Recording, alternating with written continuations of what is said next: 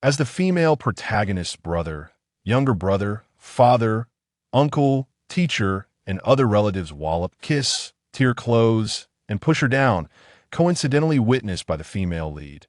The romantic storyline crumbled before their eyes. The system interjected, "Fear not. If the romantic line falters, we shall pursue the path of boys' love." After a moment of contemplation, Xu Congyi found no fault in this reasoning and agreed. Thus, accompanied by the system, he embarked on a journey of pure love, carving a distinct boys' love line amidst countless BG novels. The female lead lamented, "How foolish of me! If I hadn't brought Congyi to meet my brother, younger brother, father, uncle, he wouldn't have caught their attention, and he would not have transitioned from my boyfriend to my ex-boyfriend, nor become my sister-in-law, my younger brother's wife, my stepmother, my aunt, or my uncle's wife. How foolish I truly am, indeed." The ever-absent male lead chimed in, "My dear, you still have me. Here, have some soup to warm your stomach," Xu Congyi said, as the dishes were nearly all served. He took a bowl of tomato egg soup and filled it halfway for Zong Min, who sat opposite him. Xu Congyi's eyes radiated warmth. Zong Min was his girlfriend, and their relationship was still fresh. Zong Min accepted the bowl with both hands, her delicate features blooming with the blush of love, just as she was about to grace him with a charming smile. However, upon catching sight of the stern-faced man seated to Xu Congyi's right, she quickly subdued her emotions, bowing her head and murmuring a soft thank you. As if oblivious to Zong Min's unusual demeanor, Xu Congyi turned to ask Zong Rui, "Elder brother, would you like some?" The dining table was rectangular, with the tomato soup positioned conveniently on Xu Congyi's side. Zong Rui's dark eyes mechanically shifted, resting on Xu Congyi's unremarkable visage. Unconsciously, he furrowed his brow, perplexed as to why Zong Min had turned down far more handsome suitors, ultimately choosing such an ordinary individual with no discernible merits. Noticing Zong Rui's gaze upon him, Xu Congyi remained unperturbed, while Zong Rui's strong brow and striking features, sharp as a sword, rendered him exceptionally handsome. The Zong family boasted impressive genes. Both offspring could be deemed exceptional in any crowd, good-looking, intelligent, and kind-hearted. Zong Rui's expression revealed a fleeting surprise, quickly masked, leaving both Xu Congyi and Zong Min none the wiser. "Brother," Zong Min exclaimed after finishing a piece of mushroom, breaking the silence. "How long will you be in Yi City on business this time?" Her eyes sparkled as they fixated on her dashing elder brother. Zong Rui paused his soup to respond, his gaze meeting Zong Min's with a mix of inquiry and caution, a testament to his years navigating the business world, making him adept at reading her thoughts. Zong Min silently sighed with relief. Just a few months would suffice. Little did she know, Zong Rui's few months would stretch to 8 or 9, meaning he would reside in Zong Min's 2-bedroom apartment during that time.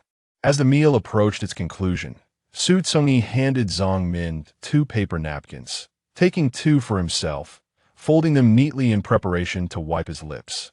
Suddenly, he hesitated, a flicker of disbelief crossing his mind as he lowered his gaze. Through the not-so-thick fabric, he could easily sense the warmth emanating from Zong Rui's palm. Xu Congyi shook his head slightly, dismissing the distraction. What truly mattered was whether they had crossed paths before. Zong Rui's gesture seemed overly familiar for first encounter. With both hands occupied with napkins, Xu Congyi faced Zong Min, whose sparkling eyes, glimmering like a brook, were fixed upon him. Any sign of discomfort from him would not go unnoticed, yet Xu Congyi maintained a calm, composed demeanor as he continued to wipe his mouth. While he displayed no unusual behavior, Zong Rui's fingers grazed lightly over the surface, subtle as a feather's touch, yet impossible to ignore. Xu Congyi internally marveled at his good fortune in not being ticklish otherwise. He might have leapt from his seat. It's almost time." "Congyi, brother, I must be off," Zong Min declared, grabbing her bag from the sofa and standing up abruptly. Xu Congyi accompanied her to the hospital entrance. As he glanced towards the restaurant, he failed to notice Zong Rui's voice approaching. Zhang Min tiptoed to plant a quick kiss on Xu Congyi's cheek before darting away, disappearing from sight. The female lead is so adorable, I wish you would kiss me too, a plaintive voice echoed in Xu Congyi's mind. While a gentle smile lingered on his face, it lacked genuine emotion. First, you must have a living body, he retorted. The system replied, Host, you villain, taking advantage while pretending to be innocent. How am I a villain? I have barely 6 months to live. Am I not allowed to be a little arrogant? Am so moved I could cry. Xu Congyi bantered with the system, their daily repartee. This was a world born from the myriad stories of the real world. Xu Congyi was not originally from this realm, he hailed from reality. His appearance was unremarkable, and his life equally so, unlike other transmigrators who followed established tropes. He hadn't died, been hit by a car, or fallen into a river or off a cliff. He had simply taken a nap and awakened to find himself bound to this system, which feigned weakness and solicited sympathy. He was fully aware of this entity's true nature. It had initially threatened him with a fate of servitude if he refused to traverse these worlds. Truthfully, Xu Congyi had never considered opposing or rejecting this system. It was simply too afraid he might have a change of heart. Yet, he was unbothered. He would adapt to any circumstance, give him a straw hut and a daily diet of bread, and he would have no complaints. Living, after all, was about finding joy wherever one might be. The character he assumed was simple: to play the female lead's lover before the male lead made his appearance, eventually transitioning into a suitor and, at the designated moment, dramatically exiting. There was no need for pretentiousness. This was hardly a strategy. Zhang Rui stood tall at the restaurant entrance, his long limbs resembling a finely carved statue, drawing the attention of passers-by. Life was not fair, a truth Xu Congyi had learned well after becoming aware. There would always be individuals and circumstances that remind you, no matter how hard you strive, no matter your relentless pursuit, you might achieve success, but will forever reach a plateau, watching others bask in the world's affection and brilliance. It was a harsh reality. Ordinary people should seek happiness within their ordinary lives. Even in self-reassurance, those at the pinnacle, despite having everything, often felt emptier and lonelier. Such was life. What else could be done? Indeed, what else could be done? The system remarked, Your outlook is rather pessimistic. Then let me take over Zhang Rui's body. The system shot back, In your dreams. See, the system continued, You possess endless life and can traverse countless worlds, embodying various characters and experiencing diverse lives, something many yearn for but cannot attain. Thus, I have never complained. Then what about just now? Can we not engage in trivial banter? Fine, you're the host, you have the final say. Xu Congyi was neither overly fond of anything nor particularly concerned, with almost nothing capable of stirring great emotional upheaval within him. After nearly 20 years of solitary wandering, he had learned all that needed to be learned and understood all there was to comprehend. The car belonged to Zhang Min, parked a short distance from the restaurant in the designated parking area, plain white Audi.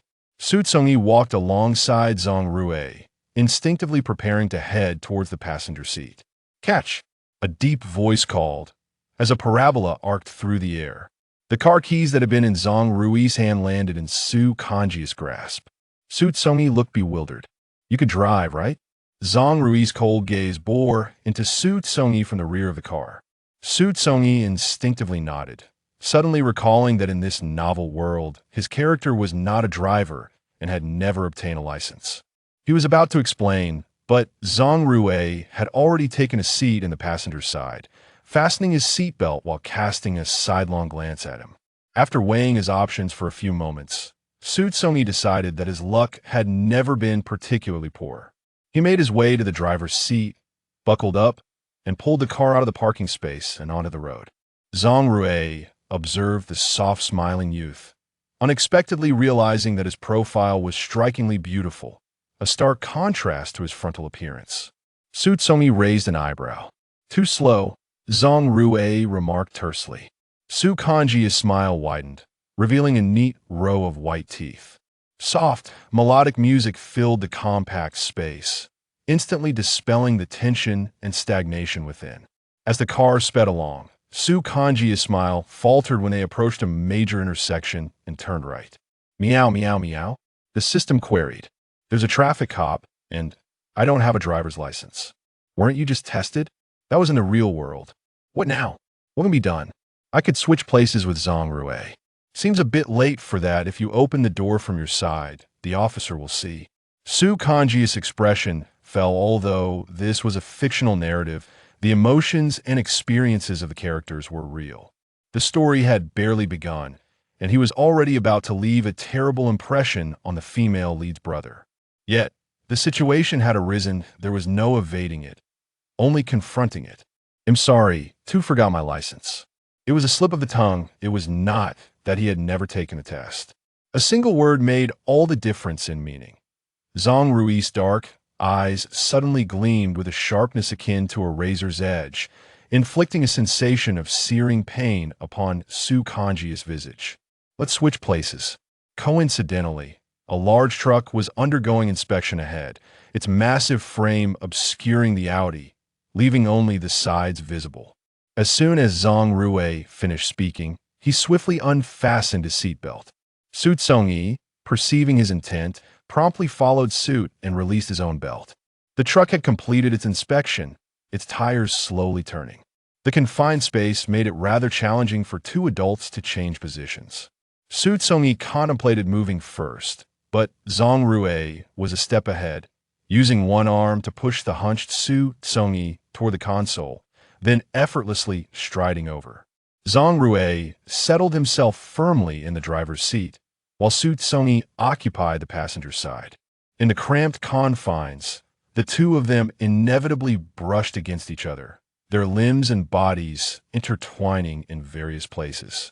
Xu Congyi was focused on hastening his movements, while Zhang Rui, positioned behind him, appeared somewhat frenzied due to the unintended contact. His fingers rested upon his knees, slightly bent, as if caught in a moment of yearning, wanting to touch this person. The truck lumbered into the distance, and the traffic officer ahead waved his signaling device, instructing them to proceed. Xu Congyi swiftly climbed into the passenger seat. Chapter 2. The traffic officer approached the driver's seat and knocked on the car window with a raised hand. Zhang Rui pressed the button to lower the glass. The male officer did not witness how the two had exchanged positions. He merely observed Xu Congyi crawling away from Zhang Rui, bending slightly as he did, so that he scrutinized the somewhat disheveled appearance of the two inside the car, his gaze imbued with an indescribable depth. Driver's license. The officer's tone was less than cordial. After all, who would remain cheerful after standing for an entire morning? It was supposed to be lunchtime, and the officer in charge of the shift was preoccupied with other duties. Naturally affecting his mood, Zhang Rui retrieved his driver's license from the compartment and handed it to the officer. The officer opened it, examining the photograph and comparing it to the seated Zhang Rui. After returning the license, the officer noted Zhang Rui's opulent attire and the demeanor of someone in a position of power, while the passenger beside him appeared ordinary, with a plain appearance and a pale face tinged with a hint of blush. All right, off you go. The officer waved dismissively. Zhang Rui, maintaining a cold and composed expression, pressed the accelerator, causing the car to glide swiftly away. Xu Congyi observed Zhang Rui in silence, sensing that he seemed to be suppressing something. Could the officer's remarks have angered him? Was he truly upset? Zhang Rui did not exhibit any tendencies towards violence. Did he? System. No yet. I can't shake the uneasy feeling that there is something I ought to know, yet remain unaware of. What could it possibly be? System. Well, I'm not sure whether I should disclose this. Speak. At once. System. Zhang Rui suffers from a severe case of dermatophilia. The medication has proven ineffective. Wait. What? Dermato what? System. Yes, he possesses an extreme desire for human skin, craving closeness and touch, even affection. The symptoms are akin to those experienced in your world under the influence of narcotics. That Xu Congyi pondered this revelation. Realizing it explained why Zhang Rui had suddenly placed his hand on his thigh during dinner. He was afflicted by a condition that if medication was futile, had he not sought help from a psychiatrist? This ailment sounded rather troublesome. It wasn't as if he would indiscriminately reach out to touch anyone. Given his personality, such behavior was uncommon, particularly considering their differing social standings. System. You are overthinking. Individuals do choose their targets, not merely rushing towards anyone they see. Then he ought to seek out a woman. System. The information regarding Zhang Rui is scant in the novel. The mention of dermatophilia is merely a brief introduction. Thus, it falls upon him to find a solution. Although, as a man, being touched a couple of times incurs no real loss, he is yet to exhibit the self-sacrificial character traits one might expect. Ultimately, Xu Congyi decided that maintaining a distance from Zhang Rui was the wisest course of action for the time being. The car traversed half of Yi City before halting beneath the towering edifice of Xu Congyi's company. As he unfastened his seatbelt, he turned to Zhang Rui and said, "Thank you for your trouble." His gaze abruptly met a pair of black eyes shimmering with an ethereal light. Zhang Rui's eyes were sharp as a sword, exuding an undeniable intensity and warmth, causing Xu Congyi's heart to skip a beat. System. What is the female protagonist's brother contemplating? System. Matters best left unspoken. What kind of unspeakable matters? Is he contemplating severing my throat? The man's dark gaze was as fierce and ruthless as that of a wild wolf prowling across the grasslands. Xu Congyi felt as though he were the prey discovered by this predator. Perhaps in the next moment, the man would leap forward, baring his fangs. System. Halt. Where are your thoughts wandering?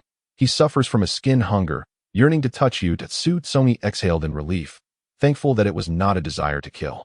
Do you have a fondness for Zhang Min? Zhang Rui's eyes were firmly fixed on the ordinary face before him. Xu Congyi replied, "Yes, I really like her." It was a necessity to like her, for she was destined to become the heroine's radiant light and cherished blemish. Zhang Rui sneered coldly. You currently earn 6,000 to 7,000, renting a place outside, while the average housing price in Yi City is 8,000. Do you truly believe that marrying my sister will afford her a better life than she is now? I will strive diligently to provide Zhang Min with a life of happiness and stability. With what? The love you speak of? Do not jest. My personal advice. You should immediately distance yourself from my sister. Zhang Rui's voice was laced with icy disdain, his gaze piercing into Xu Congyi. Xu Congyi exited the car and slammed the door shut. System. Host, you are stunningly handsome. Starry-eyed. Trouble is on the horizon. System. It is precisely through this trouble that your genuine and pure love for the heroine will be accentuated. Only upon your demise will the heroine remember you fondly. You seem quite pleased. System. Indeed, indeed. Are you not happy, dear host? Xu Congyi entered the corporate building, waving a greeting to the front desk as he made his way to the elevator. Life felt exceedingly mundane, and deep within, he secretly yearned for change. Whether for better or worse mattered little, as long as there was some turbulence, something different. For the entire afternoon, Xu Congyi sat before his computer, his fingers dancing swiftly across the keyboard, tapping out lines of code. This was a skill acquired upon his arrival, one that would automatically dissipate upon entering the next world. That he took a few breaks, called Zhang Min, and sent 2 text messages. Oh no, the phone on his desk vibrated. Xu Congyi picked it up, glancing at the time. Zhang Min should be finishing work soon.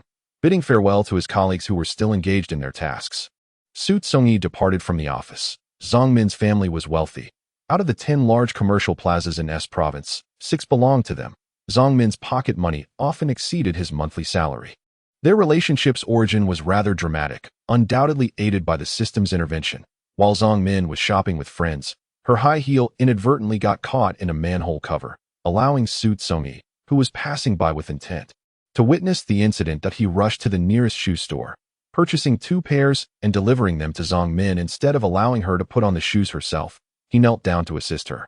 Slipping on the flats, the system provided Xu Congyi with a massage diagram and offered real-time instructions in his mind on how to tend to her injured ankle as he gently kneaded her sprained foot. Zhang Min succumbed to his tender advances. Being naturally beautiful and surrounded by equally striking individuals, Zhang Min was less concerned with outward appearances and more focused on character. Subsequently, Xu Congyi began to pursue Zhang Min.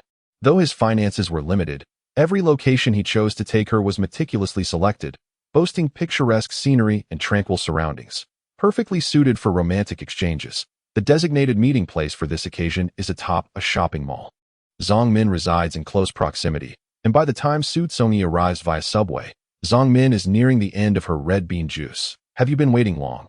There was a bit of traffic, she remarks. The entire mall is equipped with central air conditioning, prompting Xu Congyi to remove his outer jacket as he settles onto the wooden bench opposite Zhang Min. She shakes her head in mild disbelief, exclaiming, "No, it's truly beautiful here. The stars in the sky are just like the real ones. How did you discover this place?"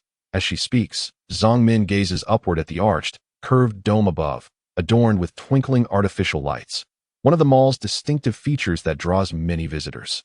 The air quality in Yi City is comparable to that of the capital, with over 200 days a year shrouded in thick fog. When the weather clears, people rush outside like children released from confinement. The blue sky and white clouds are a rare sight, and similarly, the dazzling stars and moon are even more elusive at night that I found it on a forum, as long as you like it. Xu Congyi replies, his expression mirroring Zongmin's joy. She reaches out to clasp his hand resting on the table. "Thank you, Congyi. I am truly happy," she says. "You little fool." Xu Congyi playfully pinches Zongmin's nose, causing her to shyly retreat, reminiscent of countless love-struck girls that Xu Congyi gazes at her with tender affection. "Shall we take a stroll over there?" he suggests, gathering his clothes along with Zongmin's jacket and bag. As Zongmin links her arm with his, she feels fortunate to have such a boyfriend. Life would be even sweeter without the obstacles they faced. Xu Congyi enthusiastically introduces her to the intriguing sights nearby. Zongmin admires his refined profile, hesitating to voice her thoughts. Congyi, noticing his high spirits, she refrains from interrupting, yet she feels compelled to speak. "What is it? Are you tired? Shall we sit over there?" Xu Congyi gently wraps his arm around Zongmin as they head towards the resting area. Zongmin pulls him back, unwilling to let him go. Confusion flickers across Xu Congyi's features. "What are your thoughts?" he inquires. "I don't know," Zongmin responds, shaking her head, her delicate brows knitting together in uncertainty. "Whatever decision you make, I will support you. I will," Xu Congyi affirms resolutely. Zongmin is taken aback. Does Xu Congyi truly understand what she wishes to convey? Tears well up in her eyes as she buries her face in his embrace. Sobbing softly, Xu Congyi gently pats her back, soothing her emotions. "System. Host, where did you learn such flirtation skills?" "I've never seen a pig run, but I've certainly heard of it," he retorts. "System. So you've observed others flirt and have put it into practice?" "Everyone can speak sweet nothings. It merely depends on their willingness." "Congyi, I like you. Please don't leave me. No matter what happens, don't easily part from me." Xu Congyi presses a tender kiss to Zongmin's forehead. "All right, I want to leave you." Zongmin steps into the elevator, ascending to the upper floor. Xu Congyi withdraws, making his way back to his rented accommodation. "System. Woe is me, the female lead is destined for sorrow. For your time is limited. Could you refrain from mentioning my impending demise?" "System. Absolutely not. I must constantly remind you to prevent any inappropriate feelings towards the female lead. After all, she belongs to the male lead. Your concerns are rather excessive." "System. Huh?" Chapter 3. The system inquired Xu Congyi about the matter. Xu Congyi remained silent, a somewhat ambiguous smile emerging on his otherwise ordinary face. The system felt it had unearthed an astonishing truth. Cautiously, it probed, "You don't happen to have an inclination towards men, do you?" Xu Congyi chuckled softly. "When have you seen me in a relationship with a man?" He referred to his life in the real world. The primary reason for selecting Xu Congyi was based on his character. His appearance was of secondary importance. They were to traverse countless fictional worlds together, and the serenity and resilience of one's character were of utmost importance.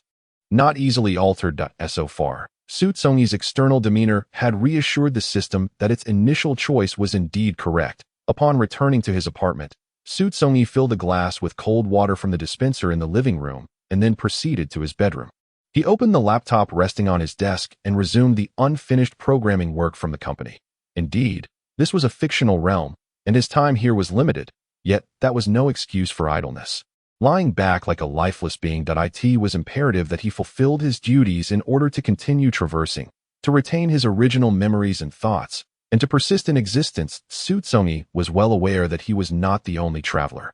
This fictional world would not revolve around him alone, that he held no interest in who the others were or the roles they played. He would simply focus on performing his responsibilities and nothing more.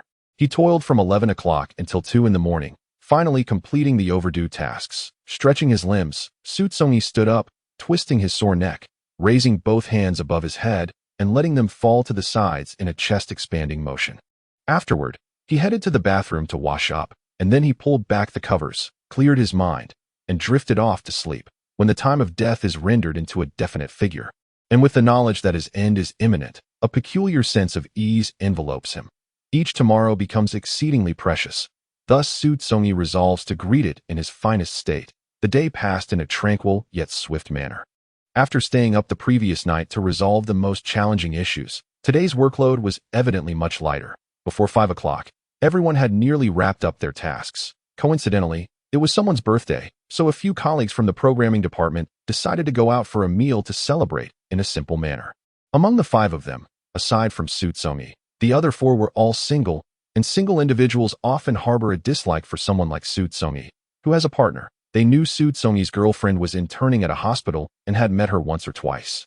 But specifics regarding her background remained unclear. The group ambled down to the company lobby, and a tall, lean single individual draped an arm around Xu Congyi's shoulder, making playful expressions. Why not invite your partner along? We wouldn't want her to think we're taking you to some inappropriate place and jeopardizing your relationship. We'd be the villains in that scenario. Right? Let's call Zongmin over. The merrier. It would also allow us single folks to have a bit more sustenance, giving us the strength to seek our own springtime. Hurry, make the call. As several colleagues exchanged remarks, their gazes were all fixed on Xu Congyi. Urging him silently, Xu Congyi initially intended to decline directly, but then reconsidered. Since he and Zongmin were publicly together, and she had introduced him to her brother, it was only fitting that he reciprocate by introducing her to his acquaintances, thus conveying a clear message that he, Xu Congyi, cherished Zongmin and wished for everyone around him to be aware of it. After a brief conversation with Zongmin, he informed her that some colleagues were celebrating a birthday and invited her to join. Very well, I shall come over and wait for you, she replied. Once Zongmin hung up, Xu Congyi turned off his phone and said to the other 4, You all go ahead. I will pick up Zongmin from the hospital. Upon exiting the elevator and reaching the company entrance, he addressed them. All right, it's no trouble if you're a bit late, but the 2 of you must not leave. You are required to be there. The speaker was none other than the birthday celebrant. See you soon, exclaimed the young man who had previously placed a hand on Xu Congyi's shoulder, beaming with joy.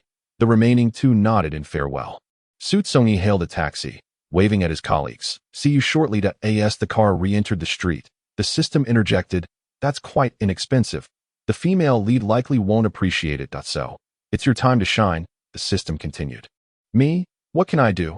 You can't even reach it. Engrave the character for Zongmin on the crystal, the system suggested. Min? No. Zong, it clarified. The character for Min is too simple. Precisely because it is simple, he chose to engrave Zongmin's name instead of just a title. Suddenly, Xu Congyi felt a weight in his pocket. He reached inside and discovered a finely crafted iron tool, which he pulled out. It was an electric engraving machine. This has been temporarily provided from the future world for your use. Even someone illiterate can create beautiful characters with it, the system remarked cheerfully. Xu Congyi held the small engraving machine as one would a pen, while his other hand grasped the crystal chain. He lowered his head and began inscribing characters upon it. The driver occasionally cast curious glances, recognizing one of the chains, but the other object, resembling a pen, seemed rather extraordinary. Upon arriving at the hospital, Xu Congyi paid the fare, and the driver, unable to contain his curiosity any longer, inquired, What was that you just took? Can it engrave things on crystal? The materials provided by the system had a time-sensitive nature. Once Xu Congyi finished engraving, they vanished on their own. He smiled softly. It's just an ordinary pen. Then you. The driver attempted to continue his questioning, but the car door slammed shut with a resounding thud. Xu Congyi entered the hospital lobby and located a wooden bench near the flower bed, sending a text to Zongmin to inform her of his arrival.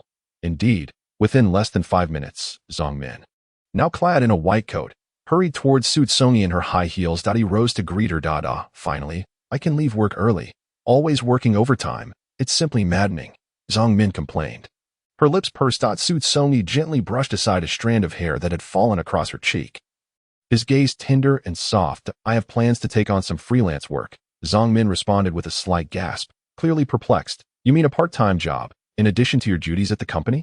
Zongmin raised her eyes to meet Xu Congyi's ordinary face, which bore a pair of exceptionally bright, clear eyes, as if nothing could ever bring him down. That sounds exhausting, Zongmin remarked. While fatigue may indeed be present, the prospect of earning more money remains enticing. What purpose does one have for such wealth? For Zongmin, money has always been a matter of consideration. To support you, Xu Congyi remarked with a smile. Zongmin clenched her fist and playfully struck Xu Congyi's chest, feigning anger. Do I need you to support me? I wish to support you. Xu Congyi's expression suddenly turned serious. I do not wish to see you rise early each day, nor return late at night, and I certainly do not want you to sacrifice your rest due to overtime. Zhang Min had heard many declarations of affection of various kinds, and she knew that Xu Congyi's words were intended to please her. Yet, she felt her ears warm and her heart flutter. Though the words were not adorned with elaborate rhetoric, they were sufficient to touch her heart system. Wow, the heroine's affection level has soared to 80. Keep it up, host, and reaching 100 will be a grand achievement. So excited, I feel the urge to twirl in circles to express my elation. The system buzzed with excitement in Xu Congyi's mind, who gazed deeply at the heroine. He produced a jewelry box he had prepared earlier and encouraged her to take a look. Zhang Min recognized the logo on the box. The items from that store were quite affordable. The fact that it was a gift from Xu Congyi made her regard this token with respect. Upon opening the box, she discovered a simple blue crystal chain. As Zhang Min took it out to wear, the blue crystal shimmered peculiarly under the sunlight. Bringing the crystal closer, she noticed a character engraved within. Her surname, Zhang. It was engraved on both sides, an extraordinary detail that left her perplexed, for that jewelry store did not seem to offer engraving services. A secret, Xu Congyi said, placing his index finger against his lips with a playful glint in his eyes. Zhang Min, with a playful shove, urged him on. Xu Congyi took the bracelet and carefully adorned her wrist. Hand in hand, they exited the hospital. While waiting for a vehicle by the roadside, a familiar Audi suddenly appeared. A tall man emerged from the driver's seat. With long strides, he approached Zhang Min, forcibly pulling her hand away from Xu Congyi's arm. Zhang Rui's gaze was sharp as an eagle's, coldness emanating from his dark eyes as he fixated on Xu Congyi. Have I not warned you to stay away from my sister? Brother, what are you doing? Let go, you're hurting me. Zhang Min protested, her eyes glistening with tears, looking forlorn. Despite her struggles, Zhang Rui's grip remained unyielding. Xu Congyi stepped forward, seizing Zhang Rui's wrist. The man towered at nearly 2 meters tall. Xu Congyi had to look up slightly. Release Zhang Min. If you wish to confront me, do so without harming her. Zhang Rui relinquished his hold on Zhang Min and instead grasped Xu Congyi's wrist. Zhang Min positioned herself protectively in front of Zhang Rui, his imposing demeanor sending a shiver down her spine. Where do you intend to take Congyi? I forbid it. You cannot take him away. This was outside the hospital, bustling with passers-by who, upon catching wind of the altercation, opted to observe from a distance, understanding it to be a private matter. Min, you know my brother's temperament. If you wish to avoid your boyfriend suffering a broken arm or a limp, it would be best for you to stand aside, Zhang Rui threatened, his handsome face reminiscent of a cover model. As he spoke with an air of intimidation, Zhang Min stood in shock, fully aware of her elder brother's temperament. He had always been resolute in his opinions. What he deemed right was undoubtedly right, while what he considered wrong was unequivocally wrong. Even their parents could not sway him. Heartbroken, Zhang Min could only watch helplessly as Zhang Rui took Xu Congyi away. Trembling, she dialed Zhang Rui's number, her voice quaking uncontrollably. Brother, if you dare to harm even a single strand of his hair, I will resort to self-harm to demonstrate my resolve. Chapter 4. The car traversed from the urban center of Yi City, ascending onto an elevated highway, entering the 4th Ring Road, and then swiftly passing through a sprawling interchange that spanned several miles, eventually reaching the outskirts. The surrounding residences became increasingly sparse, and as time progressed, accompanied by the deepening twilight, human presence faded to near invisibility. After nearly an hour of travel, the Audi came to a halt on a patch of ground paved with blue stone slabs.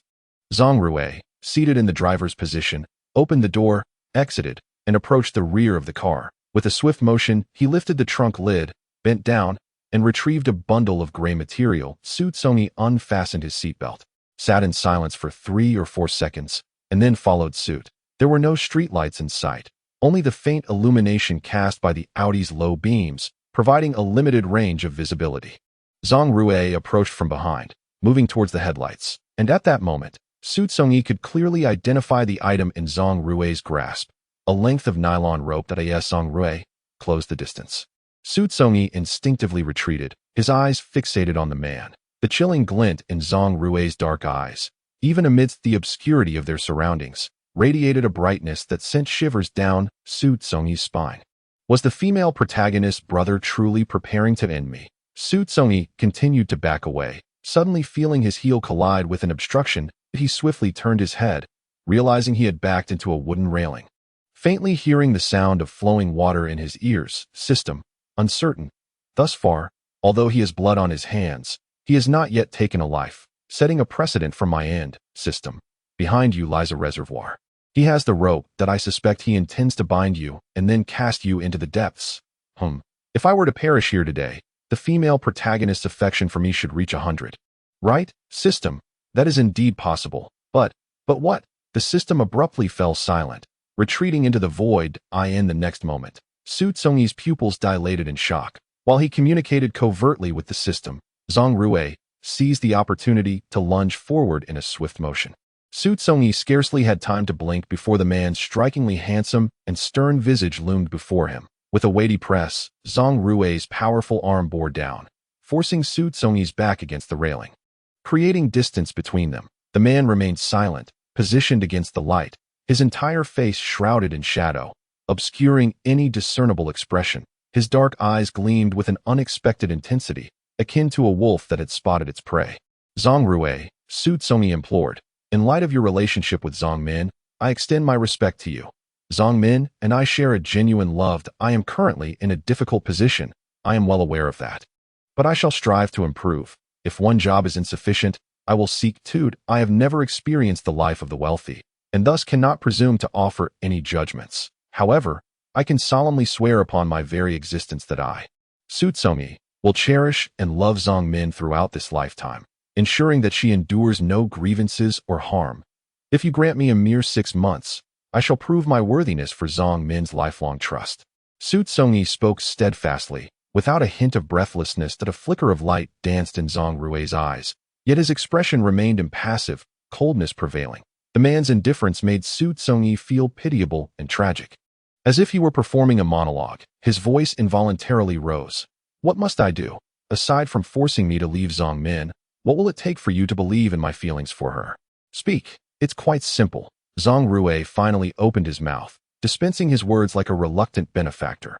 Bind yourself, and then leap from here on your own. If I can still see you alive tomorrow, I shall believe your claims. That Xu Congyi was taken aback, his face instantly becoming rigid. Trembling lips and a quavering voice emerged.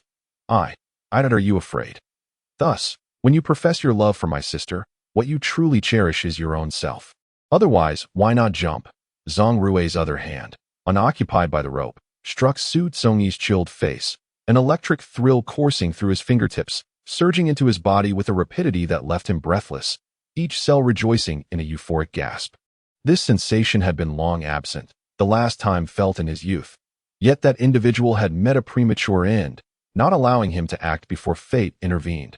This man, by all rights, should ignite the fervent desires within him.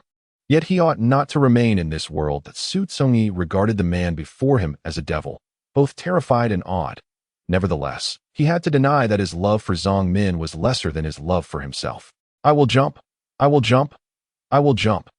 Each declaration grew more fervent, even startling the slumbering birds in the nearby woods, sending them soaring from the trees. Zhang Rui awaited this very proclamation, gripping Xu Congyi's shoulder and forcefully turning him. Binding his hands behind his back with the rope, releasing Xu Congyi's body, Zhang Rui gestured towards a darkened area to the right. There lies a staircase. With his hands bound, Xu Congyi could not ascend the railing. So Zhang Rui directed him towards a path leading into the reservoir. Xu Congyi glanced into the darkness, momentarily frozen. Are you afraid? There is still time for regret. However, should you choose this path, you must vanish completely from Zhang Min's life. Zhang Rui offered Xu Congyi the illusion of choice, having encountered many like him. Those who speak sweetly but, when faced with action, prioritize their own interests. He did not believe this inconsequential youth would genuinely sacrifice his life for Zhang Min. Patiently awaiting Xu Congyi's change of heart, yet Xu Congyi did not fulfill Zhang Rui's expectations. He made one final request, asking Zhang Rui to convey a message to Zhang Min. My entire existence is for you. If the cost of leaving is death, then I willingly embrace it. Descending the staircase with remarkable composure, Xu Congyi appeared, perhaps by Zhang Rui's misperception, to smile at the corners of his mouth, willingly embracing death for the sake of his beloved.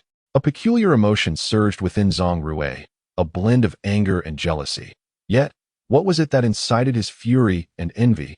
Below the steps lay a buffer zone, with water deeper than a meter. As Xu Congyi stood on the buffer, he initially believed that upon finishing the steps, he would plunge directly into the deep waters, thinking Zhang Rui intended to harm him. However, it was merely a manifestation of his overactive imagination. This man was merely attempting to frighten him, prompting Xu Congyi to ease his breath slightly. Yet, autumn had already set in, and the lake's waters were icy and piercing. Not long after standing there, Xu Congyi felt his teeth begin to chatter uncontrollably. Due to work commitments, he often burned the midnight oil, and his body was not as robust as it appeared. Suddenly, a violent undercurrent surged beneath him, and Xu Congyi, unable to maintain his balance, toppled toward the deep waters. The surface was disturbed, sending ripples across the lake, and a profound silence enveloped the surroundings. Before long, the water's surface regained its tranquility. As if nothing had ever transpired, Zhang Rui cast his gaze downwards and activated his phone, which had been inoperable until now, only to be bombarded by a multitude of text messages, predominantly from a single individual. Before departing, he instinctively turned to glance at the frail figure standing in the water. To his astonishment, apart from the serene lake surface, there was nothing to be seen. Had he fled? That seemed unlikely, as there was but one exit here. If Xu Congyi wished to depart, he would inevitably have to pass by him. If he had not left, only one possibility remained. He had fallen into the river. Was it due to Zhang Rui's coercion and opposition that he felt such sorrow and despair, leading him to take his own life? The absurdity of it amused Zhang Rui, yet even more ludicrous was the faint twinge of regret he felt. A sentiment he had never experienced before. As he descended into the depths, the omnipresent water pressed against every inch of Xu Congyi's body, every piece of skin. His eyes were closed, overwhelmed by a heavy compression that felt as though his very eyeballs might burst. His ears and throat were equally distressed, and he had been holding his breath instinctively. Despite projecting an air of indifference, when confronted with the specter of death, the primal instinct to survive surged forth. System, I feel as though I'm about to perish, he thought. The system. Xu Congyi felt no peculiarities. Had he found himself in Zhang Rui's position, he likely would not have deemed him sincere, nor would he have been inclined to part with a single penny for such a person. This is not mere self-deprecation. The system, in a moment of clarity, arrived at its conclusion. Humanity is indeed intricate. Has a minute passed? Almost. The tranquil water began to ripple, waves lapping against Xu Congyi's body. And in a haze of confusion, he opened his eyes. Darkness enveloped him, obscuring all sight. Yet he felt himself being grasped by something and propelled upwards. Was it Zhang Rui? The system remarked. Here, it was just him and the spirits. Shut up. Oh, are you afraid of the spirits? I thought you feared nothing at all. That Xu Congyi felt he should have kept his mouth shut. It seemed the system, in an effort to surprise him, had performed a special adjustment, allowing him to see the ghastly forms around him, bodies of the drowned, their skin pallid and rotting from the cold water, eyes sunken and distorted, tongues hanging limply outside their mouths. A shiver coursed through Xu Congyi, and Zhang Rui, one arm wrapped around him while the other propelled them through the water, sensed his reaction and swam even faster. He first pushed the unconscious Xu Congyi up onto the steps, then climbed up himself. Both of their clothes were thoroughly soaked as Zhang Rui dragged Xu Congyi onto the stone slab, where a bright light illuminated their surroundings. Zhang Rui pressed his back against Xu Congyi's neck, feeling a faint pulse, and moved his fingers to Xu Congyi's nose, detecting breaths that came and went. Why had he not left? Why had he jumped in to save him? A vague answer loomed in Zhang Rui's heart. Though he could not yet articulate it, his body harbored an overwhelming desire for Xu Congyi, a yearning to touch and caress his soft skin, to feel the shivers that coursed through him. Even in death, this person wished to remain with Zhang Min, yet despite this, he would not allow the youth to be with Zhang Min. The reason? He simply did not want it. That was the reason. Having chosen to save a life, this person's existence now belonged to him. Zhang Rui made this decision while Xu Congyi lay unconscious. This individual could not be allowed to perish so casually. Kneeling beside Xu Congyi, Zhang Rui pried open his tightly shut mouth, administering artificial respiration and coordinating chest compressions. Chapter 5. Cough, cough, cough. Xu Congyi suddenly erupted into a fit of coughing, tilting his head to the right and expelling the lake water that had lodged in his throat.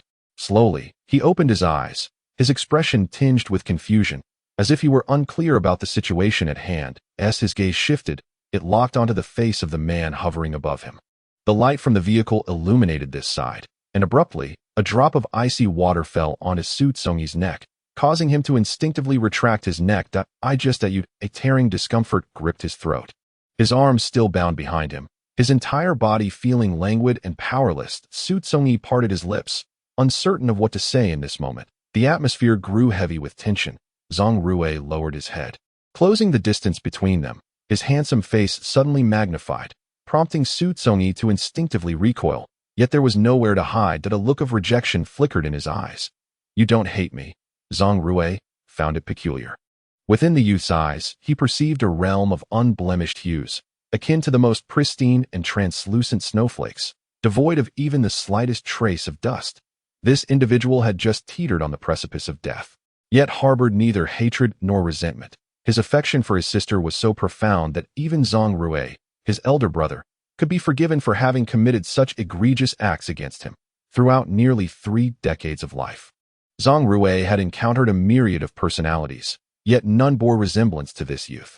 Initially, he sought merely to drive this person away from Zhang Min, but after this encounter, he found himself inexplicably intrigued by the youth. Though his appearance was unremarkable, the essence residing within his being, described as resilient in a flattering light, or stubborn in a less favorable one, was anything but ordinary. The more he exhibited such traits, the greater the impulse to break him became. Moreover, Zhang Rui's fingertip glided from Xu Congyi's neck upward, imbued with a peculiar significance, pausing upon the youth's pale, soft lips that he first caressed them gently, then pressed inward slightly. Earlier, while administering artificial respiration, he had felt the softness of that skin, its taste faintly bitter yet surprisingly intoxicating, leaving him utterly captivated. Following his innermost desires, Zhang Rui lowered his head. This time, it transcended mere artificial respiration, evolving into an authentic kiss. Yes, this was the sensation, comforting and exhilarating, a tingling pleasure coursing from their point of contact throughout his entire being, leaving him in a state of blissful euphoria. Noticing the figure beneath him stir slightly, Zhang Rui applied his arm, rendering the youth immobile, prying open the gates of resistance with his sharp teeth. Gradually deepening the kiss, he ensnared the youth's evasive tongue. Indulging in a fervent dance of greed and fervor, the once cool air became heated, thickened by the rhythm of their labored breaths. With oxygen already scarce in his abdomen, Xu Congyi, having regained consciousness for less than 2 minutes, began to show signs of fainting once more under Zhang Rui's relentless onslaught of fervent kisses. Immersed in a sensation that ignited every cell in his body with rapture, Zhang Rui reveled in this long-forgotten feeling. He had long restrained himself from deep connections with others, having not encountered anyone who evoked such profound desire within him, leading him to mistakenly believe he had outgrown the affliction known as skin hunger. The youth's presence awakened him to the realization that this condition was embedded in his very marrow, as if he had been awaiting this day, this person, that he felt a tinge of gratitude towards the heavens for sending forth such an individual, granting him fulfillment and an indescribable, supreme pleasure. Xu Congyi's eyes fluttered open. They gradually closed again, the last visage he beheld being that of a man whose face had taken on a semblance of madness. Congyi, wake up! Don't frighten me. Please wake up."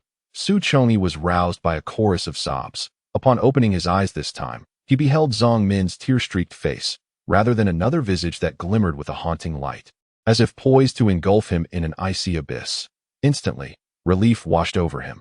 "Help me up," he uttered in a hoarse, strained voice, surprising even himself, as he weakly smiled at Zhang Min. Zhang Min blinked, and a crystalline tear fell softly onto Xu Congyi's hand. Despite the soreness in her arms and the discomfort coursing through her body, Xu Congyi slowly raised his arm to wipe away the tears staining Zhang Min's delicate cheeks.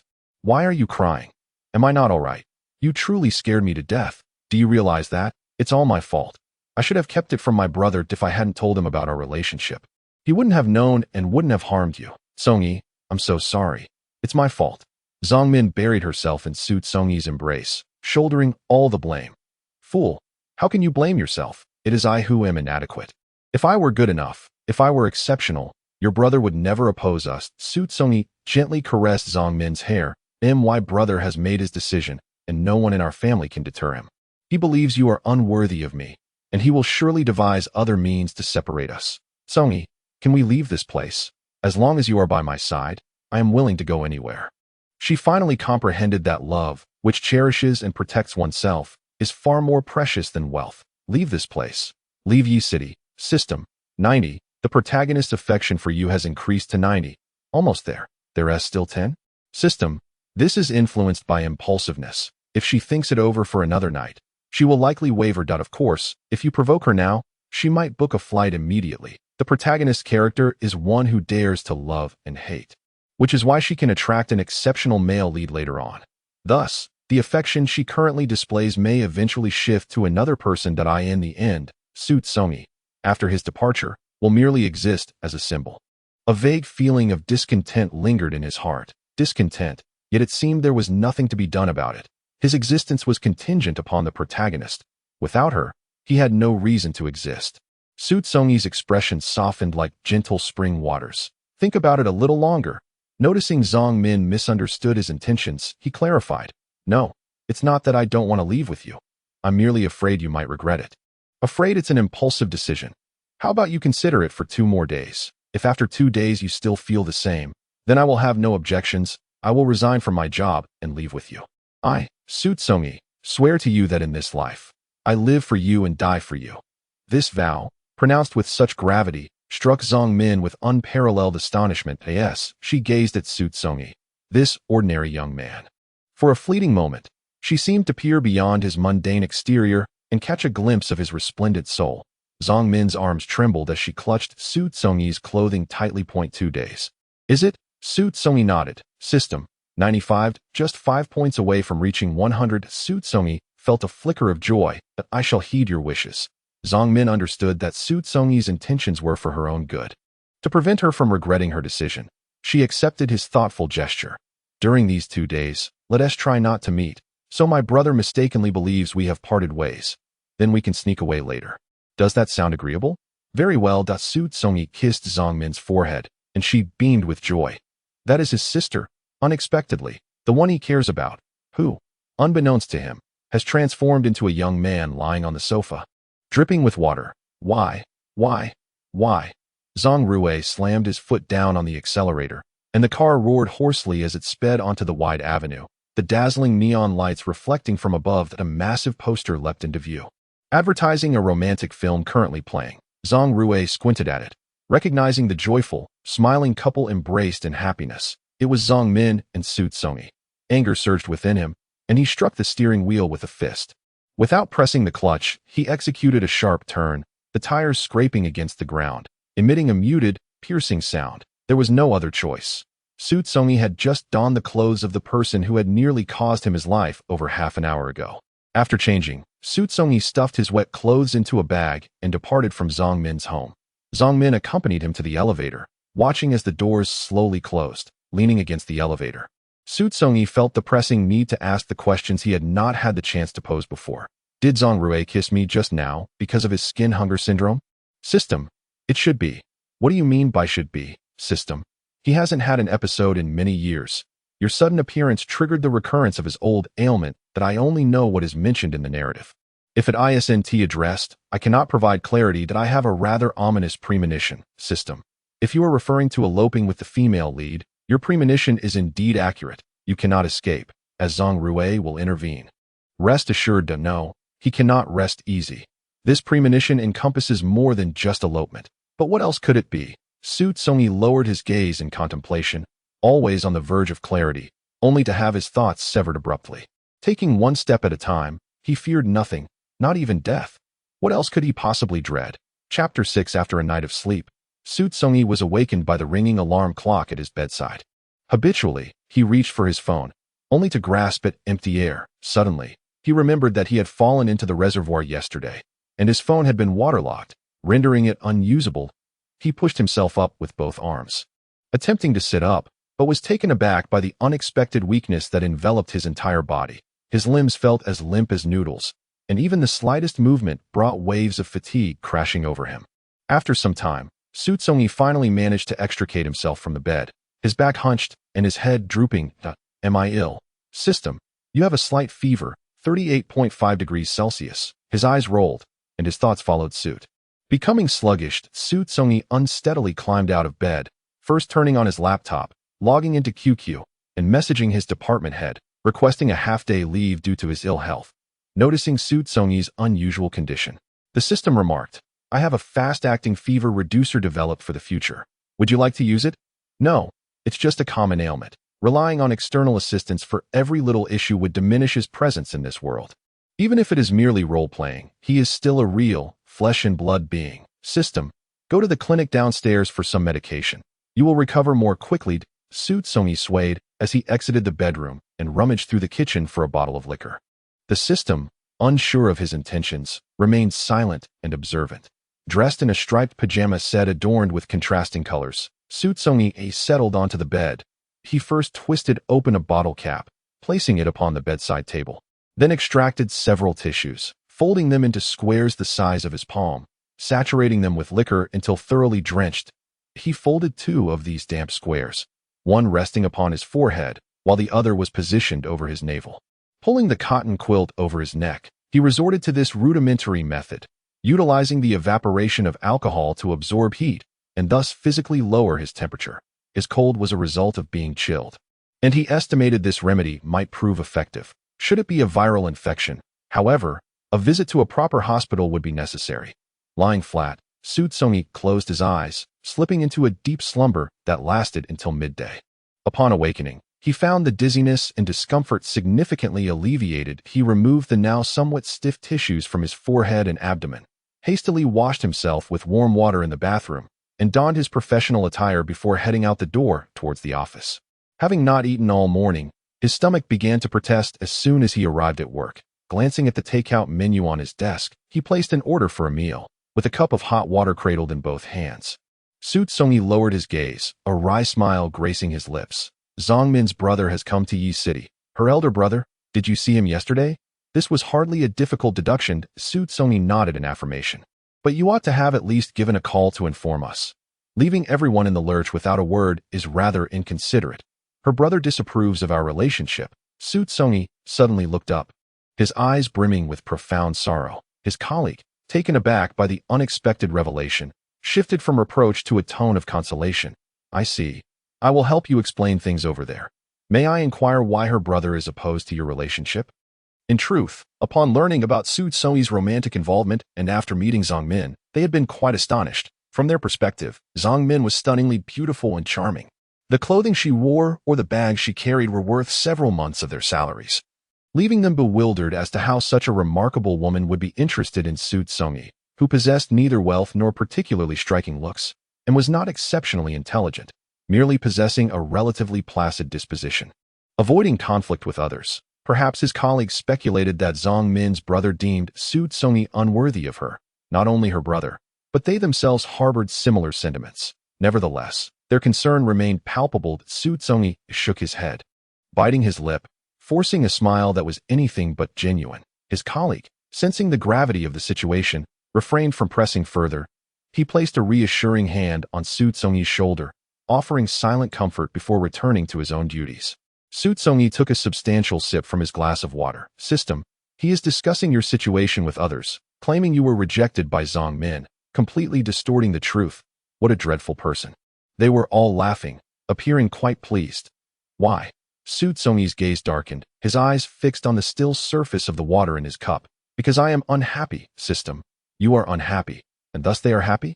Such a peculiar cause and effect relationship. It seems you share no vested interests or conflicts. There is no need for such things. You possess what they yearn for and envy, yet can never attain, and that alone is sufficient to incite their jealousy, which all too easily breeds resentment. System, do they hate you? It's not that they hate me. Rather, they resent my fortuitous luck in being able to pursue Zongmin's system. The narrative offers no insights into them. However, I have discovered that they have recently engaged in some underhanded dealings, specifically a coordinated attack on a certain company's website. You could report them anonymously, ensuring they are made to face the consequences." "No, that won't be necessary." "Why not?" "They are certainly not virtuous individuals. Currently, they pose no tangible threat to me. I am not so fragile as to be unable to tolerate a grain of sand in my eye. System, it's better to be proactive." Xu Congyi shook his head with a smile. In his world, matters are not merely black and white. The delivery person arrived with the takeout, and Xu Congyi felt a slight chill in his stomach. lacking much appetite. He took a couple of bites before setting aside his meal. As the afternoon wore on, his condition fluctuated. Sitting before the computer, his vision occasionally blurred, prompting him to down several cups of coffee to muster his spirits. During a brief interlude, he borrowed a colleague's phone to call Zong Min, sharing a few casual remarks. Given that Zong Min worked in a hospital, her concern was palpable upon hearing his faint and ethereal voice, leading her to inquire if he was unwell. That it's nothing serious. I just feel a bit dizzy. I'm much better now. Caught a cold. Make sure to drink plenty of warm water. Zong Min had always been the recipient of care and concern, and she still required time to cultivate the habit of caring for others. That Xu Congyi responded with a simple from his end of the line. Congyi. Zong Min suddenly elevated her voice. Xu Congyi gazed warmly at a void outside the glass window and asked in the same gentle tone, "What is it?" "It's nothing. I must get back to my duties. Goodbye, Congyi." The cold, mechanical sound of the dial tone followed. Returning the phone to his colleague, Xu Congyi resumed typing, swiftly entering lines of code. Having missed the morning shift, he faced a backlog of work, remaining occupied until well past 9 in the evening. With only himself and another colleague, who was soon to take leave, left in the office, Xu Congyi bid farewell and departed first. The night had fully descended, the darkened sky resembling a fierce beast poised to devour something. At this hour, the nightlife was just beginning, as individuals who had toiled throughout the day donned new aids and headed toward places that promised joy and delight. Xu Congyi hailed a ride directly home. He was not particularly fond of raucous venues, for regardless of how vibrant and bustling they might be, they all culminated in an inevitable end. That moment's arrival heralded a profound and soul-eroding solitude. Before 10:30, having completed his evening routine, Xu Congyi nestled into bed. Suddenly, the system's urgent voice echoed in his mind. "Hey host, don't sleep just yet. The female lead and her brother are in a quarrel. On the brink of slumber." Xu Congyi was roused by the system's incessant chatter. Feeling languid and lacking energy, he refrained from turning on the bedside lamp. "IT your house. System. Indeed. Are you suggesting I should intervene? System. Not at all." Xu Congyi felt an urge to lash out. "System. All right. The argument has concluded." Xu Congyi covered his face with the blanket, exhaling deeply, then inhaling once more. The system continued its incessant prattle. "Zong Min wanted to come see you, but was intercepted by her brother, Zong Rui, who barred her passage at the door. Zong Min expressed that she had ended her relationship with you, merely visiting as a friend. Zong Rui, however, remained opposed to this decision, and the two were at an impasse for quite some time. Ultimately, a compromise was reached, and Zong Rui came to your home in place of Zong Min. Xu Congyi pulled back the covers. His astonished expression was revealed. "Zong Rui? He would arrive in approximately 20 minutes. Should you prepare for his visit?" "What should I prepare?" The system. Sensing an unfriendly demeanor approaching, I felt a twinge of anxiety, fearing he might once again douse you with cold water. 20 minutes truly meant 20 minutes. Though the bedroom door was closed, the distinct sound of knocking echoed clearly. Xu Congyi wished to disregard it entirely, yet Zong Rui's visit on behalf of Zong Min implicated her in the situation. The protagonist's affection for him had remained steadfast at a remarkable 95, yet that elusive final 5 points seemed challenging to attain. Xu Congyi pondered that perhaps he could make headway through Zong Rui, thus elevating that last 5 points to completion. Upon opening the door, Xu Congyi was visibly taken aback. What could be the purpose of this individual appearing at such an hour? His frail demeanor elicited a tightening in Zong Rui's chest. The young man stood at the threshold, making no move, clearly sensing he was not a welcome guest. Zong Rui, however, paid no heed to Xu Congyi's reluctance, stepping into the room and gently pushing him aside. Carefully controlling the force of his actions, Xu Congyi closed the door and followed this unexpected visitor. He shivered slightly. Dressed in a rather thin nightgown, the cold wind from the open glass window sent chills down his spine, raising goosebumps across his skin. Min is quite worried about you. At ease as if in his own home, Zong Rui seated himself on the sofa in the center of the living room, looking up at Xu Congyi, who stood 2 meters away. "Yes, please convey my gratitude for her concern." Zong Min had arranged to keep Zong Rui in the dark for the time being, so Xu Congyi maintained a degree of detachment. This weakened young man appeared more presentable than yesterday, but I recall you were so desperate to avoid leaving Min that you would rather perish. It has only been 30 hours. Have you now changed your mind? Do you no longer harbor feelings for her? Xu Congyi's lips were pressed into a straight line, his expression wooden, clearly indicating his reluctance to engage, a sentiment not lost on Zhang Rui's enjoys being disregarded. Especially someone like Zhang Rui, who has always occupied a position of power, surrounded by admirers. Without warning, Zhang Rui sprang to his feet and advanced towards Xu Congyi. Unlike the previous day, Xu Congyi did not retreat, but met Zhang Rui's intense gaze directly. Chapter 7. Already feverish and physically weakened, Xu Congyi found himself under the onslaught of Zhang Rui's aggressive inquiries. Despite his typically mild temperament, a flicker of anger surfaced in his eyes. With a sharp motion, he swatted away Zhang Rui's hand that had restrained his face, his pupils dilating and his chest rising and falling rapidly. This was Zhang Min's elder brother, and he reminded himself to maintain composure. My separation from Zhang Min is precisely what you desired. Are you still dissatisfied with my actions? What is it that you truly seek? Speak. Xu Congyi growled through clenched teeth. His tone was forceful, and Zhang Rui's hand bore a faint redness. Yet the pain was negligible. The contact with this individual's skin felt akin to indulging in a hallucinogenic substance, sending a tingling shiver through him. Leaving a residual electric sensation at his fingertips, Zhang Rui edged closer, and though the young man was not particularly short, he still stood half a head below him. From his vantage point, he could capture the full spectrum of Xu Congyi's expressions. His fury, his anguish, his confusion, his sorrow, his fear, each emotion distinctly discernible. Zhang Rui's fingers, idly stroking one another at his side, prompted him to ponder what the young man desired. The question intrigued him. He feared that should Xu Congyi articulate his wishes, he might be perceived as mad. How he longed to see the expression that would grace Xu Congyi's face upon realizing the truth. Zhang Rui's gaze was fixed intently on Xu Congyi. Their eyes locked in a silent standoff, neither willing to yield. That he raised his arm, this time grasping not Xu Congyi's chin, but his shoulder. Thud. The sound of bodies colliding with the wall echoed as Xu Congyi was thrust against it by Zhang Rui's sudden force. One hand secured his shoulder while the other tenderly brushed aside the soft strands of hair by Xu Congyi's ear. Amidst Xu Congyi's astonished and bewildered expression, Zhang Rui leaned in, his lips grazing Xu Congyi's ear, whispering in a tone reserved for lovers, laced with amusement. What I desired, you. Your body, your being. Xu Congyi's eyes widened in disbelief, nearly bulging from their sockets. He quivered his lips, glancing at Zhang Rui, convinced the man must be jesting. Each word, when parsed, made sense, yet together, they were utterly incomprehensible. What did it mean that he wanted his body, his person? It was preposterous, utterly nonsensical. Get away, stay far from me, Xu Congyi shouted, his hands thrusting upwards to force Zhang Rui away. However, the hand that rested against his neck suddenly pinched his reddening earlobe, eliciting an involuntary shudder from Xu Congyi.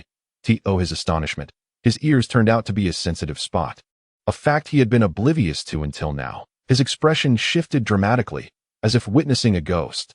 Zhang Rui reveled in the myriad of emotions playing across Xu Congyi's face, each one a reflection of his influence. Without uttering a word, he captured Xu Congyi's trembling lips in a kiss. This kiss bore an aggressive and unmistakable air of desire, as the man unabashedly unleashed his masculine essence.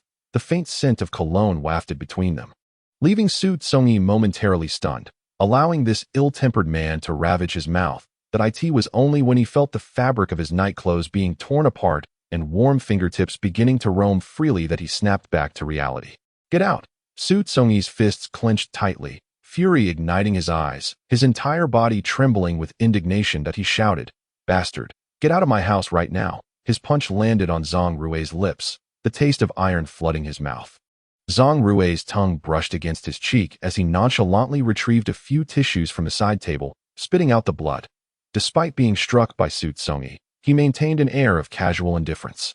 Though the malice in his gaze deepened as he approached Xu Congyi, his dark eyes growing more tempestuous, as if gathering a storm within. Xu Congyi, Zhang Rui called out, uttering his full name for what seemed like the first time. Yet, Xu Congyi felt no sense of honor. In that moment, he merely wished for this devilishly terrifying man to vanish from his sight. He hastened to the door, twisting the handle and pulling it open, the intent to send him away unmistakable. Zhang Rui, disregarding his wishes, forcefully kissed him. In retaliation, he struck Zhang Rui a couple of times, which he considered an equal exchange. Please leave. Due to overwhelming emotions, Xu Congyi's complexion bore a sickly flush, vibrant as if stained. rendering his otherwise ordinary face seemingly alluring. Had he had more encounters with Zhang Rui, he would have understood that at such moments, his demeanor ought to be anything but cold and unyielding. However, their limited interactions had not afforded him the opportunity to fully comprehend this individual. Thus, he chose a path that was least advantageous for himself. Subsequently, under Xu Congyi's unwavering gaze, Zhang Rui approached. An unprecedented sense of crisis assaulted him from all directions. And Xu Congyi swallowed hard. System, have I overplayed my part?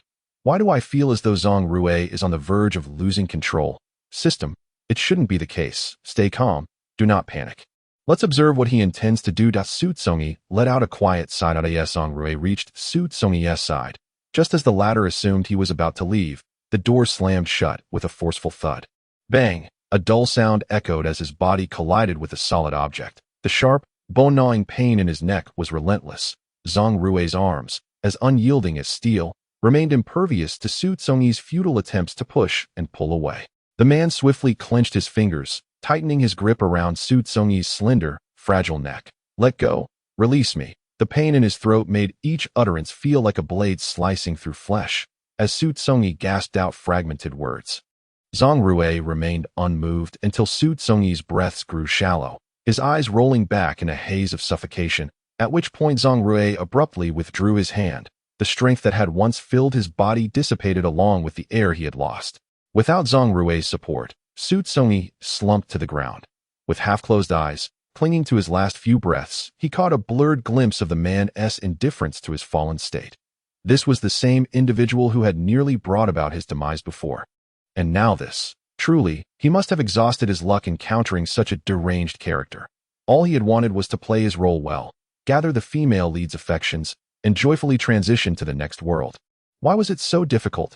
Time seemed to freeze, with one standing and the other seated, neither moving, as if an eternity had passed, or perhaps just a couple of minutes. His body was shifted, arms bound behind his back with a tie. In the next moment, an abrupt lift sent Xu Congyi into violent shivers. Zhang Rui effortlessly hoisted him into his arms. Despite Xu Congyi's height of nearly 1.80 meters, Zhang Rui showed no signs of strain. The man's strength was astonishing. At that moment, Xu Congyi truly felt fear. His lips trembled uncontrollably. His body shook violently. System, your performance is at a 99. I'll keep that last point to prevent you from becoming arrogant.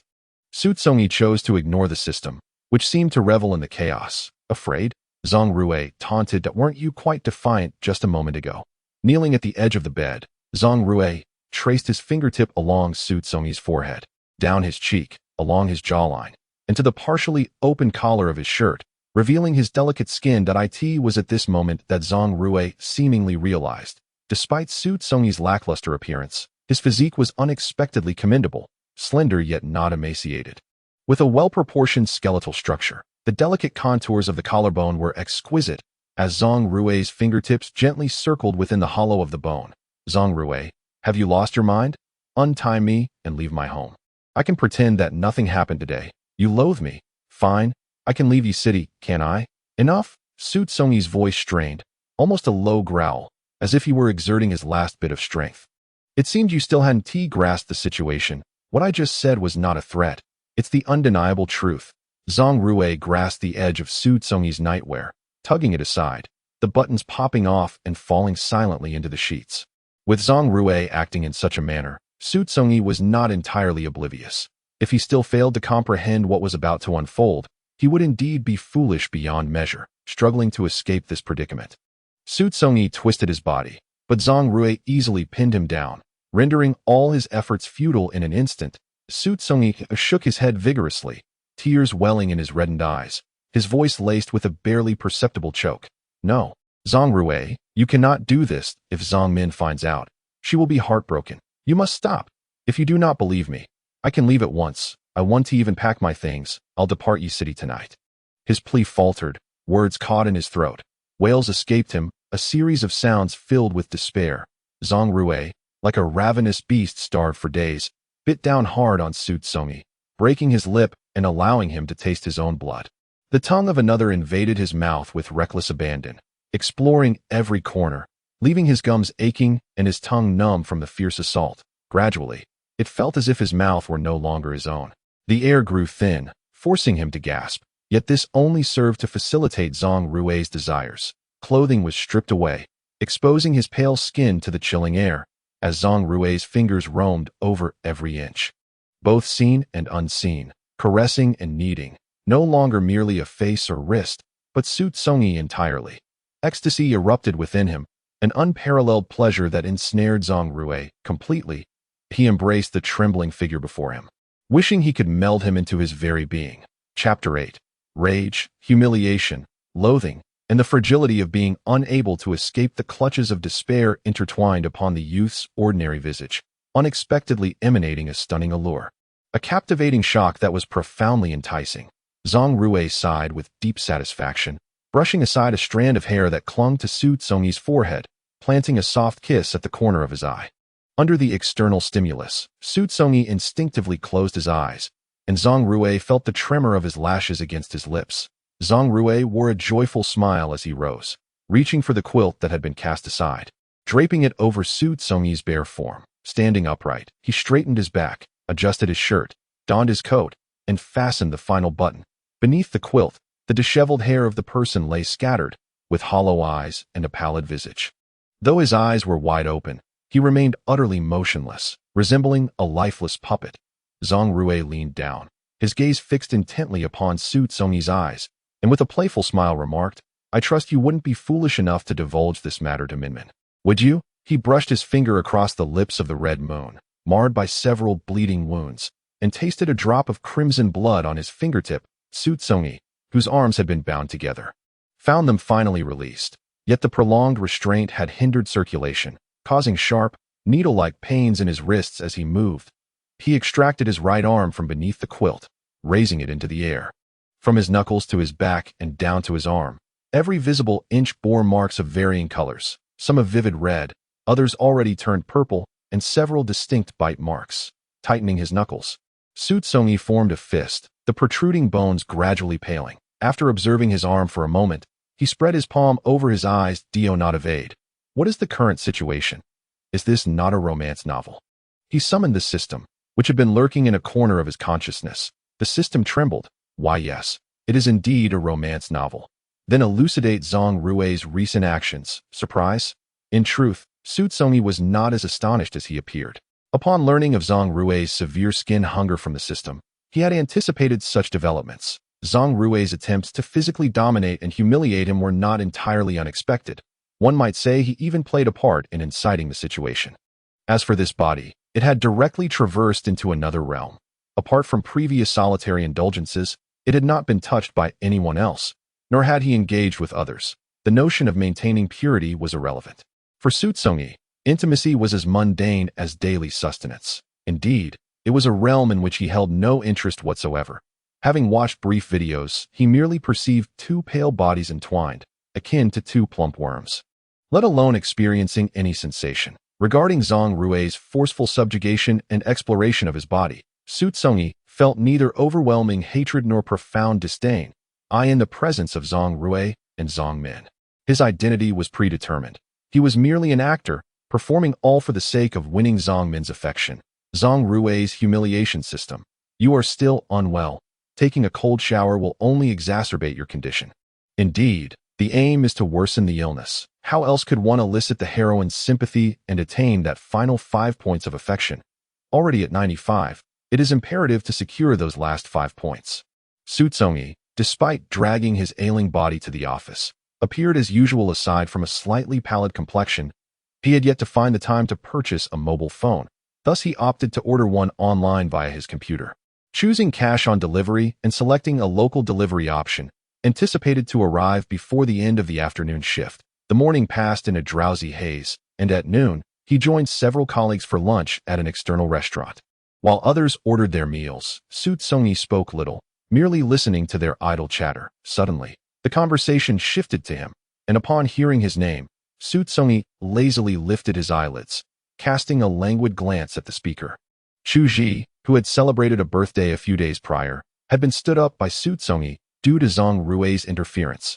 The gazes of the surrounding individuals turned towards Xu Congyi, and as he scanned their faces, he discerned pity and sympathy reflected in their eyes. They pitied him for being cast aside by Zong Min and felt sorry for his grave illness, lamenting that no one was there to care for him while he continued to come to work. These people knew nothing, yet they squandered their cheap compassion. I say, Songyi, at my former workplace, there was a rather lovely girl. 2 years your junior. Quite charming. I believe you two would make a splendid match. Here's her number. If you have some free time, do keep in touch. Don't just hang yourself from the same tree. You're here moping over her, yet she has likely forgotten you the moment she left for Java. With her wealth, how could she possibly be sincere? She would only toy with you. And you, my friend, are foolish to believe she truly cares for you. How could it be otherwise? Indeed, how could it be? There was no logical reason for her to be enamored with Xu Congyi. He was neither handsome nor particularly clever. He was simply not in the running. Xu Congyi thought, a hint of jealousy stirring within. Cheer up. If you need anything, let us know. We shall certainly assist you. The group, one after another, took on the role of caring older brothers. That Xu Congyi occasionally chimed in. And the meal proceeded with an air of relative tranquility. After the meal, several individuals exited the restaurant, and Xu Congyi lingered at the back, his gaze wandering outside. Behind a billboard, he spotted a familiar figure who waved at him. Citing the ineffectiveness of yesterday's medication, he excused himself from the group to visit a nearby clinic for additional medicine. As he approached the billboard, Zong Min dashed down the steps and leaped into his arms. Xu Congyi, feeling unwell and lightheaded, nearly lost his balance from her sudden embrace, threatening to topple them both. Zong Min's heart raced in surprise, her palm resting on Xu Congyi's forehead, her hand scorching. With such a severe illness, why aren't you resting at home? Zong Min expressed her concern while simultaneously chastising him. I've taken my medicine. It's nothing serious. But you, running here to see me, if your brother finds out, it could spell trouble, Xu Congyi gently reassured, stabilizing Zong Min's form. She gazed at the man she cherished, her lips slightly parted, caught between words unspoken. Xu Congyi, perceptive as always, noticed the struggle etched on her face and offered reassurance. I have already purchased the tickets to Henan. For tomorrow morning at 10. I will be waiting for you at the airport. Zong Min, her fingers slightly curved around her handbag, responded with a soft, Xu Congyi maintained a faint smile. Zong Min nestled against Xu Congyi's back, burying her cheek in his embrace, gently inhaling the subtle, serene fragrance emanating from him, reminiscent of the tender buds emerging from the melting snow in early spring. It was an intoxicating sensation, one that beckoned her to lose herself completely. Just one more day to endure. Tomorrow we shall depart, leaving this place behind, along with everything that has kept us apart. Xu Congyi pressed a kiss into Zong Min's hair. Are you sure you can bear this? The words of a friend echoed persistently in her mind, regardless of Zong Min's attempts to dismiss them, as if they had taken root. Chapter 9. A strange sense of unease surged within Zong Min, making the anticipation for tomorrow feel interminable. She found herself growing increasingly impatient as she lifted her gaze. She met Xu Congyi's calm and serene eyes, his unhurried demeanor soothing her restless thoughts. After exchanging farewells, Zong Min momentarily buried her doubts deep within her heart. System. I am truly looking forward to tomorrow, especially with anticipation. You have any idea what might transpire? System. A rough outline, but the specifics will depend on your performance in the moment. What could unfold was likely that Zhang Rui would discover their intention to elope and then attempt to intervene, which would probably lead to some hardships for him. Xu Congyi smiled silently, his excitement subtly building. After all, this was a first for him as well. Previously, he had only witnessed such events on television, and now he would be playing an active role. How delightful. The afternoon swiftly passed as he typed away at the keyboard.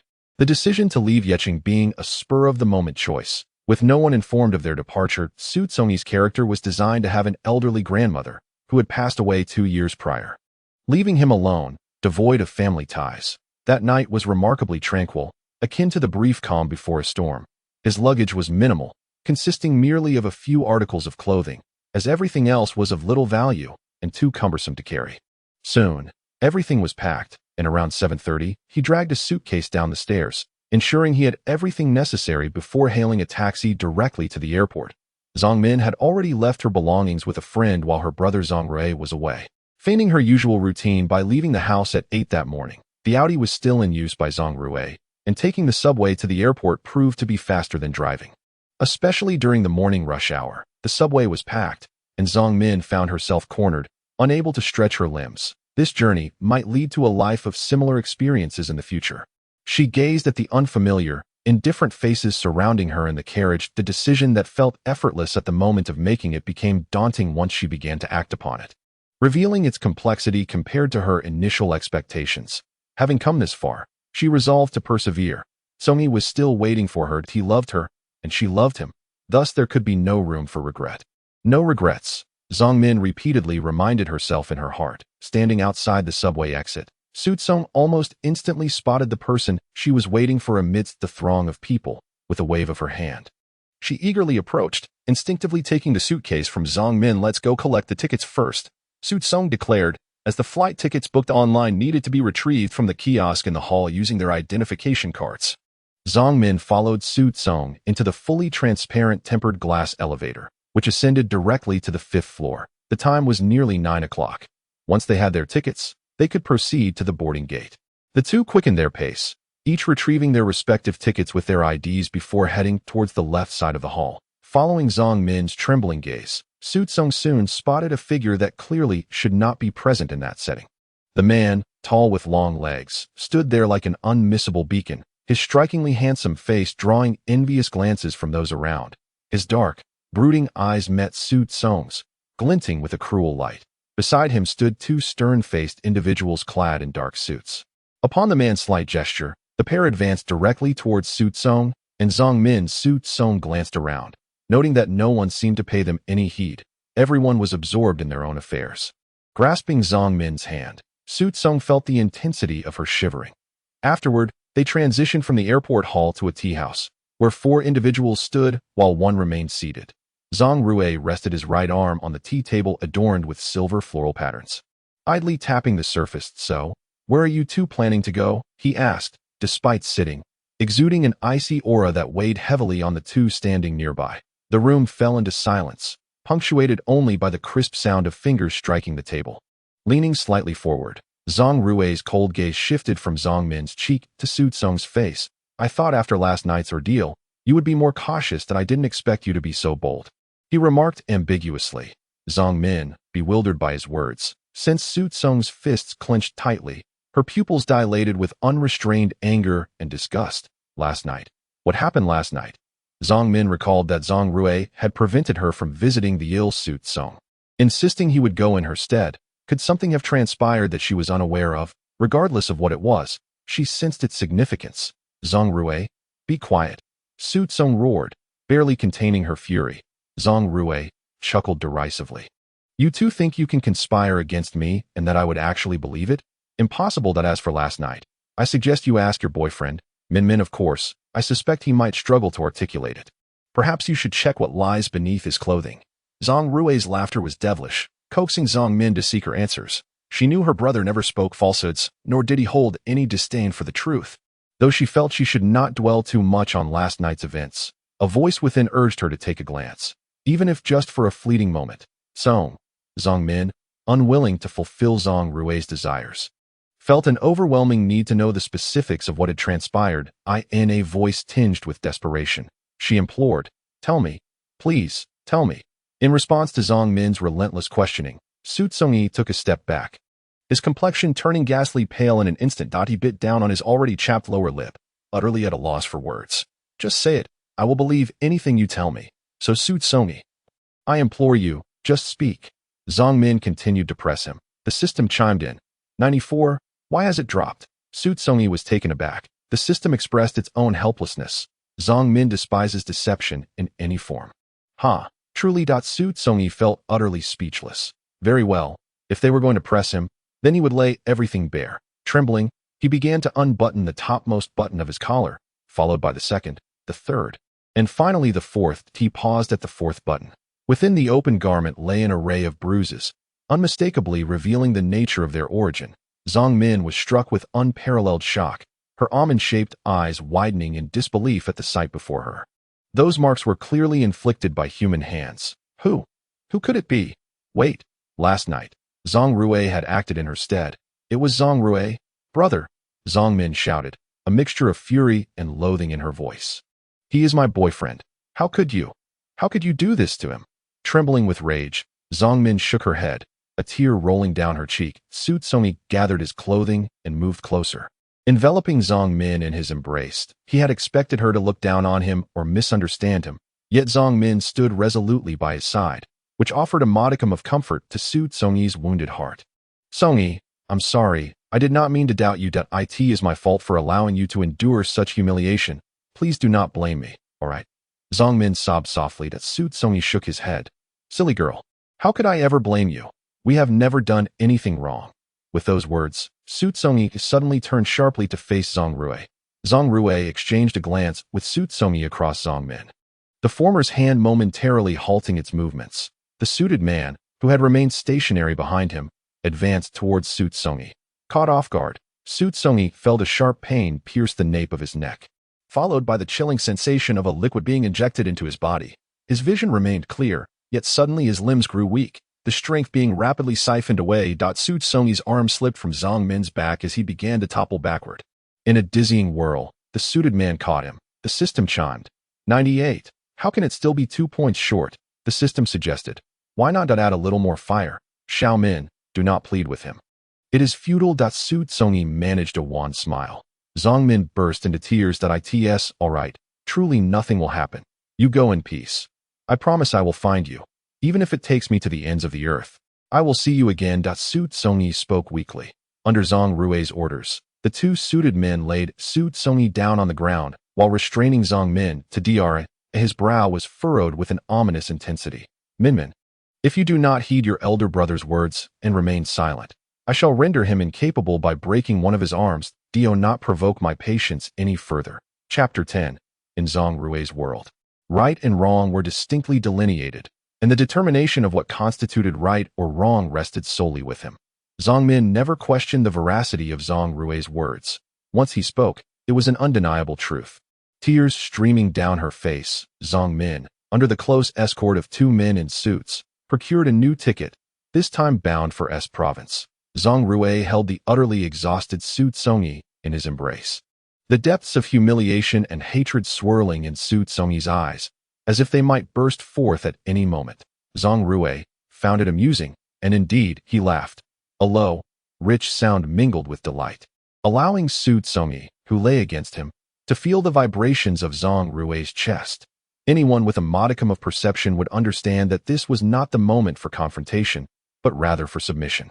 How endearing, how utterly charming. This, perhaps, was the distinction that set these humble, powerless individuals apart from the masses. Utterly devoid of control, in the face of a mightier adversary, the only thing they clung to was a stubbornness that bore no significance. Zhang Rui's fingertips brushed against the reddened corner of Xu Congyi's eye, his smile that of a hunter who has ensnared his prey, poised to indulge. Now, you belong to me. Are you happy? Xu Congyi glared at Zhang Rui with eyes full of hatred, his lips tightly pressed together. Not happy. Zhang Rui suddenly withdrew his hand, instead gripping the back of Xu Congyi's neck, drawing him closer. Zhang Rui lightly pecked at the taut corner of Xu Congyi's mouth, speaking leisurely. I am quite happy, indeed. With his hands unbound, Xu Congyi strained to raise his hand to strike Zhang Rui's vile face. With a sharp sound, unexpectedly, Zhang Rui did not evade. Yet, even so, the slap lacked any force, akin to a mere caress. Grasping Xu Congyi's arm, Zhang Rui pried apart the fingers that sought to curl inwards. Leaning down to kiss his palm, like the softest feathers, his touch glided over, sending tingling sensations through Xu Congyi's body, which instinctively began to tremble. Although the hour was not late, Zhang Rui had a business meeting to attend, prompting the suit-clad man to cautiously interject. Boss, we should be leaving. Disregarding the man's words, Zhang Rui continued to kiss Xu Congyi's palm, switching to the other. Turning his face away, he ignored the man's brazen actions towards his body. While Xu Congyi fixed his gaze on a point on the wall of the tea room, his eyes intent as if seeking to bore a hole through it, his unabashed expression brought immediate delight to Zhang Rui, who playfully pinched Xu Congyi's soft, rounded earlobe, laughing with pleasure. Do you wish for me to stop? Or would you prefer I continue? The man's ability to distort reality was unparalleled, causing Xu Congyi to turn his head away in repulsion. They were headed back to Zhang Min's residence, but as Zhang Min had already boarded a flight to S province, the apartment unmistakably became Zhang Rui's domain. The room quickly fell into a profound silence. The intense feelings of resentment and humiliation vanished from Xu Congyi's eyes the moment the door closed. As if they had never existed at all, he adjusted his sitting posture, seeking a relatively comfortable position. Leaning against the back of the sofa, allowing the back of his head to rest against it.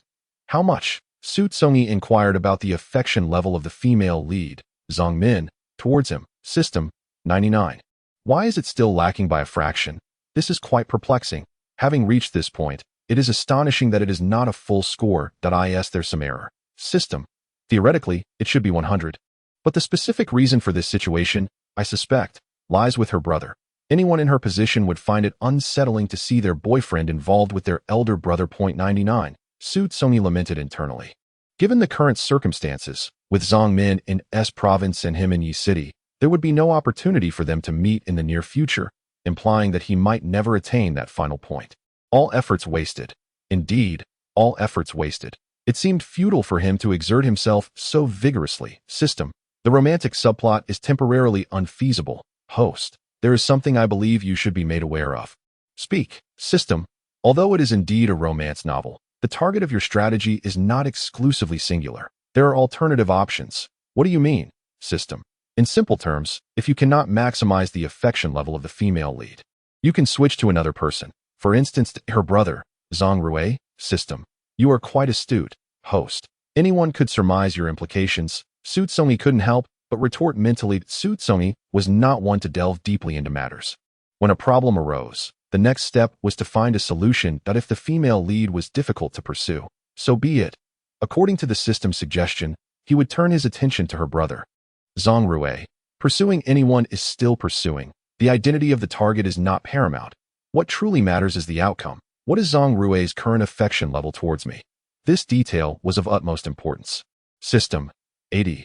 80? Xu Congyi questioned if he had misheard.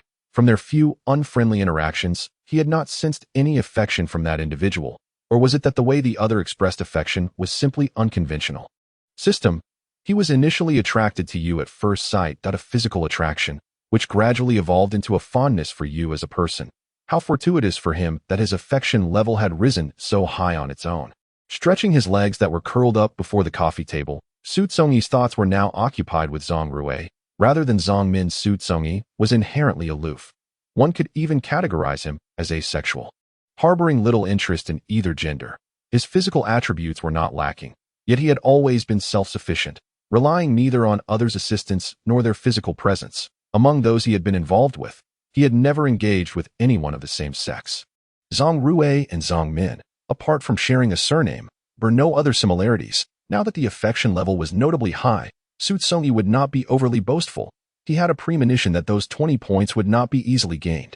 When it came to Zhang Min, showering her with care and meticulous attention had indeed proven effective, but with Zhang Rui, such tactics might not yield the same results. This man consistently emanated an aura of coldness, appearing unimpressed by trivial gestures. While he could at least draw from the strategies he observed on television when pursuing women, he felt far less assured when it came to courting men.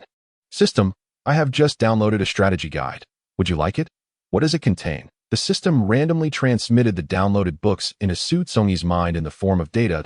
Xu Congyi briefly scanned the titles and couldn't help but smile wryly. There were 36 strategies to seduce men, sleeping with that scoundrel, and are you afraid of loving me? He felt trepidation. Merely hearing these titles made him deem them utterly unreliable. Ultimately, Xu Congyi resolved to devise his own methods. As a man himself, he naturally understood the male psyche. Much like the saying goes, what cannot be obtained is forever in turmoil. However, with his personal freedom being controlled by Zhang Rui, he decided that he would not allow the other party to possess his heart. A shiver ran down Xu Congyi's spine, eliciting a sense of discomfort. Yet, he had no choice. The connection on Zhang Min's side was severed. He faced two options: either face death and become a wandering spirit, waiting for the female and male protagonists to live out their lives together, or pursue the female protagonist's elder brother. Any reasonable individual, capable of discerning the stakes, would undoubtedly choose the latter, not being a fool. Xu Congyi turned to gaze out the window, his eyes reflecting unwavering determination. Soon, midday arrived, and the enticing aroma of delectable dishes wafted in from outside. Xu Congyi waited patiently, yet after a considerable time, no one came to deliver his meal, making him feel as though he had been forgotten. Perhaps Zhang Rui had truly overlooked him, or perhaps he intended to punish Xu Congyi deliberately. Xu Congyi leaned toward the latter possibility. It was merely a missed meal. He had endured days without food before, managing to stave off hunger with mere bread and biscuits. Now, with Zhang Rui treating him this way, once his affection value reached its zenith, he would ensure that the other party experienced the same torment he had suffered. No, that alone would not suffice. How could it be? He unlocked the door, and a wave of dreary silence washed over him. Devoid of any human presence, Zhang Rui instinctively furrowed his brow, raising his hand to turn on the light. The stark brightness flooded the living room, illuminating a figure curled up on the sofa like a shrimp. The young man was hunched over, most of his body suspended in mid-air. As Zhang Rui approached, he noticed the youth's eyelids gently lowered, with traces of something at the corners of his eyes. Bending down, Zhang Rui's fingertip brushed lightly over the moisture. Had he been crying? A pang of unease gripped Zhang Rui as he stood there silently, his dark eyes fixed on Xu Congyi. Xu Congyi appeared to be caught in a nightmare, his expression reflecting sheer terror, and his lips quivered slightly. That a ripple of emotion surged within Zhang Rui. He reached one hand around Xu Congyi's back and the other around his knee, lifting him effortlessly and carrying him directly into his bedroom. Chapter 11. This slumber extended into the next morning. Xu Congyi awoke to an oppressive heat, as if he were ensconced within a colossal furnace, the flames roaring around him, with something binding his body, rendering him unable to escape. His movements stirred Zhang Rui from his sleep. The man's closed eyelids lifted to reveal a face etched with an unyielding coldness, akin to ice that would never thaw. Zhang Rui slowly turned his gaze, his expression stern, his eyes devoid of any emotional hue, resembling a robot. His focus landed on Xu Congyi, who was now wide awake and on high alert, the veins on his forehead bulging. Zhang Rui glanced at him briefly before averting his gaze, tossing aside the covers and rising to wash his face with cold water. As Xu Congyi emerged, he appeared somewhat dazed, exuding a charmingly foolish demeanor. Zhang Rui sat on the genuine leather sofa, reached for the cigarette box on the table, extracted a cigarette, and with a soft click, ignited it. He took a slow drag, then exhaled 2 perfectly round smoke rings. Xu Congyi's body jolted, and he finally grasped the gravity of the situation. In a frantic rush, he leaped off the bed, neglecting to don his slippers, and dashed toward the front door, gripping the doorknob and twisting it with all his might. The door remained immovable. Another twist yielded no results. Turning around, he leaned against the wall, his pale pink lips slightly parted in astonishment, his clear, bright eyes filled with disbelief. The man in the bedroom continued to smoke leisurely, his relaxed demeanor starkly contrasting with Xu Congyi's palpable panic. Once the cigarette was fully consumed, Zhang Rui extinguished the butt meticulously in the glass ashtray. He rose and exited the bedroom, strolling into the living room without a glance at Xu Congyi, who was pressed against the door. He settled himself comfortably in the center of the black sofa, his left hand casually resting on his thigh, while his right hand lay on the armrest beside him. He slightly raised his head, finally meeting Xu Congyi's gaze from across the room. The door was locked from the inside, only accessible with a key. Zhang Rui's voice was gentle and inviting, the coldness fading as a subtle smile graced his features. This smile, to Xu Congyi, bore an unsettling undertone. Taking a deep breath, Xu Congyi stiffened his neck and demanded, "Zhang Rui, what do you mean by this? Is it not clear enough that I need to elaborate further?" Zhang Rui's fingers curled slightly as he tapped his leg a few times. "You are unlawfully detaining me, Zhang Rui. This is a crime, and I can report you." Xu Congyi exclaimed in anger. "Go ahead." Zhang Rui shrugged, signaling Xu Congyi to proceed. Utterly unconcerned, he leaned forward slightly. "If you can manage to get out that door, Zhang Rui, do not push me too far." Zhang Rui chuckled lightly. "I am indeed bullying you. But what can you do about it? You can hardly walk 2 steps at this point, can you?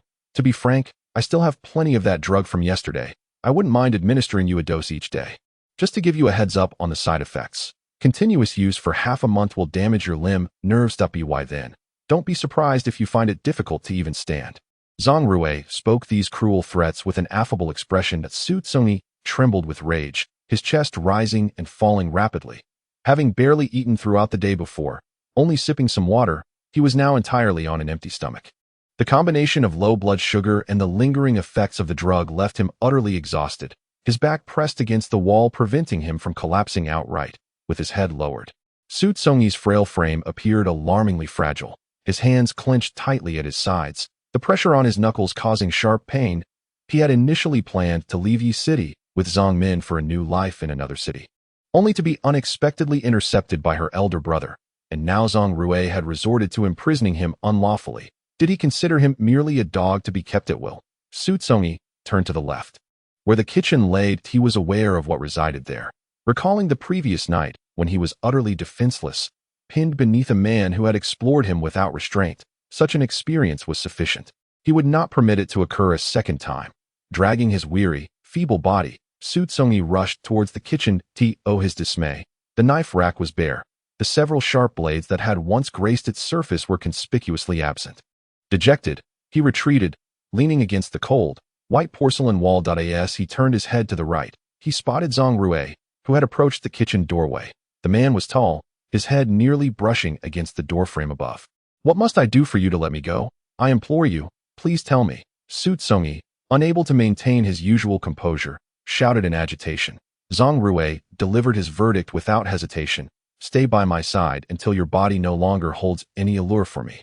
Given the current circumstances, such a day seemed unlikely to ever arrive. Yet, Zhang Rui was not devoid of compassion. Occasionally, even a glimmer of hopeless hope could be bestowed upon others. Xu Congyi smiled bitterly. Accusing Zhang Rui, "You truly are a bastard." Zhang Rui calmly accepted Xu Congyi's accusation, striding forward with long strides until he stood before him, gazing down at the woeful expression on Xu Congyi's face with an air of dominion. "If I were not a bastard, you would have vanished with my sister by now. If you must assign blame, direct it towards your own body. This peculiar vessel of yours. Do you not realize that even the simplest touch brings an unparalleled ecstasy and tingling sensation? I yearn to enshrine you, so I could touch you whenever I desire." This was a sickness, Zhang Rui acknowledged. Yet what of it? This ailment had once plagued him, but now, the joy it provided was unmatched by any other person or experience. This affliction was incurable. Only the individual before him could temporarily alleviate his burning thirst. Zhang Rui leaned closer, his fingertips gliding gently over visible skin, a tingling pleasure erupting silently within him, as if an explosion of sensation coursed through his limbs, organs, and very being. He squinted, a look of sheer contentment adorning his features. System 85. Has it increased by 5 points? It seems his method is effective. System. If he chooses not to resist and instead submits, he might immediately reach 100. Never. System. Why not? Things that are too easily obtained tend to appear cheap. No one desires trivial possessions. While not entirely factual, it does hold a certain relevance here. Matters of the heart are a game of strategy. The one who lowers their status first finds their affections undervalued. After all, if one does not deem their feelings precious, how can they expect others to cherish them? Morning is often a time when male creatures are prone to impulsiveness. Zhang Rui, being a normal man, was no exception. He pressed half his weight against Xu Congyi, one hand securing both of Xu Congyi's arms together, while the other reached beneath the hem of his nightwear, seeking to delve further within. Just then, the doorbell rang abruptly. Zhang Rui's fingertips had already grazed the warm, taut skin, and the doorbell rang with increasing urgency. Two individuals stood outside, several robustly built men clad in black suits, and another dressed in professional attire, clutching a folder. As Zhang Rui made his entrance, his piercing gaze shot forth, causing the subordinate to nearly cease breathing in terror. Zhang General, the meeting at 9:30. The words faltered at his throat, for no one could speak normally under Zhang Rui's ferocious glare, at least not this subordinate.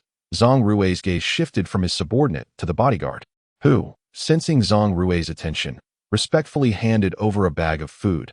Placing the bag on the coffee table, the bodyguard retrieved its contents. Unsure of what Xu Congyi favored, he had procured a variety of items, including soy milk, congee, 8 treasure porridge, and other breakfast selections. The subordinate, unaware of Xu Congyi's presence, was utterly astonished when Zhang Rui suddenly commanded, "Come over for a meal," his jaw nearly dropping in disbelief. Naturally, he would not question whether the invitation was directed at him. He recognized the room belonged to Zhang Rui's sister, Zhang Min, who had departed yesterday. He had even purchased her plane ticket, so it must be someone else. Curiosity piqued, the subordinate furtively glanced towards the tightly shut bedroom door. Observing for a while without any sign of movement, the sound of approaching footsteps reached his ears, almost at his side, prompting him to turn. That he was met with an ordinary face. one that would not warrant a second glance in a crowd. He stood at attention until Xu Congyi gracefully passed by him, making his way to Zhang Ruei at a monumental revelation. My boss is cohabiting with someone. The subordinate tucked this explosive news away, eager to share it with someone later. Xu Congyi took a seat on the single sofa to Zhang Rui's left, maintaining the farthest distance possible. A glass ashtray rested on the coffee table, and Xu Congyi's gaze lingered upon it for a moment.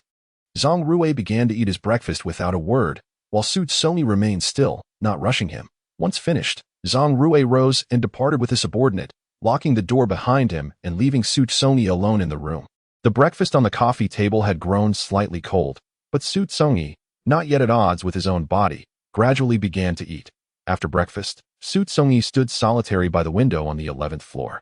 Leaning his neck out through the partially open window to gaze below, where the people appeared almost diminutive, the cacophony of sounds surrounded him.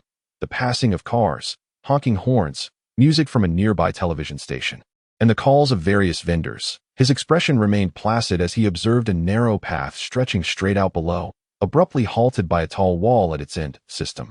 Do you have any plans? Will you shout for help? Do you think anyone would believe you? System. The likelihood of being perceived as a madman is considerably high. Xu Congyi smiled faintly. The man in the suit was likely still outside. If he were to yell, the first to respond would probably not be a rescuer, but rather that individual. The outcome was all too clear, requiring no further contemplation. System, will you simply submit without resistance? Of course not. To remain idle and composed may not guarantee immunity from Zhang Rui's suspicions. He might even perceive it as having ulterior motives, perhaps coveting their wealth, while resistance is only natural. There exists a multitude of methods. Xu Congyi entered the room and rummaged through the drawer, retrieving a pen and some paper. He recalled a news story from the real world, where someone fell victim to a pyramid scheme and subsequently wrote a plea for help on a banknote, which was later discovered by another person who reported it to the authorities, leading to the victim's rescue. His intent, though divergent from that individual's, encompassed a desire for assistance, while simultaneously serving as a display for Zhang Rui. The room was equipped with surveillance cameras, a precaution installed by Zhang Min due to a previous burglary, albeit not in her own residence, a measure taken to avert potential threats. Xu Congyi pinned a message of distress on the paper, including the address and date to prevent others from dismissing it as a mere jest.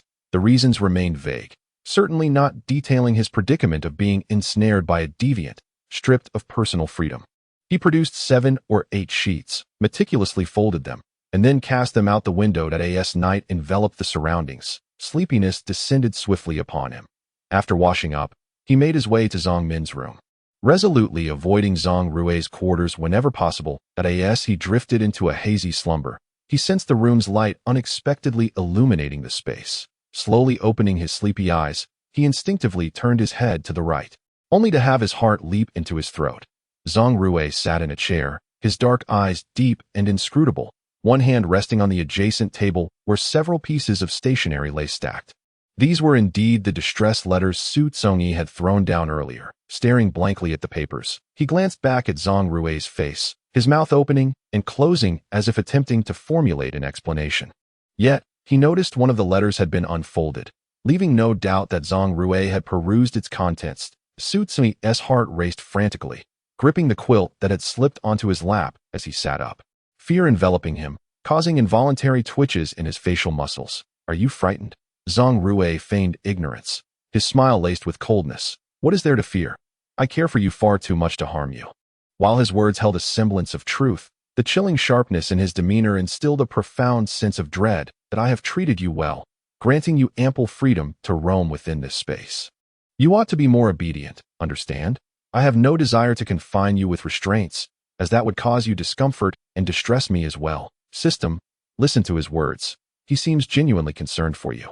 You cannot expect a madman who refuses medication to behave like a rational individual. This person wields the power to dictate the shades of black and white in this world. System, to be favored by someone like him is indeed unfortunate. How much do I have left? System, still 85. No changes for now. Changes will come soon. I am not homosexual. I do not favor men. Zhang Rui, I implore you, grant me a chance at freedom. You are attracted to men. Seek someone else. With your charms, a mere wave of your hand will surely attract numerous suitors. The disparity in physical strength between the two was immense. In a contest of force, Xu Congyi would undoubtedly face defeat. He endeavored to reason with Zhang Rui, fully aware that it would likely yield little effect. Others, it seemed as though Zhang Rui had caught wind of an amusing jest as he offered a slight smile, declaring, "I don't need anyone else.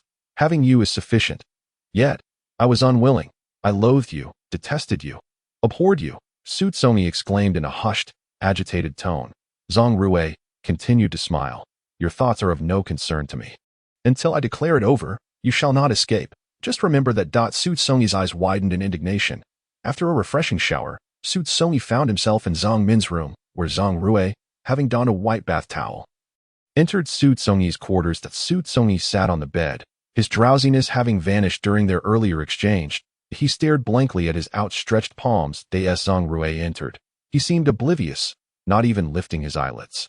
When Zhang Rui reached to pull back the covers and join him in bed, Xu Congyi's right arm moved swiftly beneath the blanket before Zhang Rui could react. Zhang Rui briefly paused, seemingly curious about Xu Congyi's intentions. Xu Congyi's fingertips gripped a warm, hard object, which he raised with his left hand and placed upon Zhang Rui's shoulder, leaning in as if to initiate a kiss. Just as their lips were a mere centimeter apart, Xu Congyi abruptly withdrew his right arm from the covers, raising it high, a glint of cold light flashing from the glass ashtray between his fingers. The fierce determination in his gaze and actions harmonized explosively. Suddenly, his arm was halted mid-air, gripped firmly by another. The man's fingers were as unyielding as steel, inflicting a sharp pain in Xu Congyi's wrist, as if it were on the brink of fracturing. Zhang Rui gradually exerted pressure, forcing Xu Congyi to relinquish his grip, sending the ashtray crashing to the floor with a piercing clang. "Oh, you wish to kill me?" Zhang Rui enunciated slowly, his pupils constricting, his gaze sharp and predatory, capable of tearing apart anyone who met his eyes. "You must persistently test my limits." With effortless ease, Zhang Rui intercepted Xu Congyi's incoming punch, and with a crack, he twisted Xu Congyi's left wrist, breaking it. "Tell me, how should I punish you?" Zhang Rui's palm lightly caressed Xu Congyi's taut, trembling cheek. "You despise me so much that you remain silent? Very well, Xu Congyi, I hope you maintain your silence." With swift movements, Zhang Rui pushed Xu Congyi down, stripping away his shirt in a few deft motions. Despite Xu Congyi's desperate struggles, which he bit back, they resembled those of a kitten to Zhang Rui, who easily subdued him. Zhang Rui used the discarded clothing to bind Xu Congyi's right hand to the bedpost. He was not a man in haste. Even as Xu Congyi repeatedly defied him, he merely imposed simple punishments without truly violating his body. Why? Perhaps it was indeed due to affection. In this world, there existed but one person, someone seemingly crafted for him, to fulfill his desires and longings. Thus, he treated him with utmost care, fearing damage, for no one could assure him that, should this one be ruined, another identical substitute could be found. There should be none. No, absolutely none. That night was an absolute torment for Xu Congyi. Setting aside the role-playing, it was equally agonizing. Yet, the fruits of one's own sowing, whether bitter or sweet, must be borne by oneself. Outside, the night deepened into a profound darkness, while the pungent aroma within the room intensified, saturating the air with a palpable tension, punctuated by intermittent, stifled gasps. The hunter toyed with his prey, ensnared within his grasp, indulging in a cruel mockery until the victim emitted a feeble whimper akin to that of a kitten. Eventually, there was nothing left to disarm. All that emerged was a transparent stream of urine. Both body and spirit were utterly fatigued, rendering even the slightest movement of a finger impossible. Zhang Rui gripped Xu Congyi's wrist, overshadowing him with an unexpressed masculinity, and all Xu Congyi could do was shift his gaze, deliberately avoiding the nefariousness that loomed so near as dawn broke. He finally succumbed to a deep slumber, which lasted until past 2 in the afternoon. His mind felt clouded, and his entire being was drained of energy, an unprecedented madness that even in his previous life he had never experienced. Last night, he truly had the illusion that he might perish from sheer exhaustion. System, don't say you had that illusion. I had it too, utterly terrifying. Fortunately, I managed to distance myself in time. Otherwise, how could I maintain my purity of body and mind? However, I must admit that I did find some initial pleasure in it. The nature of desire is complex. Disinterest is disinterest, yet during those moments of peak ecstasy intertwined with agony. Being thrust repeatedly to the summit only to be immediately restrained. If his arms had been free, Xu Congyi would have taken matters into his own hands. System. Hey, you don't actually like him, do you? I'm not a victim. Thus, I shan't develop any unwarranted feelings for the assailant. He is merely a character to be conquered. Chapter 13. After splashing cold water on his face in the bathroom, Xu Congyi managed to regain some semblance of vitality. His clothes were nearly beyond salvaging, prompting him to rummage through Zhang Rui's room for a change of attire. The man was somewhat taller and sturdier than him, and the clothes hung loosely, a size and a half too large. The simple act of dressing had become unexpectedly challenging. What usually took him a minute now consumed no less than 5. Xu Congyi mentally noted this inconvenience. His throat parched and uncomfortable. He grabbed a glass and filled it with water from the dispenser, gulping it down in one breath. Holding the glass, his dim gaze fixated on it. Lost in thought for a moment, suddenly, with a swift motion, he hurled the glass against the wall, shattering it into countless shards that scattered chaotically, some even splattering onto him. But as he stepped forward, he crouched down, carelessly picking up a jagged piece from the array of sharp fragments, and without a flicker of hesitation, he drew it across the inner side of his left arm. Blood surged forth, dripping steadily onto the floor. The system voiced its astonishment. Hey, host, don't be reckless. Stay calm, stay calm. Which of your eyes perceived that I intended for you to commit suicide? System, you're using glass shards to cut yourself. How could there be a misunderstanding? There could certainly be a misunderstanding. Do I appear to be such a coward? System, not particularly. Wishing to surprise Zhang Rui, given all that he has done, I too must contribute my part to this mutual exchange of kindness. System, by harming oneself? It is incomprehensible. Xu Congyi merely smiled, withholding a complete explanation from the system, for soon it would witness his intentions unfold. As the clock approached 3, the man in the suit, under Zhang Rui's insistence, refrained from entering the room immediately at this hour. Even if Xu Congyi had managed to sleep, he should be awake by now. The suited gentleman contacted a nearby restaurant, requesting a meal for one to be delivered. The response was swift. Within half an hour, a restaurant employee arrived with a tray in hand. After settling the payment, he unlocked the door. As the door creaked open, a strong, acrid smell of blood assaulted his senses, leaving the suited man momentarily stunned. Without a second thought, he rushed inside, the scene before him causing his breath to catch in his throat. That a pool of bright crimson blood lay in the center of the living room, surrounded by countless shards of shattered glass, one piece particularly vibrant. The blood trailed off, leading towards a tightly shut door. The man in the suit set down the tray and hurriedly ran toward the door. With a forceful shove, he flung it open, revealing a room shrouded in drawn curtains, the floor marked by a linear path of blood extending toward the bathroom door. In a rush, he took 3 steps with 2 strides, gripping the doorknob, ready to push it open. Suddenly, he sensed a gust of wind beside him. His body reacted before his mind could catch up, narrowly evading danger. Yet, in the next instant, an object hurtled toward him. And this time, fortune did not favor him. A solid, cold ashtray struck the side of his head. In an instant, warm blood streamed down from his wound, causing him to stagger backward until he managed to steady himself, only to see a gray shadow dart swiftly past him. The front door of the living room swung open, and that gray figure vanished with a resounding bang as the door slammed shut. The man in the suit pressed his hand to his bleeding head, fumbling for his phone as he pursued the shadow. Upon reaching the elevator, he found it had already descended from the 11th to the 8th floor. There were 2 other elevators nearby, but they were either stuck on floors above 20 or still several levels below. After a brief hesitation, he turned and raced toward the stairwell, the call connecting on the other end to a deep voice. He relayed the unexpected situation to Zhang Rui, and the other line fell silent, as if time itself had come to a standstill. The man in the suit ran swiftly, yet his focus remained on the phone. Once the call ended, he reached the ground floor in no time, bursting out of the stairwell. On either side, pedestrians moved about, but the gray figure was nowhere to be found. He hastened toward the street. On the 6th floor, at a small window, Xu Congyi leaned against the frame. He had not taken the elevator directly to the 1st floor, but had disembarked midway, waiting by the window until he saw the suited man leave. Only then did he turn with a sigh, reboarding the elevator. He hailed a taxi, destined for the same location as the suited gentleman, his current residence, though his identification, phone, and bank card had all been confiscated by Zhang Rui. It did not imply he was devoid of funds. A bank card lay within a drawer at home, containing several hundred yuan. The system felt an overwhelming curiosity, uncertain of what Xu Congyi was about to undertake next. After all, the risks of mere confrontation were vastly different from the reality of weaponry, and the system harbored concerns for Xu Congyi's safety. Xu Congyi, perceptive of the system's unease, recognized that halting his course was hardly an option. In truth, his current approach was relatively reasonable. Any individual who experienced his predicament would undoubtedly refrain from alerting the authorities, primarily to preserve their dignity. Furthermore, through his interactions with Zhang Rui, he had gleaned that this man possessed a measure of influence, not to the extent of absolute power, but certainly someone capable of acting with impunity within Yi City. One would wisely weigh the consequences of a reckless confrontation and choose the path that favored their own interests.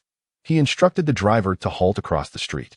Utilizing a 50 yuan bill he had discovered in Zhang Rui's residence to pay for the fare, concealed in a corner, he took refuge behind a small yet lush shrub.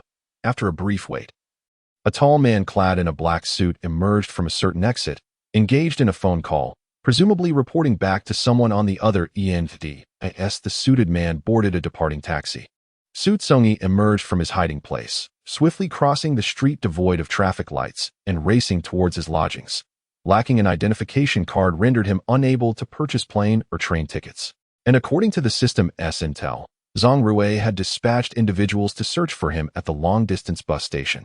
His primary objective was to vacate Yi City as swiftly as possible. Xu Congyi took a bus to a location beneath an overpass, where a temporary pickup point attracted numerous private vehicles seeking to earn a little fuel money, with customary fare agreements in place. Fortune smiled upon him as he arrived, just as an empty sedan pulled up, alongside another young couple whose destination aligned with his own. The trio subsequently boarded the vehicle in succession. Meanwhile, those stationed in various locations awaited the arrival of nightfall, yet Xu Congyi's silhouette remained elusive. Zhang Rui stood amidst a room still reeking of dried blood, his dark eyes deep and foreboding as if shrouded in eternal night. Everyone else in the room, save for him, bowed their heads, fixated on a vacant patch of floor, holding their breath in silence, not daring to blink for fear of incurring Zhang Rui's wrath. Contact the S province contingent. Have someone shadow Zhang Min around the clock, Zhang Rui commanded, his voice deep and devoid of inflection. He was absolutely confident that Xu Congyi's departure was undoubtedly to rendezvous with Zhang Min. Gradually, Zhang Rui's frigid demeanor softened as he gazed at the crimson stains on the floor, silently twisting his lips into a cruel, cold smile. The journey from Yi City to S province required over 2 hours by plane, and a road trip would multiply that duration significantly. After multiple transfers, and staying at family-run inns that did not require identification, Xu Congyi ate whenever hunger struck, filling his belly before continuing his journey. By the time he arrived in S province, 2 days had elapsed. Xu Congyi knew Zhang Min's phone number by heart. At a small convenience store, he dialed Zhang Min's number. It rang 6 or 7 times before being answered. Hearing Zhang Min's voice after only a few days felt as if an eternity had passed, so long that Xu Congyi found himself at a loss for words, despite a multitude of thoughts swirling in his mind. Zhang Min inquired repeatedly, while Xu Congyi's fingers, gripping the phone, grew stiff with apprehension. Silence enveloped the conversation until Zhang Min's voice ventured cautiously. Congyi, is that you? With considerable effort, Xu Congyi finally managed to squeeze out a sound. But it was merely the simplest 2 words, Xiaomin. Zhang Min was taken aback, nearly dropping the phone in her hand. After informing Zhang Min of her current location, Xu Congyi hung up and took a seat on a long bench in the adjacent area, quietly awaiting Zhang Min's arrival. Approximately 20 minutes later, a striking crimson Maserati turned the corner, speeding down the street until it came to a halt right before Xu Congyi. The car door swung open, revealing a stylish young woman with a chic bob haircut. The girl's expression was one of uncontainable shock, as if she were caught in a mirage. She even raised her hand to rub her eyes. It was not a figment of her imagination. It was indeed Xu Congyi. Removing the hat she wore, Xu Congyi greeted Zhang Min with a warm smile. The sound of the girl's high heels echoed crisply against the ground as she approached Xu Congyi step by step. They embraced tightly, Zhang Min's arms entwined around Xu Congyi's back, overwhelmed with joy to the point of being at a loss for words to articulate her elation. The Maserati meandered slowly down the street, Zhang Min occasionally glancing to her right. Xu Congyi's demeanor remained gentle and serene as Zhang Min drove the car to the outskirts of a relatively quiet open park. They sat in the vehicle, neither making a move to exit. The initial excitement had significantly subsided, and it was at this moment that many questions she had previously overlooked began to surface. unable to contain her curiosity. Zhang Min promptly inquired about what had transpired after she had departed that day. Chapter 14. What happened? Could Xu Congyi recount the truth? Even if Zhang Min could accept it, Xu Congyi lacked the courage to speak. Should he confess that he had lain bare beneath Zhang Rui, repeatedly brought to the pinnacle of ecstasy? Xu Congyi was still concerned about his own dignity. He diverted his gaze from Zhang Min's face, focusing instead on the sparse grove ahead. Shaking his head, his expression remained placid. I just came to see you. I will leave soon. Zhang Min was taken aback, grabbing Xu Congyi's arm with fervor, disregarding her image as she anxiously pressed. Why? Is it my brother? The spot where Zhang Min grasped had inadvertently broken the skin, causing Xu Congyi to instinctively furrow his brow, a fleeting look of pain crossing his face. Zhang Min then rolled up Xu Congyi's sleeve, revealing a shocking array of marks marring his pale skin. Zhang Min gasped, her breath quickening. These were nearly all bite marks, bruised and swollen, indicating that the assailant had indeed been brutal. Initially, Zhang Min believed that Zhang Rui's aggression towards Xu Congyi was largely due to her own presence. She thought that once she left, her brother would no longer harbor feelings for Xu Congyi and would likely refrain from any extreme actions. However, it seemed her assumptions had been gravely mistaken. Suddenly, she recalled a long-forgotten detail. Her brother suffered from a severe case of skin hunger. The last episode had occurred over 20 years ago when he had similarly lashed out at someone. But that individual had since passed away, and her brother's condition appeared to have improved on its own. The family had never taken this matter to heart. Zhang Min turned her head to scrutinize Xu Congyi's face, noting that he bore no resemblance whatsoever to that previous individual, that he should not have regarded Xu Congyi as a mere substitute for that person. Rather, he harbored a genuine and obsessive affection for her. I am sorry, Zhang Min murmured softly, her eyes cast down. It was her fault. Had she been able to foresee today, she would never have allowed Congyi to meet Zhang Rui. Ultimately, it was all her doing. Perhaps, from the very beginning, she should not have been with Congyi at all. Someone as gentle and warm as Congyi truly deserves happiness, and she, Zhang Min, is incapable of providing it. System 95. Why has it dropped again? System, a woman's heart is as inscrutable as the depths of the sea. If you do not know, then I certainly cannot. Xu Congyi slowly turned his head, his eyes radiating warmth and tenderness. The one who should apologize is me. In this lifetime, being able to love you fills me with contentment. The other hardships and pains do not seem significant to me. If this is the price of loving you, then I willingly bear it all. Congyi, I am sorry. It seemed that apart from this phrase, Zhang Min was at a loss for words. To asked Congyi not to leave, or to abandon everything and depart with him from S province. Felt like an impossibility. Missing this chance would mean an eternity of regret. She no longer possessed the courage to act recklessly. I am a coward. I am sorry. I am sorry. I am sorry. Congyi, I truly love you. Yet perhaps, the one I love most is still myself. That Xu Congyi gently caressed Zhang Min's hair, his tolerance making her feel as though she were desecrating the bond between them. That it's all right. It's all in the past. You should live well moving forward. If you meet someone you like, be with them wholeheartedly. As for me, if I can forget, then let it be. Xu Congyi looked at the top of Zhang Min's head and softly said, Are you leaving soon? Would you stay another day? I want to show you my city. Zhang Min's intention was to spend one more day with Xu Congyi. Who could say if they would meet again in the future? Unbeknownst to her, this request was heartbreakingly selfish for Xu Congyi, who was about to depart. Xu Congyi had always been compliant with Zhang Min's wishes and regarding where to go after leaving S province. He felt uncertain. Thus, in response to Zhang Min's hopeful gaze, he nodded, agreeing to stay with her for one last day before he departed the next. Their first destination was the newly constructed museum in the city center, which had opened 2 years prior. Inside, ancient utensils and tools excavated from various locations were displayed. Hand in hand, they exhibited the same affection as other couples around them, ensuring that no one would suspect they were to part ways the next day. When they encountered interesting or beautiful exhibits, Zhang Min tugged Xu Congyi to squeeze closer, her smile radiating on her delicate, beautiful face, while Xu Congyi followed her with indulgent tenderness. After leaving the museum, they drove to the largest park in the city, which featured a vast artificial lake. The water was crystal clear, allowing them to see the variously colored and shaped pebbles beneath the surface. A flock of white cranes soared gracefully, while the surrounding crowd eagerly captured this picturesque scene on their phones. Their third stop was the zoo. Nearly half of the sightseeing spots bore witness to the presence of the two. As time swiftly passed, night fell, and Zhang Min, with her fondness for seafood, led Xu Congyi to an upscale seafood restaurant, a buffet-style establishment. Knowing Zhang Min's favorite was shrimp, Xu Congyi collected several platters in one go. Patiently and meticulously, he peeled the shrimp shells for her, while Zhang Min delightedly savored the tender, white shrimp meat he prepared. Occasionally, she dipped a piece in sauce and playfully offered it to Xu Congyi, feeding him with a smile. The restaurant was filled with the soft, melodious notes of a piano, creating a beautiful moment that made one yearn to linger in its embrace forever.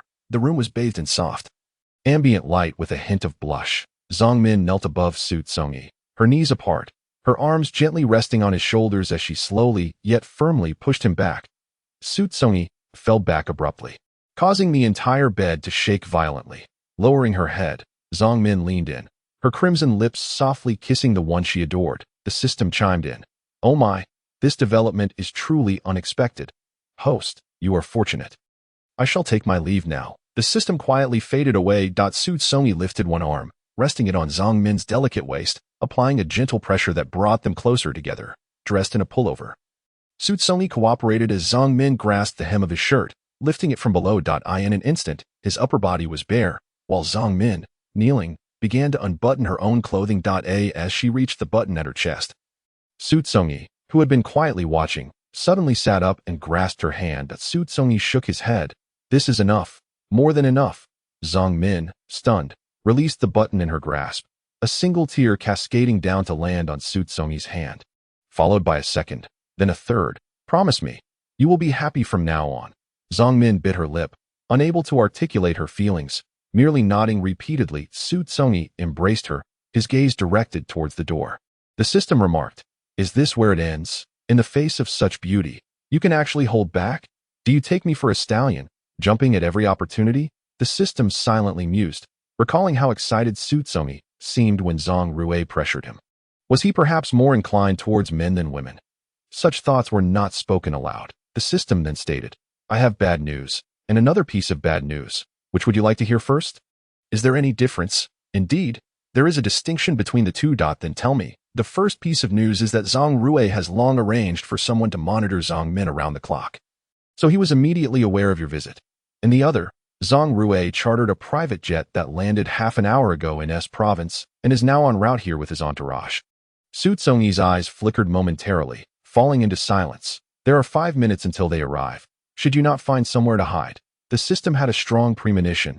No, it was not merely a premonition, but a certainty that if Xu Congyi fell into Zhang Rue's hands this time, he might never escape again. The well-being of the host was something the system genuinely cared about. Silence enveloped the room, broken only by Zhang Min's intermittent sobs. Exhausted from weeping, Zhang Min emerged from Xu Congyi's embrace, lowering her head to resume the unfinished task from moments before. Within mere seconds, she had unfastened all the buttons and removed her undergarments. Xu Congyi averted his gaze, and Zhang Min, breaking into a tearful smile, covered her exposed shoulder with one arm, her laughter tinged with the remnants of sorrow, yet her mood had evidently improved significantly. "I prefer to sleep in the nude. Wearing pajamas is quite uncomfortable," she remarked. Zhang Min climbed beside Xu Congyi, drawing the blanket over both of them. The bedside lamp illuminated Xu Congyi's side, and he reached out to turn it off. Suddenly, both were taken aback, turning to gaze at one another, each reflecting astonishment in the other's eyes. Someone was attempting to open their door, yet at this hour, who could it be? The hotel staff, clearly, would not intrude. Being a 5-star establishment, such occurrences were theoretically unfathomable. Xu Congyi hastily retrieved a sweater, slipping it on while donning his slippers, and made his way towards the door. Midway, a click sounded, and the door swung open from the outside. A tall shadow loomed in the doorway, the man's head nearly grazing the doorframe, his figure silhouetted against the dim corridor light, rendering his expression indiscernible in the darkness. However, his piercing gaze gleamed with a chilling intensity, directed squarely at Xu Congyi, who felt his breath catch in his throat under the man's icy scrutiny.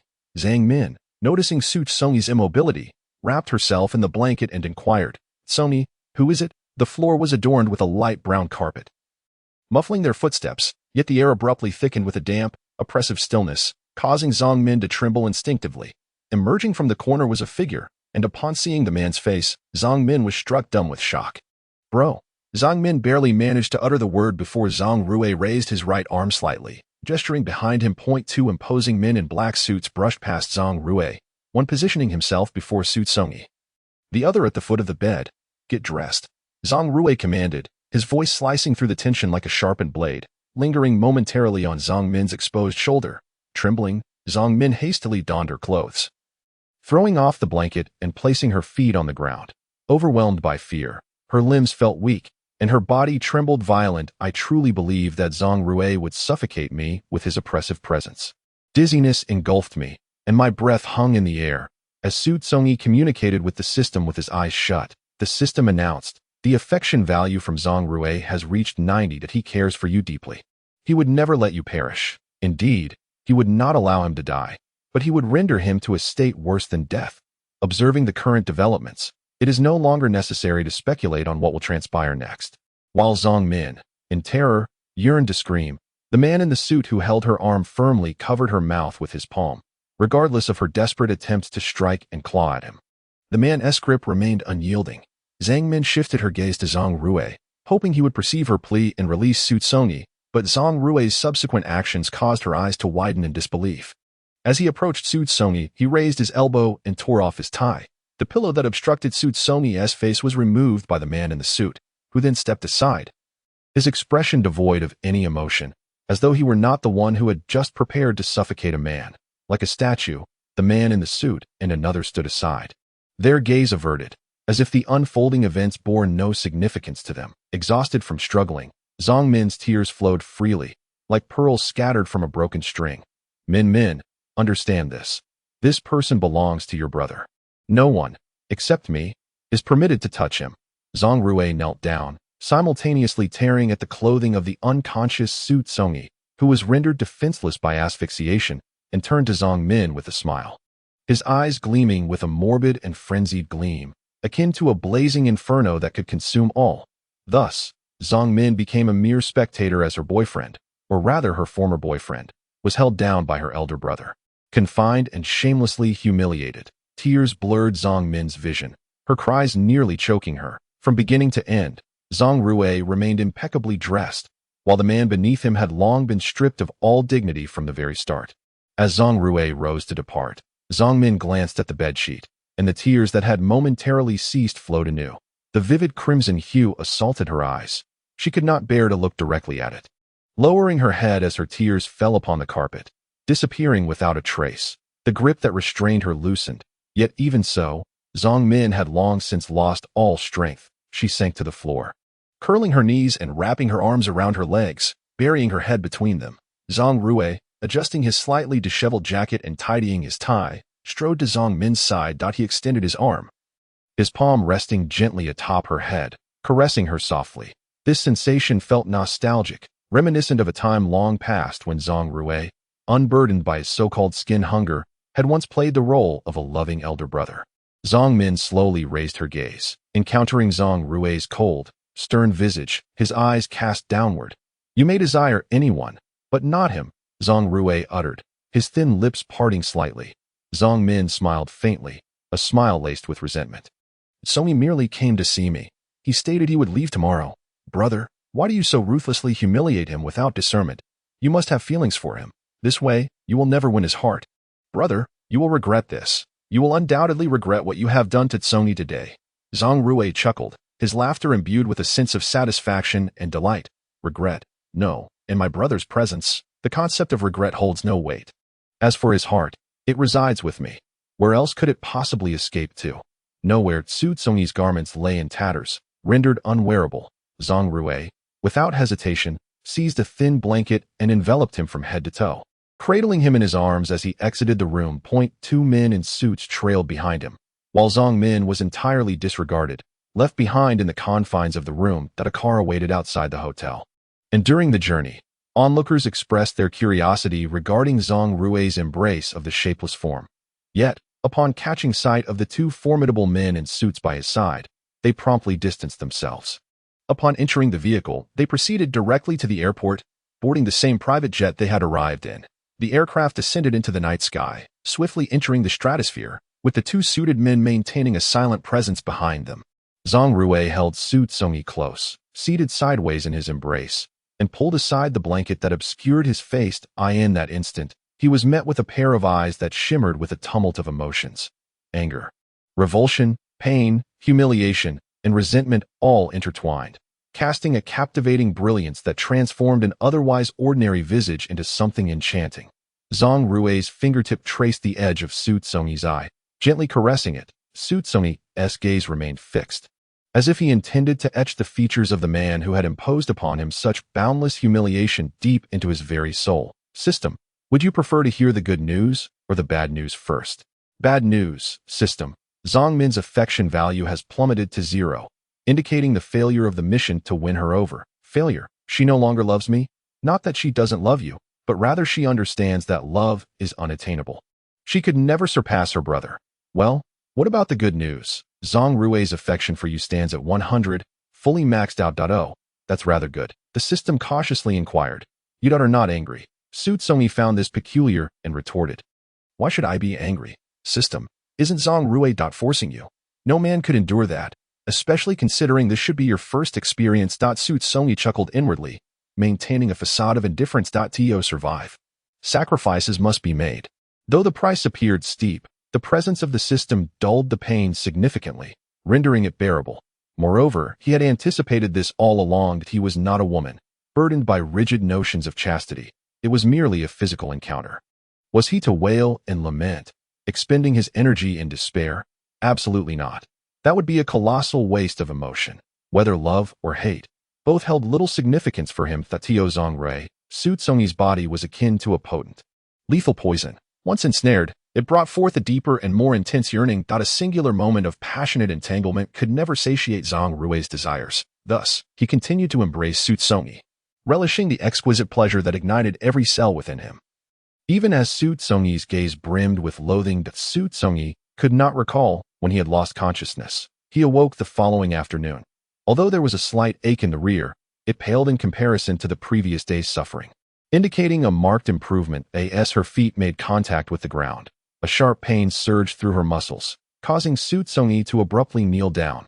Fortunately, the floor was adorned with a soft carpet, which alleviated the discomfort of her descent. The room felt unfamiliar. It was not Zhang Min's abode. Xu Congyi walked towards the tightly shut door, grasped the doorknob, and slowly pulled it open. An intense brightness flooded in from outside, starkly contrasting with the dimness of the bedroom, prompting her to instinctively close her eyes. She could hear the sound of pages turning, emanating from her left. Upon opening her eyes, she turned her head in that direction, and met a pair of dark eyes obscured behind silver-framed glasses. Zhang Rui had instructed his subordinates to bring all the documents that required his attention to this room. Ever since he had taken possession of Xu Congyi, he felt an inexplicable emptiness whenever they were apart, as if something vital was missing. Now, seeing her step out of the room, that feeling diminished slightly. It was peculiar, although she was within arm's reach. He harbored an irrational fear that she might vanish at any moment. Zhang Rui found his own anxiety quite amusing, as he had never imagined he would be ensnared by the whims of love. Yet here he was, even more ensnared than others. There's Congyi warming in the pot. You should have some, he said, his tone gentle, as if addressing an old friend rather than someone he held captive. Xu Congyi narrowed her eyes slightly, surprisingly devoid of any reaction, no anger nor disgust. Complying with Zhang Rui's suggestion, she made her way to the kitchen to serve herself some congee. Considering her physical condition, the congee was rather bland, yet it was not lacking in nutrition. Xu Congyi settled at the dining table, savoring the congee slowly, bite by bite. Meanwhile, Zhang Rui continued to peruse the documents, occasionally casting a glance in her direction. System, there is something you need to know. What is it? System, there are only 15 days left. Wasn't it supposed to be 6 months? Xu Congyi pondered, her brow furrowing slightly. The system had not explicitly stated what the half-month referred to, but she deduced it was related to her time remaining in this world. System, that pertains to the female lead. Currently, her romantic storyline has collapsed. Your pursuit of Zhang Rui is quite different from the romantic arc. Prolonging the timeline could disrupt the world's laws, leading to significant alterations in the subsequent plot. Chapter 16.15 days felt rather brief. Although her time in this world had not been extensive, and there was nothing particularly memorable worth engraving in her mind, the thought of departing so soon was bittersweet. Xu Congyi scooped a spoonful of the light congee into her mouth, chewing slowly. Yet, regardless of her reluctance, she understood that she had to accept this reality. as there was little else she could do. Turning her gaze towards the man working on the sofa, she sensed his awareness of her stare. He lifted his head in response, and as she swallowed the kanji, a smile crept upon her lips, gentle and faint, as their eyes met. It is often said that beauty lies in the eyes of the beholder, and perhaps it is also true that this body, having been thoroughly explored throughout the course of yesterday, now exudes a resplendent charm, with every glance and gesture imbued with the essence of spring. Moreover, when he smiles, the once mundane visage transforms into a vibrant spectacle. Infused with life and colored, an alluring aura seems to flow through the air, intangible yet palpable.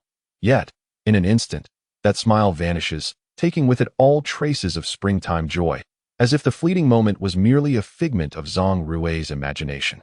Lowering his head, Zhang Rui resumed his work, his fingers caressing the pen as if it were not an inanimate object, but rather the delicate skin of a beloved. Xu Congyi's gaze swept across Zhang Rui's neck. Suddenly halting. It was no mere illusion. There hung a crystal bead strung with black thread, a gift he had once bestowed upon Zhang Min, thought lost, but now discovered in Zhang Rui's possession. How could he repay such kindness? No matter how generous his heart, it could not encompass such depths. Having completed most of his tasks, Zhang Rui's subordinates arrived punctually, bearing the documents he had reviewed, along with additional files requiring his attention. Zhang Rui instructed them to place the papers on the table, then removed his glasses, massaging his temples. To Yi City, Xu Congyi had no family or close acquaintances. His colleagues were merely co-workers, devoid of deeper connections. His sudden disappearance would likely prompt only casual speculation over tea and meals, perhaps that he had been taken in by a wealthy patron. Freeing him from the burden of work, no one would suspect he was under the control of another. His freedom effectively imprisoned. 15 days passed quietly and unremarkably, 3 of which slipped away in silence. Given the severity of his prior treatment, Xu Congyi's health had waned, and confined within the room, he refrained from initiating conversation with Zhang Rui, who himself was not one to engage in idle chatter. Most of the time, an unbreakable silence enveloped the space. Occasionally, Zhang Rui would compel Xu Congyi to speak, employing an unnameable method that left Xu Congyi with no retreat, prompting him to utter a few words. Though they lacked sincerity, confined within those walls, Xu Congyi's mental state gradually deteriorated, leading Zhang Rui to resolve to take him out for a breath of fresh air. Initially, he believed that keeping Xu Congyi confined was not entirely unfavorable. Yet this individual was different. He had taken residence in Zhang Rui's heart. Observing Xu Congyi's perpetual indifference, Zhang Rui understood his own greed. He longed to see him smile, to witness that smile directed at him. Though it was a vain hope, he could not help but harbor a yearning for it. He arranged for a luxurious suite at a resort hotel for the 5th day, finally leading Xu Congyi out. The gentle sunlight bathed their faces, prompting Xu Congyi to tilt his head and squint slightly, the early rays casting a soft halo around him, radiant and beautiful. A few steps behind, Zhang Rui gazed at Xu Congyi's profile. And as a smile began to bloom at the corners of his lips, he approached, wrapping his arms around him from behind and kissing the gently curved lips. Xu Congyi's calm eyes shifted to meet Zhang Rui's face, and they locked gazes, each seeing a reflection of the other within their eyes. It felt as though the entire world, the scenery, the people, and the sounds, faded into the background, leaving only the two of them in existence. In the gentle gaze of Zhang Rui, Xu Congyi raised his arm, his palm resting upon Zhang Rui's shoulder. He leaned back slightly, evading Zhang Rui's kiss. The smile tinged with the essence of spring lingered on his visage, his voice lifting with an evident mirth. "You like me?" This was not a question. The tone was resolute, merely stating a fact.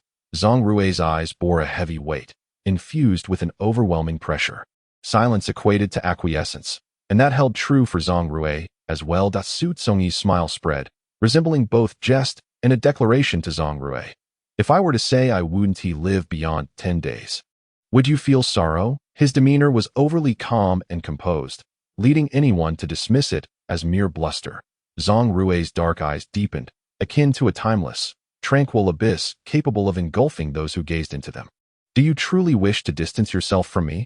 Given the threat of death, Zhang Rui seized Xu Congyi's arm, his grip tight enough to draw a furrow of pain across Xu Congyi's brow. Zhang Rui promptly eased his hold, striving to temper the emotions threatening to erupt. "Do you not believe me? Do you think I am deceiving you?" Su Congyi shook his head, his expression steeped in disappointment. Zhang Rui's tone sharpened. Do you think I should believe you? As you wish. In any case, soon enough, you will see. Su Congyi masked his disappointment, reverting to an air of indifference. A trembling subordinate interjected. Boss. The car is ready. The subtext was clear. It was time to depart. Zhang Rui glanced sideways, observing the subordinate's hunched shoulders and neck. He pulled Su Congyi along, half forcing him toward the vehicle parked by the roadside. Seated in the back of the car alongside Zhang Rui, with a suited man and Zhang Rui's subordinate in front, the interior was as silent as if a pin had dropped. Su Congyi reclined against the seat, his gaze directed out the window at the swiftly receding scenery, and in a corner hidden from Zhang Rui's view, his smile took on an intrigued quality. System. Ah, so you just told Zhang Rui that? Do you think he believed you? System. No, so, saying it or not makes no difference, does it? Its host was refreshingly genuine, unlike the others, leaving the system uncertain whether to feel pleased or discontent. System. It's apparent that Zhang Rui has truly fallen for you. When you eventually depart, I reckon he will lose his mind. After a hard-fought quest for a remedy to his emotional drought. Look, in less than a month, he faces loss once more. The system couldn't help but feel a twinge of sympathy for him. Madness would be splendid. Just the thought evokes great anticipation that he didn't seem like this before. At least he wouldn't witness another's suffering and feel joy in it. So, does this mean people can change?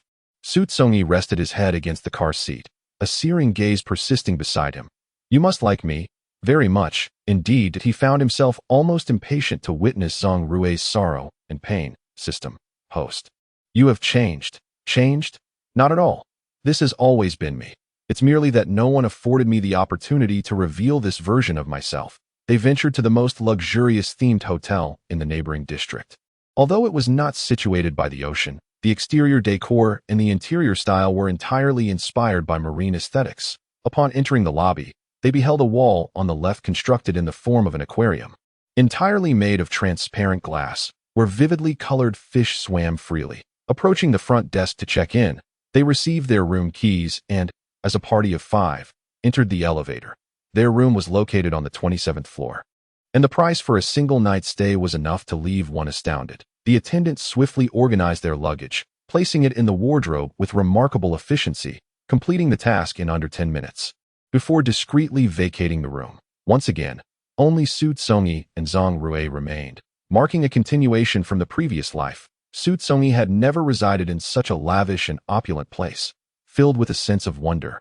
Su Congyi walked directly to the expansive floor-to-ceiling glass, where, grasping the door handle, he gently pulled to the right. The fierce wind from outside rushed in, tousling his hair and sending a chill down his neck, causing him to involuntarily shiver. Suddenly, a cool hand touched the nape of his neck, sending goosebumps across his skin as he instinctively recoiled, turning to find Zhang Rui's gaze filled with unmistakable conflict and rejection. Avoiding Zhang Rui, he edged toward the corner, but Zhang Rui's long legs swiftly closed the distance, blocking his path. With narrowed eyes, Su Congyi's lips were tightly pressed together. Su Congyi. Zhang Rui called his name in a low, resonant tone, imbued with deep affection. That Su Congyi's breath quickened as he perceived the rising tide of desire reflected in Zhang Rui's dark, enigmatic eyes. The room, though spacious, was dominated by a waterbed that occupied nearly half its area. Its implications clear. Zhang Rui had brought him here for more than mere sightseeing. He was not so naive as to think otherwise. With one arm resting against Su Congyi's side, Zhang Rui enveloped him in an embrace. Leaning down to kiss his lips, that Su Congyi swiftly dodged, and Zhang Rui's lips landed on his soft, short hair instead. Zhang Rui pursued, but Su Congyi evaded him once more, only for Zhang Rui to kiss his hair again. To prevent further evasion, Zhang Rui firmly grasped Su Congyi's jaw, eliminating any chance of escape, and this time, he genuinely pressed his lips against the long-desired softness and warmth. The kiss was tender yet fervent. A delicate exploration, as if treating a rare treasure with both caution and urgency. The sound of rippling water echoed from day into the distant night as the curtain of darkness descended. A knock at the door interrupted the moment, prompting a healthy, sun-kissed arm to emerge from beneath the icy blue sheets. This arm reached for the mobile phone on the bedside table, checking the time, which revealed it was already nearing 7 o'clock. Despite their arrival at the hotel just a few hours prior, as the covers were tossed aside, Zhang Rui's gaze fell, noticing that the room was stocked with lubricating ointments, indicating prior preparation for their activities. Though there was slight redness from vigorous friction, thankfully, it did not mirror the previous encounter, which had left its mark. Xu Congyi had succumbed to Zhang Rui's fervent advances. Fainting from the intensity, his eyelids firmly shut, while a single tear hung at the corner of his eye, glistening under the radiant light of the crystal chandelier above, captivating in its poignant beauty. Zhang Rui leaned forward, using the tip of his tongue to draw that drop of tear into his mouth, tasting a hint of bitterness. Zhang Rui was not one to be easily swayed. In the past, he had always conducted thorough investigations on the individuals who shared his bed, and he himself would routinely undergo medical checkups. From the gathered information, he knew that Xu Congyi was a person of integrity. Therefore, their interactions were exceedingly intimate, devoid of any barriers. Given that certain substances could be detrimental to the delicate intestinal lining, Zhang Rui embraced his partner and led him into the bathroom, filling a tub with warm water before stepping in with him. Unlike previous bed companions, who had always been left to their own devices, this was a first for him, and he did not feel that it contradicted his previous principles. This person was distinctly different. He had even made a decision. After this trip, he would take Xu Congyi abroad to a place where same-sex marriage was permitted. They resided in the hotel for 3 days, during which Xu Congyi spent a significant portion of his time in bed. There was a brief excursion to a hot spring located behind the hotel, but he was not alone. Zhang Rui was always at his side. The man, donning swim trunks that accentuated his perfect physique, swam through the spring water like a graceful merman, while Xu Congyi, dressed in long sleeves and trousers, bore visible marks left by Zhang Rui in various places, including his neck, with the weather slightly chilly.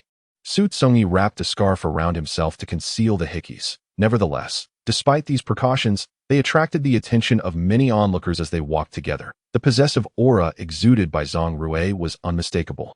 Anyone with eyes could make certain assumptions. Zhang Rui's looks could hardly be described as handsome. At best, he was merely clean-cut, rendering him incomparable to others. This led to a plethora of other speculations, with groups whispering among themselves, their voices low yet audible enough for Xu Congyi to hear clearly. They insinuated that he must have seduced Zhang Rui, speculating that his unremarkable appearance masked a particularly lascivious nature. And judging by his gait, they assumed he must have been thoroughly ravished. People often delight in interpreting others through a lens of malice, completely disregarding the potential harm they might inflict. Xu Congyi sat on a wooden bench by the hot spring, maintaining a respectful distance from those around him. Zhang Rui exhibited an intense possessiveness over him. Previously, when Xu Congyi had exchanged a few words with someone, Zhang Rui had glared the person away, treating Xu as his personal possession. This kind of affection was both pathological and twisted. Only those with a natural inclination towards masochism might find it tolerable, yet Xu Congyi had yet to cultivate such a preference. So, what is it that you truly wish to convey? The system's tone was somewhat awkward. In truth, he is quite pitiable, having developed deep feelings for you. Yet he is soon to confront the reality of losing you. Xu Congyi turned his gaze towards the man who was now ascending the steps, making his way towards him, his expression remaining indifferent. When did you become a pimp? The system seemed to be defending Zhang Rui, which puzzled Xu Congyi, as he thought the system was bound to him. The system's voice trembled slightly. Zhang Rui is very handsome. Beauty is justice, and it seems the system is a complete aesthetic snob. Albeit belatedly revealed, Xu Congyi chuckled. Then why didn't you choose a more attractive host from the start? It's different. There is simply no comparison. Excessive attractiveness tends to draw considerable attention, potentially distorting the intrinsic laws of the novel's universe. When selecting a host, various factors are taken into account. The system does not conceal the truth from Xu Congyi, who is not particularly invested in the outcome regarding appearances. The system's insinuation that he should treat Zhang Rui with more kindness is utterly implausible. After all, he once dated Zhang Rui's sister, only to find himself forcibly tethered to Zhang Rui. Should he suddenly adopt a cordial demeanor towards Zhang Rui, it would indeed shatter his carefully crafted persona. Zhang Rui's form is a cascade of water, with translucent droplets tracing down his chiseled chest, gliding past well-defined abdominal muscles, ultimately disappearing into the dark hem of his trousers. The magnificence lurking beneath his underwear, even in its quietude, is quite impressive. When it stands erect, it becomes even more jaw-dropping, an utterly inhuman dimension. This man, tall and robust, with long limbs and an exquisite physique. Surpasses even the male stars gracing magazine covers, devoid of any pretentious posturing.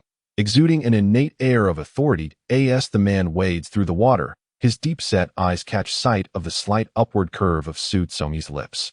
What could he be contemplating? Why the cheerful smile?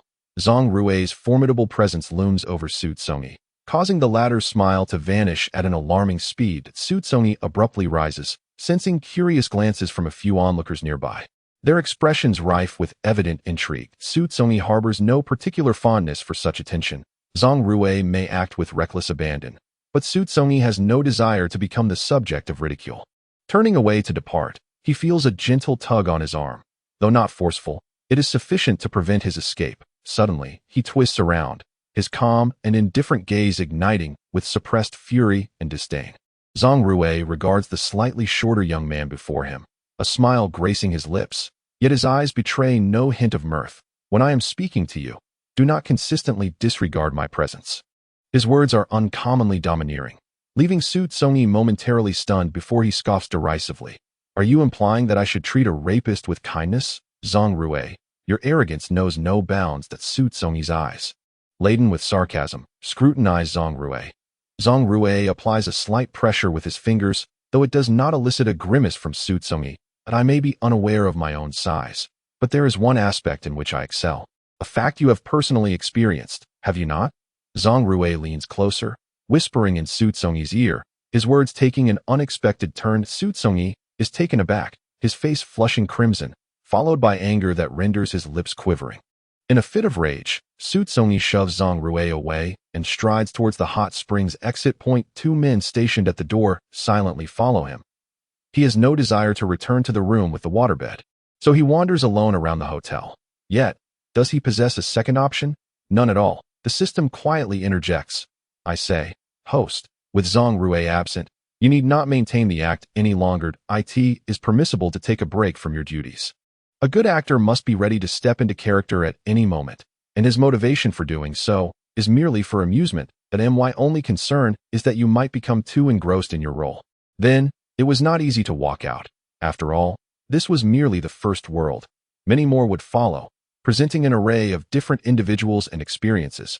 Your concerns are rather superfluous. Imagine a cold-hearted person. Who could they possibly care for?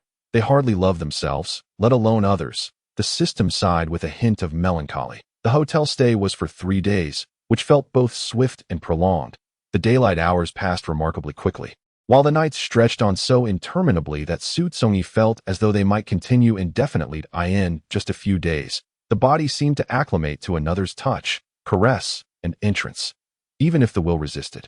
The body gradually yielded. Subsequently, Zhang Rui took Xu Congyi out to sea, accompanied by 2 bodyguards, spending a full 6 days aboard the ship. This meant that only 1 day remained before Xu Congyi's departure.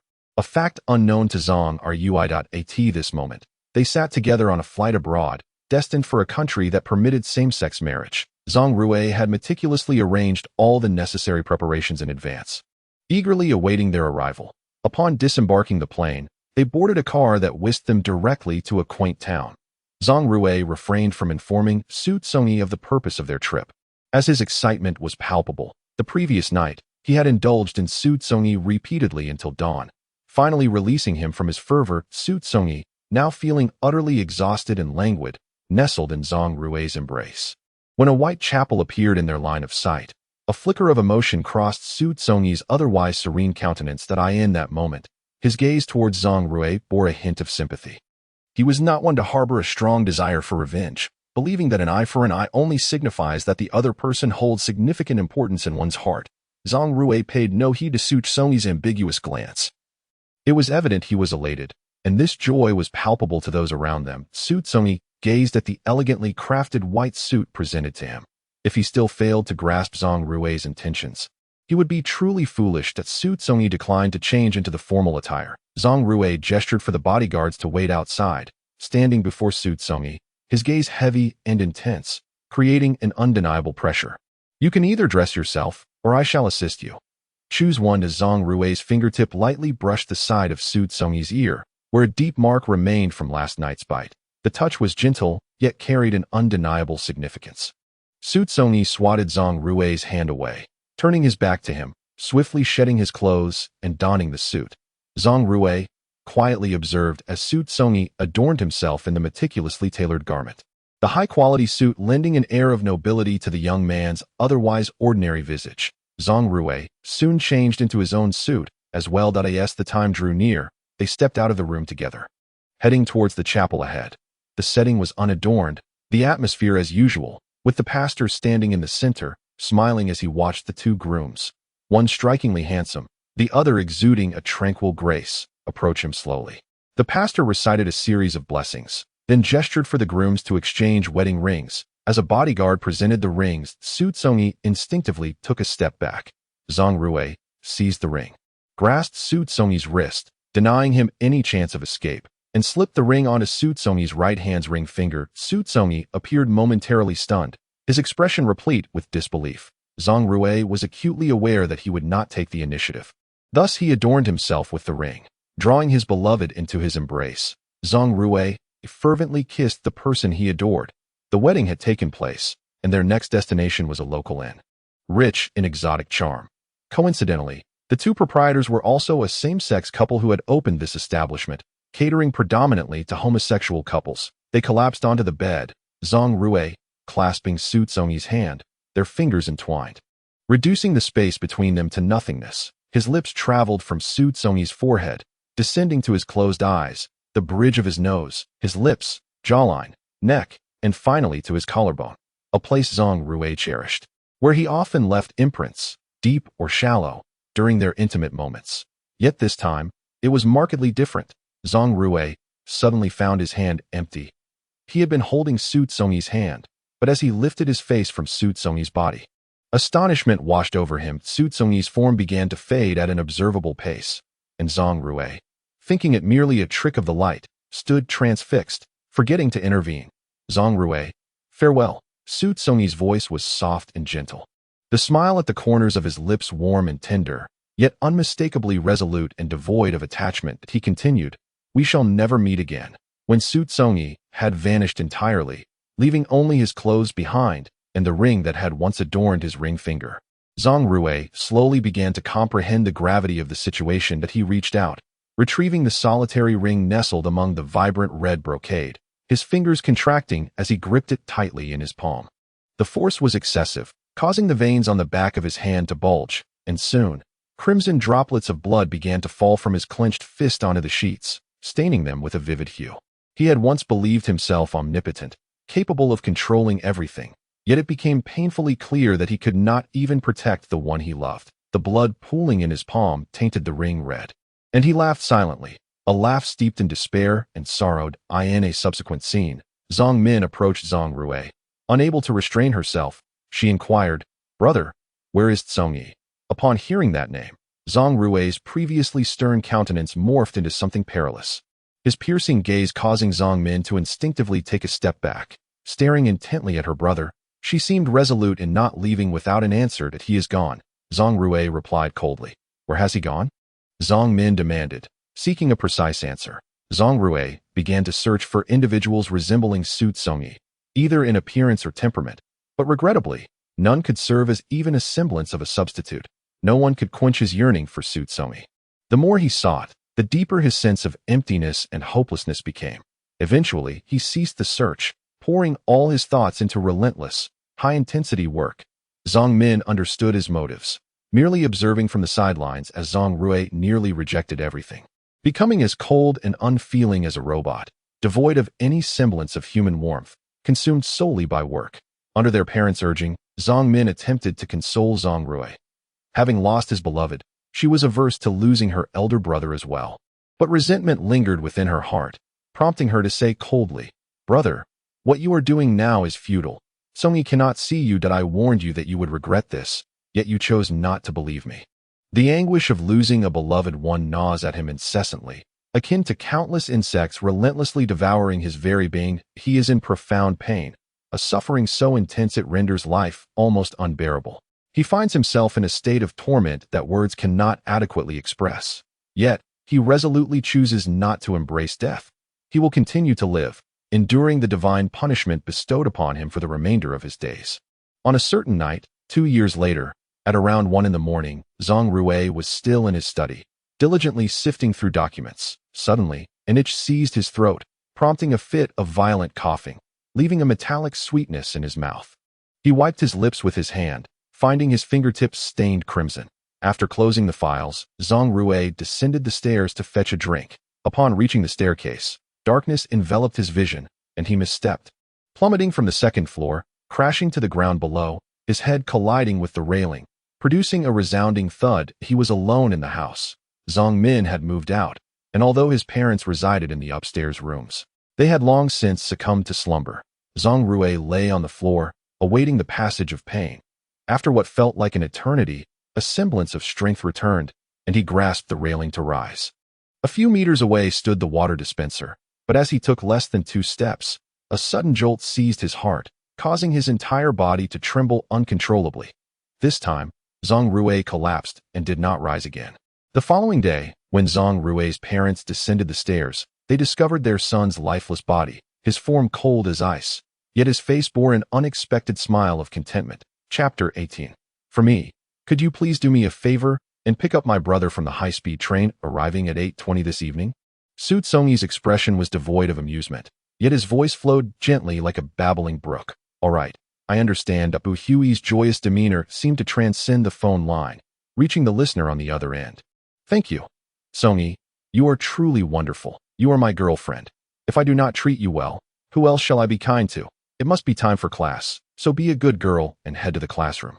Xu Congyi said softly, Remember to text me after you pick up my brother. I'll hang up now. Goodbye. The indifferent, mechanical, busy tone echoed in her ear. Once Xu Congyi ended the call, his arm fell naturally to his side.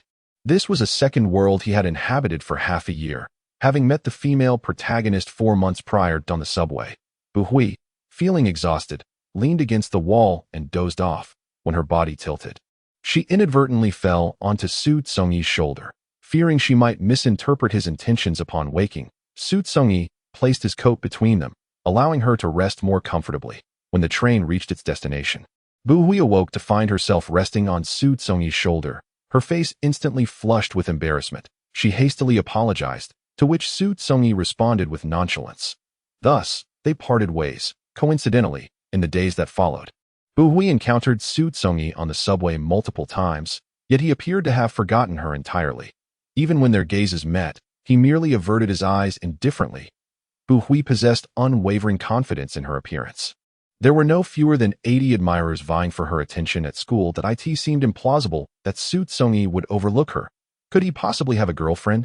Bu Hui discreetly examined Xu Congyi's fingers, but saw no ring adorning them. For reasons unknown, after that day passed, Bu Hui found herself frequently reminiscing about the young man, even during class, when she would occasionally drift into a reverie. Her roommate, noticing her distraction, inquired whether she had developed an affection for someone. Bu Hui promptly denied it. However, upon encountering Xu Congyi once more, her roommate's words unexpectedly resurfaced in her mind that it didn't take long for Bu Hui to recognize. Amidst her various peculiarities, that she had indeed developed feelings for this young man, whose appearance was unremarkable yet radiated a gentle and pristine aura. Despite her own striking beauty, she found herself less concerned with outward appearances when observing others. Xu Congyi, with his understated elegance, seemed to exist in stark contrast to the bustling city and its throngs of people. Xu Congyi worked as a designer at an advertising firm, enjoying a relatively flexible schedule as long as he delivered his designs on time. After solidifying their relationship, he proactively applied for a supplementary card linked to his salary account, gifting it to Bu Hui, encouraging her to indulge in whatever she desired. Being a local, unlike Bu Hui, who had come solely for her studies, he had several properties due to a family relocation, rendering financial considerations trivial for him. Bu Hui pursued her graduate studies. Her unexpected relationship with such an exceptional young man drew envy from her peers. Her younger brother, Bulin, was currently in his senior year with minimal coursework, leading him to seek internships early. However, lacking accommodation, Bu Hui arranged for him to temporarily stay with Xu Congyi, who had an available room. Xu Congyi drove swiftly towards the train station. System. The female lead currently harbors an affection value of 85 towards you. Not particularly high, Xu Congyi mused, tapping the steering wheel, given the multitude of suitors vying for her attention. This figure was rather commendable. Upon reaching an intersection, he halted at a red light that a lower affection value could be advantageous, allowing for a gradual pursuit, in a previous life. Such values surged rapidly, but could plummet just as swiftly due to unforeseen events. Reflecting on his past, Xu Congyi felt the necessity to clarify one matter. It was not his fault for being overly cautious. Transitioning from merely pursuing the female lead to becoming a significant figure in her life, especially as a male in a same-sex context, created a considerable disparity. The distinction between genders mattered little. He simply wished to avoid any futile endeavors.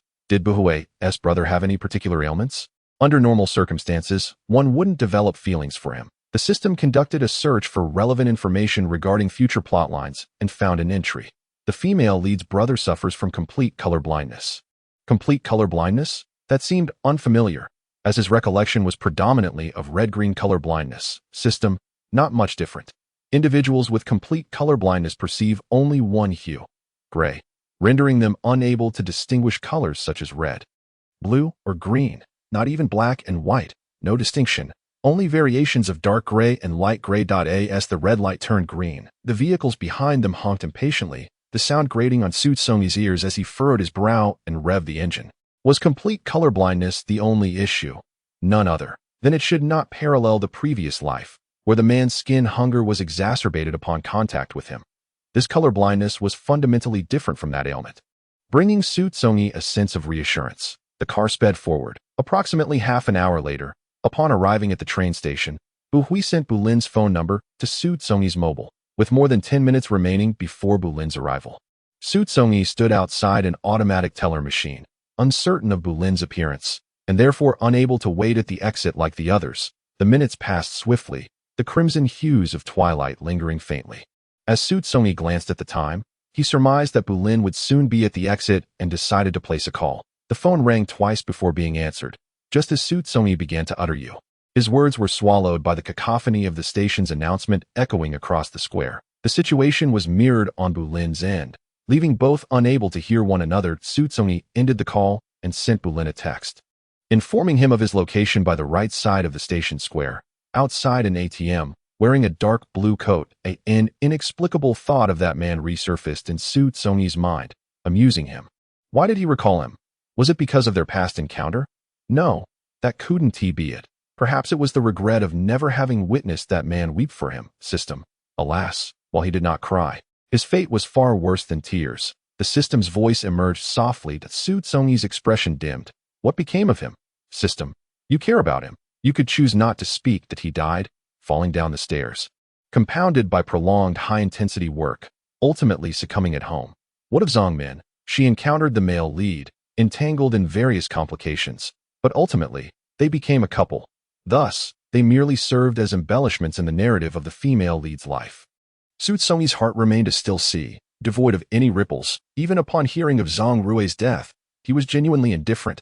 Outwardly, he appeared gentle and easy to approach, yet in truth, he was cold to the extreme, resolute to the utmost. The departing travelers had mostly vacated the area, and Xu Congyi searched the crowd with his gaze, surprisingly noting that no one seemed to be looking in his direction. Surely, he hadn't lost the person? As the announcements paused, Xu Congyi dialed the number once more, and the ringing resonated from two locations. One was his phone, the other was nearby. Xu Congyi answered the call and turned towards the source of the sound.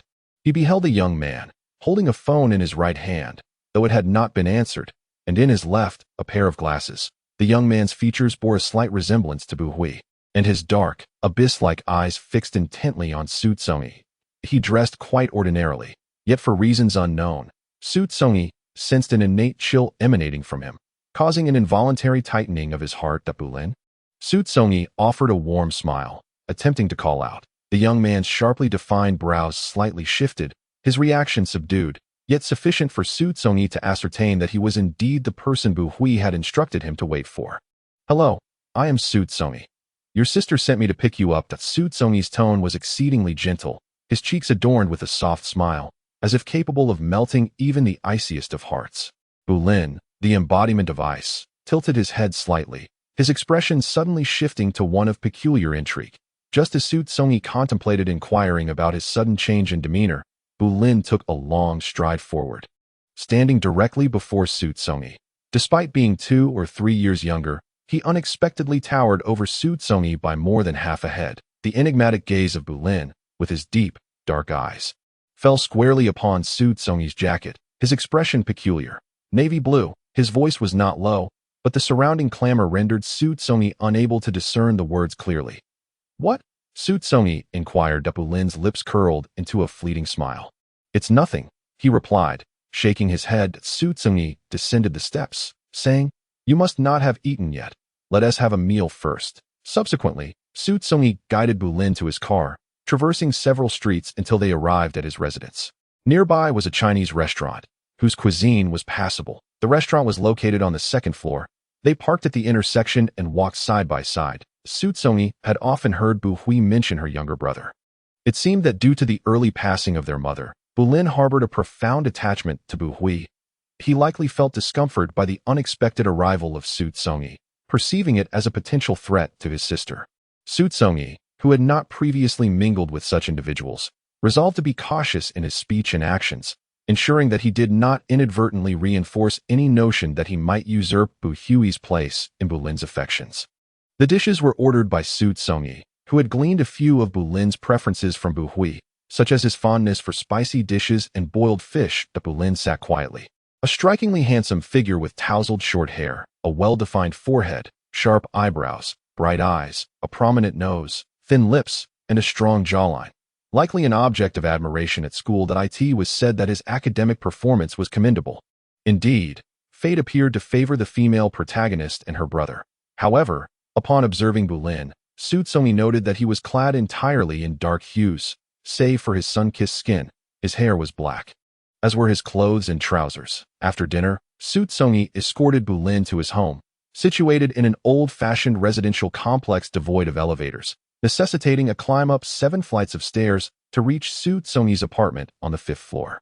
Compared to newer developments, this place, though somewhat aged, did not present a facade of coldness with its concrete and steel. It offered a sense of familiarity, where neighbors might live for a year or 2 or even 10 or 20, without knowing one another's surnames. Xu Congyi's room was still a 2-bedroom unit, though he occupied only 1 room.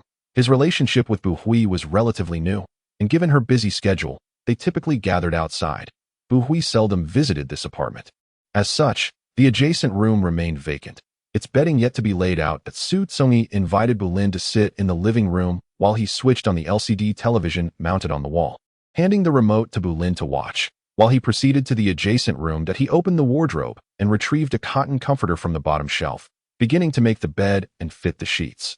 Such tasks were usually undertaken by Xu Congyi alone, and he worked with remarkable speed and dexterity. In no time, he had arranged the sheets and fitted the pillowcases, 2 for the 1.8-meter wide bed, which appeared somewhat unbalanced with just 1 pillow placed separately. After neatly laying the pillowcases, Xu Congyi took the comforter and began to insert it into the duvet cover. This required a bit of skill. He folded the thick comforter in half before sliding it into the cover. Glancing up momentarily, he noticed a figure leaning against the doorframe, an indifferent young man, his expression cold and distant, his lips pressed together. His dark gaze fixated on the comforter in Xu Congyi's hands. Xu Congyi felt a slight confusion. After all, he was merely putting on a duvet cover, nothing particularly remarkable. Paying little heed to Bulin, he stuffed the folded cotton filling into the cover, aligning each corner with the 4 corners of the sheet, gripping 2 of the corners tightly and shaking the quilt vigorously. The cotton, enveloped within the sheet, gradually spread out with each shake. Turning towards the other side of the bed, Xu Congyi employed the same method to jolt the quilt. The cover was nearly secured, and he smoothed out the creases. With a gentle smile, Xu Congyi then turned his head to Bulin, who had not diverted his gaze, and said, "All done." As Xu Congyi exited the room, he brushed past Bulin. The television in the living room was still on, tuned to the same channel. Not one for television. Perhaps he preferred the computer? The time was nearing 10 o'clock, and he himself felt no inclination for sleep at such an early hour. Bulin, being 2 or 3 years younger, was likely not to retire before midnight. Bulin remained standing by the door, his posture remarkably erect, akin to a straightened pole. He shook his head silently in response. Unexpectedly, he was somewhat difficult to approach, causing Xu Congyi's smile to wane slightly. Just as Xu Congyi opened his mouth to inform him that he was going to take a shower and that Bulin could make himself comfortable, the latter suddenly moved towards him. The young man was tall, with deep-set eyes, When he fixed his gaze upon Xu Congyi with such calm intensity, it imparted an unsettling sense of pressure and intimidation. Xu Congyi felt a twinge of wariness. What color is the floral pattern on the sheet? The abrupt inquiry, seemingly out of nowhere, left Xu Congyi momentarily taken aback, his mouth agape in surprise that Bulin's pupils constricted for an instant. Sky blue, Xu Congyi replied. His tone relatively flat, Bulin's gaze dropped to Xu Congyi's outer garment, and his eyes flickered. Is it the same color as your clothes? Both blue. Certainly. They were different. One dark blue. The other sky blued. Xu Congyi gazed upon Bulin's handsome features. He was reminded of what the system had informed him not long ago. This individual was completely colorblind, his world devoid of any hue save for shades of gray. Xu Congyi nodded in affirmation. Bulin's expression softened instantly, a barely perceptible smile gracing his lips. The frigid air surrounding him dissipated. He was inherently a strikingly handsome man. That smile seemed to herald the arrival of spring, melting the ice and rendering the world a more beautiful place. Xu Congyi mused that if a woman were standing here, she would likely fall for this perfect smile at once. The bathroom is over here, Xu Congyi said, raising his arm slightly and pointing to his right. Would you like to go first? Bulin shook his head again. You go ahead, brother. It appeared that with that fleeting smile, Bulin himself had become more at ease. The chill in his voice noticeably diminished. Xu Congyi was curious about the sudden shift, but did not delve into its origins. He retrieved a set of pajamas from his bedroom and headed straight for the bathroom. The bathroom door was firmly shut, and soon the sound of running water could be heard from within. Bulin stood silently in the living room for a moment before suddenly turning to the room where the bed had just been made.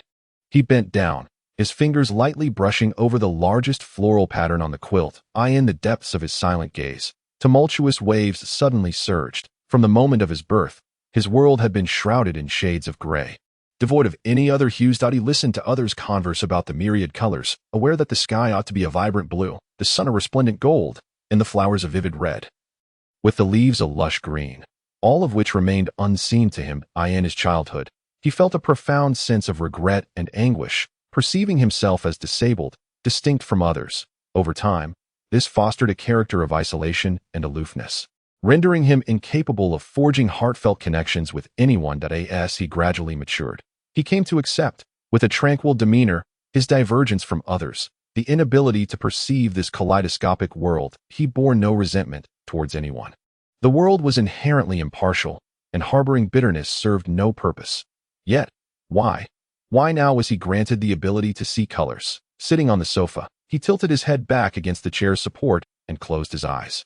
An overwhelming vision struck him as he shut his eyes. He beheld dazzling colors. When he emerged from the station's exit, a mere casual glance unveiled, amidst the sea of humanity, a solitary figure standing quietly on the steps. The entire world seemed to recede for him. Clad in deep hues that starkly contrasted with the surrounding gray, he saw the man's hair, an absence of color he had not encountered since closing his eyes. Black. Pure black. The sky was a muted gray, and everything around him was similarly drab. Yet the man radiated an inexplicable crimson halo, illuminated by the brilliant light of the dawn, captivating and unparalleled, resonating with the very essence of Bulin's soul. It was red, akin to the color of the man's lips, and Bulin gazed at him until he received a call on his phone. Bulin had never realized that such a unique individual existed in this world. One so distinct and extraordinary that he could perceive the myriad colors adorning the man, as well as those of the objects he touched, such as his phone. Suddenly, Bulin opened his eyes wide, raising his hand before him. Palm open, silently observing the world through the spaces between his fingers. The once familiar grayness became suddenly difficult to bear. It was as if, by mere chance, he had glimpsed, smelled, and touched the most exquisite and lavish banquet of the world, laid out before him without any defense. Though it bore a label of belonging to another, that individual had yet to partake, and Bulin instinctively clenched his fist. He had always been selfish. Therefore, he could not be blamed. Xu Congyi emerged from the bathroom, clad in pajamas, his hair damp from washing. Droplets trickled down the ends, some cascading along his jaw into the elegant curve of his neck. With two buttons of his collar undone, the contours of his well-defined collarbone were evident, and those droplets fell artfully into the hollow of his collarbone. Having just bathed, his cheeks bore a subtle flush from the warm steam. Holding a towel, he dried his hair as he passed through the living room, heading towards the bedroom to retrieve a hairdryer. With each step, Bulin's gaze trailed him from the sofa, the depths of his dark eyes revealing an inscrutable meaning that Xu Congyi could not decipher. As for Bulin, just like Song Rue, there was little to be said about him. The parameters of his existence filled in by the laws of the world. Xu Congyi endeavored to avoid any physical contact with Bulin. He entered the bedroom and removed the towel from his head, opting not to blow-dry his hair immediately. Instead, he sought out a set of pajamas that had seen little wear and stepped outside to present them to Bulin. "If you don't have any sleepwear, you can wear this set after your shower," Xu Congyi remarked. Bulin cast his gaze downward at the pajamas, which, due to Xu Congyi's grip, were no longer just a monotonous gray, but now bore hints of other colors. The precise shades eluded him, yet he felt an unusual excitement within, one he struggled to contain as he reached out to take the pajamas, deliberately avoiding any contact with Xu Congyi's hand. Xu Congyi narrowed his eyes, sensing that Bulin was suppressing something. Bulin quickly rose and hurried to the bathroom, his back appearing somewhat rushed. Suddenly, the phone left in the bedroom rang, and Xu Congyi entered to answer it. It was Bu Hui calling. Upon receiving Bulin, Xu Congyi had sent a text to Bu Hui, informing her that he was in the car taking a shower. Is his phone not reachable? Perhaps it's out of battery. I'll ask him later. Alternatively, you could try calling again in about 10 minutes. I'm quite exhausted today and need to sleep. I'm utterly worn out. Please tell Bulin that I'll come by tomorrow at noon. On the other end, Bu Hui yawned, her voice lacking vigor. Xu Congyi exchanged a few words of concern, and once Bu Hui ended the call, he lowered the phone from his ear. Bulin showered swiftly, so much so that Xu Congyi doubted whether he had actually washed at all. Xiao Hui just called. It's a bit late today. She'll come by tomorrow. It seems your phone isn't working. Is it turned off? Xu Congyi inquired. Bulin, having not washed his hair, but merely wiped it with a damp cloth, picked up the phone resting on the coffee table and pressed a couple of buttons, confirming that it had indeed shut off due to low battery. Chapter 20. Though it was autumn, the weather remained mild. Bulin brought along a small suitcase containing a few changes of clothes. As he organized his garments in the bedroom, the sound of a hairdryer hummed from the adjacent room. Bulin's dark eyes mechanically shifted to the right, fixating on the dreary wall. His pupils suddenly constricted, his gaze sharp as a blade, seemingly capable of piercing through the substantial barrier to see the individual on the other side. The hairdryer did not run for long. Within a few minutes, it ceased its operation. Bulin retrieved all his belongings and placed them in their respective spots. The wardrobe in the room was modest. Aside from some thick bedding stored below, the upper shelves were mostly vacant. He selected an empty space on the right and placed his clothes inside. Once Xu Congyi had dried his hair, he approached the door, rapped lightly on it twice to capture Bulin's attention, and warmly smiled as he said, "You probably didn't bring a toothbrush. Let me soak one in hot water for you." Bulin glanced at Xu Congyi's arm and noticed he held an unopened toothbrush, seemingly blue in color, though the shades varied slightly. "Light blue?" Bulin replied casually. Xu Congyi paused for a moment, realizing Bulin was referring to the toothbrush's color. "Yes, light blue. You can distinguish colors. Aren't you supposed to be completely colorblind? Theoretically, you shouldn't be able to perceive colors at all." Bulin emerged from the room, stopping approximately half a meter in front of Xu Congyi. He reached out and took the toothbrush from Xu Congyi's hand. The moment the toothbrush departed from Xu Congyi's fingertips, its hue instantaneously shifted from a pale blue to a soft gray. Bulin's gaze lowered, a coldness settling upon his handsome visage as his eyes lingered on the toothbrush. After a silence of 2 or 3 seconds, Bulin lifted his head and smiled faintly. "I can't see it clearly. It's just a mass of gray, that's my guess." Bulin's eyes, profound and inscrutable, met Xu Congyi's gaze without revealing any traces of deceit. Xu Congyi couldn't help but feel he was overly cautious, as if bitten by a snake and now fearful of ropes. The system had indicated that Bulin was completely colorblind, suggesting he had no reason to deceive him. Xu Congyi acknowledged with a soft "oh," turning to fetch a clean glass from the cabinet. He filled it with hot water from the dispenser and unwrapped the toothbrush, submerging it within. As time passed between these actions, it was nearly 10:30. Still lacking in drowsiness, Xu Congyi settled in the living room with a remote in hand, selecting a film of approximately 100 minutes to watch before retiring for the night. The film was a foreign drama, featuring actors he did not recognize. Time slipped away swiftly, and before he knew it, it was nearly 11 o'clock. Xu Congyi's full attention was absorbed by the movie, leaving little room for thoughts of Bulin. Bulin had brushed his teeth and seemed to be conversing with someone inside his room, though Xu Congyi could only catch a few indistinct phrases. As the film concluded, a wave of sleepiness washed over Xu Congyi. He turned off the television and headed to the bathroom. Upon reaching the door, he noticed it was firmly closed with the light on inside. While the door to Bulin's room was ajar, Xu Congyi stepped aside, waiting in silence. The quiet within the bathroom was palpable, prompting him to summon the system. The system, being in standby mode, was roused by Xu Congyi's call. "Is there a situation?" he inquired. "No." The system replied. "Oh, why is it just you? Where's Bulin?" "In there," Xu Congyi responded.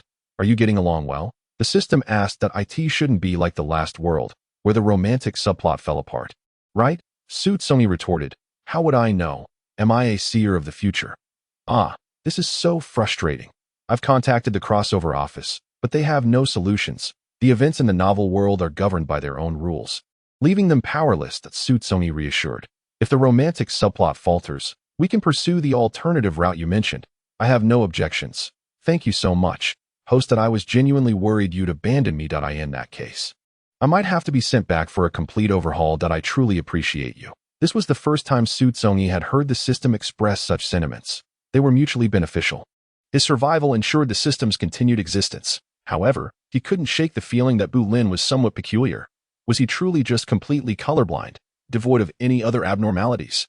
It felt unsettling how Bulin often gazed at him, as if he were something other than human. Despite his utterly unremarkable appearance, there's nothing unusual. He merely cannot distinguish colors. The system reassured. If you are uncomfortable with him, maintain a certain distance. Characters like Zhang Rui are likely to be rare. This was the system's first mission, and its proficiency in the task was still developing. Xu Congyi leaned against the dining table, the unfolding narrative shrouded in uncertainty. Perhaps it was best to proceed cautiously. Step by step, the sound of a door lock turning resonated, and Bulin emerged from within.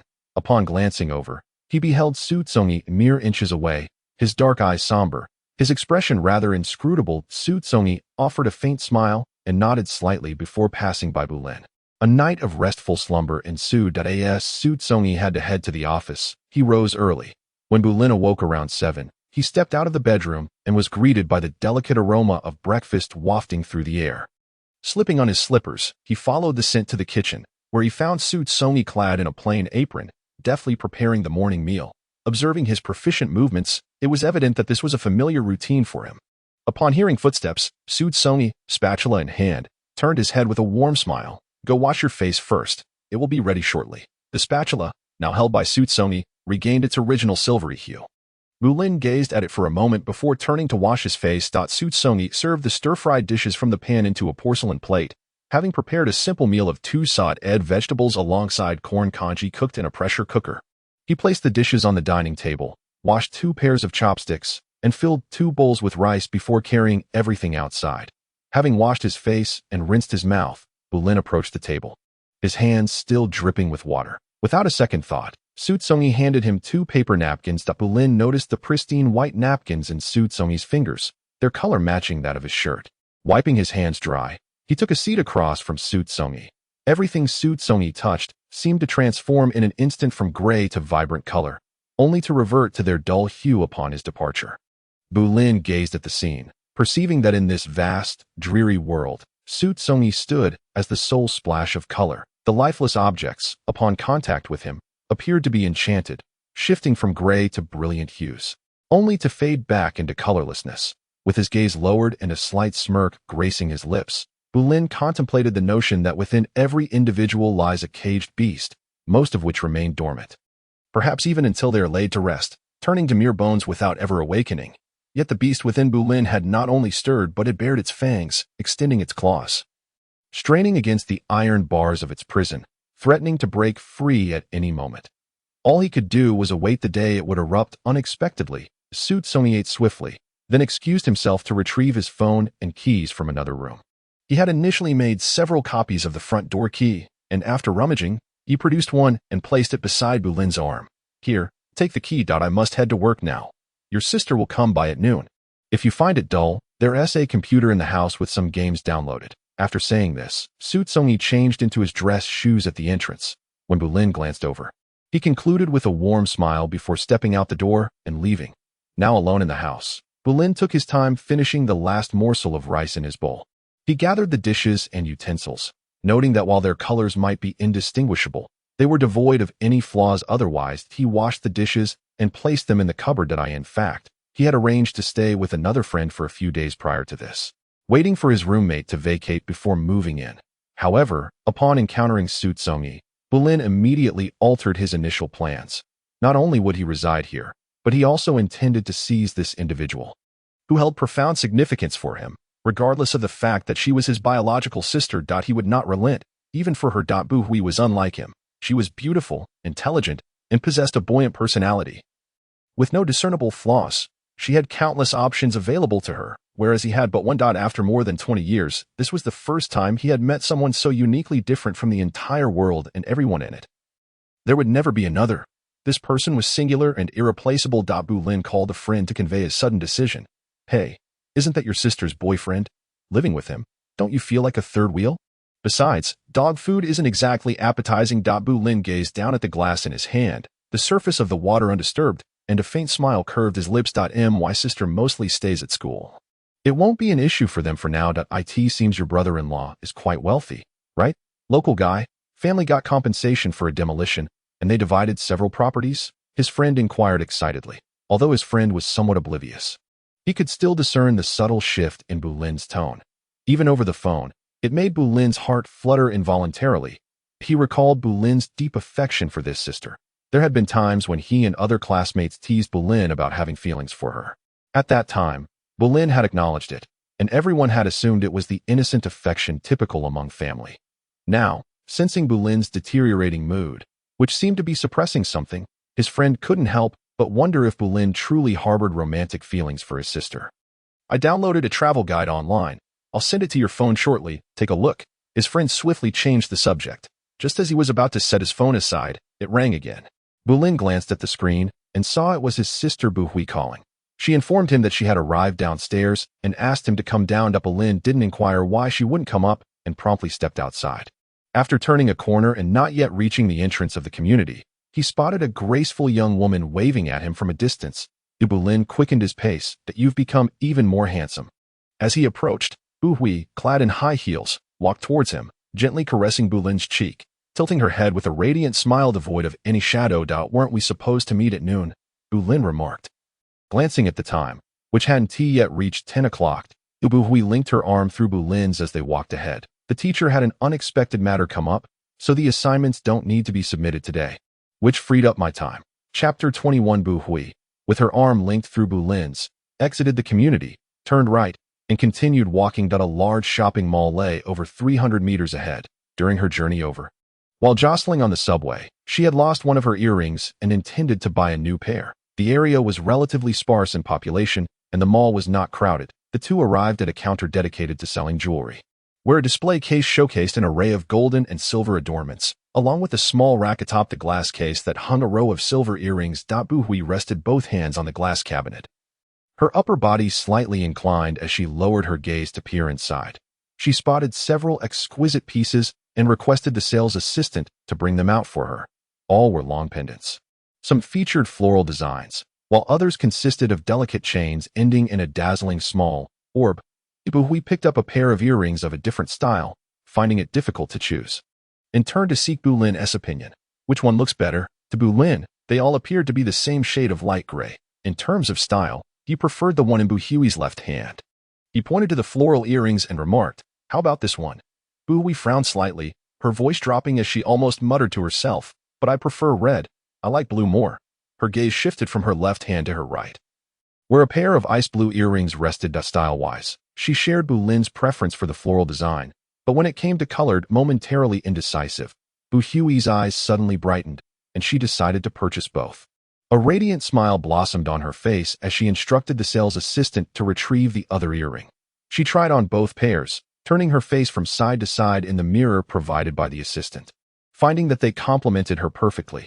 After removing the earrings, she donned the ice blue pair, while signaling the assistant to package the red ones. She lowered her head to retrieve a card from her handbag. The assistant, after wrapping the earrings, took the card, entered the amount, swiped it, and handed the printed bill to Bu Hui, who signed her name, Xu Congyi. Bulin casually glanced at the total on the bill, realizing it was nearly equivalent to half a month's living expenses for him. Upon seeing Bu Hui's signature, he immediately recognized that this card belonged to Xu Congyi, given Bu Hui's usual spending habits. It was improbable that she would purchase such expensive items without a moment's hesitation. Watching the joyful smile on Bu Hui's face, Bu Lin felt a twinge of discomfort, though it seemed this unease stemmed not solely from the fact that her happiness was not his doing, but from something deeper. Together, they formed a strikingly beautiful tableau, drawing envious glances from onlookers. Women wished to have a boyfriend like Bu Lin, while men hoped their girlfriends could possess Bu Hui's allure. Both were acutely aware of their own appearances and accepted the attention with a nonchalant grace. Bu Hui, lacking culinary skills, chose a restaurant for their meal. During dinner, Bu Lin suddenly announced, "I found a job." "You did? So soon?" Bu Hui was quite taken aback. "Many companies come to campus for recruitment. I've received offers from 4 publicly listed companies." Bu Lin replied coolly, his tone as composed as his demeanor. Bu Hui paused her chopsticks, her face lighting up with a warm smile. Before Bu Lin's arrival, she had expressed concern to Xu Congyi about his job prospects, fearing he might struggle to find a suitable position. Little did she know he had already secured one. In truth, she had worried unnecessarily. Bu Lin had always been exceptional, with a knack for planning his endeavors. Given his capabilities, finding a satisfying job should indeed be effortless for him. "Ah, that is wonderful. Now that your job is settled, what do you plan to do next?" Bu Hui promptly inquired. "Well, once I start working, I suppose there will be less time for such things. The place of residence is still at the abode of Ige, who typically finds himself unburdened by work, faring better than I in that regard, especially as my own schedule has recently become rather constrained." Bu Hui turned to Bu Lin, whose striking visage remained perpetually aloof. She had long grown accustomed to his emotional detachment and maintained a constant smile. For her brother, who suffered from complete color blindness, Bu Hui never perceived him as different from any ordinary individual. Yet, on certain occasions, a sense of regret would linger. Such an exceptional person, afflicted with an ailment that could never be remedied, his world, devoid of vibrancy, was a monotonous expanse of gray, void of any other hues. Were it within her power, Bu Hui would willingly exchange one of her eyes for Bu Lin's. She had discreetly inquired at a hospital, only to learn that even a transplant would not alleviate the condition of total color blindness. After their meal, as Bu Lin had made plans to meet a friend, Bu Hui parted ways with him outside the restaurant. Though she was his sister, she refrained from interfering in many aspects of his life. Bu Lin consulted his phone for directions, took the bus, and then transferred to the subway, arriving at the designated location a little over an hour later. His friend, Yang Feng, arrived a few minutes early and, upon seeing Bu Lin emerge from the subway station, waved his arms vigorously. Although Bu Lin stood still, everything within his vision appeared uniformly colored, rendering it impossible to discern beauty from ugliness, thus failing to pique his interest. Yang Feng, having selected 5 bracelets and preparing to pay the vendor, noticed Bu Lin's lack of enthusiasm and pulled him closer. "Choose one for your sister. What color does she prefer?" he inquired. Bu Lin glanced around the bracelets and asked, "Do you have any in blue?" Yang Feng quickly rummaged through the stall and found 3 that he deemed relatively attractive. Bu Lin could only distinguish the styles and chose the one in the middle. As Yang Feng attempted to pay for them, Bu Lin intervened. The two continued their stroll, stopping intermittently. Yang Feng was effervescent, actively initiating conversations, while Bu Lin occasionally contributed a few words. By 6 in the evening, they stumbled upon a noodle shop by the roadside and had a simple meal. Being from the north, Yang Feng had a particular fondness for noodle dishes, whereas Bu Lin was indifferent, content with whatever was available. After disembarking the subway and boarding the bus, Bu Lin's phone rang. 20 minutes, he informed. "Then we'll prepare the meal and wait for you." Bu Hui replied on the other end. Bu Lin hung up, grasping the overhead strap as the gray scenery outside the bus window whizzed past, a faint smile creeping onto his lips. Dining out was inconsequential to him, yet Bu Hui had expressed her weariness of the cafeteria food at school, having grown tired of it, and wished for a meal prepared by Xu Congyi. Consequently, Xu Congyi hurried to the supermarket after work to procure ingredients and swiftly drove home. Bu Hui had spent her afternoon with Xu Congyi, watching several films, and the time had flown by. Clad in an apron, Xu Congyi busied himself in the kitchen while Bu Hui assisted, though her help often amounted to little more than observing. With the soup prepared, only one dish remained to be stir-fried. Estimating that Bu Lin would arrive shortly, Xu Congyi poured cooking oil into the pan to heat it. "There's too much smoke here. You should go to the living room," he advised Bu Hui. She shook her head with a smile. "I won't. I prefer to watch you here." Xu Congyi found herself at a loss regarding Bu Hui. Having no choice but to acquiesce to her whims, it's still merely an 85 system. Indeed, IT presents quite a challenge to navigate. System. Perhaps it is simply too mundane. The trifles of daily life, such as rice, oil, and salt, do little to foster the warmth of affection. Then let us stoke the flames. System, how shall we ignite them? We shall await the opportune moment. The sound of the rain should in the kitchen was quite loud, nearly drowning out the knocking at the door from outside. Bulin knocked several times, yet no one came to answer. With a frosty expression, he gazed at the firmly shut door and called Bu Hui. The phone rested on the dining table outside the kitchen, and its ringing was audible to both Bu Hui and Xu Congyi. Bu Hui approached to answer the call, and, upon hearing Bulin announce his arrival, pushed open the door. Bulin's demeanor was cool and aloof, his lips pressed together, betraying no discernible emotion. Bu Hui smiled brightly, pulled out a chair from the adjacent dining table, and gestured for Bulin to sit there, saying, "Just one more dish, and we shall be ready to..." No sooner had she spoken than Xu Congyi, clad in an apron, emerged from the kitchen bearing a steaming plate of stir-fried meat with red peppers and a hint of bean paste.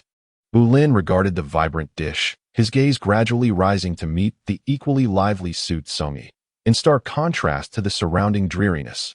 She was not merely gray, but imbued with her most authentic hues.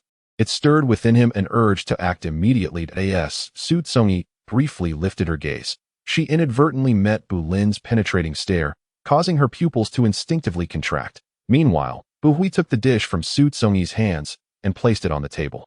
The bowls and chopsticks had long been set, and Xu Congyi seated herself in the empty spot to Bu Hui's left. Bulin sat diagonally across from her, and Bu Hui offered him a piece of meat, remarking, "Do try Xu Congyi's cooking.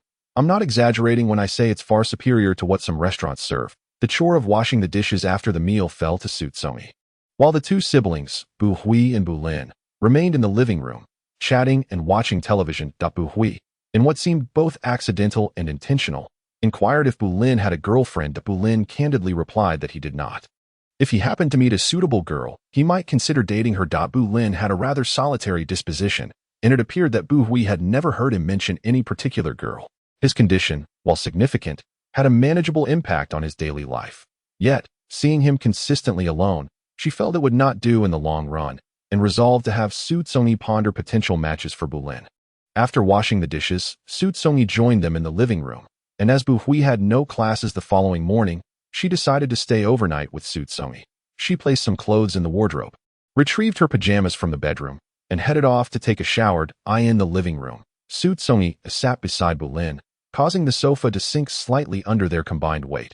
His presence allowed Bulin to discern the sofa's true color, a gray adorned with subtle patterns. Bulin let one hand hang loosely by his side, his palm clenched, the objects within gradually warming from his touch.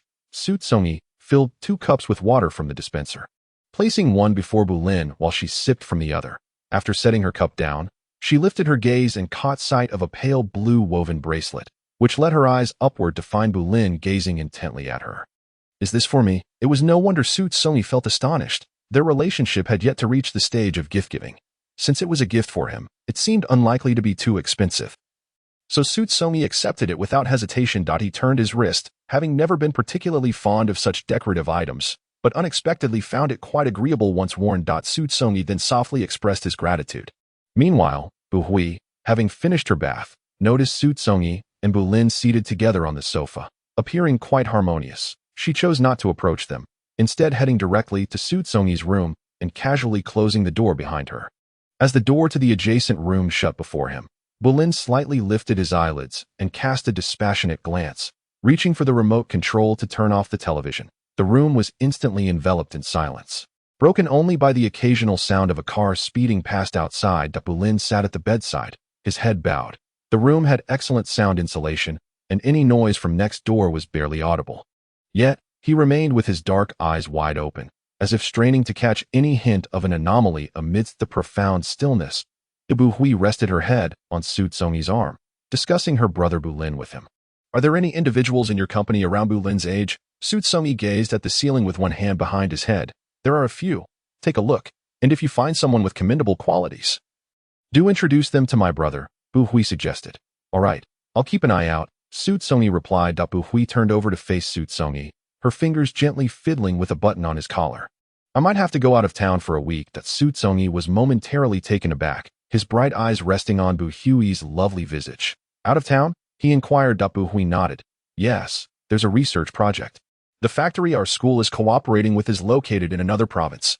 Unfortunately, our entire major has to attend. If we don't obtain that credit, we won't graduate. When will you leave? The day after tomorrow morning. You make it sound so formal. It gives me the impression that I'm not your boyfriend. Xu Congyi feigned indignation. Upon hearing this, Bu Hui immediately propped herself up on her arms and leaned onto Xu Congyi, her cheeks flushing with a shy crimson. Clearly, it's you that I was the one being proactive. It's you that Bu Hui trailed off. Her face aglow with embarrassment, Xu Congyi wrapped her in his embrace, kissing her hair. How about on our wedding day? Bu Hui felt she had been sufficiently conservative, yet was surprised to find Xu Congyi even more traditional than herself. Surely, there couldn't be any aspect in which he was lacking. What on earth am I even thinking about? Bu Hui closed her eyes, attempting to hypnotize herself into a swift slumber. System 88, increased by 3 points. Host, keep it up. The dawn of victory is about to shine upon us. You seem quite excited? System, because everything is currently normal, and no one is causing any disturbances. Is that truly the case? Xu Congyi was not as optimistic as the system. His gaze shifted to the woven bracelet on his wrist. He had an unfavorable impression of Bulin, always feeling that something unforeseen might occur. System, oh, don't overthink it. The previous world was merely an accident. It's impossible for there to be another Zhang Rue. I think Bulin is fairly decent. Although he enjoys staring at you, he hasn't made any unwelcome advances. Rest assured, this romantic storyline will undoubtedly progress smoothly. Let us hope so. Xu Congyi could only maintain such thoughts.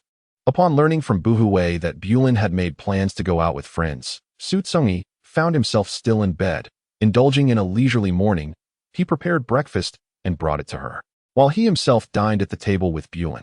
Afterward, Xu Congyi drove Bulin to the subway station before heading off to work. Once he ended a phone call, he wiped his hands on his apron and settled in the living room, waiting for Bulin. The system informed him that Bulin was dining with friends, which struck him as peculiar. Why hadn't she mentioned it? Xu Congyi shook his head, pondering whether he really cooked well enough for her to be so indifferent. As he ambled towards the kitchen, he caught sight of Bulin entering the foyer and nodded slightly. Please sit for a moment. I still have one dish to prepare.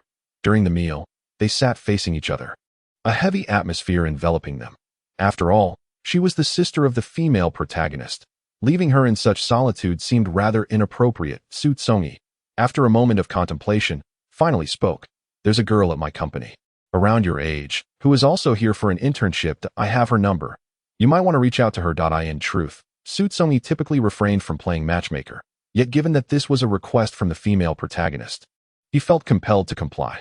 However, Bulin declined his well-meaning offer. In her eyes, there was no one else in this world who could bring the same vibrancy that Xu Congyi did. She didn't need to search for it. Her conviction was unwavering. Thank you, brother, but I prefer to wait until my work stabilizes. Moreover, I already have someone I like. As she uttered the last sentence, her gaze locked onto Xu Congyi's, fierce and intense, evoking a strange sense of entanglement in him. An odd feeling of being bound. Xu Congyi refrained from inquiring about the identity of Bulin's affection, instinctively reluctant to delve deeper. You know the person I like. Brother. In Bulin's eyes, Xu Congyi's silence seemed evasive. She had recognized from the very first moment she laid eyes on this individual that he was far from foolish. Indeed, quite astute. Xu Congyi managed a perfunctory smile. Is that so? Indeed, Bulin replied, her earlier indifference dissipating, replaced by a hint of an almost frenzied desire to possess, to control, and perhaps even to destroy something. Xu Congyi, feeling the weight of Bulin's unabashedly aggressive gaze, stood up abruptly and retreated to the kitchen to serve rice, his mind still connected to the system. What is happening now? It seems I've done nothing, yet Bulin's thoughts about me are perplexing. Our physical interactions have been minimal. It's utterly bizarre. The system responded, equally perplexed. Could it be that you are mistaken? Perhaps Bulin's affections do not lie with you. That can't be true. Everything has been perfectly normal thus far. Xu Congyi reasoned. It must be a trick of the mind. Indeed, how could this be? His body was the same as it had always been, an unremarkable visage that would fade into the crowd. Easily forgotten after the first glance, furrowing his brow, he massaged his temples, contemplating that the best course of action would be to distance himself from Bulin to prevent a recurrence of past complications. Yet, therein lay the dilemma. What justification could he provide to make Bulin leave? Bu Hui remains oblivious to everything. No matter what excuse he concocts, it is likely to diminish her affection for him. Xu Congyi feels ensnared in a difficult situation. System. I believe there is still room for maneuver. Let us observe how things unfold. It seems this is the only course of action that Xu Congyi served himself a meal and stepped outside, only to find the dining table deserted and the living room emptied. At a glance at the bedroom revealed that Bulin's door was shut.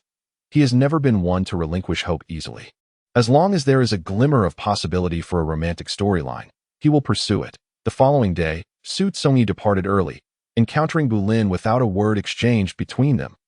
Buhui had mentioned that Xu Congyi need not see her off, yet he drove over to boost his score. Upon contacting Buhui, he informed her of his arrival at the dormitory. Buhui had packed her belongings the night before and, along with her roommate, descended the stairs with their respective suitcases. That Buhui asked her roommate to wait for a moment and hurried towards Xu Congyi, who stood by the car. Didn't I say you need to come? There was a hint of reproach in her tone, yet her face radiated smiles. The thought of not seeing you for an entire week makes me feel rather restless, Xu Congyi admitted, pointing to his heart.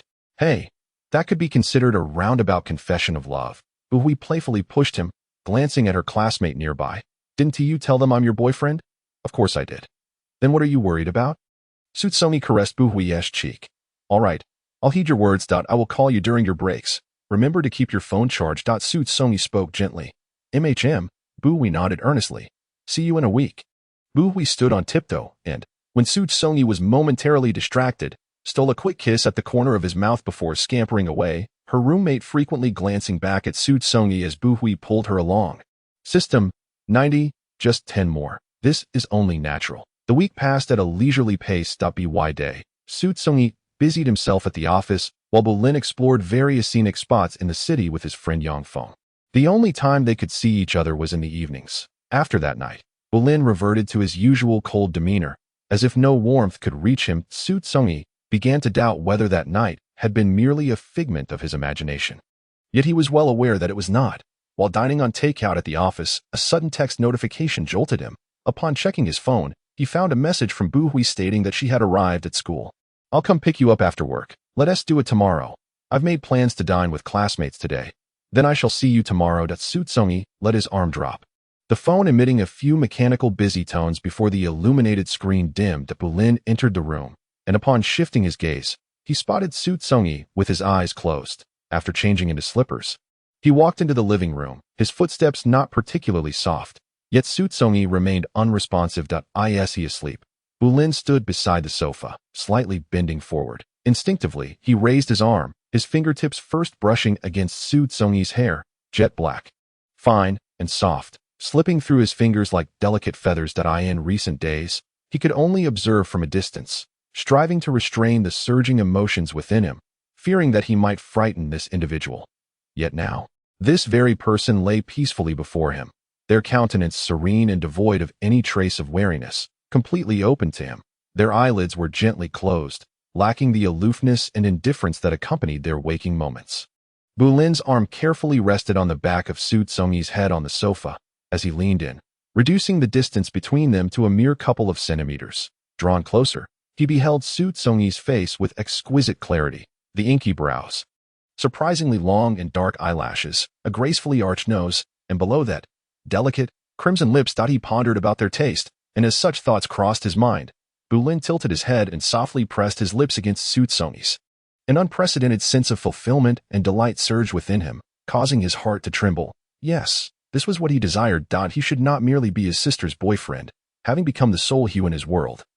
He ought to belong entirely to him. Bulin extended his tongue to delicately trace the contours of Xu Congyi's lips, his touch feather-light, at least for now. As Xu Congyi remained undisturbed, the system lay dormant, oblivious to Bulin's actions towards Xu Congyi. The latter's utter lack of resistance emboldened Bulin, despite the multitude of voices in his mind urging him to halt, invoking a sense of morality that admonished him, reminding him that this was his sister's husband and that such actions would surely cause her distress. Yet, he had endured long enough. If he were to forego this opportunity, perhaps next time, he might confine the person and act without restraint. He harbored no intention of harming anyone. He merely sought to satiate a flicker of desire within himself, and nothing more. Bulin applied a slight pressure, even biting gently at those enticing, ruby-red lips that silently beckoned him. He kissed Xu Congyi's lips until they glistened with moisture, and when he keenly noticed the flutter of Xu Congyi's eyelashes, indicating a return to consciousness, Bulin slowly withdrew, standing before Xu Congyi. Bulin's tall figure cast a silhouette against the light, his dark shadow enveloping Xu Congyi as they gradually lifted their eyelids, startled by the silent presence of Bulin, whose eyes were deep and inscrutable. Instinctively, Xu Congyi straightened up, his lips slightly parted, feeling an inexplicable pang that he touched his lips with his fingertip, letting out a soft hiss. Upon glancing at Bulin, he felt as if the latter's gaze could devour him whole. At this moment, the system had retreated to the sidelines, utterly bewildered by the unfolding situation. After a brief period of inactivity, it sensed that Xu Congyi's expression had darkened to the point of threatening to spill over. A few days later, what did a few days truly mean? Was it 2 or 3 days, or perhaps just a handful? Xu Congyi demanded a precise answer. Bulin smiled faintly, a look akin to that of a predator eyeing its prey, poised to pounce at any moment. Do you not wish for my presence here? I assure you, I will not hinder you and my sister. Enough? Xu Congyi's tone suddenly escalated, interrupting Bulin. Some matters had been laid bare.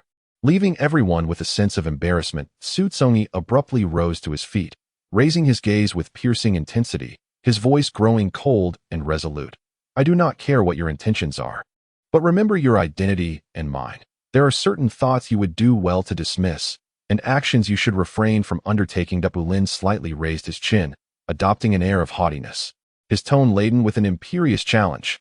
What if I think about it? What if I actually do it? Just make sure you do not appear before me again, Xu Congyi retorted angrily. That cannot be. Bulin shook his head, resolute in his decision, unchangeable by anyone, not even himself. That I believe there is something you might find enlightening. Are you not curious as to why I am so fond of you? Xu Congyi's eyes narrowed in surprise at Bulin's sudden confession, clearly unanticipated, because Bulin stepped forward, bridging the gap between them, tightening Xu Congyi's brow further, his disdain and aversion unmistakable. Leaning in, Bulin whispered into Xu Congyi's ear, reminiscent of a lover's intimate murmur. I can see the colors that envelop you, your blue coat, your ebony hair, your porcelain skin, and your crimson lips. You are no longer merely a shade of gray. Even the things you touch are transformed, no longer mere gradations of dullness. You are unique, the only one who allows me to perceive the vibrancy of color. Tell me, how could I possibly remain indifferent to such a you? You are all I desire. Bulin's expression was unabashed as he articulated each word, while Xu Congyi transitioned from astonishment to sheer shock. Was he speaking the truth? The system interjected. Indeed. Such occurrences have been depicted on television. This is a world of novels, where logic often fails to apply. Thus, it must be genuine. Xu Congyi felt a smile attempt to form, yet it eluded him entirely. His previous foreboding had indeed come to fruition. A flicker of alarm flashed in Xu Congyi's eyes, and he recoiled 2 or 3 steps, establishing a safe distance from Bulin. I did not hear what you just said, and I implore you not to utter it again. Chapter 22. Do you truly harbor such affection for my sister? Bulin queried, his gaze lingering on the vibrant hues of Xu Congyi's face, eventually settling on his scarlet lips, which he had recently visited, warm, soft, and sweet, leaving one longing for more. Bulin extended his tongue, brushing along Xu Congyi's lower lip, seemingly savoring the lingering sweetness. Have you slept with my sister? Can she satisfy you? Bulin's words grew increasingly audacious. Xu Congyi's expression darkened as he stepped forward, seizing Bulin by the collar and pulling him close, his voice low and menacing. Bulin, considering you are Buhui's brother, I have shown you enough system. After spending half a day climbing the mountain with classmates, perhaps exhaustion had set in. This might be beneficial, as it would spare Xu Congyi from the dilemma of how to approach Bulin upon first sight. Xu Congyi headed to the bathroom to take a shower, and after finishing, realized he had forgotten to grab his pajamas. Thus, he stepped out of the bathroom with his upper body bare. Unexpectedly, after taking just a couple of steps, a tightly shut door swung open from the inside, and bright light poured forth, illuminating Xu Congyi as it cascaded over the figure standing at the doorway. Both Xu Congyi and Bulin froze in place. Bulin's impulsiveness had become apparent to him the night prior while lying in bed. Yet, he felt powerless against the yearning that had been accumulating within him for Xu Congyi, growing stronger with each passing day. Just the thought of Xu Congyi's visage ignited an overwhelming impulse to embrace him, to possess him entirely, in the comfort of his own home. Revealing his upper body, or even more, wasn't an issue at all. However, the person standing before him, illuminated by the harsh orange light, bore a gaze that was both direct and aggressive, sweeping over Xu Congyi's exposed skin like a wildfire, leaving him feeling quite uncomfortable as Bulin scrutinized him. Did this person even comprehend the implications of his actions? Xu Congyi's brow furrowed slightly, and after a tense few seconds of locked gazes, he averted his eyes and turned away, his expression betraying a sense of indifference and coldness. Bulin made no further moves, merely shifting his body as Xu Congyi walked away. As the cold, dark-hued wooden door closed between them, a sly, enigmatic smile crept upon Bulin's lips. Why was he being so kind? Why not simply dismiss him? If only he could be more ruthless, severing any thoughts of desire. Yet such actions would only deepen Bulin's affection. That a predatory glint flickered in Bulin's eyes. The following days returned to a semblance of tranquility, though Bulin continued to gaze at Xu Congyi with an unabashed intensity, devoid of any other notable behavior. Soon, it was time to celebrate Bu Hui's birthday. Xu Congyi had prepared everything a day in advance, purchasing a platinum necklace from a jewelry store and reserving a table at an upscale restaurant, as well as a private room at a KTV. She invited a few female classmates who were friends with Bu Hui, making a total of 6 people, including Bulin. The restaurant was conveniently located near Bu Hui's school, and Xu Congyi drove to pick up Bu Hui and her dorm mates. While the others took a cab, they first headed to the restaurant for dinner. Most of Bu Hui's classmates were meeting Bulin for the first time. While Xu Congyi had seen him several times before, the girls, filled with youthful hopes and dreams of romance, naturally focused on appearances that in contrast to the unremarkable Xu Congyi. Several girls found their hearts racing upon catching sight of Bulin. His striking features required no embellishment. He could easily grace a runway. Thus, an amusing scene unfolded at the dinner table. Save for Bu Hui, the girls stole glances at Bulin, while Bulin, in turn, discreetly observed Xu Congyi from the corner of his eye. Bu Hui sensed something amiss in front of her, yet remained oblivious to the dynamics unfolding behind her. Her classmates, of a similar age to hers, are slightly older than Bulin. She had never given them much thought before, but now, upon closer inspection, they seemed quite appealing. Being a bit older, they might possess a nurturing disposition that in her perspective, she hopes to find someone with a temperament as gentle and kind as Xu Congyi's, as that would provide her with considerable reassurance. During the gathering, a bolder girl initiated a conversation with Bulin, and through subtle inquiries, discovered that Bulin was single. The eyes of 1 or 2 girls suddenly sparkled with interest. However, in an instant, their enthusiasm waned after Bulin uttered another statement. I already have someone I like, Bulin declared.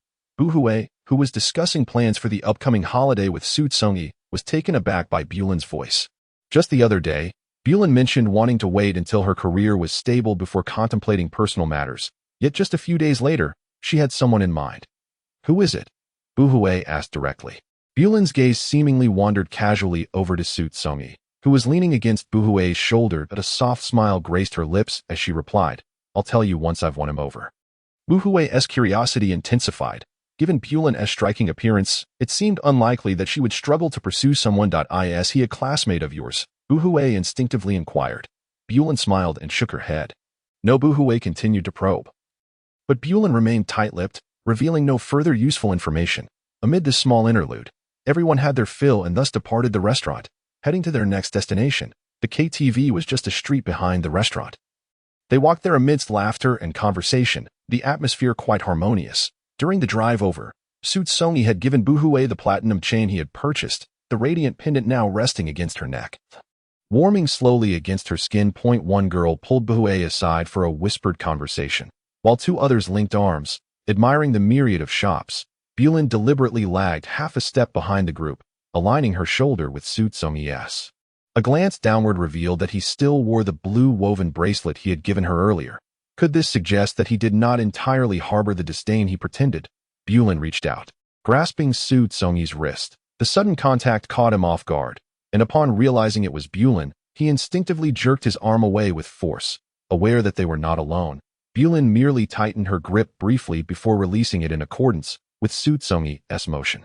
His pupils narrowed slightly, silently warning her against such antics. Bulin seemed to revel in provoking Xu Congyi's irritation. Tilting her head, she glanced at Bu Hui ahead, and amidst the clamor of voices, she teased. What do you think would happen if I told my sister that the person I like is you? Or perhaps, if I asked her to share you with me, do you think she would agree?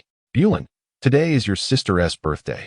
Don't do anything to upset her. Xu Congyi managed to keep his temper in check. Are Bulin and the female lead siblings? Xu Congyi pondered, his doubts fueled by her words. The system clarified. They are indeed full siblings. Such behavior on his part seems rather selfish. The system added. The female lead belongs to the male lead. Bulin's thoughts might be subtly influenced by underlying rules at play. Otherwise, the female protagonist would truly end up with you. This, of course, is the system's deduction. The specific reasons remain shrouded in mystery. The contradiction is glaringly apparent. On one hand, it urges him to pursue the female lead, to become her idealized white moonlight and red mole, while on the other, unforeseen obstacles continually arise to thwart him. Is it a mistake that occurred midway, or was there a misstep from the very beginning? Xu Congyi pondered this question. Suddenly, those around him fell into a profound silence, their eyes reflecting the brilliance of the myriad colorful lights along the street. For a fleeting moment, Bulin felt as if Xu Congyi were beside her. Yet it seemed he could vanish at any moment. Bulin grasped Xu Congyi's shoulder just as they approached an intersection where the traffic light turned red. A sleek black car sped past Xu Congyi, the gust of wind lifting the hem of his clothing. That humanity's perception of beauty is largely uniform. Exquisite things evoke delightful emotions. If this person did not harbor any particular feelings towards herself, she would have quite liked to be good friends with Bulin. Yet, it is somewhat regrettable that Bu Hui and several classmates had already crossed to the other side when she casually turned her head and noticed that the person behind had not followed. Upon a closer look, she saw Bulin and Xu Congyi standing side by side, both wearing expressions of indifference, seemingly devoid of any interaction. It appeared that Bulin had become even more taciturn since her arrival.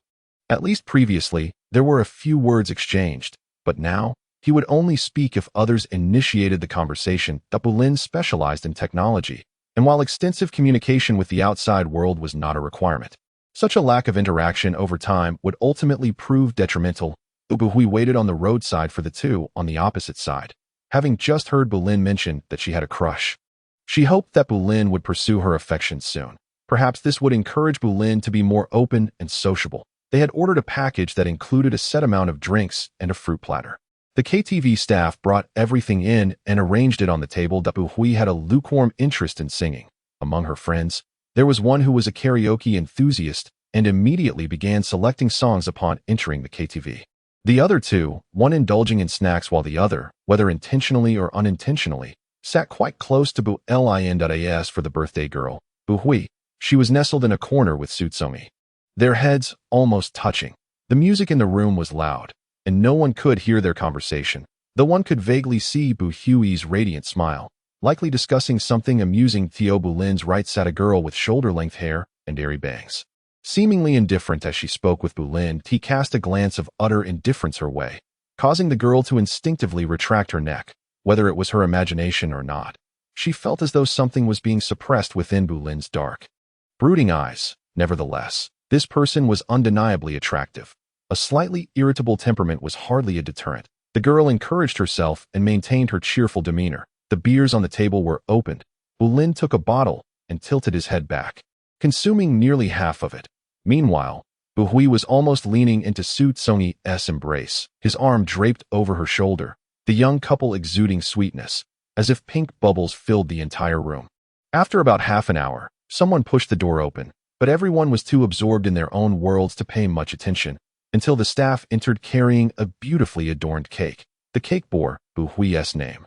Surrounded by a ring of colorful cream flowers, a chorus of envious exclamations erupted from several young women. The cake was placed squarely in the center of the table, and Xu Congyi began to insert the candles one by one.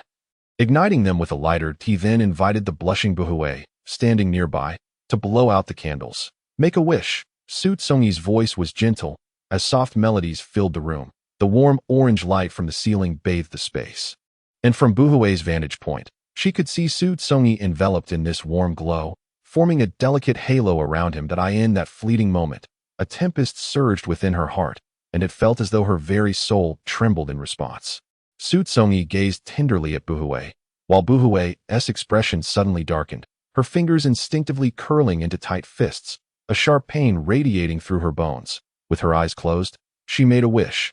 Bu Hui's smile was radiant as she leaned in, planting a quick kiss on Xu Congyi's cheek. Thank you, Congyi. Her eyes sparkled brightly, shimmering like the stars in the night sky. Xu Congyi returned her warmth with a smile. For what? As long as you're happy. I would do anything for you. Buhui, I'm so envious to have such a wonderful boyfriend. Indeed, I'm absolutely green with jealousy. Let him be mine. A playful banter ensued among the friends, though they recognized it as jest. Buhui leaped into Xu Congyi's embrace, her slender arms encircling him as if to claim him for herself. Don't set your sights on him. He is my boyfriend. All right, we all know, chimed in the girl with the melodious voice. Arching an eyebrow. Soon, they settled down to enjoy the cake.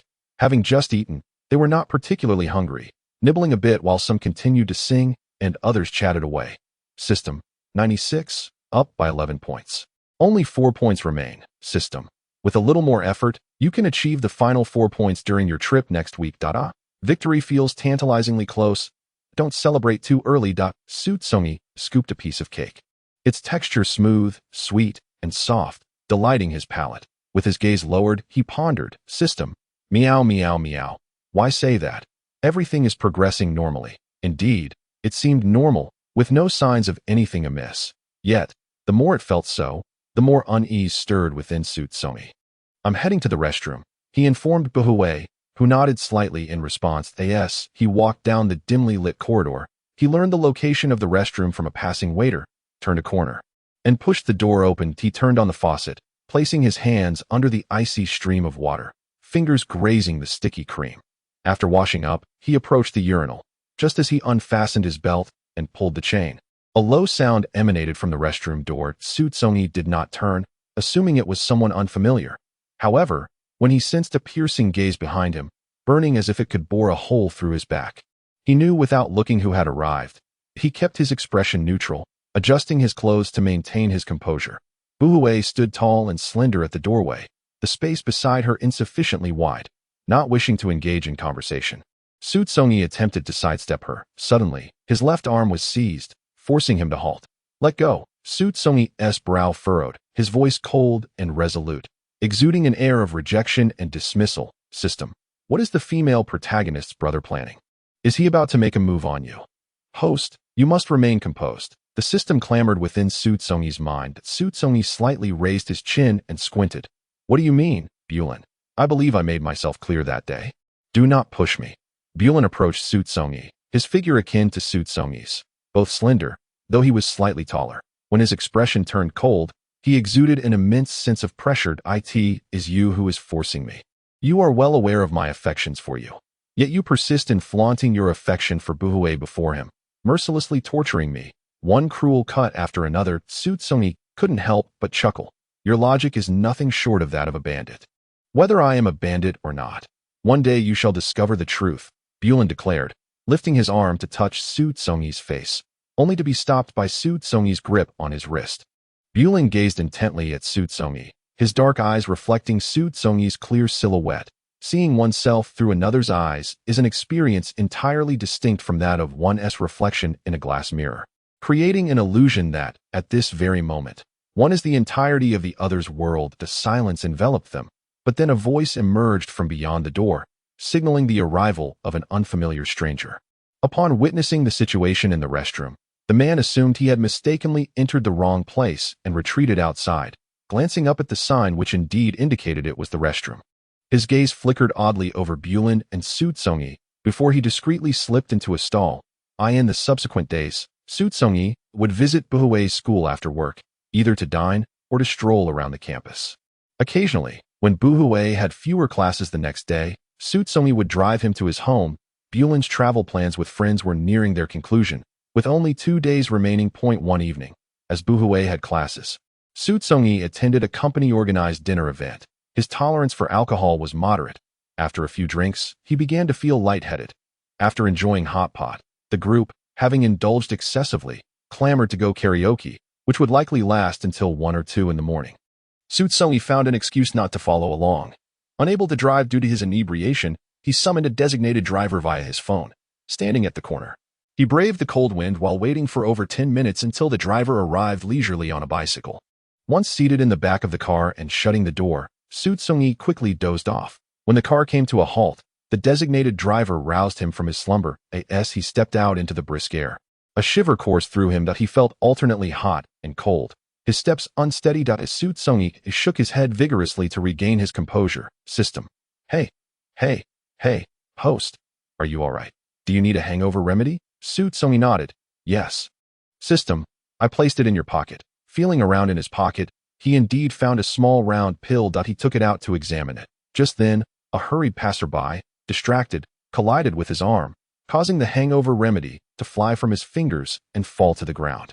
Do you have another one? Xu Congyi inquired, finding his palm empty. System. There is another, but it will be available tomorrow. It has a time limit. Disappointed, Xu Congyi sighed, the alcohol dulling his thoughts. Without the remedy, he reasoned that it was not the first time he had been drunk. A good night's sleep would surely remedy his condition by morning. Chapter 23. Grasping the stair railing, Xu Congyi ascended the staircase. As he walked, he felt an ethereal lightness enveloping his body, as if he might take flight at any moment. Counting in his mind, he believed he had reached his own floor, pivoted on his heel, and, in a daze, spotted a door. After rummaging through his pockets for quite some time, he finally retrieved the key. His consciousness was clear, yet his body seemed to operate independently as he struggled to insert the key into the lock. Fumbling for what felt like an eternity, when the occupant inside heard the sound of the lock, they approached to open the door.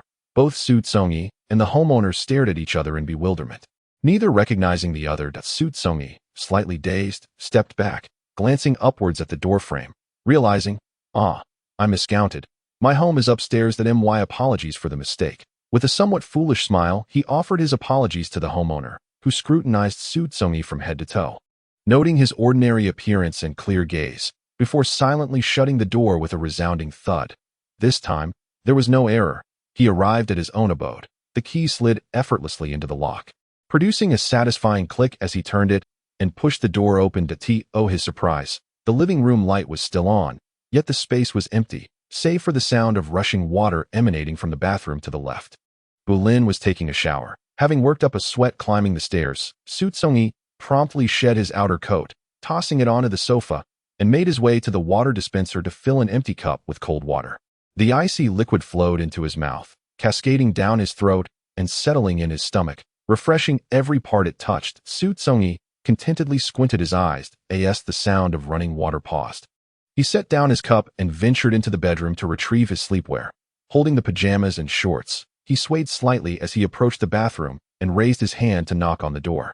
Hey, are you done? Under normal circumstances, he would never speak so bluntly, but in his half-drunken state, his actions and thoughts were not aligned. There was no response from within, though the light remained on. Xu Congyi instinctively leaned closer to the door.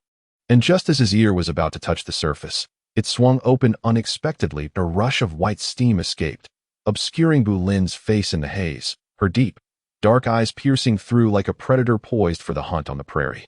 Are you finished? Xu Congyi stepped inside, casually hanging his sleepwear on a hook mounted on the wall. Aware of his intention to shower, Bulin circumvented his standing form and moved towards the door. With his back to her, Xu Congyi set down the shower head and turned on the faucet, initially greeted by cold water that gradually warmed. Completely oblivious to Bulin's movements, he crossed his arms, gripped the hem of his shirt, and pulled it over his head. As Bulin stepped out of the doorway, she instinctively turned her head for a glance at Xu Congyi, only to be met with a blinding expanse of pale skin. Immersed in his own world, he hunched over, unfastening his belt, and grasping the waistband of his pants, he began to shed them. Bulin quickly averted her gaze, hastily closing the door. By the time it was fully shut, Xu Congyi had removed every article of clothing from his body. The sound of the door locking seemed trivial amidst the flowing water. Bulin leaned against the wall beside the door, his head firmly pressed against it. He exhaled heavily. His body's response was unmistakably direct. It yearned for the person inside. Merely catching sight of the other's bare form sent a torrent of intense heat surging towards a singular point. A slight pang of discomfort mingled with an extreme psychological craving. The beast confined within the iron cage clawed and scratched, the bars of its prison showing signs of fracture, driven by an insatiable thirst. Unable to wait any longer, his fingers curled, knuckles cracking as he clenched his fists. Just a little more patience, just a tad longer. Moving too swiftly might startle him. Bulin lifted his gaze to the dim ceiling, silently smiling, his expression contorted into something almost maddened. The sound of water continued, seemingly without end. Bulin attempted to leave for the bedroom, Yet after merely 3 steps, an unexpected cry reached his ears from the direction of the bathroom, causing his heart to leap. Without a second thought, he dashed into the bathroom. He flung the door open, his eyes scanning the room, and immediately located the source of the sound, Xu Congyi, reclining at an angle on the bathroom floor. Xu's face bore an expression of slight pain, the hot water from the shower head still cascading down, drenching his damp hair. Streams of clear water trailed down his cheeks, flowing to his jaw, neck, and bare chest, continuing down to his frail limbs, where sparse hair adorned his secret areas. A small, delicate pink form lay quietly, appearing seldom used, fresh and charming. Bulin's gaze fixated on that spot, his previously steady breath turning heavy once more. Surprising even himself, he took a step forward, first turning off the hot water. Crouching beside Xu Congyi, he hesitated, unsure where to place his hands on his body, given the situation and the earlier sound. It seemed he had fallen and injured himself. Xu Go, can you get up? Bulin's hand rested gently on Xu's bare shoulder as he attempted to help him rise. However, the slightest pressure caused Xu's brows to furrow deeply. This fall had clearly knocked the wind out of him, pain radiating throughout his body, especially in his lower back. Even the slightest movement felt as though his bones might shatter, eliciting a whimper. Xu Congyi remained sprawled on the floor, his body temperature gradually declining. The effects of the alcohol had diminished considerably, yet he would rather continue inebriated, as the intoxication merely brought a headache, while this fall was excruciatingly painful. Though the system was on standby, awakening it was not out of the question. However, Bulin felt it inappropriate to make any sudden moves in this situation. The only thing he could do was endure the pain. Lying there indefinitely was certainly not an option. Bulin grabbed a bath towel, wrapping it around Xu's lower body, one arm slipping beneath his legs, the other around his back, before suddenly lifting him off the ground. The abruptness of the action startled Xu, triggering an instinctive desire to struggle, but the pain etched across his face rendered him pale. Observing Xu's resistance to his touch, Bulin felt a myriad of emotions swell within him. Holding Xu close, he took 2 steps at once into Xu Congyi's room. Realizing that Xu had likely injured his back, Bulin gently set him down and turned him over, encouraging him to lie face down. The bath towel, loosely wrapped, gradually loosened during these subtle movements. Xu Congyi appeared rather ordinary at first glance, yet unexpectedly possessed a slender physique that was not entirely frail. His skin was smooth and delicate, his spine straight, and his shoulder blades, slightly protruding due to his prone position, resembled 2 exquisite wings, quietly spread, hinting at the possibility of flight. Each side of his waist featured a gentle indentation, pleasing to the eye. Furthermore, having just bathed, a faint scent of papaya lingered around him, and Bulin inhaled deeply, the sweet and enticing aroma filling his nostrils. Xu Congyi's arms rested beside his head, fingers curled around the pillow. While an injury to his lower back made even the slightest breath a source of discomfort, he gritted his teeth, his pallid face contorted in pain. Suddenly, a hand descended upon him from behind. Causing Xu Congyi to shudder instinctively, he laboriously turned his head to see Bulin, his gaze half lowered, focused intently on the slight flush of Xu Congyi's back. It injured here. Bulin gently pressed down with his palm. A sharp intake of breath escaped Xu Congyi's lips. Let me massage it for you. A classmate twisted his ankle once, and we downloaded a video online to learn a bit. Bulin observed Xu Congyi's expression, and with a slight nod of his head, Xu Congyi acquiesced. Bulin's other hand joined in, applying the massage techniques he had remembered, soothing Xu Congyi's back. In the past, when reality overwhelmed him with fatigue, he would occasionally seek solace in a massage parlor. In comparison, Bulin's technique was surprisingly effective, alleviating the pain. As the discomfort diminished, a sense of inebriation returned. Xu Congyi's eyelids fluttered. Under Bulin's gentle ministrations, he succumbed to slumber. The young man lay defenseless upon the bed, exposing his vulnerabilities, while an invisible voice urged Bulin to seize the moment.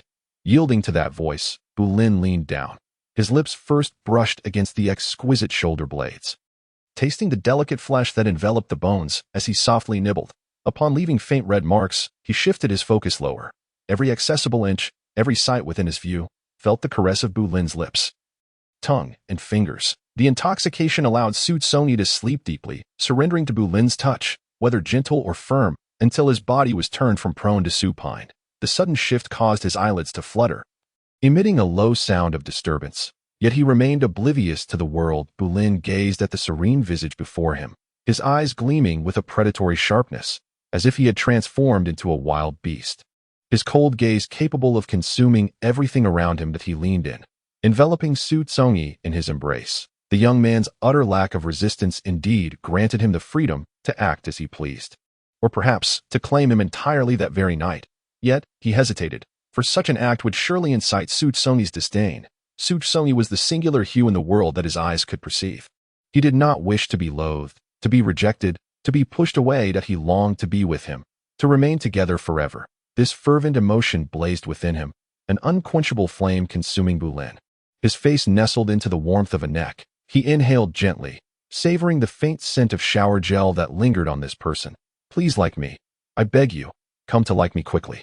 Bulin embraced Xu Congyi, pulling the nearby sheets over them both. The following day, Xu Congyi awoke from a drunken stupor, still keeping his eyes shut. His head throbbed with pain. He turned over, reaching for his phone on the bedside table, only to grasp at empty space. Resting his hands on his temples, he applied gentle pressure. Gradually, he became aware of the emptiness enveloping his body, utterly bare, having indeed spent the night in such a state. Propelled by his elbow, Xu Congyi slowly sat up. With this movement, every inch of his skin seemed to tingle with discomfort. He lowered his arm to inspect it, discovering an array of irregular red marks, varying in hue from deep to light. Then, a sharp intake of breath. Strangely enough, upon tenderly rubbing the area, it seemed to hurt less, as if a mere slumber had alleviated much of the pain. Quite miraculous. As for why he had been so vulnerable, Xu Congyi refrained from pondering too deeply. It was a weekday, and he had to return to the office. In this narrative world, role-playing was a constant thread, with no distinction between entering and exiting character. As long as the heroine's affection meter remained below 100, one had to remain in the scene. Bare and with minimal movement, he climbed out of bed, rummaging through the wardrobe for a complete outfit, donning it at a leisurely pace. Approaching the mirror to tidy himself, he noticed small red spots adorning his neck. An allergic reaction to alcohol? Or perhaps an abundance of mosquitoes in the room. Xu Congyi did not entertain thoughts in another direction. The day unfolded similarly. After freshening up, he filled a cup with warm water from the dispenser, sipping half of it, and without greeting Bulin, he pushed open the door and departed. The door slammed shut, and hearing the noise, Bulin emerged from the kitchen. His dark gaze swept over the room, landing on the cup on the dining table. He approached, lifting the blanket, and in the light, he noticed a glistening mark in a certain spot. Bringing the cup to his lips, he covered the damp area, his expression brimming with joy, as if he were kissing not a mere cheap cup, but the person he cherished deeply, who had just departed. Upon arriving at the office, Xu Congyi settled at his workstation and commenced his tasks. Recently, there were no significant projects, merely small orders with no pressing deadlines, rendering the day relatively unhurried. Some colleagues, cradling cups of instant coffee, engaged in casual conversation. Glancing over, he noticed them chatting animatedly. Unaffected by his intense focus point, one of them approached, resting an arm on his shoulder, and with a smile remarked, "Take a break." There's no rush. That Xu Congyi saved his design drafts on the computer, and the chair being rotatable, he turned to face them. More than half of the individuals here hailed from outside the province, either renting apartments or repaying mortgages, with few like Xu Congyi, a local who had inherited several properties from family, the rental income sufficient for his living expenses. Yet, he continued to work diligently, seemingly unfazed by his financial security, eliciting both envy and admiration. It was widely known that he had a girlfriend pursuing her master's degree, and curiosity arose about when they would hold their wedding. Xu Congyi's response was always the same: "We'll have it once we graduates." The topics of conversation were rather mundane, with Xu Congyi occasionally interjecting a comment or two. Suddenly, someone seated near Xu noticed a conspicuous red mark on the nape of his neck, resembling the aftermath of a bite. This individual leaned in closer, and upon discerning the nature of the mark, cast a teasing glance and quipped, "Hey, Congyi, seems like things got quite intense last night." Xu, momentarily bewildered, could not fathom why his colleague had drawn such a conclusion. "What do you mean?" Xu's eyes were clear and innocent, genuinely appearing unaware of any implications. That a colleague playfully patted Xu on the shoulder, opting not to disclose the truth. "Just take a look in the mirror in the bathroom, and you'll understand what I'm implying." Two other colleagues, who were at a distance, were also somewhat perplexed, but they soon gathered around, and the first colleague exchanged knowing glances with them. Their gazes quickly shifted to the exposed nape of Xu Congyi. Upon seeing it, both wore a mischievous expression. Buddy, quite impressive. Who would have thought your girlfriend was so spirited? Su, caught in a daze under the scrutiny of 3 pairs of eyes, stood up and walked towards the restroom. Pushing open the door, he stood before the glass mirror, loosening his collar slightly to glimpse his nape. He initially saw nothing particularly unusual. Perhaps the angle was incorrect, so he adjusted his position and, with a turn of his gaze, he finally discerned a prominent red mark, significantly more pronounced than that on his wrist. Pressing his fingertip against the mark elicited a twinge of pain, and upon closer inspection, he could make out deep teeth impressions. What transpired last night when I was inebriated? Su inquired of the system. The system, idly tucked away in a corner, responded with indifference. I was on standby, so I have no knowledge. Are you truly oblivious? Su found it hard to believe, as he had already formed a conjecture regarding the origin of the mark. His gaze darkened slightly, leading him to conclude that no further speculation was necessary. What is the affection level for Bulin? Su suddenly posed the question. The romantic storyline and the line do not conflict, do they? The system hesitated before affirming, indeed. And what is it? Su pressed. The system replied. 92. Su reflected.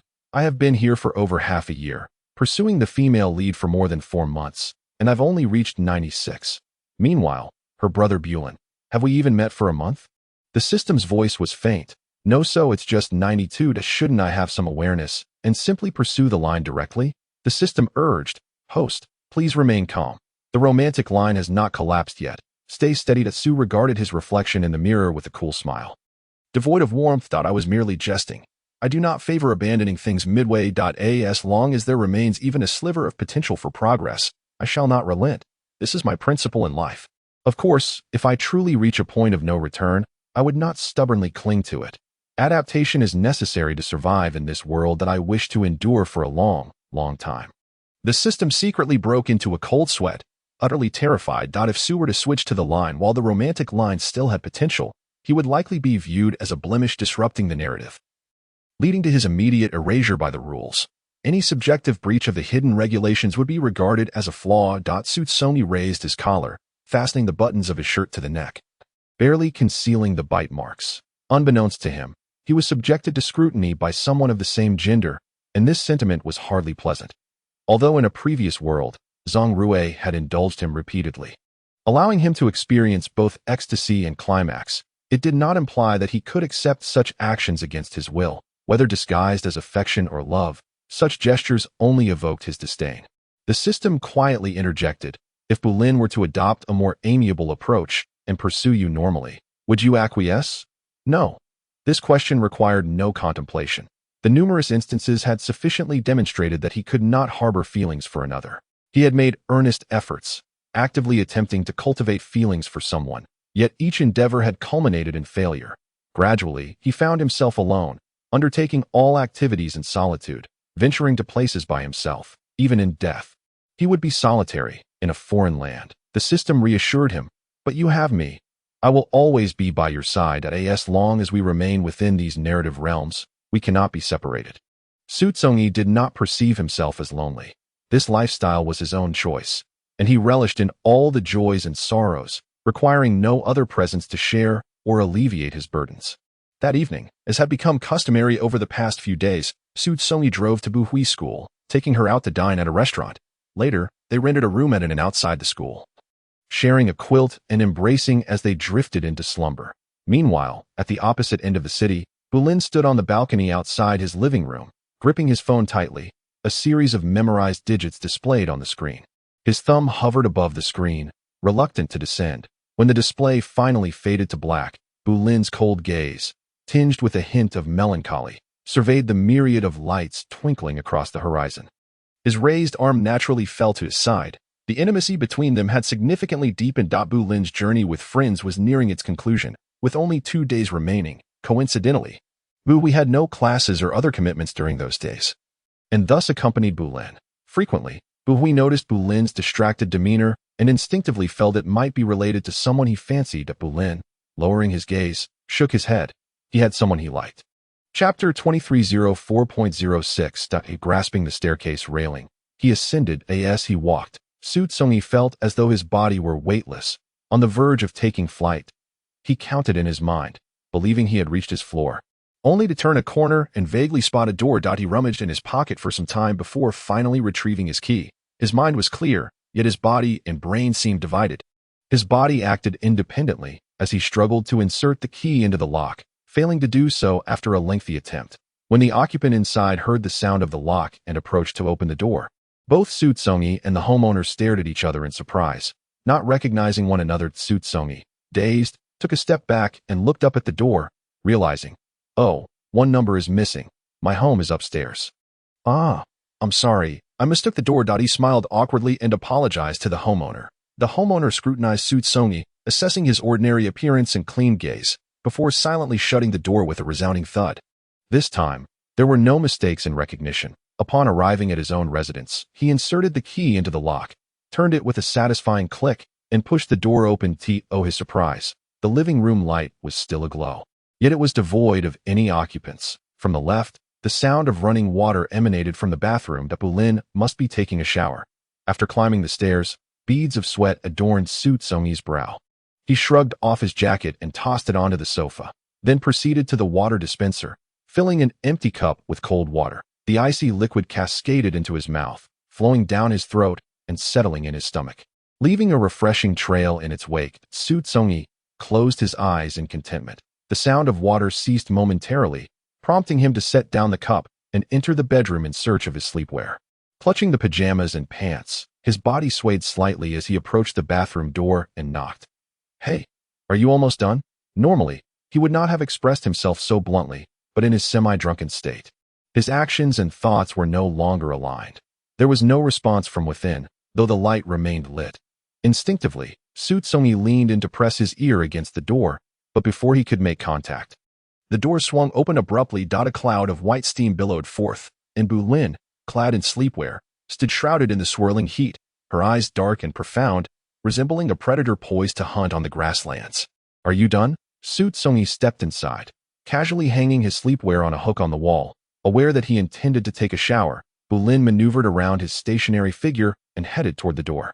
Xu Congyi, with his back to her, set the shower head aside, turned on the faucet, and felt the initial cold water before the temperature gradually rose. Oblivious to Bulin's movements, he crossed his arms, grasping the hem of his shirt, and pulled it over his head. As Bulin stepped out of the doorway, she instinctively glanced back to catch a glimpse of Xu Congyi, only to be met with the blinding sight of bare skin. Unaware of her gaze, he hunched over, unbuckling his belt and gripping the edge of his pants as he let them fall to the floor. Bulin quickly averted her eyes, shutting the door with haste. By the time it was fully closed, Xu Congyi had already stripped himself of all clothing. The sound of the door locking was almost inaudible amidst the rushing water, and Xu Congyi's face bore an expression of slight agony. As the warm water from the shower continued to cascade down, it fell from above, trickling over his damp hair in crystalline streams, gliding down his cheeks to his jaw, neck, and bare chest, eventually reaching his frail limbs. Almost thin enough to be grasped by a single arm, followed by the sparsely haired intimate regions. A small, delicate pink object lay quietly, seemingly rarely touched, tender and charming in its innocence. Bulin's gaze fixated on that spot. His previously steady breath now heavy, surprising even himself. Taking a step forward, he turned off the hot water, crouching beside Xu Congyi, unsure of where to place his hands on the injured body, given the circumstances and the sounds from earlier. It was likely that he had fallen and hurt himself. "Brother Congyi, can you get up?" Bulin's hand rested gently on Xu Congyi's bare shoulder, attempting to help him rise. However, as he exerted a slight force, Xu Congyi's brow furrowed deeply. The fall had been severe, leaving him breathless and in pain throughout his body, particularly in his lower back. Even the slightest movement sent sharp pangs coursing through him. Xu Congyi lay still, his body temperature gradually sinking. The effects of alcohol had diminished significantly, yet he preferred to remain inebriated, as the drunkenness merely brought a dull ache to his head. While the impact of the fall was excruciating, the system lay dormant, and awakening it was an option, but with Bulin present, he refrained from making any sudden movements, his only choice being to endure the pain. Continuing to lie, there was certainly not a viable solution. Bulin grabbed a bath towel, wrapping it around Xu Congyi's lower half, one arm slipping under his thighs, the other around his back, before suddenly lifting him off the ground. The abruptness of being lifted startled Xu Congyi, prompting a reflexive struggle, but the pain shot through him, draining the color from his face. Seeing Xu Congyi react so strongly to his touch stirred a myriad of emotions within Bulin. Cradling him in his arms, he hurriedly made his way into Xu Congyi's room.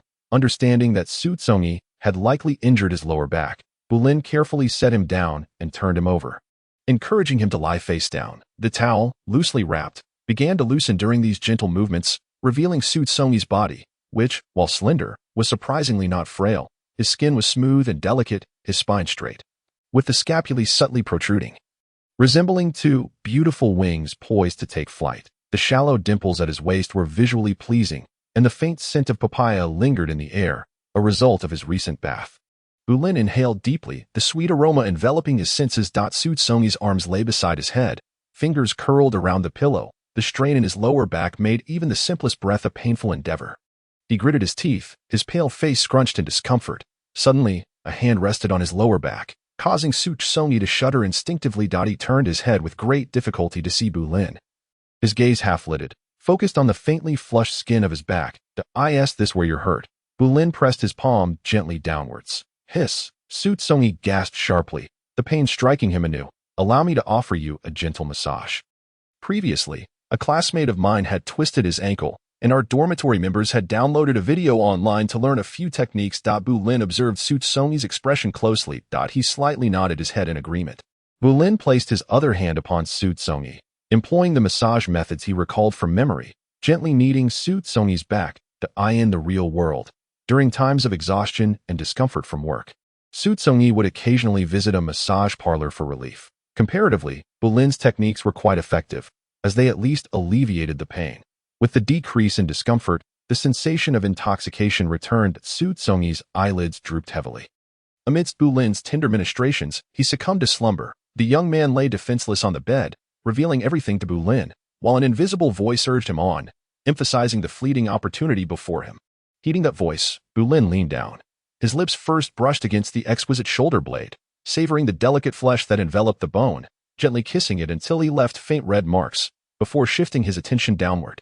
Every reachable part, every sight within his view, felt the caress of Bulin's lips, tongue, and fingers. The inebriation allowed Xu Congyi to sleep deeply, surrendering himself to Bulin's varying touches until his body was turned, shifting from prone to supine. The sudden change in position caused his eyelids to flutter and emit a soft, disrupted sound, yet he remained asleep. Bulin gazed at the serene face of the sleeping figure, his eyes gleaming with a sharp intensity, as though he had transformed into a wild beast, a cold gaze capable of devouring everything around him. That he leaned down, enveloping Xu Congyi in his embrace. The absence of resistance from Xu Congyi certainly granted him the freedom to act as he pleased, or perhaps, in that very night, to claim him entirely. Yet, he hesitated, for such an act would undoubtedly incite Xu Congyi's disdain. Xu Congyi was the sole hue in his world that he yearned not to be hated, not to be rejected, nor to be pushed away. He desired to be with him, to remain together eternally. This fervent emotion burned within him like an unquenchable flame. Consuming Bulin, he buried his face in the warmth of Xu Congyi's neck, inhaling the faint scent of shower gel that lingered on his skin. I beg you to like me. I implore you to take a liking to me soon. Bulin wrapped his arms around Xu Congyi, pulling the blanket over both of them. The following day, Xu Congyi awoke from his hangover, still with his eyes closed, his head throbbing painfully. He turned over and reached for his phone on the bedside table, only to grasp at emptiness. Pressing his hands against his temples, he attempted to alleviate the discomfort. Gradually, he became aware of his own nudity, astonished that he had indeed slept the entire night in such a state. Propping himself up with his elbow, he slowly sat upright. With this motion, a dull ache coursed through his skin, prompting him to examine his arms, where he discovered irregular, varying shades of red marks. Then, with a slight hiss, it was rather peculiar. Gently massaging his back seemed to diminish the pain considerably, as if a good night's sleep had miraculously healed him. As for why he had slept so soundly, Xu Congyi did not dwell on it. Today was a work day, and he needed to return to the office. In this narrative world, the role-playing experience was woven seamlessly from beginning to end. There exists no distinction between entering and exiting the performance. As long as the female protagonist's affection value has not reached 100, she must remain within the narrative. Barely moving, she rises from the bed, meandering to the wardrobe to retrieve a complete set of clothing, donning it at a leisurely pace. Approaching the mirror to tidy up, she discovers some small red spots on her neck. An allergic reaction to alcohol? or perhaps an abundance of mosquitoes in the room. Xu Congyi does not entertain thoughts in any other direction. On this same day, he completed his morning routine, filling a cup with warm water from the dispenser, drinking half of it without greeting Bulin, and then departing through the door. With a resounding thud, the door closed behind him. Hearing the noise, Bulin emerged from the kitchen, his dark gaze sweeping across the room and landing on the cups arranged on the dining table. He approached, picking up a blanket, lifting it to his eyes, and against the light, noticed a glistening mark in a certain spot. Bulin brought the cup to his lips, covering the moist area. His expression radiated joy and delight, as if he were kissing not a mere inexpensive cup, but rather the person he cherished deeply, who had just recently departed. Upon arriving at the office, Xu Congyi settled into his workstation and commenced his tasks. Recently, there had been no significant projects, only a few minor assignments with relaxed deadlines, resulting in a relatively unhurried atmosphere. Some colleagues, cradling their freshly brewed instant coffee, engaged in casual conversation. A casual glance revealed Xu Congyi completely absorbed in his work. Despite the bustling noise around him, he remained undistracted. One colleague approached him from behind, placing an arm on his shoulder with a smile, suggesting, "Take a break. There's no rush at the moment." Xu Congyi saved his designs on the computer, and with the swivel of his chair, he turned to face them. The majority of the individuals here hailed from other regions, not local, either renting or repaying mortgages. Few, like Xu Congyi, were locals, benefiting from several inherited properties, the rental income of which sufficed for his living expenses. Yet, he continued to work diligently, seemingly untroubled by financial concerns, evoking both envy and jealousy from his peers. It was common knowledge that he had a girlfriend pursuing her master's degree, and curiosity often arose regarding their wedding plans. Xu Congyi's response was always the same. They would wed once Hui graduated. The conversations remained mundane, with Xu Congyi occasionally interjecting a comment or two. Suddenly, a sharp-eyed colleague seated near Xu Congyi noticed a prominent mark on the back of his neck, resembling a bite. Approaching closer, upon discerning the nature of the mark, the colleague smirked and jested. "Hey, Congyi, last night must have been quite intense." Xu Congyi appeared bewildered, unable to comprehend why his colleague would arrive at such a conclusion. "What do you mean?" he queried, his eyes clear and innocent, seemingly unaware of the implication. The colleague patted Xu Congyi's shoulder, choosing not to expose him. "Just take a look in the restroom mirror, and you'll understand what I mean." Two other colleagues, observing from a distance, were equally perplexed. But soon they gathered around, and the first colleague exchanged knowing glances with them. Their gaze quickly shifted to the exposed area on Xu Congyi's neck. Upon seeing it, both wore expressions of mischievous delight. "Buddy, quite impressive. Who would have thought your girlfriend had such vigor?" Xu Congyi, in a state of daze, stood up under the scrutiny of 3 pairs of eyes and made his way toward the restroom. Pushing open the door, Xu Congyi stood before the glass mirror, slightly tugging at the collar of his shirt. He cast a sidelong glance at the nape of his neck, failing to discern anything particularly amiss. Perhaps it was the angle that was incorrect. After a brief adjustment, his gaze shifted, and he spotted a conspicuous red mark, far more pronounced than the one on his wrist. Pressing his fingertip against the mark elicited a twinge of pain, and upon closer inspection, he could discern deep impressions resembling bite marks. "What transpired last night when I was inebriated?" Xu Congyi inquired of the system. The system, idly huddled in a corner, responded, "I was in standby mode, so I am unaware." "Really? You know nothing at all?" Xu Congyi felt a twinge of disbelief, as he had already formed a conjecture regarding the origin of the marks. His expression darkened slightly. Thus, there was no need for further speculation. "How high is the affection value with Bulin?" Xu Congyi suddenly posed this question. "The romantic and paths do not conflict, do they?" The system hesitated for a moment before answering. "Indeed. Then how much is it?" The system replied, 92. I have been here for over half a year, and after 4 months of pursuing the female lead, I barely reached 96. Her brother Bulin, we have barely met for a month." Haven Tiwi, the system's voice was faint. "No, just 92 to Xun Ti. I have a little insight, and simply pursue the path instead," the system implored. "Host, please remain calm. The romantic line has yet to collapse. Maintain your composure." Xu Congyi regarded his own reflection with a cool smile, devoid of warmth.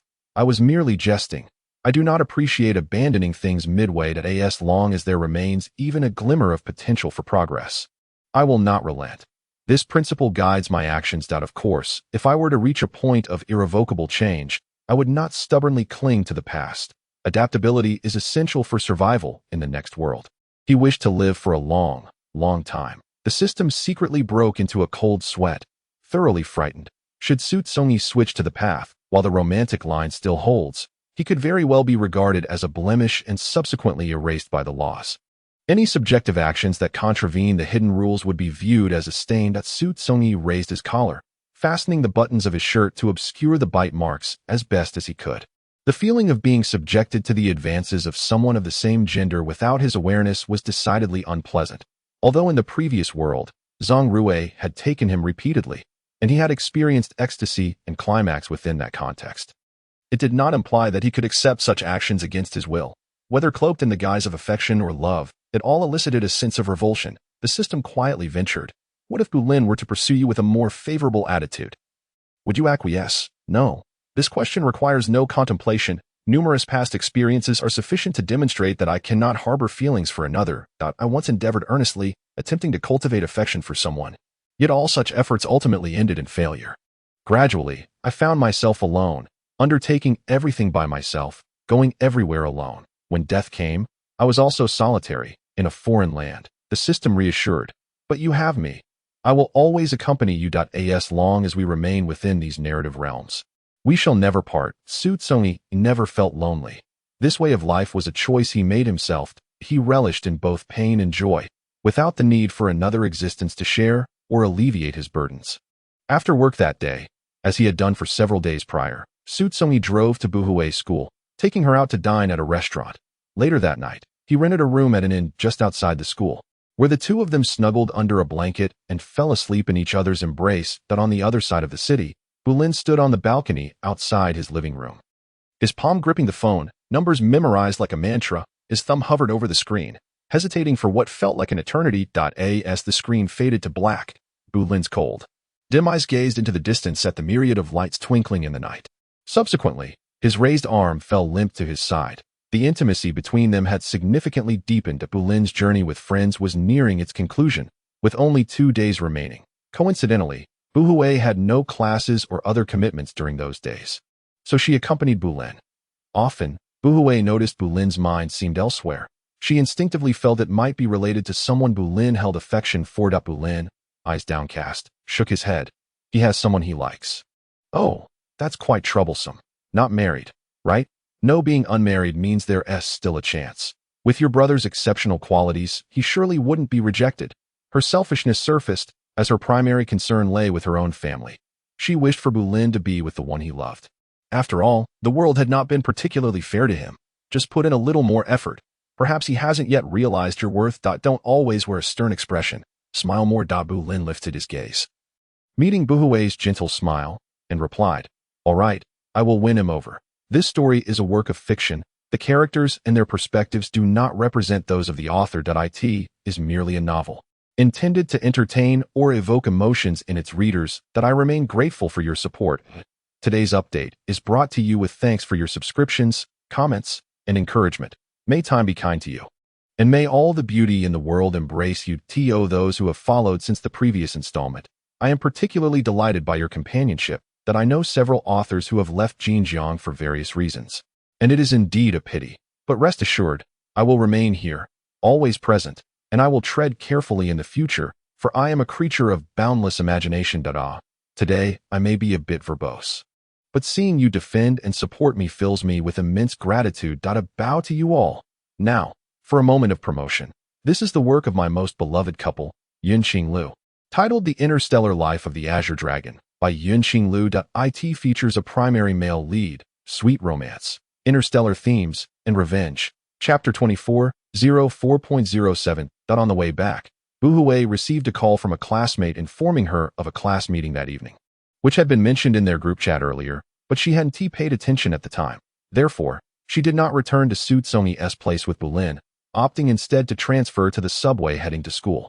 Handing Bulin a bowl of carefully prepared food, Xu Congyi first sipped half a bowl of soup before quietly eating his meal. As his gaze lowered slightly, Bulin instinctively flinched upon noticing Xu Congyi's left wrist, which was utterly bare. He still vividly recalls that a few days prior, the place was adorned with the blue woven band he had gifted to Xu Congyi.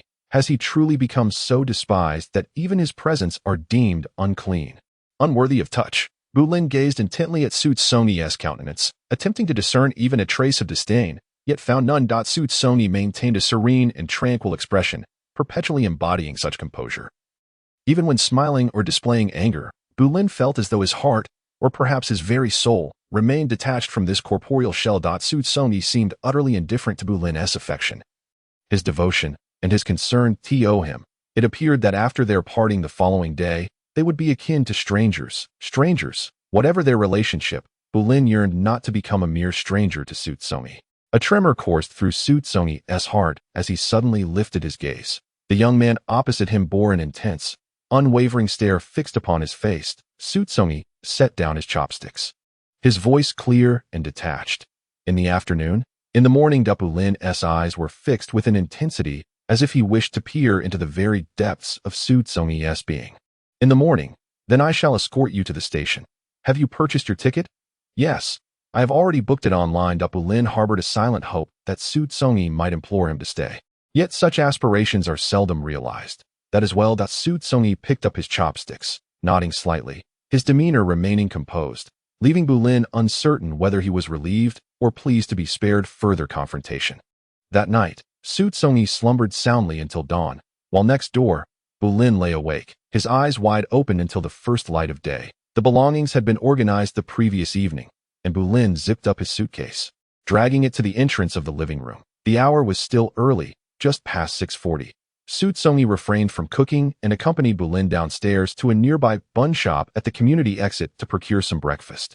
He drove Bulin to the station, where the drop-off point prohibited prolonged parking. Xu Congyi maneuvered the car forward, turning onto a road to the right. Bulin, suitcase in hand, stood on the sidewalk, watching the vehicle recede until it vanished from his sight, remaining rooted in place. The only vibrant hue in this world had departed, leaving behind the eternal gloom that once again eroded his reality.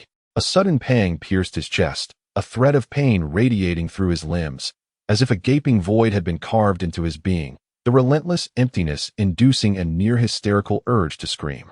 He suppressed and restrained himself, though his eyes mirrored a tempest, with rain pouring down. Amidst the bustling crowd, he stood motionless, an island of stillness in a sea of movement, once Bulin had departed. The taut nerves within Xu Congyi finally relaxed. Now, he merely needed to focus on accumulating the last 4 points of affection from the female protagonist. Days slipped by, and as the statutory holiday approached, Buhui's school closed. While Xu Congyi's company adjusted their schedule, he was among the first to take leave, being a man with a girlfriend. Unlike several of his single peers, Xu Congyi registered for a leisure travel group online. On the eve of departure, he organized the clothing necessary for his excursion. The destination featured mountains, where a light jacket sufficed at the base, yet at the summit, snow fell. Thus, he retrieved a winter down jacket from his wardrobe. Thus, Xu Congyi, dragging along 2 suitcases, one large and one small, while Buhui carried a modest backpack, commenced their journey. The entire expedition lasted 5 days and 4 nights, remaining within the confines of their province. As they participated in a pure leisure tour, there were no stops at shops along the way, allowing for a flexible itinerary. They merely needed to assemble at designated locations at specific times. They rowed boats, traversed bamboo forests, wandered through vibrant fields of flowers, and reached snow-capped peaks, capturing numerous breathtaking scenes throughout their adventure. After enjoying dinner at night, they returned to their hotel. After a refreshing shower, Buhui nestled into her bed, donned in her pajamas, and turned on the air conditioning, creating a cozy atmosphere in the room. Holding her phone, she uploaded the day's photos to her private Weibo account, sharing the posts exclusively with her classmates and family. Not long after, she received a message from Bulin, which simply read, "Looks great." Transitioning to her chat application, she noticed Bulin's profile picture was darkened, indicating he was likely invisible. She messaged him, inquiring if he was there. The photos were all taken by Ego. His photography skills are quite decent, aren't they? Hui's words were imbued with a sense of happiness. That's wonderful. Receiving her brother's praise, Buhui engaged in a conversation with Bulin, recounting their recent travels, the sights they had seen, and mentioning the many local specialties she had purchased, promising to send some to him later. "Where are you headed next?" Bulin asked. After a moment of contemplation, Buhui replied, "To the seaside, to see the ocean." According to the guidebook, there was a naturally occurring outdoor hot spring rich in minerals, renowned and frequented by many. Meanwhile, Bulin sat in his dormitory, before his computer, gazing at the lengthy exchange in the chat window, his slender fingers slightly bent, hovering above the dark keyboard. After a brief pause, his fingers descended, producing a flurry of keystrokes. What is the name of the hot spring? Mingdu Hot Spring. The hot spring was named after the local area known as Mingdu. Once he sent this message, the chat window fell silent, and no further replies were received. Bu Hui glanced at the time. It was already 11 o'clock. At that moment, Xu Congyi had just finished showering and was using the hotel-provided hairdryer to dry his damp hair. The whirring sound accompanying him. System 97. Only 3 points remaining. He must press on. Indeed, he had done all he could, yet he still hadn't reached 100. Should I add Bu Hui's name to the property deed? According to the theories of that reality, for most people, a home provides a sense of security. Even though everyone works tirelessly daily to pay their mortgage, the underlying motivation is to satisfy a psychological need. System, you might consider it. After all, you own several properties. You could gift one to the female lead. His hair, short and fine, dried quickly after a brief blow-dry. Xu Congyi switched off the dryer, unplugged it, coiled the cord neatly, and placed it on the counter. The next morning, Xu Congyi scooped up the reluctant Bu Hui, who refused to rise from bed, and carried her to the bathroom, stopping just short of brushing her teeth for her. Bu Hui, her face flushed with embarrassment, playfully shooed Xu Congyi away. Standing before the wash basin, Bu Hui gently lifted her gaze and caught sight of her flushed face reflected in the glass mirror. She squeezed a small amount of toothpaste onto her toothbrush, seemingly lost in thought, and broke into a silly smile. Outside the bathroom, Xu Congyi was folding a bed sheet when suddenly his movements faltered. The system chimed in. 98. What just happened? Did he do something? He pondered how he had inexplicably developed a slight change. The system, equally perplexed, remarked, I don't know. The female protagonist appears to be smiling happily at her reflection in the mirror. Perhaps you should ask her when she comes out. Xu Congyi questioned. How should I ask? Should I inquire why she is smiling? It felt as though he needed X-ray vision to see what transpired behind another door. The system sighed. Well, just now, Bu Hui was chatting with her brother, mentioning how good your photography skills are. Xu Congyi corrected. It's not my skills. It's merely that the female lead is inherently beautiful. Beautiful people look good even in rags. The system contemplated for a moment, agreeing with Xu Congyi's perspective. That does seem quite true. The hot spring was not far from the hotel, and the tour group boarded the bus after breakfast. In the morning, the group frolicked on the beach adjacent to the hot spring. Bu Hui, who could be considered a novice swimmer, had taken swimming classes in university, but could only hold her breath momentarily before floating. And her frog stroke was far from adequate. Xu Congyi patiently taught Bu Hui in the shallow water. As he touched her ticklish sides, Bu Hui squealed and instinctively shrank away, hastily pushing him away. Xu Congyi lost his balance and fell backward, splashing water everywhere. Bu Hui panicked, flailing her arms to grasp his arm. Upon touching his bicep, Xu Congyi seized her wrist in response. With a splash, Bu Hui tumbled into the water as well. At that moment, both found themselves submerged, with Xu Congyi wrapping one arm around Bu Hui's waist and the other encircling the nape of her neck, pulling her tightly into his embrace. As Bu Hui expelled bubbles from her mouth. Xu Congyi pressed his lips against her rosy ones. Bu Hui's beautiful, almond-shaped eyes widened in astonishment, completely taken aback by the unexpected turn of events. Their bodies were pressed closely together, and as Bu Hui slightly parted her lips, a faint breath of oxygen flowed from Xu Congyi's mouth to hers. She remained wide-eyed, never once blinking as she gazed at the young man kissing her. He cherished her, never once contradicting her opinions. Always indulgent and accommodating, that it seemed rare to find someone in this world who regarded her as the very essence of their existence. She reciprocated Xu Congyi's affection, yet it struck her as peculiar that she could not treat him with the same level of devotion he afforded her. Perhaps it was the inherent flaw of humanity. When something is too easily obtained, without experiencing any turbulence, it can even be said that little effort was invested. This relationship had never been equal from the very start. She reveled in Xu Congyi's meticulous care, yet deep within, it felt as though she yearned for something else to shatter the tranquility of their current existence. She disliked an overly serene life. Life is fleeting, and she craved intensity and fervor. As midday approached, it was time for lunch. Some members of the group had already departed, leaving Xu Congyi and Bu Hui among the last to leave. After having lunch, I took a brief nap in the designated lounge, rejuvenating my spirit. Around 2 in the afternoon, a group of us had arranged to hike up the mountainside located behind the hot springs. Although the mountain was not particularly steep, the path was muddy due to light rain the previous night, necessitating careful and slow steps to avoid falling. The trail was lined with dark gray square stones, and the surrounding scenery was refreshingly pleasant. With a gentle inhalation, the fragrant air filled my senses, bringing a profound sense of ease. Buhui greatly appreciated such natural vistas, having changed into flat shoes, her pace surpassing that of Xu Congyi.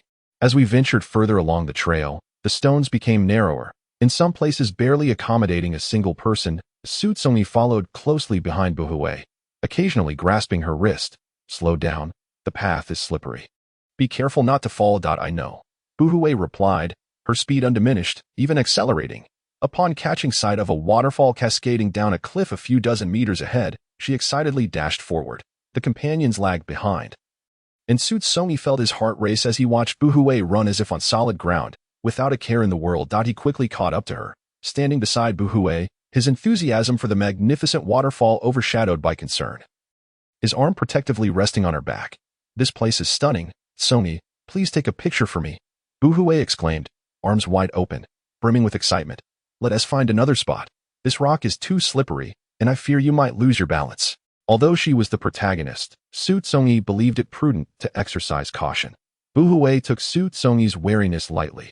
All right, just one picture, and I'll come right down. The edge of the rock was adorned with vibrant green moss, and Xu Congyi refrained from forcibly pulling her down, saying, just one.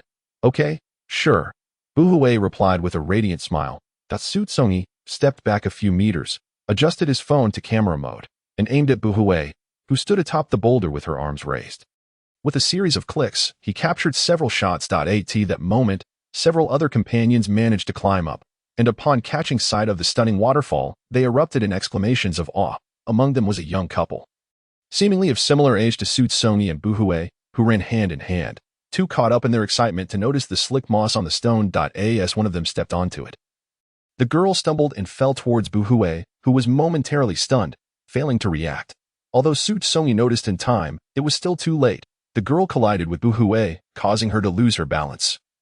And unfortunately, Buhui found herself perilously close to the steep cliff. With a scream, she lost control and tumbled towards the abyss. Xu Congyi lunged forward, grasping Buhui's arm, but the force and speed of their descent, compounded by the slippery surface, sent them both plummeting down. They rolled down the mountainside, Xu Congyi holding Buhui tightly in his embrace. In mere seconds, almost a single breath later, the two reached the base of the mountain. Xu Congyi landed on his back, the uneven stones jabbing into him, every part of his body aflame with pain. In his embrace, Buhui was shielded from the most direct impact. However, during the tumbling, her head collided with a nearby object, which could have easily rendered her unconscious.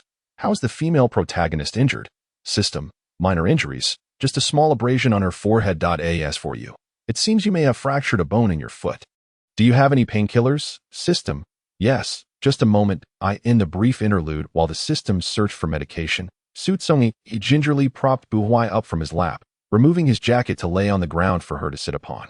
Simultaneously, he dragged his completely numb right leg, gripping the earth with his hands to inch closer, aligning himself shoulder to shoulder with Buhui. He fished out their phones, but the signal was poor here, rendering calls impossible. The instigator of this predicament stood frozen at the roadside, paralyzed with fear, while her boyfriend contacted the police. Their location was somewhat distant, and due to the mountainous terrain, vehicles could not traverse the path, meaning the rescue team would take at least 2 hours to arrive. The mountains darkened early, and as the sun sank in the west, the shadowy veil of night began to take form. The travel agency responsible for the group also received news of Xu Congyi and the others' predicament, hastily sending several locals familiar with the terrain to their aid. By the time they arrived, over an hour had already elapsed. Xu Congyi swallowed the painkillers provided by the system, feeling relatively little discomfort. However, as he had given his jacket to Buhui, he was left wearing only a sweater, and the biting night wind assaulted him, raising goosebumps across his skin. The cold seeped in gradually, inch by inch, penetrating his exposed skin and sending shivers through his internal organs, causing his limbs to tremble uncontrollably. What about the warming medicine? Is there any? It's too cold. My teeth are chattering, Xu Congyi inquired again. System, there is, but such medication cannot address the root cause. It merely dulls your perception of temperature. In this frigid environment, it can help you stay alert, preventing you from dozing off. If you lose your sensitivity to cold, you might succumb to sleep. Xu Congyi looked up, surrounded by dense underbrush and trees that obscured his view, making it difficult to discern the situation above. The travel group was on their way. They should arrive soon, and there was no need to worry. Nothing would happen. After all, the person beside him was the female protagonist. Even in the apocalypse, she would not perish. He turned on the flashlight on his phone, illuminating the damp, dark space around them. Time crawled by painfully, and the cold indeed stimulated Xu Congyi's weary nerves. He occasionally blinked, but mostly stared into an empty void, his gaze devoid of emotion. After over an hour, the shouts from above grew louder, as someone with a megaphone called down into the abyss. Xu Congyi raised his phone, hoping they could see the light. People faintly discerned the glimmer, and after waiting another 10 to 20 minutes, Xu Congyi heard the rustling sound of someone approaching, but a tall figure faced the mountain wall. Secured by a nylon rope, slowly descending toward the base. Observing that silhouette, Xu Congyi's pupils dilated slightly, a sense of uncanny familiarity washing over him. System. Host, you are not mistaken. It is Bulin. Bulin? Xu Congyi could hardly believe it. Wasn't she supposed to be at school at this hour? How did she come here? System. Last night, I learned from Buhui that your destination today is the hot springs. Upon waking early, I promptly purchased a direct train ticket. His school is not far from this location, merely a 2 to 3 hour journey, and he has just arrived. He was inquiring about your whereabouts from the tour group when, unexpectedly, an incident occurred that he volunteered to accompany me. This place has not been traversed by anyone.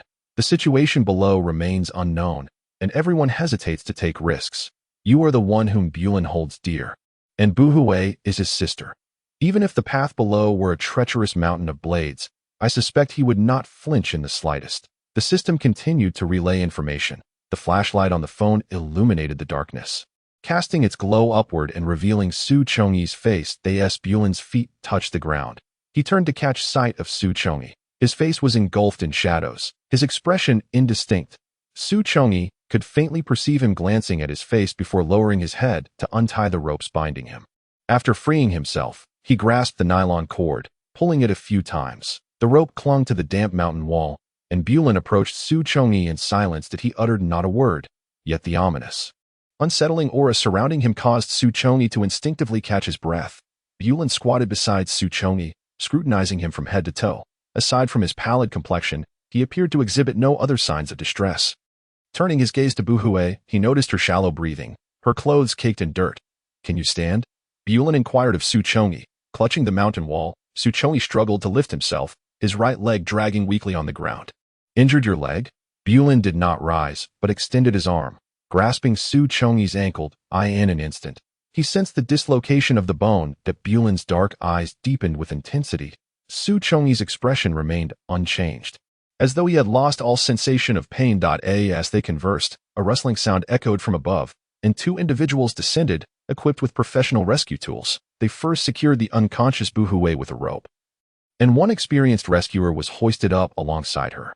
Following them, Bulin ascended alone, and then came Xu Congyi and another local. The descent could only be undertaken on foot, with no shortcuts available. Buhui remained unconscious, and a relatively robust individual hoisted her onto his back. Others attempted to assist Xu Congyi, but Bulin swiftly blocked them with his arm. He draped Xu Congyi's arm over his shoulder, and the group slowly navigated the narrow mountain path downward. In many places, only one person could pass, requiring mutual assistance to escort each individual through. Once they finally emerged from the mountain trail and reached the foot of the hill, darkness enveloped the sky. They boarded a vehicle waiting at the roadside, heading directly to the local hospital. The police arrived to take a statement, and upon confirming everyone was safe, they exchanged a few words and departed. The others, including the tour group, young men and women, their friends, and locals, gradually exited the hospital. Xu Congyi lay in bed, turned on his side, overwhelmed by excruciating pain, beads of cold sweat trickling down his forehead. His body trembled beneath the pale blanket as he valiantly clenched his teeth, stifling groans of anguish. Bulin focused intently on Xu Congyi's back, quickly noticing something amiss. He abruptly rose, his movement so forceful that the chair behind him toppled to the ground with a loud thud. He propped himself up on the edge of the bed, leaning forward to grasp Xu Congyi's shoulder, feeling the intense trembling of the body beneath his palm. Turning the person over, Bulin's heart instantly tightened. While Xu Congyi furrowed his brows tightly, cold sweat cascading from his temples into his hair, his teeth gnawing at his lower lip with such force that a thin trickle of blood emerged. I shall summon a doctor, Bulin declared. Turning to leave, Xu Congyi seized his wrist, halting him. Having already received an anesthetic once, there was no possibility of administering another. Moreover, the injury involved bone, unlike other external wounds that could be alleviated merely by applying ointment. Bulin resisted Xu Congyi's grip on his wrist, seating himself at the edge of the bed, gently brushing aside a damp lock of hair from Xu Congyi's forehead. System 98. Has it increased again? The female protagonist's author has something to say. The affection value remains at 98. Unexpectedly, after this incident, the female protagonist's brother's value has also risen to 98. It seems that the romantic subplot has yet to be as easily navigable as the main storyline. Viewed from this perspective, it appears that Bulin and the person from the previous world are fundamentally different. Although some of his behaviors may be inappropriate, Xu Congyi can indeed perceive Bulin's profound affection for him in this moment. For there are no more entanglements, no more possibilities of meeting again. When I heard about your accident, I was terrified. Bulin gazed intently at Xu Congyi, a tumult of intense and complex emotions surging in his dark, deep eyes that I feared I would never see you again. Never again experience the unique hue you bring to this world. Bulin lowered his head and pressed his lips against Xu Congyi's. This time, it was not in slumber nor in a dream, but a genuine kiss bestowed upon his beloved. The metallic taste of blood quickly graced his tongue, as Bulin tenderly licked away the blood from Xu Congyi's lower lip. "Promise me, will you?" Bulin murmured softly. "Do not leave me." Xu Congyi reclined back, allowing this person to kiss him gently. When Bulin finally withdrew, Xu Congyi tugged at the corner of his mouth. Shaking his head decisively, "Bulin, you saved both me and your sister. I will forever hold this gratitude in my heart and repay you in the future. Yet, I remain deeply sorry." "Why?" Bulin's expression darkened abruptly, his eyes reddening. "Why? Thank you to all my dear supporters for your subscriptions, comments, and flowers. I bow in gratitude." Chapter 25, 04.08. Bulin gripped Xu Congyi's shoulder, his face suddenly contorting into a fearsome grimace, akin to a wounded leopard. Fury igniting his eyes, a menacing aura radiating from him. The pain in his shoulder was almost comparable to that of a broken bone, as Xu Congyi pushed against Bulin, but in the next moment, both of his wrists were captured, pinned beside his body. This man, repeatedly facing the rejection of his beloved, was on the verge of being unable to contain the raging fury within him. You know nothing. Being subdued by someone of the same sex, utterly powerless to resist, severely wounded Xu Congyi's pride. Bulin's emotions spiraled out of control, his agitation palpable, and Xu Congyi found himself unable to remain calm. Waves of pain still coursed through him. Theoretically, he should have been granted peace to rest, yet this person insisted on pressing him. "Very well, let us all suffer together." "Yes, I know nothing, nor do I wish to know. I am exhausted and wish to rest. We can discuss matters tomorrow." Buhui was still asleep in the adjacent BEDAS. Xu Congyi noticed her turning over. He realized that the commotion they were causing was quite significant. If they continued to make noise, it would likely rouse Buhui, leading to an unpleasant outcome. Xu Congyi endeavored to maintain a steady tone, yet he failed to control his expression. The resistance and repulsion, along with an unmistakable air of indifference, were starkly evident, making it impossible for anyone to feign ignorance. Bulin's piercing, somber gaze was fixated on the person beneath him, each word he uttered conveying the urgency of his message. "You must understand. You have to know. To me, you are the sole hue in this world. Before encountering you, my existence was shrouded in shades of gray, devoid of color, unable to distinguish even between black and white. Yet suddenly, you appeared, and from you, I beheld a myriad of vibrant colors." Bulin released one of his arms, lifting it to gently caress Xu Congyi's fine, lustrous, ebony hair with a tenderness that contrasted sharply with his demeanor. "I can see the darkness of your hair." His fingertips glided to the left, softly tracing Xu Congyi's inky eyebrows, moving down to his wide-open eyes. Xu Congyi's long, distinct eyelashes were delicately teased by Bulin's fingertips, sending a shiver of sensation through him, causing him to instinctively shut his eyes. Lacking strength, with his arms pinned by Bulin's iron grip, Xu Congyi found himself utterly unable to escape the confines of his restraint. As Bulin's fingertip shifted from his eyelid, Xu Congyi abruptly opened his eyes to find the man's face above him radiating an intense exhilaration, akin to that of someone under the influence of a drug or a neurostimulant. His deep, dark eyes gleamed with a fierce intensity, locking onto Xu Congyi with an unyielding gaze that ignited a sense of peril within him, as if his very being were ablaze, and he could not flee. "Enough, enough, I do not wish to hear this. If you are unwell, seek a physician, For I cannot cure your affliction. Xu Congyi felt paralyzed by the sharp brilliance in Bulin's eyes. He was not afraid of being harmed, but rather terrified of the emotions that resided within this man. These feelings were twisted and terrifying, and the man himself was disturbingly unhinged. As if oblivious to Xu Congyi's protests, Bulin persisted in his actions. His fingertip glided down Xu Congyi's nose, trailing to his tightly pursed lips. In a world rendered monochrome, where many appeared equally drab, Xu Congyi's unremarkable visage was, to Bulin, a divine marvel. Each facet of him, every shade he possessed, ensnared Bulin in a state of rapture, leading him to an endless descent into obsession. This was a person whom fate had tailored specifically for him. Naturally, he belonged to him. He must belong to him. The red of your lips. Bulin traced Xu Congyi's lip line with the reverence of a connoisseur. Xu Congyi's lips were pressed too tightly together, the corners curving into a subtle arc. Though it signified resistance, to Bulin, it exuded an irresistible allure, compelling him to lean down and brush his lips against the corner of Xu Congyi's mouth. Xu Congyi's pupils constricted sharply, his body trembling uncontrollably. Bulin's fingers glided over Xu Congyi's slender jawline, trailing down to his neck, where the tips of his fingers grazed Xu Congyi's pronounced Adam's apple. That particular area of the body was among the most vulnerable.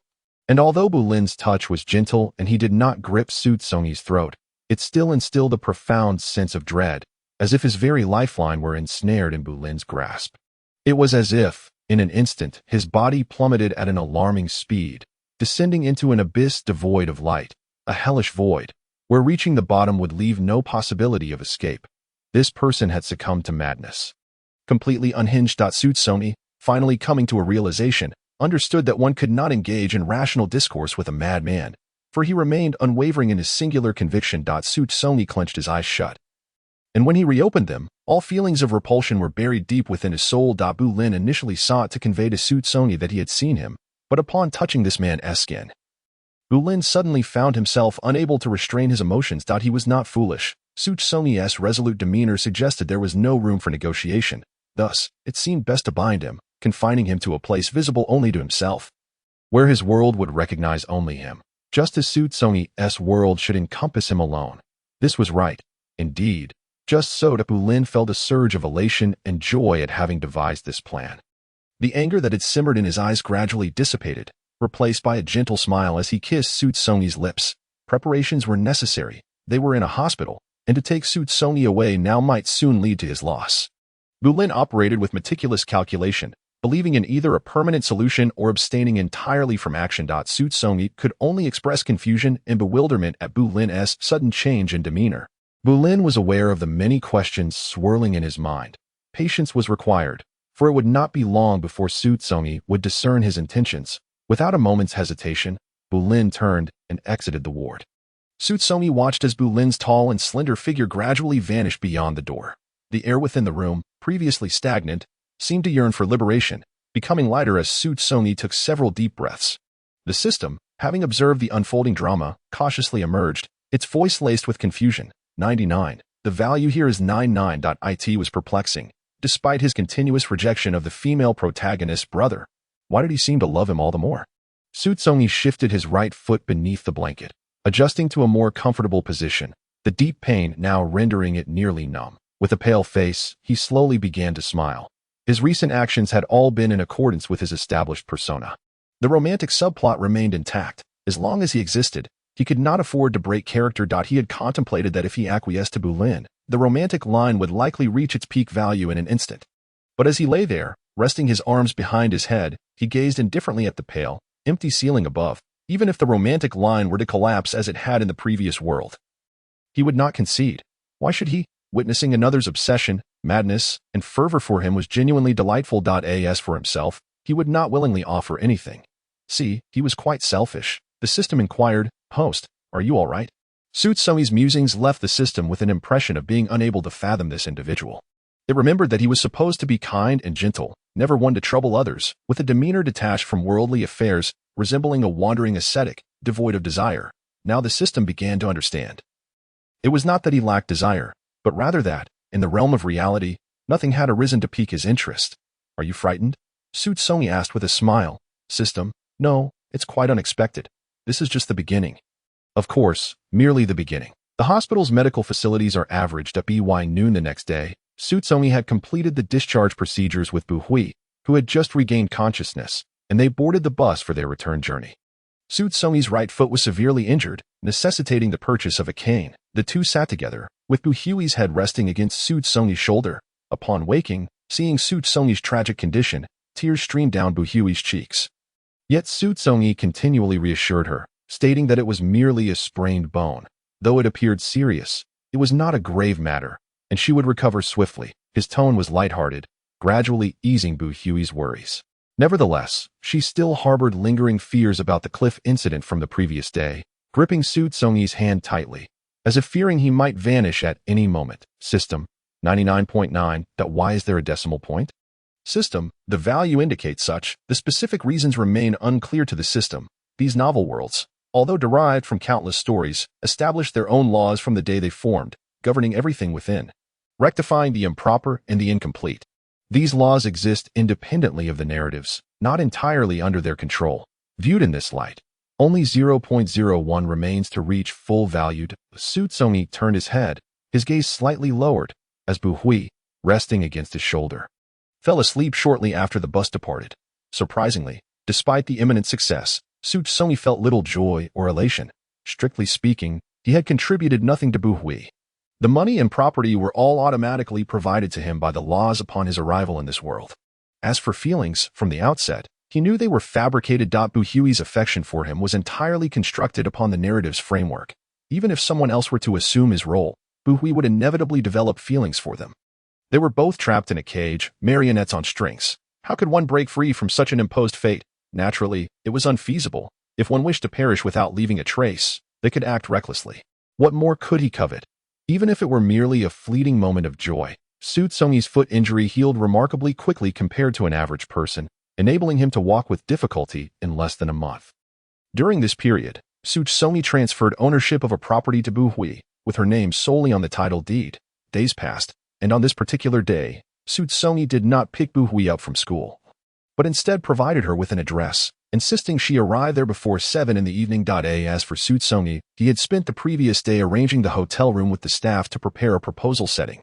He had purchased balloons and flowers, actively participating in the preparations rather than merely observing. Colorful balloons were strung together, adorning every corner of the walls that he toiled from morning until afternoon, finally completing the setup by 4 o'clock. The room was suffused with a subtle fragrance of roses, with 2 vibrant bouquets elegantly displayed. A bottle of red wine rested quietly, while a plate of beef on a white porcelain dish still emitted a tantalizing aroma. Xu Congyi held a small dark red square box in his hand, containing a ring intended for his proposal to the female lead. The plan for this proposal is to completely erase the final digit after the decimal point. Suddenly, a melody resonates within the tranquil room. The phone resting at the edge of her palm lights up, displaying the name of the caller. Xu Congyi's expression instantly softens. It is the female lead calling. Presumably having arrived at the hotel. Bu Hui, her voice trembles slightly. The gentle demeanor abruptly hardens. Xiao Hui, where are you? I'm on the overpass. It seems there has been an accident ahead. I don't know when it will clear up. Bu Hui's urgency is palpable in her words. Xu Congyi furrows her brow slightly. It's fine. No rush. Just be careful. See you soon. Okay. Beep. Beep. Beep. Suddenly, a mechanical, cold, busy tone fills her ears. Xu Congyi hangs up and attempts to call Bu Hui again. But unexpectedly, the line is busy. Do you know which road she is stuck on? Since the female lead cannot arrive for the time being, this proposal ceremony can be considered half a failure. A sudden wave of defeat washes over Xu Congyi, chilling her tone. System, she is on the way to Dongshan. Why did she go there? System, Bolin has arrived. She just got out of the car. Bu Hui thought it was on the way, so she decided to pick her up first. System, he will be here shortly. As if in synchrony with the system's words, a series of distinct knocks echoes from outside the door. What is happening now? Isn't Bolin at the station? How did he end up here?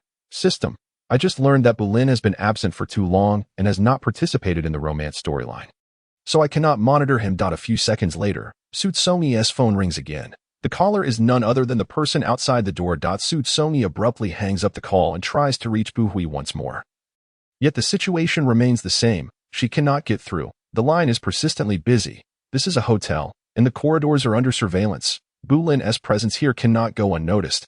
After pondering for a moment, Su Congyi deduces that he likely won't exhibit any unusual behavior, so she strides over and opens the door. As the door swings open, the stark white light from the corridor floods in, casting a pool of luminescence in the entryway. Su Congyi's heart skips a beat as she raises her gaze. Standing at the threshold is Bu Lin, clad entirely in black, his tall figure silhouetted against the light.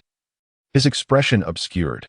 Only his pair of dark eyes glimmers with the ferocity of a wild beast, fixing upon Su Congyi as if she were its prey, the intensity of his gaze piercing and sharp.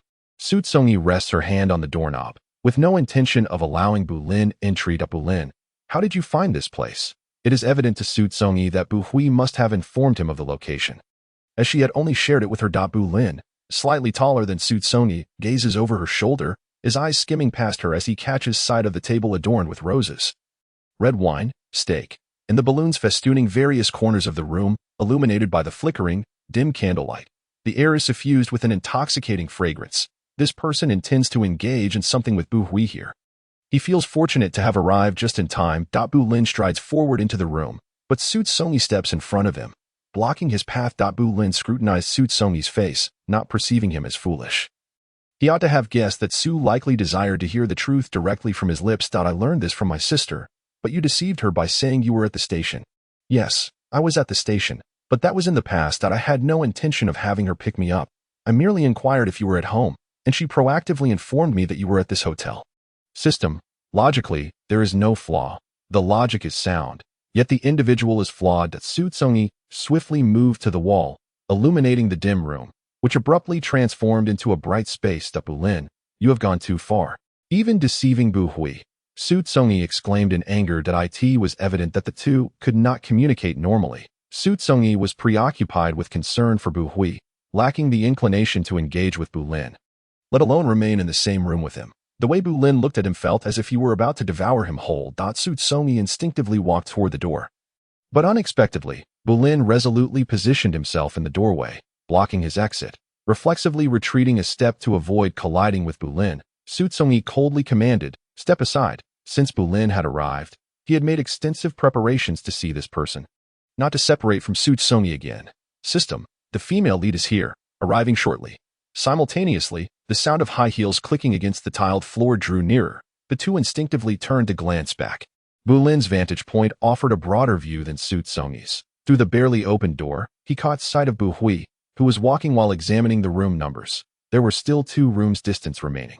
Just as the sound of the door being pushed could almost be heard, a muffled thud echoed as Su Congyi's back slammed against the wall. His shoulder was forcefully pressed, leaving him no time to react as a handsome face suddenly loomed closer.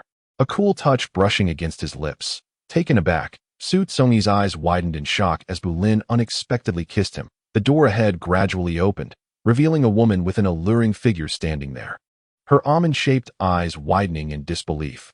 As if she were caught in a dream, Bu Hui even raised her hand to rub her eyes, and upon lowering it, the astonishing scene remained intact. Thus, the current situation was that her boyfriend and her younger brother were locked in an embrace. With Su Congyi's arm resting against Bu Lin's chest, gripping his clothing, an unmistakable indication that he was not rejecting him. Congyi.Bu Lin.U2. Bu Hui's lips parted slightly, and after uttering those few words, her breath quickened, rendering her unable to continue. Sadness enveloped her heart almost instantaneously, wrapping around it like a silken thread, circling tighter and tighter, constricting slowly. Bu Hui was nearly suffocated by her sorrow and anguish. Mist filled her eyes, and tears gathered on her lower eyelids, teetering on the brink of spilling. She shook her head like a rattle, murmuring, "You too, how could this be? Impossible." Su Congyi, fueled by anger, was about to strike Bu Lin's chin. But the man was quicker. Just as his fist grazed Bu Lin, a sharp pain suddenly jolted through his wrist. Without hesitation, Su Congyi immediately surrendered. Bu Lin, bending one knee, thrust toward him, their bodies pressed tightly together, causing their accessories to inevitably collide, prompting Su Congyi to stifle a groan of pain. His actions were mostly shielded by Bu Lin's towering figure. Bu Hui, her vision blurred by tears, could not discern the truth and assumed they were engaged in an inappropriate act before her. The sight of her sister's tears only intensified her anguish. Su Congyi, flustered, hurriedly explained, "Bu Hui, this is a misunderstanding. It is not as you perceive. Truly, you must believe me." Bu Hui, choking back tears, found it strange that Su Congyi, always the gentleman, had only ever bestowed upon her the briefest of kisses, mere trifles. He had promised to wait until their wedding day, and even gifted her an apartment, yet deep down, she felt something was amiss. Little did she know that the truth was far more shocking. Sister, I have feelings for Tsongi.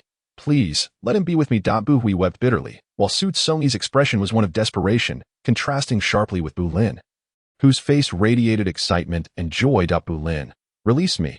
I do not harbor feelings for you. My heart belongs to Bu Hui, your sister. Suddenly, a chill coursed through Su Tsongi's neck as a cold, hard object pressed against him. His eyes widened in shock, and he froze, unable to move, only able to emit a low growl. Bu Lin's smile remained undiminished, tinged with a hint of malice. He raised his knee, mirroring Su Tsongi's earlier action, though with far less force. Through the thin fabric, he grazed Su Tsongi's most sensitive area, causing his complexion to change instantly. Hearing Su Tsongi's anguished roar, Bu Hui scrutinized the scene before her, finally noticing the gleaming blade at Su Tsongi's throat. The former was consumed by rage, while the latter appeared almost frenzied. Realization dawned on Bu Hui. She had misjudged Xu Congyi. It was her brother, Bu Lin, who was coercing him. Bu Lin, do you truly have feelings for Tsongi? Is this anger directed at him because I kept the truth from you for too long? Please, let him go, and let us sit down and discuss this calmly. Tears still glistened in her eyes. She loved both men dearly and wished to lose neither. Bu Lin's smile remained unrestrained. Indeed, I previously mentioned that the one I am pursuing is Tsongi. Apart from him, I cannot harbor affection for anyone else. Sister, you and I are different. Your world is vibrant and full of choices, while mine is stark and singular. In my world, only Tsongi stands out.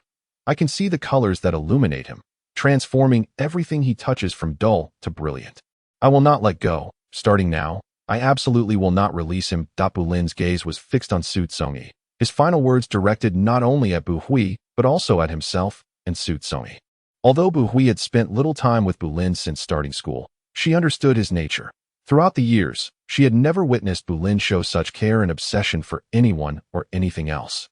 The depth of emotion in Bu Lin's eyes, as he looked at Su Tsongi, was profound and dark, leaving Bu Hui utterly astonished. Bu Hui found herself in a state of utter confusion, uncertain of what to do next. That was her boyfriend. Her gaze swept through the room, landing on the items arranged on the dining table, and the overall setting that was originally prepared for her. Everything was now in disarray. Completely chaotic. Even if it were a corpse, I must have it. Sister, do you wish to live or die? Bu Lin tilted his head, a gentle smile gracing his features, though he rarely smiled, maintaining an excessively handsome countenance. There was no need for doubt, but we could discern from Bu Lin's demeanor that he would indeed act in that manner. Overwhelmed, Bu Hui retreated until her back met the wall, her head bowed as two streams of tears cascaded down her cheeks.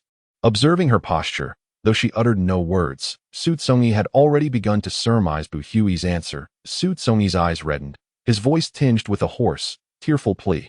No, Xiao Hui, please don't. I have already purchased the ring. Let us get engaged first, and once you graduate, we shall marry. No, you cannot let go. Bu Lin, I implore you, please do not harbor feelings for me. Sister, you should leave for now. I wish to be alone with Tsongi for a moment. Bu Lin spoke with a blend of cruelty and tenderness. Bu Hui lifted her gaze to meet Bu Lin's eyes, then turned to look at Tsongi. She could not afford to lose Su Tsongi. Yet she could not bear to lose Bu Lin either, for he was her blood kin. Stepping away from the wall, Bu Hui's body trembled slightly, and she dared not look at Su Tsongi any longer. Abruptly turning away, I am sorry, Tsongi, please forgive me. After a heart-wrenching cry of anguish, Bu Hui fled the room, the door closing firmly behind her. Thus, the romantic narrative crumbled once more, a mere act of senseless turmoil. Nevertheless, gratitude remains for all your support. May gentleness accompany you. Tsongi, my dear, is a character of duality, a trait that shall gradually reveal itself. Chapter 26:0, 4.09. Though she had run away, it was merely to the lobby of the hotel. Bu Hui's legs felt weak, leaving her devoid of any strength. She paused in a dimly lit, deserted corridor to the right of the hotel, sliding down against a round pillar, her hands clenching the straps of her handbag tightly. Her knuckles curling in pain, her frail shoulders heaved with each sob, regret washing over her. She should not have left Su Tsongi behind, nor should she have so easily relinquished him. Yet, what could she do? She was consumed by fear, an invisible hand clutching at her heart, rendering her breathless and distressed, as if the entire world had collapsed in an instant. This was a situation she had never encountered in over 20 years of her life. She was utterly at a loss for how to respond. Moreover, she had no choice. She could not bear to witness any harm befall anyone, be it her lover Xu Congyi or her brother Bulin. She felt like a coward, a traitor. Bu Hui sat on a wooden bench, engulfed in profound sorrow and self-reproach. Above her, in the hotel room, a sharp, cold blade remained poised against Xu Congyi's neck, showing no sign of being withdrawn. Bulin resembled a famished soul, sinking into the depths of despair, fervently kissing Xu Congyi's neck, his heavy, heated breath striking against Xu Congyi's skin as he struggled to turn his head away.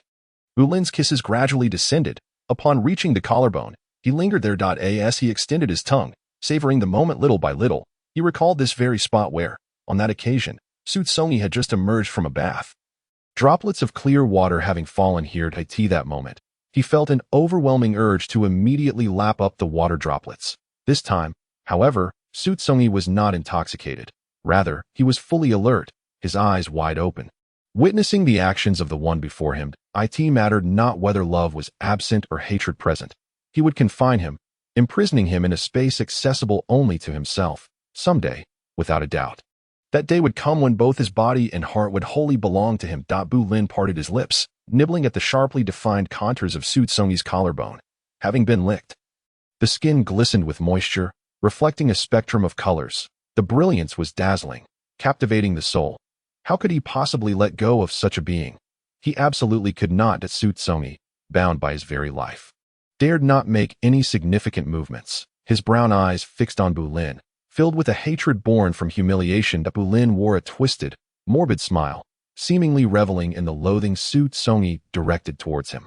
With one hand, he slipped into his pocket, swiftly retrieving a handkerchief, and under Xu Congyi's unwavering gaze, he pressed it firmly against his nose. The pungent scent of alcohol overwhelmed Xu Congyi, who struggled as a sharp pain pierced his neck. His eyelids grew heavy, thoughts muddled, causing his head to tilt gradually to one side. Just before Xu Congyi's eyes were about to close completely, Bulin removed the damp cloth at the same time. He shifted the short blade away from Xu Congyi's neck, allowing him to slump softly to the left. Bulin swiftly wrapped his arm around him, drawing him into his embrace. He then produced a roll of transparent tape from his pocket. Placing the drug-soaked cloth inside. As Xu Congyi's feeble struggles persisted, the blade grazed his skin, drawing forth a few drops of bright red blood. Bulin leaned in, greedily lapping up each droplet, cradling the semi-conscious Xu Congyi. He departed from the room. Others in the hotel, upon seeing Bulin with Xu Congyi, merely assumed he was intoxicated. With Bulin supporting him, no one expressed any suspicion. Bulin waved over a taxi that had pulled up to the curb, carefully placing Xu Congyi inside before following suit. The driver cast a peculiar glance at the two men huddled together in the back seat, but when met with one pair of dark, cold eyes, he quickly averted his gaze. After that, Xu Congyi's memories became fragmented, everything appearing blurred. He had no idea where Bulin was taking him. The system provided him with an antidote, but the pill remained in his pocket. His arms ensnared by Bulin, making even the slightest movement feel extraordinarily laborious. Vaguely aware that the car had arrived at its destination, he felt himself being lifted out and led toward a location. Ascending the stairs, after several flights, Xu Congyi managed to lift his head, spotting the door. It was his home. Bulin had actually brought him to his house. Once inside, they continued onward, arriving at the bathroom. At this point, his memories became fragmented. When Xu Congyi awoke the following day, he opened his eyes to find himself in a different outfit, seated on a deep brown chair that had been moved from the dining table to the bedroom. His arms were bound behind him, tethered to the chair's backrest. Xu Congyi turned his slightly aching neck, scanning the surroundings, but Bulin was nowhere to be seen. The system announced, "The romantic storyline has collapsed. Reset. System. There are still 40 points left, but it is estimated that they will reach 0 by the end of the day. What can I say? System. The romantic subplot is far too fragile. Such trivial matters have caused it to collapse. Host. Do not be too disheartened if the romantic line cannot proceed. There are still other plots awaiting us. This particular line, in any perspective, appears far more robust than the romantic one. Naturally, it must be solid. A lack of strength is unacceptable. For Bulin, who suffers from severe color blindness, he exists as a singular anomaly in his dim and somber world. If he were to acquire such a rare condition as Bulin's, which is nearly impossible to find among the multitude, he would likely strive to seize that unique existence for himself. Ultimately, every individual harbors an intrinsic selfishness. Thus, We must now pursue the other plot line. I suggest you might as well agree to him. You see, if you refuse him, he will resort to threats and constraints, causing you distress. It is indeed distressing. Physically uncomfortable, yet emotionally elated, even cultivating a covert desire to witness the lengths to which Bulin might go in his fervor. System. What lengths can he go to? Simply confine you in a small dark room, and so on. Are you truly indifferent to being pursued by the same sex, or have you begun to derive pleasure from it, thus secretly anticipating it? The system finds this sudden thought terrifying. Indifferent? What is there to be concerned about? It is not I who is ensnared and desired as for the sensation of pain. Can he admit that he rather admires the color of blood? At least in his eyes, it is the most beautiful hue in the world, even more so than the golden sunlight, providing him with a profound sense of comfort as for feelings of humiliation. No, it is all merely performance. There is no distinction. It is just a touch more authentic. He is merely playing a role, nothing more. Bulin has completed the onboarding process at a listed company in City D, initially intending to start next semester. But due to matters concerning Xu Congyi, he has expedited his timeline. His academic performance is outstanding, and the company has warmly welcomed his immediate entry. The salary offered is quite substantial, nearly equivalent to that of Xu Congyi, who has been working for 2 to 3 years. Bulin has begun to plan for their future together, temporarily residing at Xu Congyi's home, with intentions to purchase a separate place once he earns enough, as he wishes to care for Xu Congyi and have him live in his home. With the onboarding procedures completed, he will officially start in 2 days. Bulin has consistently received government scholarships and has modest daily expenditures. With several thousand still at his disposal, there is little need for additional purchases from Xu Congyi's side. As most essentials are already available, he unlocks the door and steps inside. Upon returning to this room, his emotions are entirely different from before. Here resides the person he cherishes, now belonging solely to him. Upon entering the bedroom, he finds Xu Congyi gazing out the window, having been restrained for an extended period. His wrists bear slight redness. Bulin crouches behind the chair and begins to untie Xu Congyi's bonds. As the effects of the sedative wear off, Xu Congyi swiftly stands and delivers a powerful punch to Bulin's face. The impact resonates loudly, and after this blow, it seems Xu Congyi has expended half his strength. His arms, bound for too long, feel sore and numb. With this movement, every nerve pulls painfully, and he leans against the chair's back, his chest heaving violently. Bulin, what exactly do you intend to do? Xu Congyi's jaws clenched tightly, producing a sharp clicking sound, his eyes streaked with bloodshot veins. The coldness that once enveloped his visage had slowly dissipated, and Bulin began to smile gently. Xu Congyi's fury was entirely within his expectations. It would be strange if he did nothing at all. Bulin approached and seized Xu Congyi's wrist, lifting his sleeve to reveal vivid crimson marks. With tender slowness, he caressed the bruises with his fingertips, his voice as soothing as a gentle spring breeze. I've brought you some food. You must be hungry.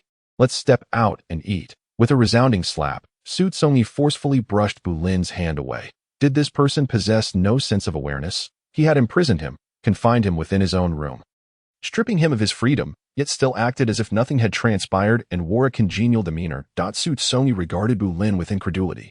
You are committing a crime. Do you realize that? Bulin, while the mistake is still small, leave immediately, and I assure you, I will not call the police. Xu Congyi clung to a flicker of hope, believing that Bulin's actions were merely a moment of madness, and that clarity would reveal the folly of it all. Mistakes, after all, should not persist. Ha, ha, ha, ha. The young man across from him wore a mask of deranged distortion, resembling the deranged individuals depicted on television.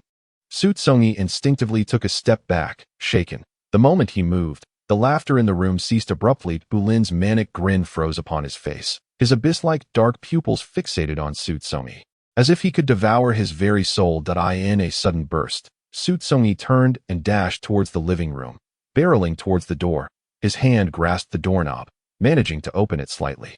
Bang! The iron door quaked with an ear-splitting sound. A gentle breath wafted against his neck, accompanied by a voice equally soft, yet akin to a serpent that had just bared its fangs. If you dare step out of this room, do you believe I could break your legs? At that point, you would be unable to go anywhere, confined to your bed. Truthfully, I think that would be preferable. You wouldn't need to do anything, just remain by my side. I will do everything for you, everything. Even as Xu Congyi watched in horror, Bulin grasped his wrist, lifting his arm and placing his palm on the doorknob. Bulin, with a tone that seemed innocuous, urged Xu Congyi, saying, Come, turn it. Open the door. Freedom awaits you beyond. Madman. Xu Congyi muttered, his voice gradually rising. Eye in his eyes, the once handsome Bulin had transformed into a terrifying demon. Bulin. You have lost your mind. Get away from me. Xu Congyi thrust his arm out, forcefully pushing Bulin. The latter stumbled several steps back. With his back against the door, Xu Congyi was beset by 1,000 thoughts urging him to fling the door open and escape. Yet one thought restrained him. He dared not test the truth of Bulin's words with his own legs. He could not. Bulin quickly regained his balance, striding towards Xu Congyi with long strides. Don't touch me. As a hand reached out towards him, Xu Congyi instinctively recoiled as if shot by an arrow. As the crimson hue abruptly appeared on the back of Bulin's hand. His expression suddenly hardened, akin to an impending storm. Xu Congyi's gaze flitted restlessly. Seeking a suitable instrument, Bulin raised his arm, the scarlet tip of his tongue gliding from the lower to the upper part of his hand. His eyes fixed intently on Xu Congyi, evoking an unsettling sensation as if that cold, soft tongue had brushed against his very being. Xu Congyi's spine tingled, his scalp prickling with unease. The meal lay upon the dining table, its warmth gradually dissipating with the passage of time. The air was thick with the greasy aroma of the dishes, becoming increasingly repugnant. Xu Congyi's eyes bore into Bulin, who lowered his eyelids, as if contemplating the next course of action. Remaining in this stalemate was not a viable solution. Was he too naive to believe things could unfold gradually? Bulin's lips curled into a silent smirk, realizing that such a notion was futile. If affection was unattainable, then perhaps it was better to harbor a profound hatred for him, rendering Bulin the most despised person in his life, which would, in some twisted sense, be equitable, as they would both remain each other's singular obsession. Bulin lifted his gaze, an overwhelming force of invasion surging forth, making Xu Congyi's heart skip a beat. The moment Bulin's body stirred slightly, Xu Congyi instinctively raised his hand, seizing a nearby crystal orb, and without a moment's hesitation, hurled it at Bulin.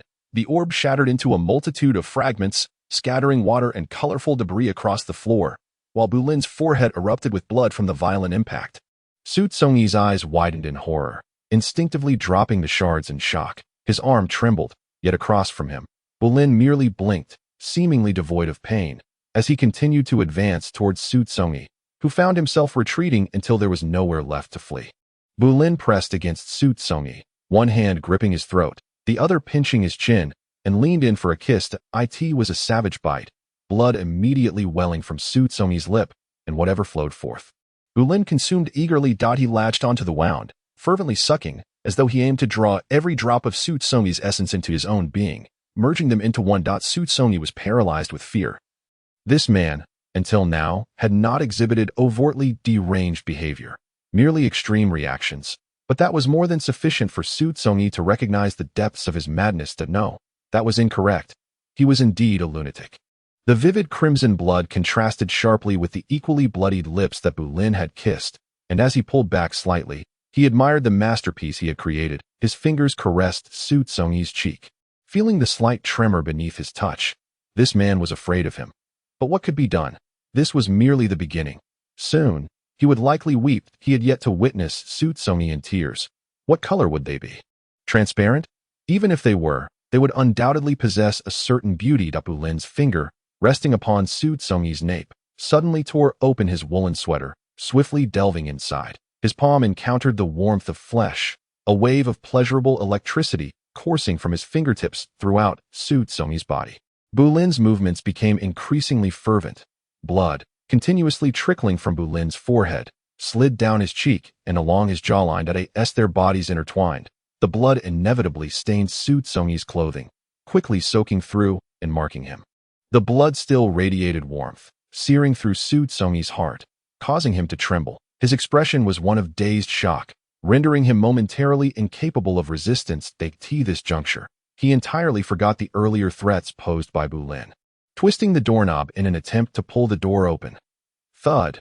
His body once again collided heavily against the door, with a heated figure pressing closely behind him, as if engulfed in flames. Xu Congyi struggled briefly, only to find something rigid and unyielding pressing against him. His entire body quaked, and in a fleeting moment of bewilderment, Bulin swiftly stripped away his trousers along with his undergarments down to their very roots. A gasp escaped Xu Congyi's lips, a painful sound unaccustomed to the invasion of such a place. Suddenly confronted with the intrusion of a finger, which began to thrust vigorously upon entry if given a choice. Xu Congyi could only hope that this was a nightmare. Omitted, he wished to awaken once more, finding everything unchanged, remaining as Bu Hui's boyfriend, rather than as Bu Lin's captive, subjected to humiliation and torment within his own home. The pain was excruciating, as if his very insides were being carved open with a blade. With each friction, his body convulsed involuntarily. Physiological tears streamed down his face, soaking the pillowcase, leaving deep tracks at the corners of his eyes. Lying back, he stared blankly at the ceiling, his gaze hollow and devoid of luster. He fainted and regained consciousness repeatedly, the pain rendering him numb. When all finally ceased, Xu Congyi remained with his eyes wide open, resembling a lifelike marionette. Click, click, click. The sound of a camera shutter echoed incessantly, as Xu Congyi's eyes shifted to see Bu Lin documenting his current state of despair. His lips, swollen and bruised, were pressed together. His complexion pale yet devoid of any semblance of emotion that he merely observed as Bu Lin captured his humiliation, a faint smirk tugging at the corner of his mouth, as if mocking both himself and Bu Lin.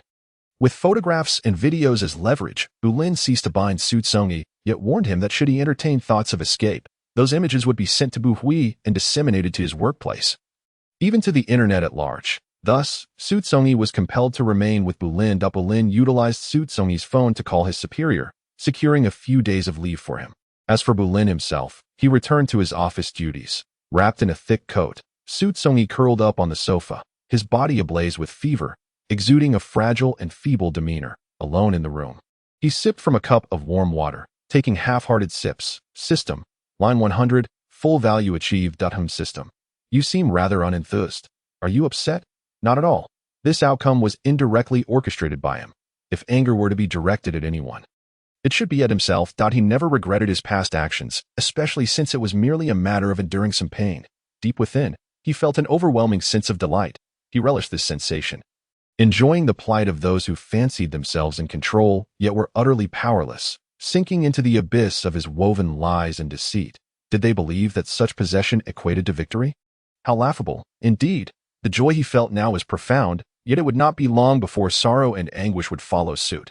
Like Xu Congyi, Bu Lin also reveled in happiness, with the one he cherished most within reach. Nearly an arm's length away, his work progressed without hindrance, adapting seamlessly within just a few days. Omitted. Yesterday, I engaged in a discussion with Xianyu Dabobi, and I couldn't help but feel that the plot seemed to be unraveling. This reminded me of a saying, nothing that a hearty meal cannot resolve. If it can, then perhaps two. The last time was on the 10th, over a week ago. Cough, cough. My Kirin arm is also yearning for satisfaction. Chapter 27, 04.10. A colleague noticed that Xu Congyi still wore a silver platinum ring on his ring finger, speculating that it was unlikely related to romantic matters. Thus, they subtly inquired, hoping to discern if Xu Congyi had been experiencing any recent health issues. No matter how robust one's physique, it cannot withstand the excessive demands of Bu Lin. Moreover, that particular area was never intended for such purposes. To Xu Congyi, it represented a humiliation, and after the fact, he hadn't taken proper care of it. His appetite dwindled day by day, and at times, he could barely consume half a bowl of rice from a palm-sized bowl. Bu Lin was preoccupied with work, spending little time with Xu Congyi during the day. Unaware of his diminished appetite, when they dined together in the evening, Xu Congyi ate sparingly, which Bu Lin interpreted as disdain or dislike, hence his lack of appetite. One day, as Bu Lin held Xu Congyi close, he felt nothing but the sharp bones beneath fragile skin. Finally realizing that this person had truly lost weight, Xu Congyi lay beside Bu Lin, his head tilted to one side, half of his cheeks sunk into the pillow, his gaze fixed vacantly on the window. Bu Lin's heart ached at the touch of such delicate, thin skin. He slowly extricated himself from the humid, close embrace, rising from the bed, bare and exposed, his silhouette appearing desolate as he retreated to the bathroom. The door slammed shut with a resounding bang, followed by the sound of rushing water, icy and piercing, cascading down from the showerhead above. Bu Lin raised his head, his arms hanging limply, fingers curling around an enraged, crimson object. As he began to seek solace within himself, his expression remained impassive, his gaze shifting coolly, the gaunt contours of his face suddenly breaking into a shadowy smile. The system could not comprehend Xu Congyi's current actions. System, are you deliberately starving yourself to inflict pain upon him? Yet, It is Xu Congyi himself who is suffering as Xu Congyi's smile gradually faded. It is not intentional. I simply lack an appetite. System. You should eat more. Go look in the mirror. Your ribs are distinctly visible. You are nothing but bones. It's quite unsettling. Xu Congyi. Unsettling. That is precisely the point. What he desired was exactly this outcome point one day in the future. He would vanish from this world, and thereafter, nothing would concern him. Before that, he needed to leave an indelible mark on someone, so that in the distant future, whenever that person thought of him, their heart would twist in agony. Merely contemplating this prospect felt particularly exhilarating. It was, in fact, a source of immense joy, akin to teetering on the brink of an exquisite climax. Indeed, for Xu Congyi, it was even more thrilling. As for the pain in his body, it could be deemed nearly insignificant. To attain such pleasure, enduring a modicum of pain was exceedingly worthwhile. Almost a bargain. By the time Bulin emerged from the bathroom, over 20 minutes had elapsed, wrapped in a pristine white towel, his skin still glistening with moisture. As Pui lifted his gaze towards the direction of the bed, he was struck by the sight of Xu Congyi, who had, astonishingly, remained utterly motionless since his departure. Two frail, alabaster legs lay sprawled upon the azure bed sheets, splayed wide, revealing an unfiltered view of the scene in between. Even Bulin, with his keen eyesight, discerned the translucent fluid oozing from the vibrant flower petals. Saturating the fabric beneath, the recently subdued heat surged anew, ignited by this captivatingly indulgent tableau, causing a pronounced bulge in the towel he held. Bulin inhaled deeply, striving to temper the rising tide of warmth within him. He approached, leaning down to gently lay Xu Congyi's exposed legs, devoid of warmth, flat against the bed. He then wrapped an arm around the blanket, turning to Nestle beside him, pulling him into an embrace. The heat radiating from Bulin swiftly transferred to Xu Congyi in their close embrace. With warmth enveloping him, Bulin rested his chin atop Xu Congyi's delicate, dark hair, inhaling the fresh scent of greenery. Sleep now, he murmured, softly patting Xu Congyi's back. Xu Congyi cast a sidelong glance, and shortly after Bulin closed his eyes, he followed suit, surrendering to slumber. It was imperative that Xu Congyi's frail state did not persist. Bulin understood the root cause lay with him. However, the notion of relinquishing Xu Congyi was inconceivable, save for death itself. Having endured over 20 years of a colorless, monotonous existence, this person was his sole source of vibrancy. From the very first glance, fate had sealed their bond. Xu Congyi was meant to be his, to share life together. The immediate priority was to ensure Xu Congyi's health gradually improved. Bulin explored various methods online, resolving to address the issue through dietary adjustments. Not particularly adept in the culinary arts, he enrolled in an intensive cooking class, dedicating his spare time to mastering the craft of meal preparation. Gradually, Xu Congyi noticed that the evening meals became increasingly diverse. They were no longer limited to stews but included a variety of rich and nutritious dishes. This was only the beginning. Bulin even purchased a thermos, rising early each morning to prepare meals for Xu Congyi to take to the office. During their breaks, colleagues would jest about where Xu Congyi had found such a diligent partner, and if there were any others of similar disposition to introduce. Xu Congyi, lowering his gaze as he picked at the warm food in his bowl, replied in a soft tone, "Not a girlfriend." "Then is it a boyfriend?" A colleague teased instinctively. Xu Congyi's hand, clutching the chopsticks, faltered momentarily, pausing for 2 seconds before resuming his meal nonchalantly. "Not that either." "Your mother?" Another colleague, known for his relentless curiosity, probed. The person with brown-framed glasses seated to Xu Congyi's left discreetly nudged his arm, and upon turning, the colleague noticed a subtle shake of the head in response. "Just asking casually," he laughed. "But honestly, the variety of dishes you bring is impressive, and they look quite delectable." The colleague sought to extricate himself from the awkwardness. Noticing Xu Congyi lifting his head from his meal, his eyes bright with curiosity, he quickly waved his hands in explanation. No, I wasn't implying I wanted to eat your food, that I'm just envious of your culinary prowess. In a few days, there's a company event. You won't be skipping that, will you?"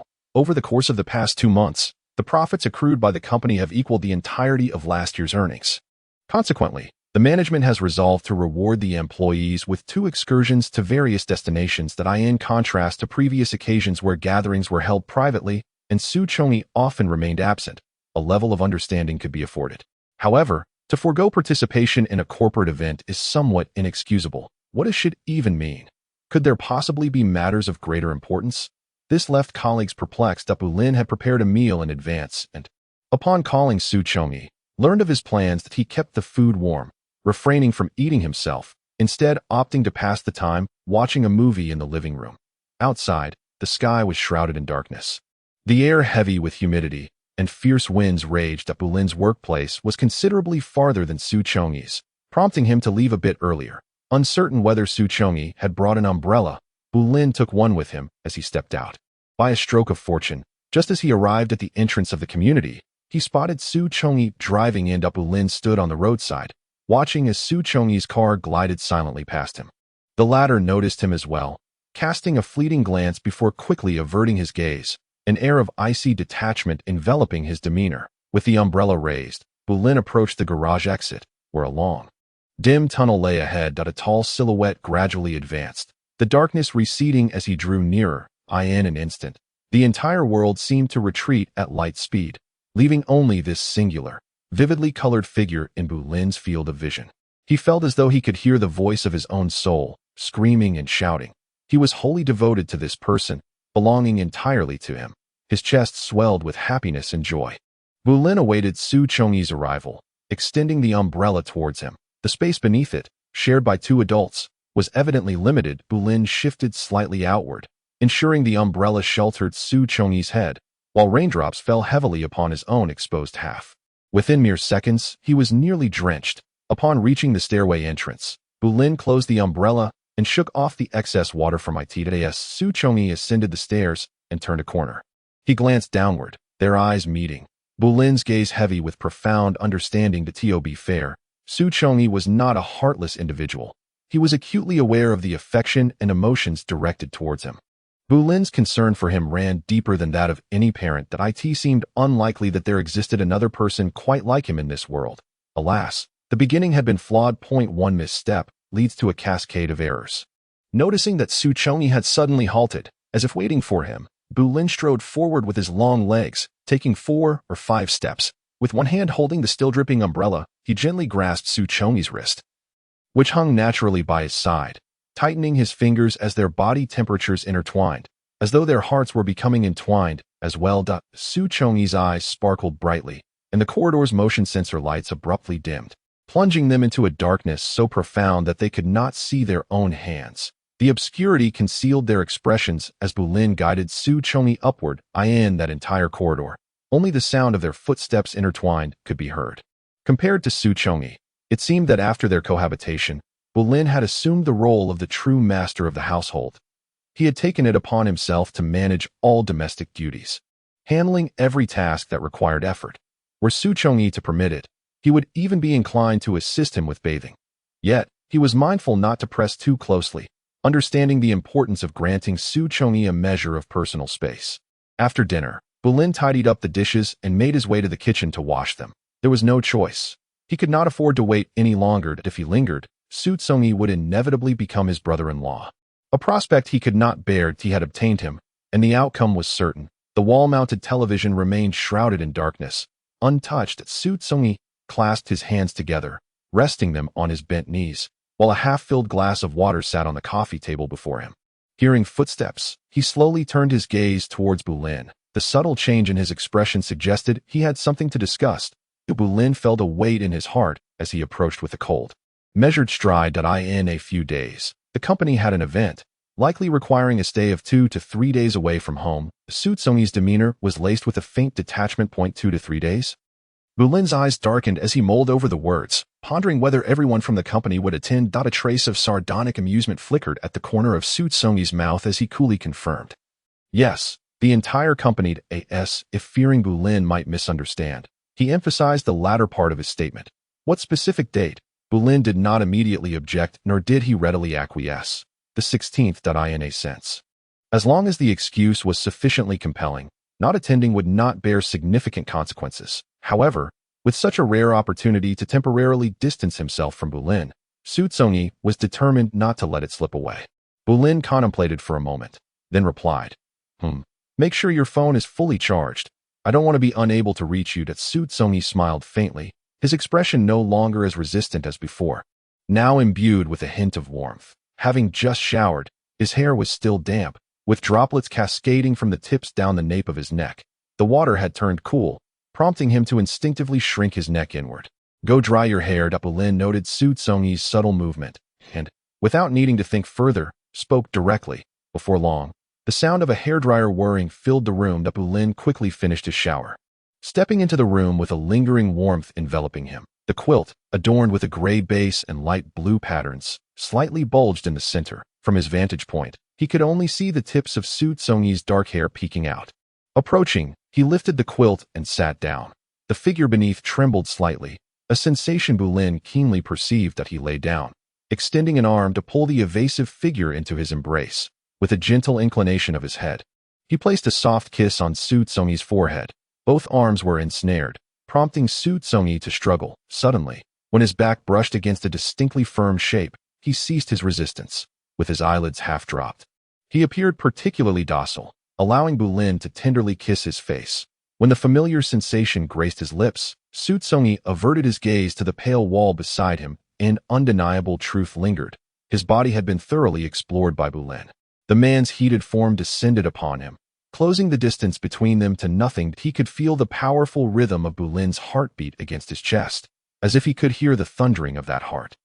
Rational thought began to drift away amidst the rising temperature, while his body sank deeper into surrender. Bulin's eyes were wide open, fixated on Xu Congyi's face. Xu Congyi's raven-colored lashes were long and delicately curled, casting a gray silhouette on his lower eyelid due to their drooped. As Bulin kissed him, his body trembled instinctively, causing the lashes to quiver like the wings of a butterfly, imbuing the ordinary with an enchanting beauty that captivated the soul.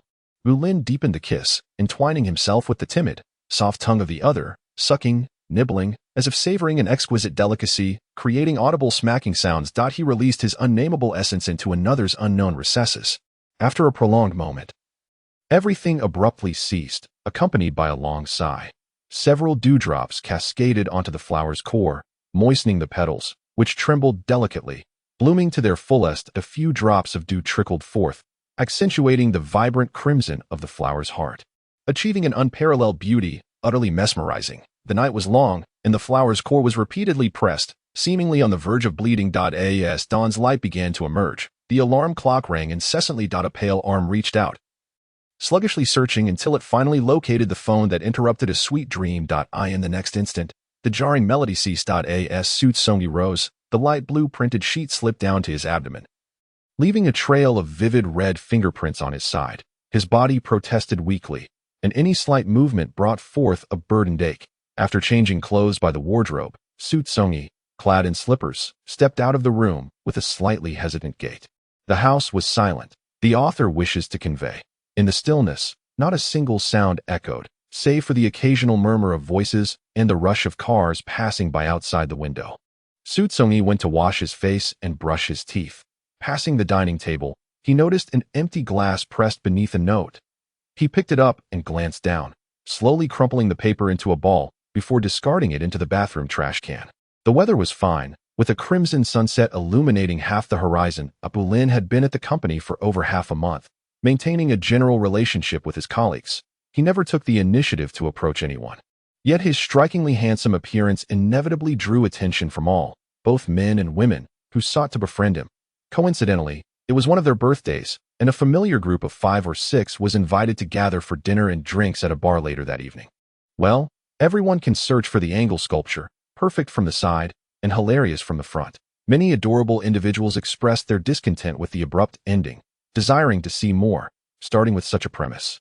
Any alterations would betray the original intent. The expression of emotions fell somewhat short, but I will endeavor to deepen it as much as possible. Thank you for your suggestions. I appreciate it. Chapter 2804. 11. After all, they were colleagues, and he had just arrived. Basic social etiquette still needed to be observed. After work, he rode in a colleague's car to a hotel that had been pre-booked, sitting in the back seat. Bulin called Xu Congyi, but the line rang without answer. Bulin let his arm drop, his gaze dimmed, and his expression grew slightly cold. He looked down at the bright screen of his phone, and after a while, he sent a simple text stating that he was out celebrating a colleague's birthday and would return late. The message was sent, and Bulin, clutching his phone, soon received a reply, a single character, M, after placing his phone into his pocket. He lifted his gaze and noticed the peculiar expression on the face of a colleague seated beside him, prompting him to raise an eyebrow slightly. The colleague smiled wryly, shaking his head. He had observed the platinum ring adorning Bulin's left hand. Yet, when questioned, Bulin had flatly denied having a girlfriend. A ring without a girlfriend implied mere personal preference. The birthday celebrant was a clerk from the company's administrative department, who also happened to be the daughter of the department manager, a fact that was tacitly understood by all. Upon Bulin's arrival at the company, the woman had immediately taken a liking to the handsome and aloof Bulin, her heart fluttering at the sight of him. However, as days turned into weeks, this tall and striking young man seemed utterly oblivious to her subtle advances, ignoring her completely. Unaccustomed to such indifference, she felt an intense sense of injustice. She believed that given her exceptional looks and background, she was more than a match for Bulin, who was not a local. Taking advantage of the birthday gathering, she resolved to confess her feelings to him. No one could resist her charm. She had possessed this confidence since childhood. Other colleagues, aware of her intentions, secretly supported her by reserving the seat next to her for Bulin. Except for Xu Congyi, everything and everyone else in Bulin's eyes appeared gray and indistinct. In his world, there was no distinction between beauty and ugliness, let alone any notion of affection. That Bulin had a vague understanding of the woman's feelings. Unless she spoke candidly, he would not delve into the matter further. His heart was currently occupied by a singular person. Now and in the future, there would be no one else. As the woman settled down to his right, the dishes had already been pre-ordered. Prior to their arrival, she had called the hotel in advance, timing it impeccably. Within 5 minutes, the dishes began to arrive in succession. The service here was unique. With each dish presented, a server would professionally explain its name and nutritional benefits. It sounded delightful, yet Bulin's handsome face remained indifferent. Although he listened with his ears, his thoughts wandered to when he might come here with Xu Congyi, who he believed would enjoy the cuisine. Oh, don't be shy. Eat. The woman turned to find Bulin hadn't even picked up his chopsticks, her smile radiant as she urged him. All eyes turned to their table, under the scrutiny of others. Bulin finally lifted his chopsticks, picking up a piece of light gray dish to taste. The meal proceeded with joy, with 1 or 2 individuals adept at enlivening the atmosphere, and the focus was less on how much they ate and more on the conversation. Suddenly, someone posed a question, asking the woman what kind of man she hoped to date. She glanced at Bulin and replied, "First, he must be handsome. Second, he must be very handsome. And third, he must be exceptionally handsome." "Is there any distinction among those 3 points?" Someone teased, raising an eyebrow. "Indeed, aside from handsomeness," another added. "What about temperament, family background, or career?" The woman rested her chin on her hand, her lips coated in cherry blossom-colored gloss. Parting as she declared, "I am an absolute esthetician. As long as he is handsome, that's all that matters. The rest is irrelevant." Yes, today you are the queen.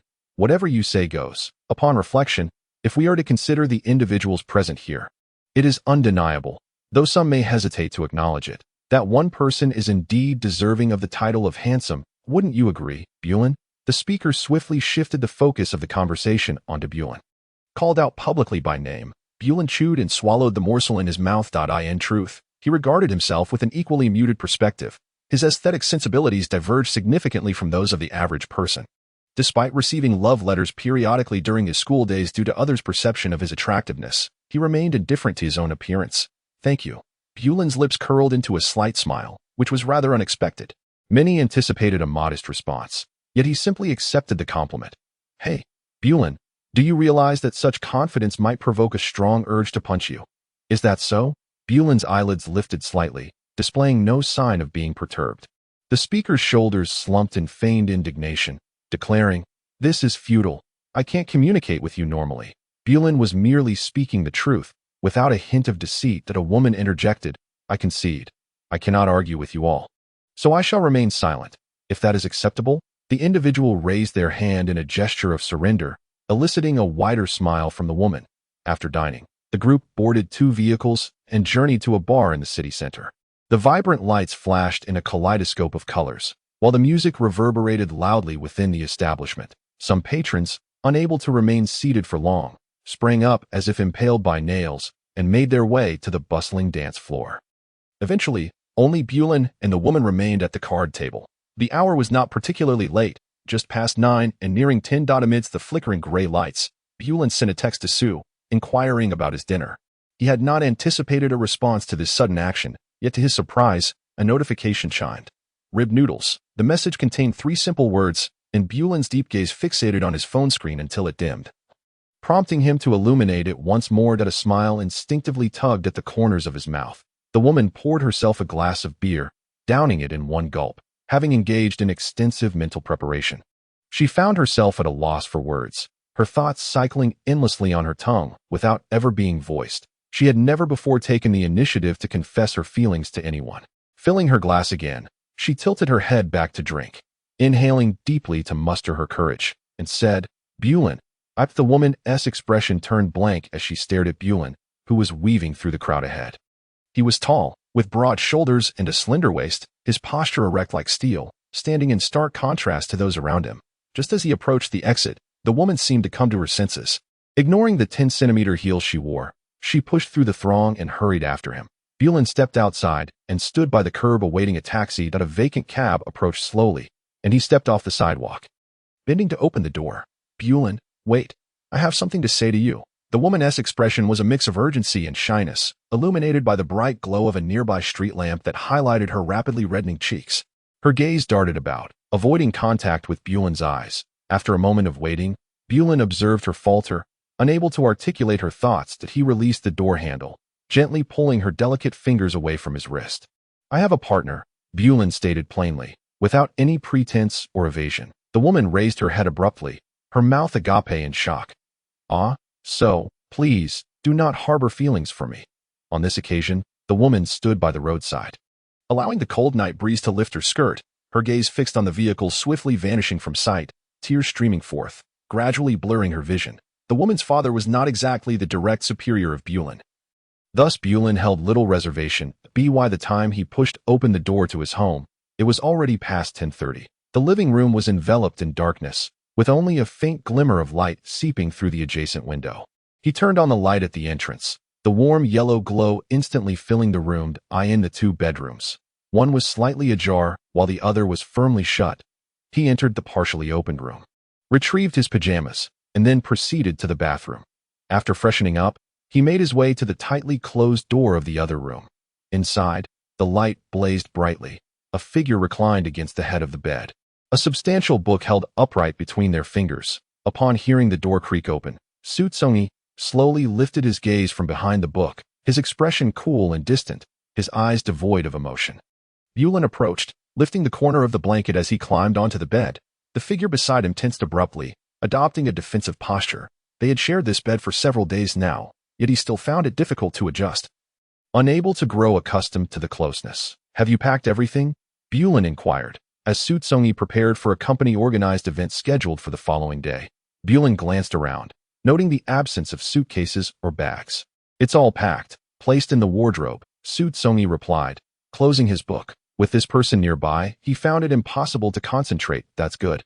After uttering this, Buelen fell into a sudden silence. The atmosphere thickened with tension. Their relationship was marked by coercion and submission, leaving little room for the kind of normal conversation others enjoyed. Buelen cracked his knuckles, his gaze darkening. "Have fun." Among the many things he could have said, he chose this one. Xu Congyi's eyes flickered slightly. With a soft click, Buelen raised his arm to turn off the light. Darkness enveloped them, the air growing still. The bed shifted as Buelen lay down. After a moment of sitting, Xu Congyi soon followed beneath the covers. Suddenly, a heavy arm draped across him, causing Xu Congyi's breath to catch, his eyes wide open, fixed on the shadowy ceiling. "System. Perhaps tomorrow." "Perhaps, system. There will be signs. You should know." "I do know. In the early stages, the body sometimes becomes transparent, system. I think your current relationship resembles that of ordinary couples. Though you speak less, it is strangely harmonious. Look, Buelen handles all the household chores. If you were to pursue a romantic path, all the chores would fall on your shoulders." Xu Congyi smiled faintly. "You seem even more invested than I am." "System. An observer sees clearly." This idiom is hardly applicable in this context. "System. Do you still harbor no fondness for Buelen?" "I do." "System. Oh, meow, meow, meow." Every individual possesses their own unique merits, and Buelen, in fact, has many shining qualities. This night of slumber, though they held each other tightly, their hearts remained separated by flesh, forever unable to truly unite. Bulin assisted Xu Congyi in rising from his seat.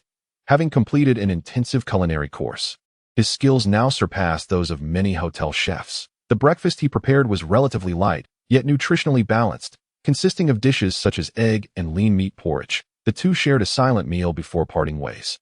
Xu Congyi was to meet at the designated location by 9 o'clock, and since there was no parking available, he opted not to drive. Bulin was due to start work at 9:30.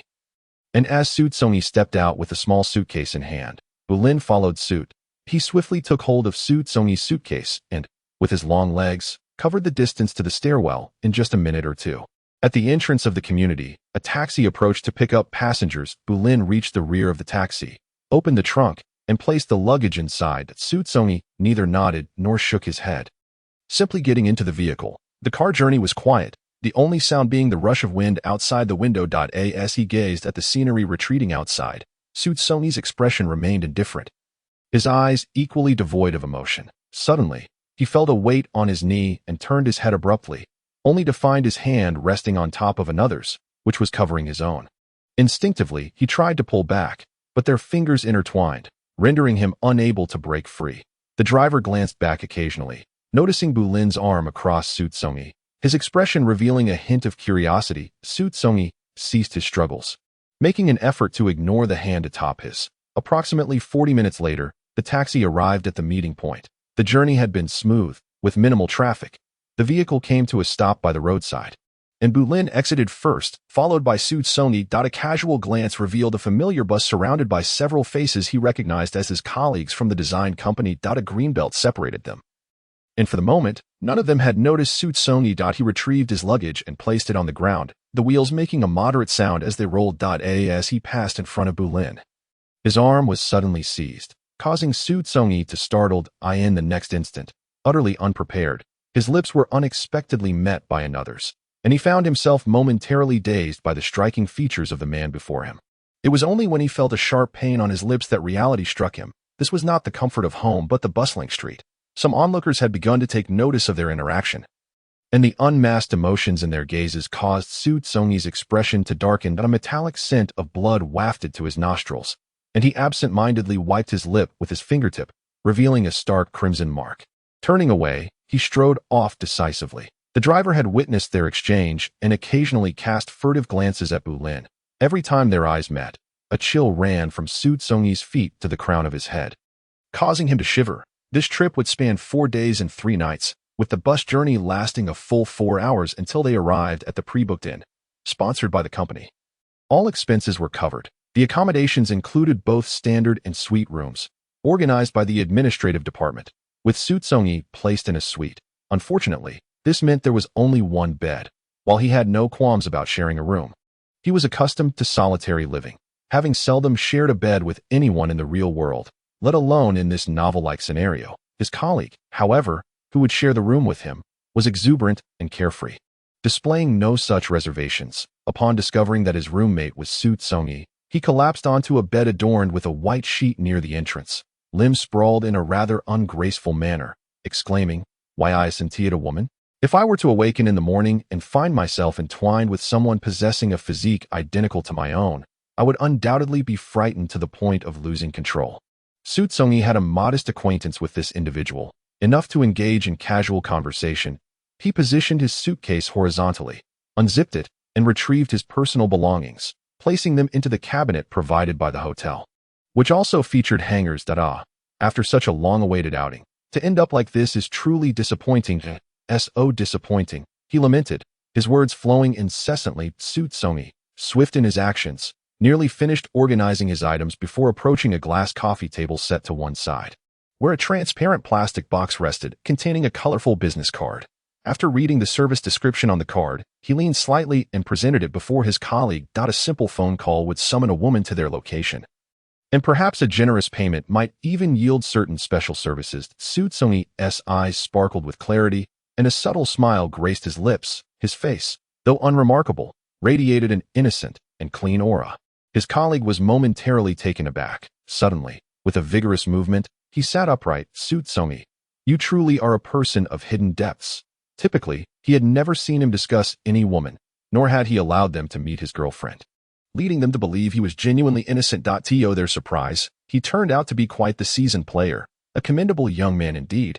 Accompanying his words, the colleague playfully patted Xu Congyi on the shoulder a couple of times, as if they had silently acknowledged their shared understanding. Are you really not interested? The business card still dangled from Xu Congyi's fingertips, which he shook lightly. The colleague took it, glanced at it nonchalantly, and discovered it belonged to a spa offering various massage services. Although said in jest, the essence of the remark was clear. He snatched the card from Xu Congyi's grasp, flung it onto the nightstand with a flourish. Their entire itinerary was packed full, primarily consisting of leisurely explorations around the scenic spots. Without the need to accumulate points, Xu Congyi reverted to his true nature and found himself genuinely enjoying the experience. As night fell, they took turns showering, with Xu Congyi settling into his cozy bed first. The phone atop the cabinet chimed with a familiar message tone, indicating he had made arrangements with Bewley for later that evening. As his colleague emerged from the shower and climbed into bed, he pulled back the covers and nestled in, casually draping his short arm over Xu Congyi's shoulder, leaning in with curiosity to see what had captivated him so much. The result was a pitch-black screen that Xu Congyi chose not to elaborate. After all, the person beside him was neither his girlfriend nor a woman, but rather a bona fide man. Just as Xu Congyi was about to nod in acknowledgement, a second message notification chimed. Without a second thought, he swiped the screen open. Upon reading the message, he was taken aback, nearly dropping the phone in shock. The individual beside him suddenly fell silent, his expression darkening as though he had encountered a grave misfortune. The oppressive aura of gloom enveloping him. I need to step out for a moment, Xu Congyi declared abruptly, leaping from the bed, swiftly shedding his nightwear and beginning to change clothes. His colleague, bewildered, inquired, "What's the matter?" "A friend is coming over. You should rest." Xu Congyi held the room card and his phone, then hurriedly exited the room. The inn consisted of 3 floors, lacking an elevator, and bore a rustic charm. As he walked down the dimly lit corridor, he pondered, how did he arrive here? Was he not supposed to be at work? The system replied. Indeed, he had not requested leave from the company and had come directly after finishing his shift. The author wishes to express, indeed, that Xu Congyi scoffed coldly. Did he truly miss him to the point of being unable to endure a day apart? Was it luck or misfortune? Did he love him?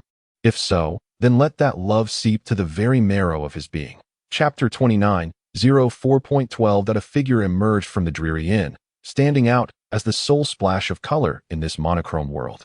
In truth, Wulin himself could scarcely comprehend why he had hurried over. Upon seeing this person, he acutely realized that he could no longer bear the thought of being deprived of witnessing this beautiful hue. At this moment, he began to understand his desire for his affection, his love, to be reciprocated. What must he do to earn Xu Congyi's affection? What must he do for Xu to regard him as the singularity of his world? His greed was palpable. Once he had obtained something, the satisfaction was fleeting, and the deeper the entanglement, the more he craved. He was no longer content with Xu Congyi merely being by his side. He yearned for Xu's gaze to linger upon him, for him to smile genuinely, not in a perfunctory manner, but with heartfelt sincerity. Xu Congyi crossed a narrow road and stood before Bulin. With a slight tilt of his head and pupils constricting, it was evident that he was taken aback by Bulin's sudden appearance. "I will leave shortly. I merely wish to catch a glimpse of you, not to assume total control over your life," Bulin silently added in his mind. Glancing at his phone, he noted that it was 5 minutes to 11. The last bus had already departed, with the earliest one not scheduled until 6 the following morning. Xu Congyi contemplated where Bulin could go after leaving. The inn still had vacant rooms, and both he and Bulin entered. Using Bulin's identification to book a standard room, the staff placed the room card on the counter. Xu Congyi swiftly took it. He swiped the card to open the door and turned to hand it to Bulin, indicating he had no intention of entering. Bulin remained still, allowing Xu Congyi's arm to linger between them. Suddenly, Bulin's eyes narrowed, and he grasped Xu Congyi's wrist firmly. In that moment, he fleetingly perceived Xu Congyi's fingers becoming translucent, transparent enough for his gaze to penetrate and see the tiles beneath. Bulin's expression darkened, an aura of coldness emanating from him, causing the surrounding air to grow heavy. He began to regret having acknowledged this person. He had said he would leave soon, and whether Xu slept on the street or was tormented by mosquitoes was no longer his concern. Bang! Thud! 2 sounds resonated. Xu Congyi's arms were tightly grasped by Bulin, his back pressed against the cold, solid wall. As Bulin's handsome face loomed closer, gradually filling his vision. Su Congyi's brows knitted tightly, warmth flooding his lips. The man leaned in gently, his breath unsteady. Do not look at me with such eyes. Bulin raised his arm, his palm covering Xu Congyi's face, completely obscuring his bright eyes. The eyes could perceive nothing. All that was visible was an abyss of darkness, within which every sound and sensation seemed to amplify infinitely. Don't look at me like that, Bulin repeated. That gaze was one of indifference and aloofness, an expression of rejection as if they were utterly unrelated, barely qualifying as even ordinary friends. In that moment, Bulin felt a sharp pang in his heart. Yet the undeniable truth was that they shared the most intimate bond in this world, having spent countless nights entwined in each other's embrace. Their skin touching, exchanging warmth. He was not just anyone, nor merely a stranger. He was the one with whom Bulin wished to spend the rest of his life. Therefore, I beseech you, please, try to love me. He was acutely aware that their relationship had commenced with a grave mistake, rendering his desires mere yearnings confined within his heart, unable to be voiced to Xu Congyi. He hoped Xu Congyi could somehow sense his feelings. But how could he? This person harbored resentment towards him. Xu Congyi's utter lack of resistance compelled Bulin to deepen this desperate kiss, transitioning from the wall by the door to an embrace, until they both collapsed onto the soft, yielding bed. The sudden fall elicited a sound from the bed, as if it could not bear the weight. It was akin to cherishing the most priceless and precious treasure in the world. Bulin's expression was reverent and cautious. One by one, he unfastened the buttons, his fervent lips traversing from above downwards, pausing at an indeterminate point. He tenderly kissed the tip of the lollipop, its pinkish hue delightful and charming. Trembling at his touch, he took the lollipop entirely into his mouth, beginning a silent, earnest exploration. Xu Congyi was taken aback by Bulin's actions, letting out a surprised gasp. That sound was imbued with profound emotion, rendering anyone subjected to such treatment unable to maintain their composure. This was Bulin's first experience, one he had never practiced before, but being two men, they instinctively knew how to elicit quick responses from one another. To stifle any sounds that might escape his lips, Xu Congyi bit down on his own wrist. Yet the sensations surged with overwhelming intensity, even as his teeth nearly sank into his flesh. Causing sharp pangs, his body trembled violently, unable to repress a low gasp. His chest rose and fell dramatically as Xu Congyi gazed vacantly at the gray-white wall above. Moments later, a heavy shadow loomed over him.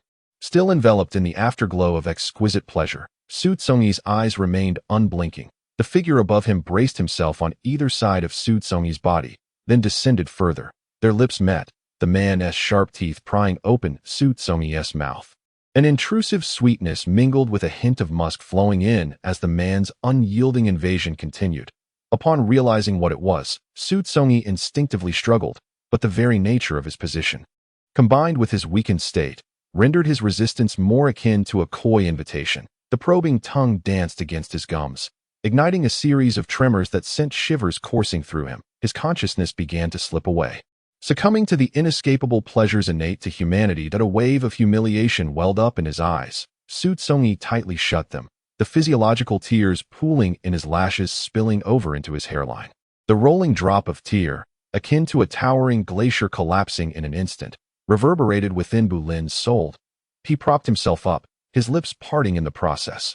The person he had bullied turned their gaze elsewhere, their face etched with helpless sorrow and humiliation. A pang gripped his heart, an intricate web of pain radiating outward, through his fingertips, beneath his feet, and upon his scalp. Bulin felt a slight suffocation in his breath as he drew the other into his embrace, his palm pressing gently against the bare back, offering a soothing caress. I'm sorry, Bulin uttered, avoiding the sight of Xu Congyi's face, for that would only deepen his heartache. Xu Congyi's frail body curled within Bulin's arms, every muscle tense with strain. A silent, bitter smile crossed Bulin's lips. He chose not to speak further, for explanations would serve no purpose, and arguments would be futile. He had wronged Xu Congyi. This was an undeniable truth. A constant sense of dread and unease plagued him, as if the young man in his embrace could slip away at any moment. It seemed that only through this act could he reassure himself of the other's presence, that he had not vanished. Xu Congyi lay on his side, and when his body finally relaxed, Bulin assumed he had drifted into slumber, promptly turning off the light. In that fleeting moment of darkness, a meaningful smile flickered at the corner of Xu Congyi's lips. His fingers curled slowly, feeling a diminishing strength, as though even his bones were on the verge of dissolving. System. Oh dear, Bulin is about to be utterly heartbroken. I recall having watched a series once, System, Meow. There was a line I particularly cherished, System, Meow Meow. The moment of fulfillment is the moment of repayment, System, Meow Meow Meow. Clearly, it is you who has had your desires fulfilled. Thus, I must repay it. When the previous world faded, he bid farewell to Zonger Ui. In this world, however, a different parting sentiment was in order. Xu Congyi slowly shifted the hand that lay across the gap. Sitting up and reaching over to turn on the bedside lamp, the soft glow of the lamp, though dim, roused the half-asleep Bulin from his slumber. Confusion flickered in Bulin's dark eyes as he pondered the reason behind Xu Congyi's actions. His gaze remained fixated on Xu Congyi.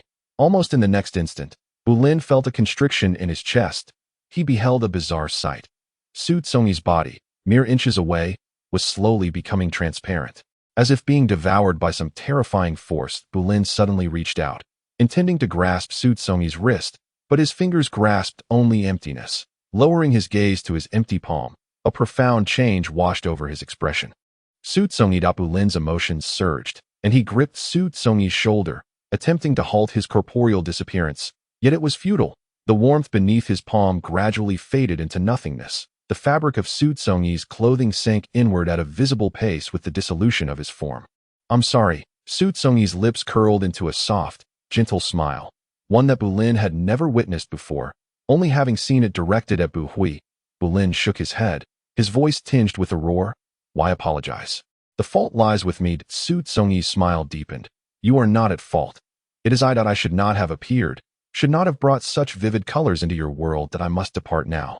To the next realm. Bulin, unable to comprehend Xu Congyi's words, pondered the notion of the next world.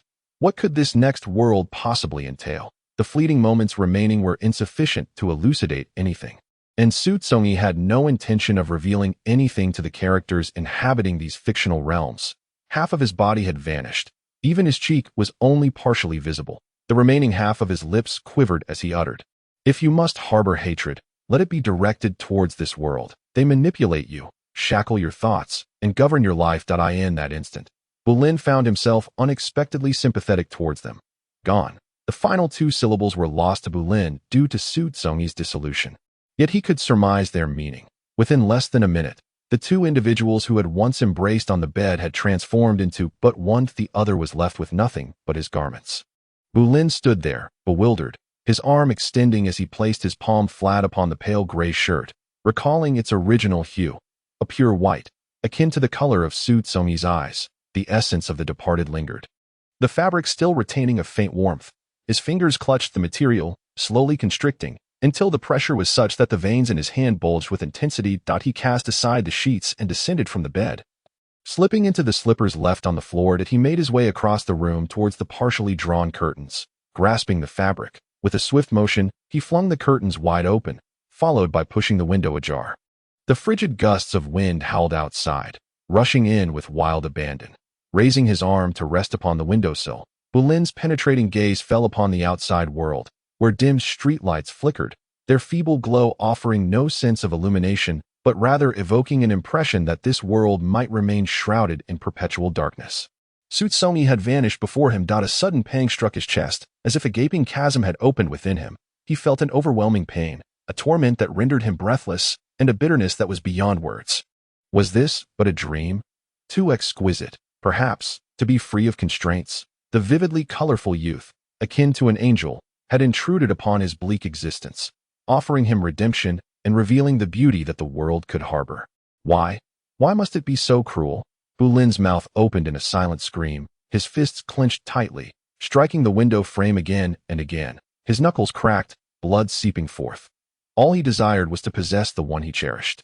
He had finally unearthed such a singular existence, and naturally, he sought to claim it for himself. Beyond this, what more had he ever yearned for? His desires had never been excessive. Xu Congyi. Bulin clenched his jaw tightly, the metallic taste of blood filling his mouth, whispering these three names that held profound significance for him. Xu Congyi. Xu Congyi. Xu Congyi. No, I shall find you, regardless of which world you inhabit, even if it is hell itself. I will venture forth. Xu Congyi. A trickle of crimson blood coursed down the corner of Bulin's mouth, and he wiped it away with the back of his hand. Suddenly turning, his expression had returned to the calmness it once held. devoid of any tumult, as if nothing had transpired. Only his eyes gleamed with an unsettling brightness. After neatly folding Xu Congyi's clothes and organizing his personal belongings such as his phone and keys, Bulin settled onto a wooden chair to the side that in that moment. He was transported into the dawn of the following day. Throughout the night, his gaze remained fixed on the lamp atop the bedside table across from him, until the alarm on his phone signaled 6 o'clock. Grasping Xu Congyi's possessions, Bulin opened the door and stepped outside. The hour was still early, and more than half of the passengers on the bus were leaned back in their seats. Eyes closed in slumber, Bulin sat upright, his spine as straight as a towering mast. Despite having endured a sleepless night, he felt little drowsiness at that moment, after several hours on the road. Upon reaching his destination, Bulin hailed a taxi to his company that he had requested a half-hour leave from his department head in advance. Although he arrived late, he was not marked tardy. Upon reaching his post, he found a bag and stowed his clothing inside. Before long, Bulin was wholly engrossed in his work. As the time to clock out approached, 3 or 4 colleagues gathered, suggesting an evening get-together. Bulin declined outright, offering no explanation, and departed the company under the curious and probing gazes of his co-workers. In his hand, he clutched Xu Congyi's keys tightly. Once work concluded and the void of tasks loomed, his thoughts immediately shifted to Xu Congyi. His soul felt as though it were being gnawed upon by a swarm of ants, each shallow breath accompanied by a dull ache throughout his body. Seated in the back of the taxi, Bulin instinctively curled his form inward. His arms hung limply over his knees, and to combat the searing pain within, his nails dug into his palms. Dark crimson blood trickling down onto the seat. Bulin's eyelids fluttered as he stared at the dark blood, a frenzied, manic smile breaking across his face. As the driver swiftly accepted the fare Bulin offered, he pressed down hard on the accelerator. The driver, despite Bulin's handsome appearance, his demeanor was shrouded in shadow, and in the dim light, he resembled a devil risen from the depths of hell. The driver, fearing that a moment's delay might cost him dearly, was eager to escape the situation. Bulin carried a handbag as he proceeded towards the residential complex where Xu Congyi lived. People were already emerging from the complex, either heading to work or attending to other matters. Bulin ascended the stairs and was about to insert the key into the lock when he suddenly heard voices emanating from within the apartment. He raised his gaze to the door plate. There was no mistaking it. This was the right place. The key slid smoothly into the lock, producing a crisp click as the iron door emitted a dull sound. As the door swung open halfway, Bulin froze in disbelief. He could hardly fathom the scene before him. He squeezed his eyes shut for a moment and reopened them, yet the sight remained unchanged. Shaolin, Bu Hui, still clad in a drab nightgown, was holding a plate of vegetables, placing it on the dining table to the left. Upon noticing Bulin's unexpected arrival, her surprise was palpable. Bulin's mind was a whirlwind of confusion. He could not comprehend how, after that day, Bu Hui could appear so indifferent, as if he had never harmed her at all. Sister, you. The word "you" barely left his lips before his eyes widened in shock. He beheld another person who should not have been there. Yet, despite the familiarity of the face before him, it felt altered. It was no longer vibrant, but rather muted, blending seamlessly with the surroundings. Xu Congyi smiled gently and said, "That's enough. Xiaolin, please have a seat. I will fetch some rice." Bu Hui turned and walked into the kitchen. Meanwhile, Bulin stared blankly at Xu Congyi, who found it somewhat peculiar. However, given that Bulin was Bu Hui's younger brother, he refrained from making any comments and politely offered a smile before also heading to the kitchen. Bulin pulled out a chair near the door and sat down. Bu Hui served 2 bowls of rice, handing one to Bulin and keeping one for herself, while Xu Congyi took his. The three began their breakfast, with Bulin mechanically scooping rice, occasionally glancing up to observe Bu Hui and Xu Congyi feeding each other vegetables. Their tender affection gradually warming the air around them. As his gaze wandered, he noticed that both Xu Congyi's left hand and Bu Hui's right hand bore matching rings, differing slightly in size. If memory served him correctly, just a few days prior, Xu Congyi had intended to propose to Bu Hui but had discarded the lady's ring, subsequently purchasing an identical men's ring. Why was the ring still present? The unfolding events grew increasingly bizarre, and he could unequivocally discern that this person named Xu Congyi was not the same as the one he had known before. Could it truly be a dream? "Are you getting along well with your colleagues at the company?" Bu Hui suddenly inquired, her gaze toward Bulin clear and untainted by any ulterior motives. Bulin nodded. "It's all fine. That's good. You're of an appropriate age now. If there's a girl you like, Don't hesitate to pursue her. My brother is so exceptional. I believe no one would turn him down. Bulin spoke with the authority of an elder sister.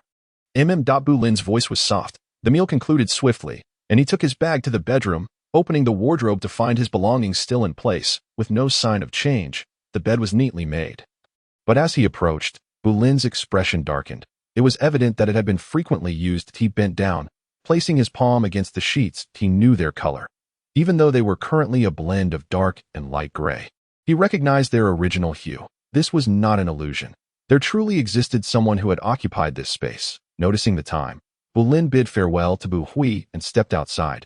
Just then, Xu Congyi was also heading to work and offered to drop Bulin off at his company before continuing on his way. As Bulin watched Xu Congyi's car drive away, a massive truck suddenly barreled into his line of sight at a breakneck speed, followed by a deafening crash. The compact car was crushed beneath the truck's front, and the young man in the driver's seat died instantly. Blood seeped from the mangled car door, splattering onto Bulin, still a deep gray. The crowd around them erupted into chaos, with people rushing to the scene. As the throng expanded, Bulin moved closer, dialing Bu Hui's number to inform her of Xu Congyi's accident outside his company. As he neared the scene, a voice called out, "Everyone, step back." A figure brushed past him, blocking his path. "Don't go near. The fuel tank is damaged. It might explode." With a swift motion, Bulin broke free. He approached the car door, struggling to pry open the deformed and twisted metal. The driver was covered in blood, his face obscured by the crimson haze. Bulin squeezed into the vehicle, pulling the injured person out into the open. He is not Xu Congyi. He is fully aware of this fact. Yet, simply because this person bears the same name, he cannot allow his corpse to be rendered unrecognizable. Boom! A thunderous explosion ensued, accompanied by a blazing crimson firelight that engulfed the two individuals by the car, instantly igniting them in fierce flames. The tremendous shockwave violently hurled them both to the ground. Blood gushed forth like a dam breaking, swiftly staining the ground beneath with a blinding hue. In the midst of excruciating agony, Bulin surprisingly cracked a smile, as if anticipating his own demise. Finally closing his eyes, the smile at the corner of his lips gradually solidified. The moment of satisfaction and the subsequent words belonged to the 8th pawnshop. This world has come to an end. Chapter 30:05-01. An employee in the shop placed a dry pot onto the deep brown wooden table, from which steaming vapors rose. Xu Congyi picked up his chopsticks, delicately transferring a piece of vividly red rabbit meat into the bowl of his girlfriend, Teng Yun, who sat across from him. Teng Yun's face bore little expression, appearing burdened with unspoken thoughts. "What is it? Is something troubling you?" Xu Congyi's voice was gentle and soothing. Teng Yun bit her lip, then took a deep breath. After a year, with over 360 days gone by, the days she could return home were few and far between. The only remaining bond she shared with her family was one of blood. Xu Congyi set down his chopsticks and gently grasped Teng Yun's hand, asking, "Do you need me to accompany you?" Teng Yun's fingers curled slightly as she reciprocated his grip, shaking her head with a smile. "No, I can manage on my own." "Really?" Xu Congyi inquired, concern etched on his face. "Yes, they won't devour meat at most. They'll throw some cold glances my way, something I should have grown accustomed to by now." Teng Yun took the piece of rabbit meat that Xu Congyi had placed in her bowl, chewed it a few times, and swallowed. "If you find it unbearable, just give me a call. I'll be there in a heartbeat." Teng Yun nodded repeatedly. Understood. The portions here were generous and the dishes flavorful. Their order of a medium portion, rabbit meat with spare ribs, was actually more than enough for just the two of them. After about an hour of dining, Xu Congyi paid the bill, and together with Teng Yun, they strolled out of the shop to explore the adjacent night market. They bought a crunchy snack, and Teng Yun, who had a fondness for watermelon, picked up a few, though she refrained from buying much else, as none of her belongings had ever cost less than 3 digits. The two walked side by side through the tranquil campus, where many others, like them, were in pairs. Occasionally, they would notice couples displaying tender intimacy, as Teng Yun gazed towards the dormitory building ahead. "Congyi, you don't blame me, do you?" Teng Yun suddenly asked. Xu Congyi halted, a look of confusion crossing his face, puzzled as to why Teng Yun would pose such a question. "Why would I blame you?" Teng Yun's fingers fidgeted slightly, her tone laced with guilt and a hint of helplessness. "I haven't mentioned you to my family. They don't know I'm in a relationship with you." Xu Congyi chuckled softly, momentarily startled, fearing that something was amiss. He tenderly caressed Teng Yun's long black hair, his voice warm. "What are you thinking? How could I possibly blame you? I am aware that your actions are driven by your own concerns. And while you may choose to act as you wish, there is one condition. You must not leave me. Ah, Tung Yun slightly parted her lips. It is simply unacceptable to be apart from me. Xu Congyi gazed deeply at Tung Yun, a profound affection emanating from within him, wrapping around her like a gossamer thread that ensnares her very soul. In an instant, he had become utterly distinct from anyone else in her eyes. Despite his unremarkable appearance after months of companionship, every gesture he made caused Ting Yun's heart to plunge ever deeper into an inescapable abyss. She leaned forward, throwing herself into Xu Congyi's embrace. His body radiated warmth, and in his arms, the world seemed to soften, dissipating all her worries into thin air. Between us, there is no need for gratitude. Your happiness is my happiness. I will ensure that. Tung Yun buried her face in Xu Congyi's neck, wishing fervently to remain in this embrace indefinitely. All right, the dormitory gate is about to close. Let us go. Xu Congyi gently extricated Tung Yun from his hold. Taking her by the left wrist, he watched her enter the dormitory building, and once she had completely vanished from sight, he turned away. His own dormitory was situated just diagonally opposite, not far from Tung Yun. Yet, as he turned, the warmth in his gaze swiftly dissipated, leaving behind an infinite indifference. System 90, an increase of 2 points today. Not too shabby. As Xu Congyi walked through the corridor, others moved about around him. But he maintained a stoic expression, his eyes betraying no emotion. Two worlds had collapsed their romantic arcs, and perhaps this world was no different. The faint, enigmatic smile played at the corner of Xu Congyi's lips. Everything had merely begun. The future remained an enigma, even to the system. Look, the system has commenced its analysis. In the first world, it was the heroine's brother who precipitated the collapse of the romantic arc. In the second world, it was her younger brother. They share a commonality, the heroine's family. Indeed, host, you are quite astute. This praise fell on Xu Congyi's ears without eliciting even a hint of joy. System, this time, the heroine's stance is quite resolute. You have been dating for nearly 4 months, yet you have not met a single member of her family. In a few days, the Tung family's reunion will take place. Theoretically, she should invite you, but that has not happened. Clearly, she harbors no desire for you to meet them. However, this means that the possibility of an arc will not arise. You can gradually develop the romantic arc. Is that so? Xu Congyi mused, perceiving the romantic arc as a mere fade, a cover for the existence of the arc, or perhaps a catalyst for its emergence. After experiencing 2 worlds, he found himself unexpectedly drawn to the arc. Who would it be this time? He felt a sense of anticipation brewing within him. Yet, of course, as long as the romantic arc persisted, he would first have to cultivate that line, awaiting the moment when the arc would reveal itself. Allowing him to navigate both arcs simultaneously, it promised to be particularly intriguing. The two were not in the same major, and their classes largely conflicted. When Xu Congyi attended lectures, Tung Yun was free, or vice versa. As a young couple, their time together was primarily confined to the evenings, whether dining out or strolling through the tranquil campus. Occasionally, they would find themselves in the practice room, where Xu Congyi played the piano for Tung Yun. On that day, the two individuals found themselves in a practice room at the art academy. Xu Congyi, an art student majoring in piano, had already achieved an impressive level 8 certification and was diligently preparing for the next level of examinations. Tung Yun, with her arms crossed atop the pure black piano, observed him. The weather was growing warmer, and Xu Congyi wore a pristine white t-shirt. His naturally fair skin, juxtaposed against the ebony piano, resembled a solitary glimmer of light in the night. Once one's gaze fell upon him, it became nearly impossible to look away. This image suddenly evoked memories of their first encounter in Tung Yun's mind. Having had a minor quarrel with her family, she felt quite disheartened. Not one to readily share her feelings, she typically kept her troubles to herself. With no one in her dormitory, she felt increasingly unsettled and decided to wander the campus.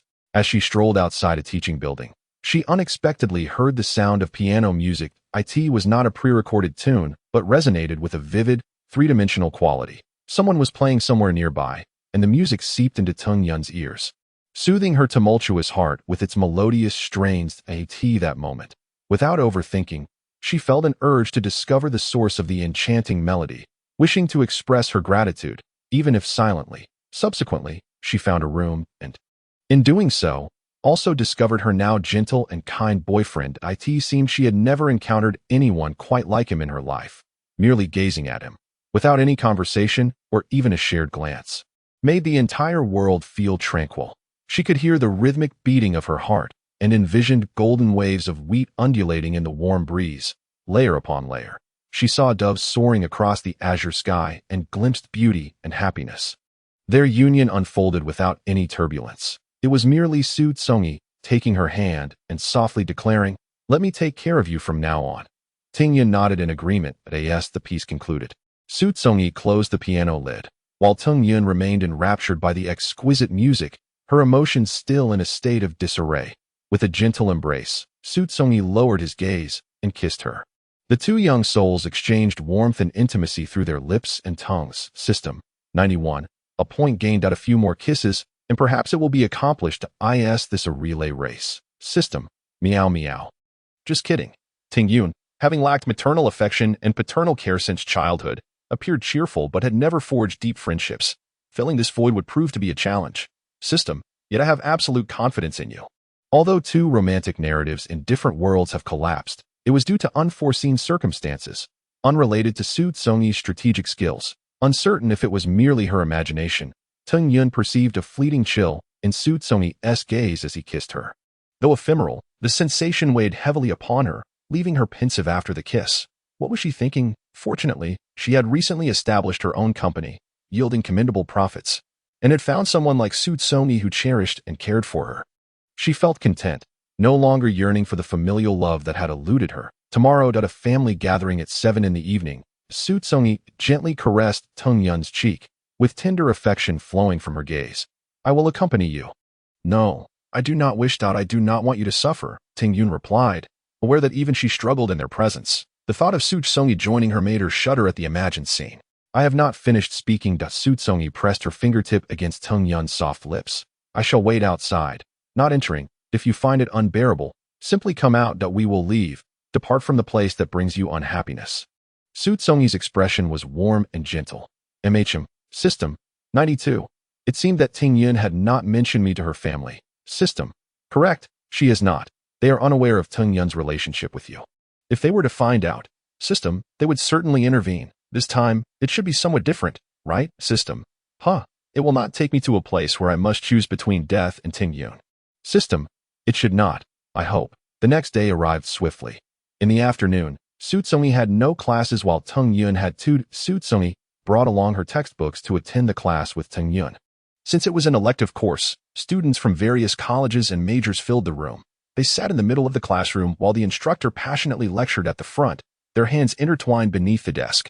As Tingyun entered the car, she tilted her head slightly and smiled. "All right, you should hurry to the cafeteria for a meal. If you delay, some dishes may run out. See you soon." She gently closed the car door. Xu Congyi softly nodded and bid farewell. As the taxi drove onto the street, just as it was about to vanish from her sight, Xu Congyi hailed an empty cab, without providing the driver with a specific address. She instructed him to follow the taxi ahead with the last 3 digits XXX. The driver's expression shifted, revealing suspicion, as he regarded Xu Congyi as though she were a potential criminal. "That is my girlfriend. We just had a minor disagreement," Xu Congyi casually fabricated. "The higher-ups have advised us to be vigilant when picking up passengers." The driver set off, maintaining a discreet distance. They followed the route to an upscale residential area. The taxi pulled over at the curb, and Xu Congyi settled the fare. Before departing, the driver cast another glance at Xu Congyi, committing her appearance to memory. Xu Congyi's phone vibrated in her pocket. It was undoubtedly a message from Tingyun. Upon checking, she confirmed it was indeed from Tingyun. "I have arrived." A simple 3-word message. This community had stringent security, without a keycard or an escort. Entry was impossible. This was Xu Congyi's first visit, and she was unfamiliar with the surroundings or nearby places to sit. Xu Congyi inquired with the system, scanning the surrounding terrain. "Walk 200 meters ahead to the right. There is a long bench." Holding her phone, Xu Congyi proceeded forward. Ahead, a person was walking briskly down the narrow path, perfectly positioned in the center. Xu Congyi shifted slightly to the right to avoid them.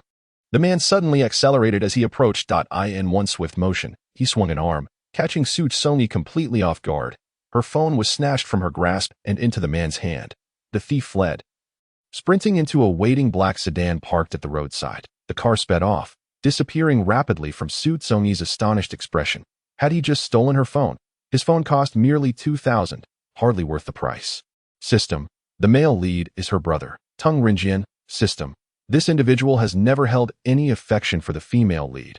However, as she is his sister, he cannot act against her.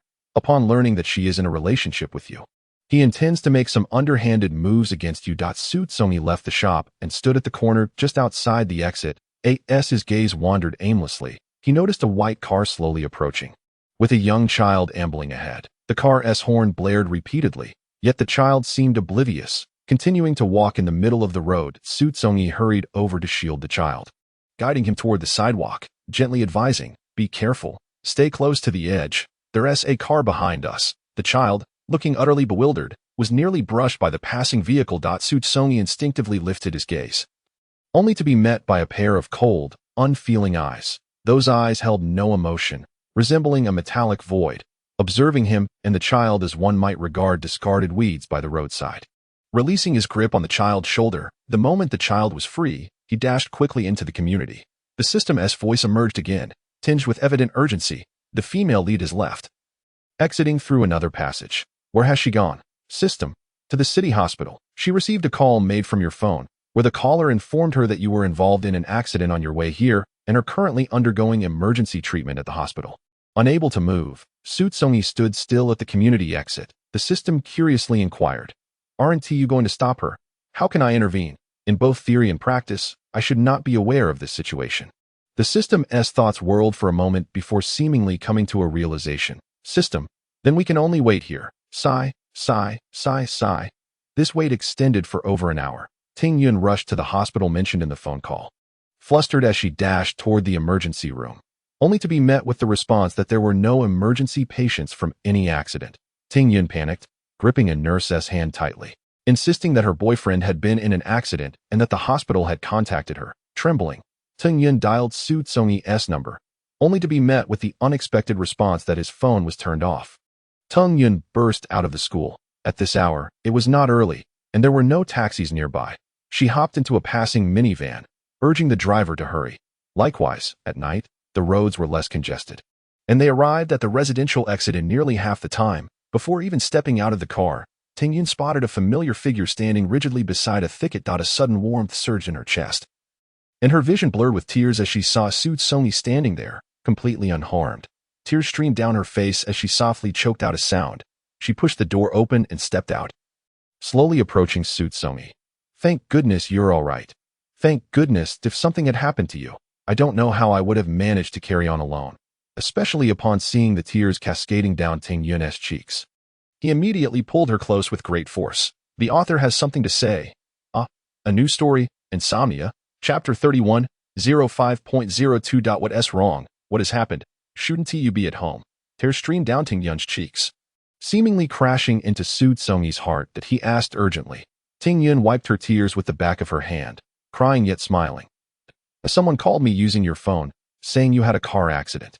I was truly frightened and rushed to the hospital, only to find you were not there. Thankfully you are unharmed." Xu Congyi felt a slight relief in his heart as he embraced Ting Yun, soothing her. "It's my fault. I shouldn't have dropped my phone and made you worried. I am sorry. It's not your fault, Congyi. It's not your fault at all. It's that person who called. How despicable of them. How could they?" Ting Yun choked on her words. "It's all in the past now. I am here, safe and sound. All right, stop crying. You should head home now. They must still be waiting for you." Xu Congyi took out a tissue from his pocket and gently wiped away the tears on Ting Yun's face. Ting Yun clutched Xu Congyi's arm tightly, as if fearing that he would suddenly vanish if she let go. Just as they turned to leave, Ting Yun's phone unexpectedly rang. She took out her phone and her expression darkened upon seeing the name on the screen. The ringing continued, and Ting Yun was reluctant to answer. After 7 or 8 rings, she finally picked up. "Where are you now?" The voice on the other end was haughty, with a clear chill in its tone. "Beep, beep, beep." The harsh metallic busy tone echoed. Ting Yun held the phone tightly, taking a moment before lowering her arm. Though she did not put it on speaker, the person on the other end spoke loudly enough for Xu Congyi to hear everything clearly. "Xiaoyan," Xu Congyi called out to the dazed Ting Yun, whose face drained of color, and she suddenly felt cold all over. "Your father?" Ting Yun rarely mentioned her family in front of Xu Congyi, but he could roughly guess that their relationship was not harmonious. Taking a deep breath, Tung Yun forced a strained smile. Songi, will you come in with me? Suit Songi was momentarily taken aback, but upon seeing Ting Yun's resolute gaze, he nodded firmly. All right. He did not inquire why Ting Yun had suddenly changed her mind. She was the person he cherished, and he supported all her decisions. Ting Yun's home was not far from the entrance of the community. Walking left for just over 100 meters would lead to a large independent villa. With an expansive courtyard and surrounded by lush greenery, the streetlights cast long shadows of the trees, their dark shapes appearing eerie in the silence, occasionally interrupted by the swift passage of a car. But more prevalent was the heavy, inescapable stillness. The further they walked, the faster Ting Yun's heart raced. She clutched Suit Songi's arm tightly, wrinkling his sleeve. Suit Songi sensed her anxiety and gently patted the back of her hand. Speaking softly, don't be afraid. I am here. Ting Yun was uncertain whether this decision was right. She felt anxious and uneasy, originally planning to wait a year or so, ideally until she was pregnant with Suit Songi's child before confronting her family. She possesses a profound understanding of her father and the family dynamics. They would undoubtedly never permit her to pursue a romantic relationship with a suitor lacking both lineage and background, especially one whose field of study is in the arts. Should children come into the equation, then Suit Songi would become the father of her offspring, and she could leverage this situation to gain their acceptance of him. As for the Tung family's enterprises, Tung Yun has never harbored any ambitions. Instead, she utilized her savings to establish a small company during her second year of university, and now, in her third year. She earns a substantial profit each month. She does not have much affinity for luxury goods and maintains modest expenditures that suffice for her own needs. Suit Songi, on the other hand, spends his spare time working part-time as a piano instructor, earning a commendable income. After graduation, she envisions continuing to manage her company while Suit Songi opens a piano training studio, leading a simple and unpretentious life that she yearns for. However, this unforeseen disruption has shattered her plans, leaving Tung Yun feeling a twinge of uncertainty about the future. The only recourse available to her is to pray that circumstances do not descend into calamity. The door to the hall on the ground floor stood ajar, and at a distance, a figure was observed standing at the entrance, evidently gazing in their direction and having noticed them. Ting Yun walked slowly, the brief distance of a mere 10 meters taking nearly half a minute to traverse. The individual at the door descended the steps with a respectful demeanor, addressing her. Miss, Ting Zong is awaiting you in the study on the second floor. I understand, Ting Yun replied, biting her lip. The individual uttered no further words and stepped aside to allow her passage. As she walked past, the newcomer's gaze flitted over Suit Songi beside her, who met the scrutiny with a courteous smile. Upon entering the hall, the interior was even quieter than the exterior, with only a quartz clock on the wall punctuating the silence with its rhythmic ticking. The guests who had come for the gathering had already departed. Although termed a gathering, it was merely a dinner shared at a single table, starkly different from other family reunions. As she traversed the hall and ascended the suspended staircase, halfway up, a figure loomed above. Ting Yun raised her eyes to see a malevolent gaze fixated upon her. Ting Yun, long time no see, he exclaimed. It must have been 5 or 6 months since we last encountered one another by chance. Tung Renjian's lips curled into a sneer. Ting Yun pressed her lips tightly together, utterly ignoring him. Undeterred by her dismissal, Tung Renjian remained unperturbed, for he anticipated an entertaining spectacle to unfold shortly. His gaze shifted to the young man beside Tung Yun, feigning curiosity as he inquired, "Who is he?" "Your boyfriend." "Sister, your taste is truly lacking. You chose such an unremarkable-looking individual. One could find someone far superior on the street." Tung Renjian's words were devoid of tact. Tung Yun hesitated momentarily before continuing her ascent for Suit Songi. Despite being openly ridiculed, his expression remained unperturbed. He was solely concerned with Tung Yun's perception of him, indifferent to the opinions of others. As they ascended the stairs and passed by Tung Renjian, he reached out, initially intending to grasp Ting Yun, but his motion was swiftly curtailed. Lowering his gaze, he realized that a fair hand had seized his wrist. Obstructing him, Tung Renjian's eyes narrowed in surprise as he beheld Suit Songi, though his words were directed at Tung Yun. "Sister, keep a close watch on your companion. You know my temper is not to be trifled with." Tung Yun released her grip on Suit Songi's arm and let go, pulling Suit Songi's hand away from Tung Renjian's wrist. To her, despite sharing the same blood, the young man did not regard her as family. Nor did she intend to consider him as such. Tung Yun's expression turned icy, her gentleness stripped away. "Tung Renjian, I have stated repeatedly that I will not compete with you for anything. Not now, nor in the future." There is no need for you to always be so adversarial. Teng Rinjian, feeling his innermost thoughts exposed by Teng Yun's words, grew weary of maintaining the facade, and the hypocritical expression on his face was swiftly replaced by malice. You think I'm a mere child of 3? If you refuse to compete, will father leave the Rongxing Corporation to you? When it rightfully belongs to me, you snatched it from my grasp. Your acting is quite commendable. I truly didn't see through it. You present such an innocent and naive facade before father. Don't you? Father is still waiting for me. If you have objections to his decisions, take them up with him. You know his character better than I do, don't you? No one, not you, not I, can alter any of his decisions. Had it been any other day, Ting Yun would not have engaged in such a lengthy discourse with Teng Rinjian. But today, with Xu Congyi present, she found herself unable to endure Teng Rinjian's myriad of taunts and slanders. Teng Yun, just wait, I won't let you have it easy. Teng Rinjian spat, his words dripping with venom. Teng Shuriwei remained in his study, and Teng Rinjian dared not detain Teng Yun for too long. Naturally, he was unafraid of Teng Yun reporting him. Even if she did, it would be futile. Teng Yun took Xu Congyi's hand and approached a tightly shut door, raising her arm to knock 3 times. A voice emanated from within, cold and hard, as if scraping against iron. Not only did Teng Yun feel a rush of tension, but even Xu Congyi seemed to sense a chill creeping in from the surroundings upon hearing that voice. Taking a deep breath, Teng Yun pushed the door open, stepping inside with Xu Congyi. The room was bathed in a harsh, pale light, enveloped in an impenetrable darkness that in the expanse of space. Xu Congyi's gaze shifted slightly and immediately met the man seated behind the desk. Engrossed in his documents, the man, clad in a dark suit, rested his arms on the brown wooden desk. Despite the noise from the door and their footsteps, he continued his work, only looking up after several minutes had passed. Dad? Teng Yun called softly as the man's gaze fell upon her. This is my boyfriend, Xu Congyi, she introduced. Upon recognizing the man's features, Xu Congyi was momentarily taken aback. He was the same man he had seen earlier at the entrance. Seated in the car, though he hadn't seen the man's entire face clearly at that time, the depth of his eyes, reminiscent of an ancient well, left an indelible impression that was hard to shake off.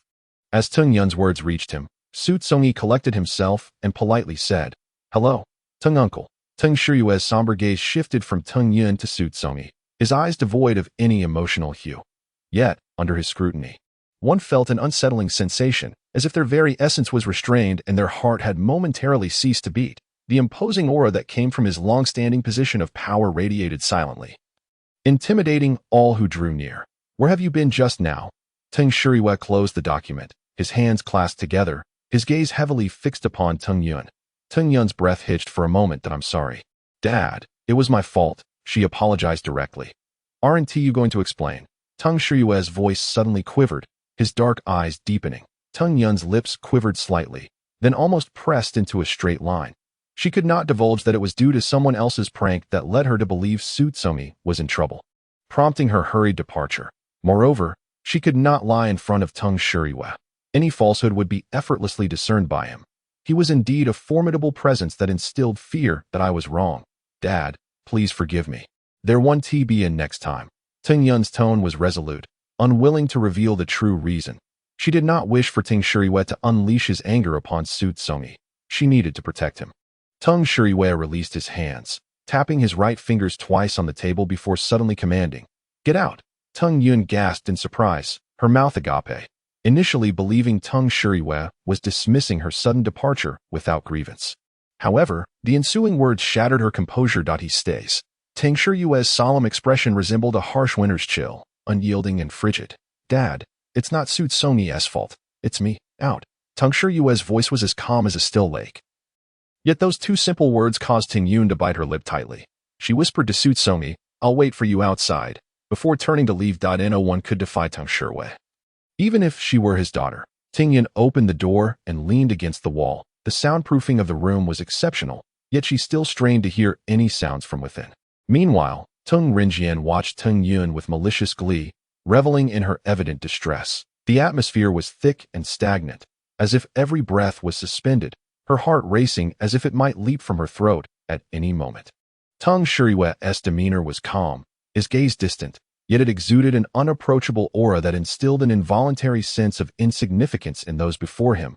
Xu Congyi stood quietly, and once the door was closed behind Teng Yun, A suffocating silence enveloped the room, pervasive and all-encompassing. His eyelids half closed, he exuded a demeanor that was both submissive and harmless. Xu Congyi. After a prolonged silence, Teng Shuriwe suddenly spoke at a first glance. One would never guess he was in his 40s. He appeared barely in his 30s, as if time had been particularly kind to this man.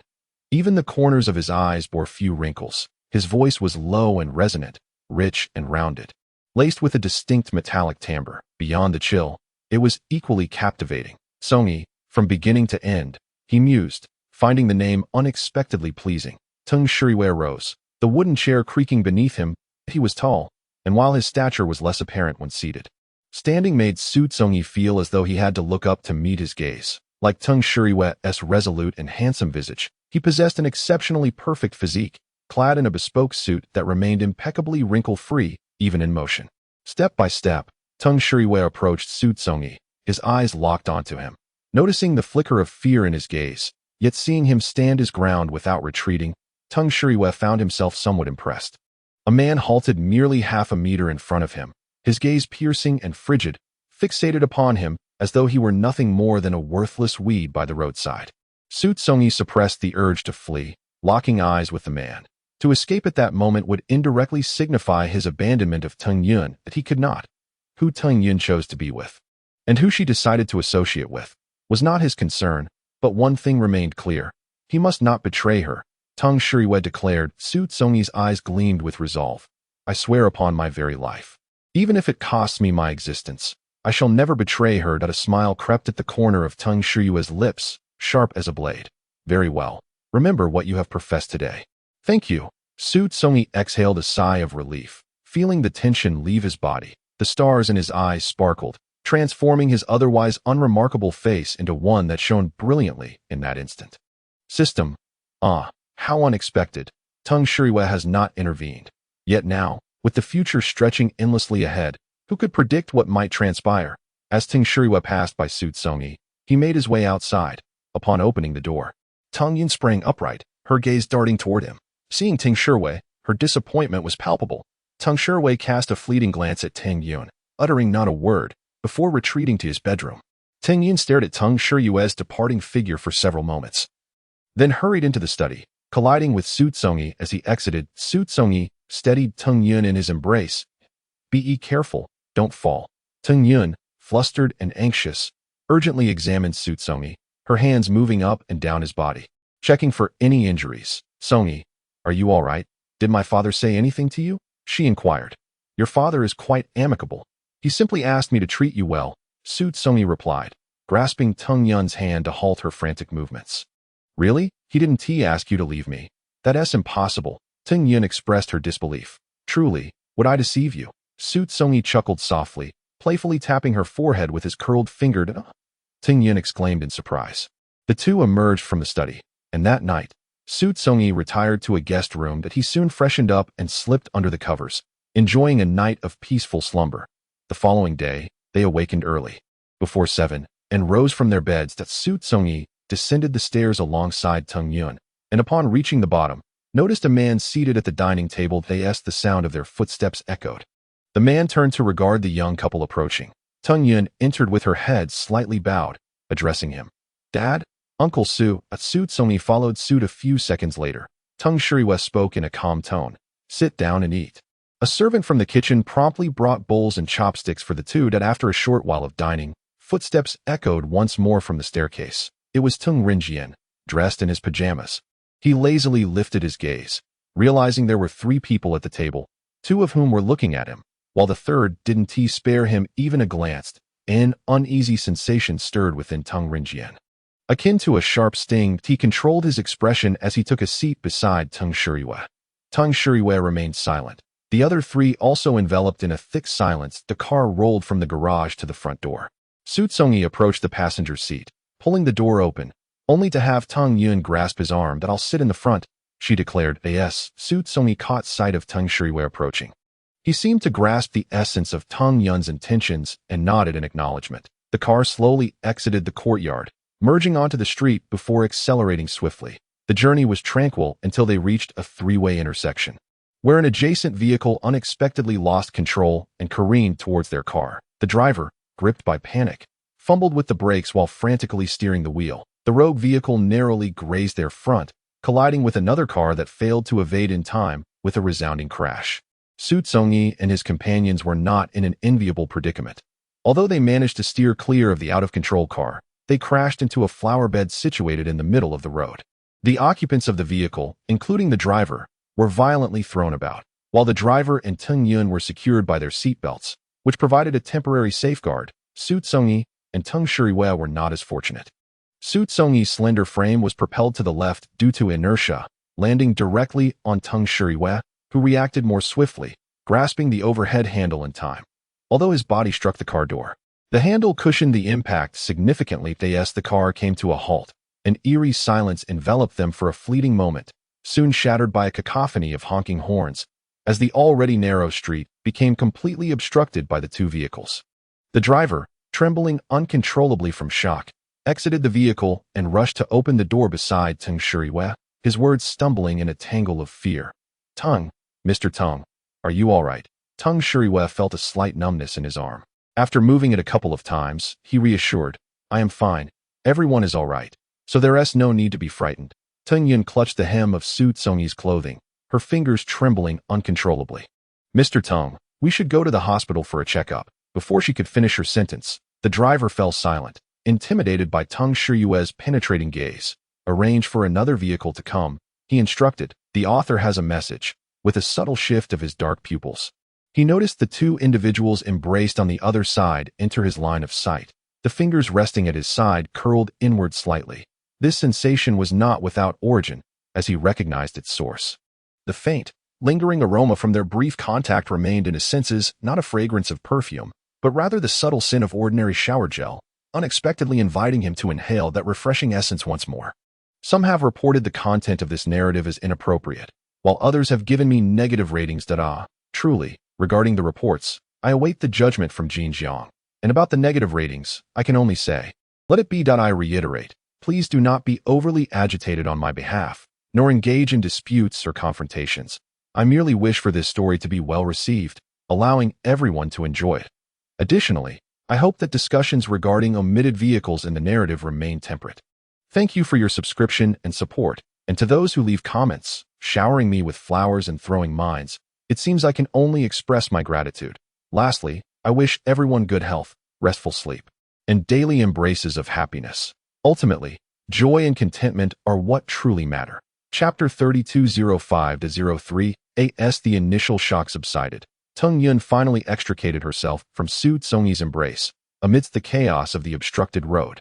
Filled with the clamor of crowds and vehicles, she glanced towards the car and spotted Teng Shuriwei standing alongside the driver. It seemed as though a vacuum had formed around Teng Shuriwei, for despite the surrounding clamor, no sound or air could penetrate his vicinity. Teng Yun took a moment to steady herself before striding over. Although she had scarcely felt any paternal affection from this man throughout her memories, they shared the same blood coursing through their veins, an unbreakable bond that no person or circumstance could sever. Teng Shuriwei, apart from bestowing her financial support, was miserly with even the slightest display of emotion, a duty that Teng Yun, as his child, had not forgotten and would not forget. "Dad, are you hurt anywhere?" Teng Yun inquired with concern. Teng Shuriwei, his gaze somber, replied in a cold tone, "No, that's good." Teng Yun responded with a relieved smile. At that moment, the driver's phone rang. Another car had arrived. The driver hung up, slightly bowing his back as he addressed Teng Shuriwei. "Teng Zong, the car has arrived." Teng Shuriwei merely acknowledged him with a grunt. The driver proceeded ahead, occasionally requesting others blocking the way to step aside. Teng Yun and Xu Congyi followed a couple of meters behind them. The car arranged at the last minute was parked at the roadside, where a middle-aged man stood by the door, the very same man who had visited Teng Yun's home the previous day. Teng Wei spotted Teng Shuriwei from a distance and approached him briskly. Upon learning of the accident, Teng Wei had immediately driven over after the driver briefly mentioned the circumstances of the incident over the phone. Standing before Teng Shuriwei, he spoke in a tone barely audible to anyone but themselves. "Teng Zong, do you need to investigate this accident? It doesn't seem accidental." Teng Wei lowered his voice. "No need," Teng Shuriwei replied, his eyes deep and inscrutable. "It is." Teng Wei contemplated saying more, but upon meeting Teng Shuriwei's stern profile, he abruptly halted, nodding solemnly. Teng Yun and Xu Congyi walked over, and Tang Wei opened the car door, expecting Teng Yun to enter. Teng Shuyue's dark gaze lingered on Teng Yun for a brief moment before shifting to Xu Congyi beside her. Xu Congyi's smile was sincere, pure, devoid of any pretense, making it almost impossible not to trust the authenticity of his words. Teng Shuyue turned away, and Tang Wei swiftly closed the car door, making his way to the driver's seat. He started the engine, and the car sped away into the distance, leaving the previous driver behind to attend to the damaged vehicle. Xu Congyi and Teng Yun waited by the roadside until an empty taxi arrived. After a little over half an hour, they successfully reached the campus. The following days were tranquil, and everything seemed calm and harmonious, as if the events of days prior had merely been a nightmarish dream. Slowly eroded by the relentless passage of time, this superficial peace did not last long, soon shattered by a series of photographs. Teng Yun sat at her desk in the dormitory, a paper bag laid flat on the surface before her. Her long, curled hair cascaded down her back, and her expression unexpectedly appeared quite troubled as her eyes fixated on the many photographs spread within the bag. The images depicted a man and a woman, their demeanor strikingly intimate. Teng Yun picked up one of the photographs, scrutinizing it in hopes of detecting any signs of digital alteration. After a lengthy examination, she found none. The photographs were undeniably authentic. Her boyfriend, unbeknownst to her, was embracing another woman behind her back. Teng Yun was filled with disbelief. She sent a message to Xu Congyi, requesting him to meet her by the artificial lake next to the cafeteria after class. It was imperative as the time neared for Xu Congyi to finish his class. Teng Yun grasped the bag in one hand and exited the dormitory. A few minutes later, she arrived at the lakeside. Taking a seat on a grayish-white stone chair that she often shared with Xu Congyi, her phone was set to silent, so she remained oblivious to the messages and calls he had sent her. On the road behind her, students began to emerge from their classes, heading towards the dormitories. Among the throng, Xu Congyi spotted her amidst the crowd, and upon leaving the classroom, he sprinted directly to the lakeside. He quickly scanned his surroundings and easily found Teng Yun. Due to his exertion, a hint of crimson tinged his cheeks, his features softened like gentle water, and his voice was slightly breathless as he descended the stone steps. Xiao Yun. Didn't you have a class soon? Teng Yun, with fingers curled tightly around the bag, displayed pale knuckles. She slowly stood, not uttering a word, merely extending the bag towards Xu Congyi. He accepted the unmarked bag. Puzzled, and under Teng Yun's watchful gaze, he understood she wanted him to open it. He unveiled a stack of photographs from within. Upon recognizing the images, Xu Congyi was taken aback. Who is she? Teng Yun inquired. Her eyes ablaze with fury, struggling to contain her emotions to avoid a full-blown outburst. Xu Congyi shook his head, bewildered. I don't know her. You don't know her? Teng Yun was almost incredulous, her voice rising in accusation. That if you don't know her, then why were you embracing her and entering a hotel room? Congyi, have you developed feelings for her? Speak up. Xu Congyi reached out to grasp Teng Yun's hand, but she forcefully swatted it away, her face a mask of sorrow, tears welling in her eyes. That I truly don't know her. Xiao Yun, please believe me. Just a few days ago, while you were in class, a childhood friend of my roommate came from out of town. That he invited all of us in the dormitory to a bar. This girl was from that bar. She had just gone through a breakup, was inebriated, and mistook me for her boyfriend. There was nothing between us. That Xu Congyi recounted the events of that night. Teng Yun's anger and sadness diminished slightly. That I want to believe you, truly. But look at the evidence. The photograph shows her kissing you. And you didn't resist. Where is she? I need to confront her myself. I've only seen her once. I don't know her address. Xiao Yun, my roommate, can vouch for me. Should I bring them here? Xu Congyi pondered aloud. They will undoubtedly side with you. No, that won't do. Teng Yun's tone was resolute. She needed to meet the woman involved. If her account aligned with Xu Congyi's, she would trust him. System, that woman is at the bar. You can take Teng Yun there. These photographs were likely taken by the female lead's brother, Teng Rinjin. System. How did you guess that? Host. Currently, the only one at odds with the female lead is him. Given the previous incident, which seemingly ended poorly, he is not the type to easily back down. System. 85. It has dropped by 7 points, indicating that the female lead is rather difficult to approach. Viewing it from a different perspective, isn't it true that proving this to be more challenging? System. Host. Your optimistic outlook truly moves me. The hotel is equipped with surveillance cameras. If we were to check the footage, it would reveal the truth. That Xu Congyi found it inexplicable at first, but suddenly recalled this possibility. Teng Yun hesitated for a moment, but ultimately did not nod in agreement. After expressing her frustration, she simply sought a quiet place for solace. As for Xu Congyi, he stood by the newsstand at the foot of Teng Yun's dormitory, remaining there until nightfall. Teng Yun lay in her bed for several hours, feeling a bit hungry, and decided to head downstairs for a meal. Upon descending from the dormitory, she immediately spotted the figure standing by the newsstand. Just a few hours prior, Xu Congyi had mentioned he would wait there for her, ensuring she would see him upon her exit. To her astonishment, he was indeed there, waiting for 3 to 4 hours. She should have chosen to trust Xu Congyi, yet for reasons unknown, she felt inexplicably anxious and uneasy. At times, when she glanced at Xu Congyi, even though his face radiated warmth and kindness, she felt a chill, as if everything was a facade, devoid of authenticity. Xu Congyi was exceptional. Throughout the years, she had encountered a multitude of individuals, each possessing flaws in their character. Yet Xu Congyi was flawless. She had never witnessed him lose his temper. He would worry for her well-being, but had never once raised his voice in anger. From a certain perspective, she merely wished to glimpse another side of Xu Congyi through this incident, rather than his perpetual gentle smile that suggested a world devoid of darkness.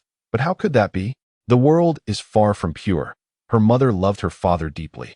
Even though their union was born of misunderstanding, her mother sacrificed everything, ultimately receiving only suffering and death in return.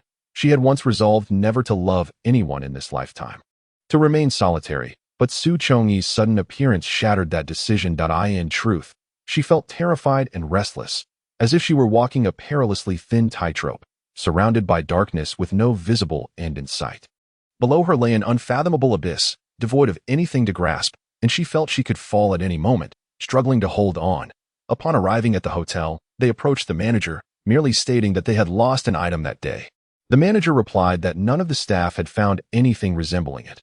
Consequently, they requested to view the surveillance footage, but ironically, the cameras had not been promptly replaced. Thus, their hopes of reviewing the hotel's recordings were dashed. With the document bag in hand, Teng Yun exited the hotel. As she passed a trash bin, she threw the bag into it entirely. She could not believe such coincidences existed, as it felt deliberate.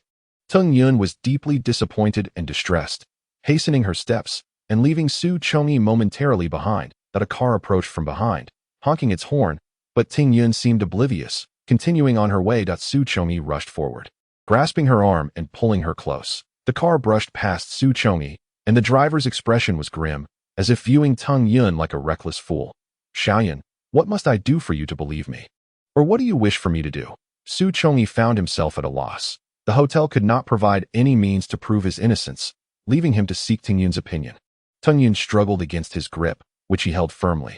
"Let go, you're hurting me," she exclaimed, her voice tinged with anger and sadness. Her eyes reddened, as if she might burst into tears at any moment. Xu Congyi released her, as if suddenly struck by a thought. He suggested, "Then let us go to the bar again. It seems there is surveillance at the entrance. It should be operational." "Very well, I shall grant you another chance." Teng Yun replied, "System, 80. Why not let it collapse then, system?" "Huh? Host, what are you saying?"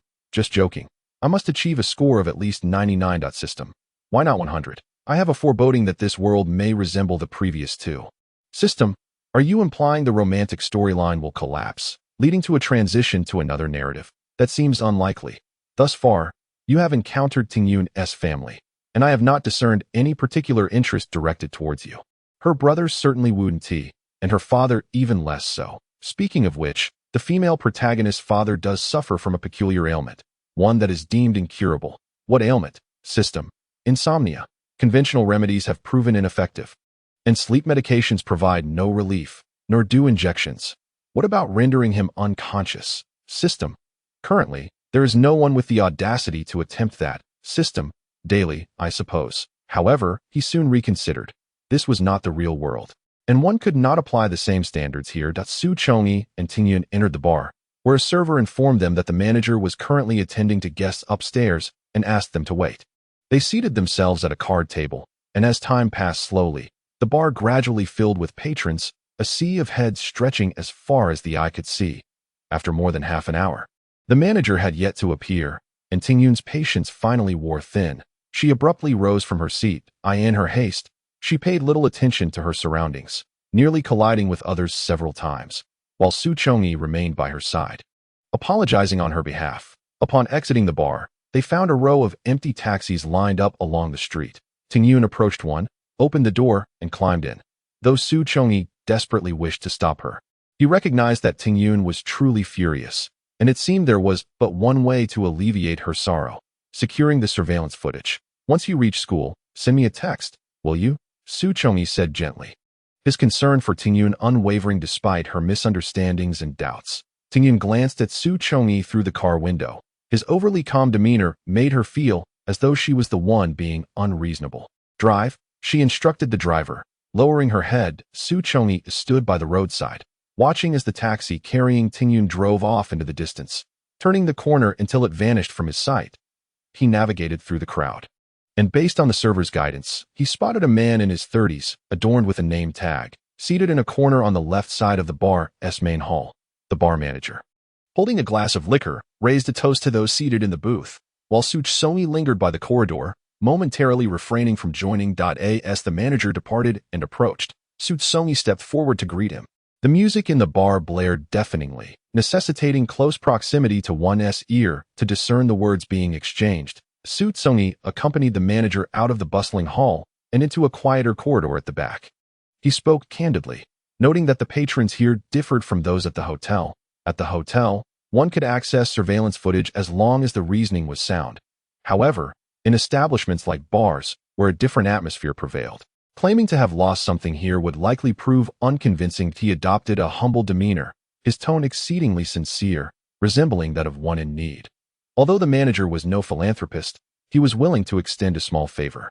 Yet, he was busy and instructed Xu Congyi to head to the surveillance room on the second floor, assuring him that he would call ahead to inform them of his arrival. Thank you. I am immensely grateful. Xu Congyi expressed his thanks fervently. The manager waved dismissively, indicating it was unnecessary. Following the manager's guidance, Xu Congyi proceeded towards the staff corridor, which was under constant surveillance. The individual monitoring the footage noticed an unfamiliar face entering.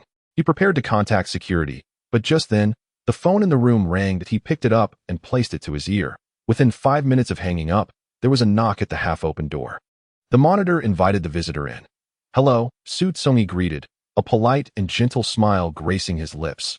Understanding Xu Congyi's purpose from the phone call, the monitor inquired, which day would you like to view? Around 10 o'clock on the evening of the 18th, Xu Congyi recalled the specific time. Very well. The monitor began operating the computer, retrieving the corresponding video footage. After requesting a copy of the video, Xu Congyi expressed his gratitude once more before departing the surveillance room. That he retraced his steps down the same route he had taken earlier. System. Is that all? Is there any other option? System. Teng Rinjian is with that woman. Do you wish to go? What can I accomplish by going? System. Capture them on film, so the female lead knows the good deeds of her brother. I am referring to the future plot. The male lead is not in this city but in province E. The female lead must travel to E, where she will not meet him. Be more explicit. System. Let Teng Rinjian become infuriated, thus driving the female lead away, facilitating her eventual meeting with the male lead in A. That seems unrelated to my quest to win the female lead's affection. System. It is connected. If she completely severs ties with her family, then you will be her sole companion in this city, making it remarkably easy to win her over, effortlessly accumulating affection points to 100. Just thinking about it fills me with anticipation. It sounded rather enticing. Yet Xu Congyi could not shake the feeling that a pit awaited him. In fact, perhaps he had long been ensnared in this pit, digging his own grave in the realm of reality.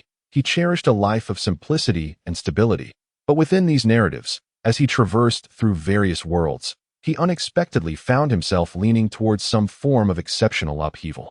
Be it good or bad, it mattered not. As long as it sparked a sense of intrigue within him, that was sufficient. Under the guidance of the system, Xu Congyi made his way to the bar's main hall, his calm gaze sweeping across the room until it settled on Teng Rinjian, whom he had encountered before, lurking in a corner. Teng Rinjian had gathered a few familiar friends, and the thought of sending photos to Teng Yun made him feel a peculiar sense of satisfaction, especially imagining Teng Yun's pained expression upon seeing them. Teng Yun was 3 years his senior, her mother an ordinary person without status, and had left this world too soon. Otherwise, Teng Rinjian would undoubtedly have not spared her. Although Teng Yun was related to him by blood, that woman was not at all, and moreover, Teng Shuriwe harbored no affection for her. Teng Rinjian embraced a flamboyant woman adorned in revealing attire and heavy makeup, while Teng Yun, despite being a woman, consistently outshone him in every aspect. From a young age, she excelled academically, securing scholarships year after year, and had established her own company before even graduating from university. In stark contrast, he appeared to be a frivolous wastrel. He had made numerous attempts to succeed, yet misfortune plagued him, leaving him with nothing each time. Teng Yun's existence was akin to a thorn in his side, a constant irritation he could not act against. Should their father, Teng Shuriwe, discover his intentions, he would undoubtedly face dire consequences. Yet, she had the audacity to date someone and kept it hidden from them. He would ensure Teng Yun understood the repercussions of being an eyesore to him.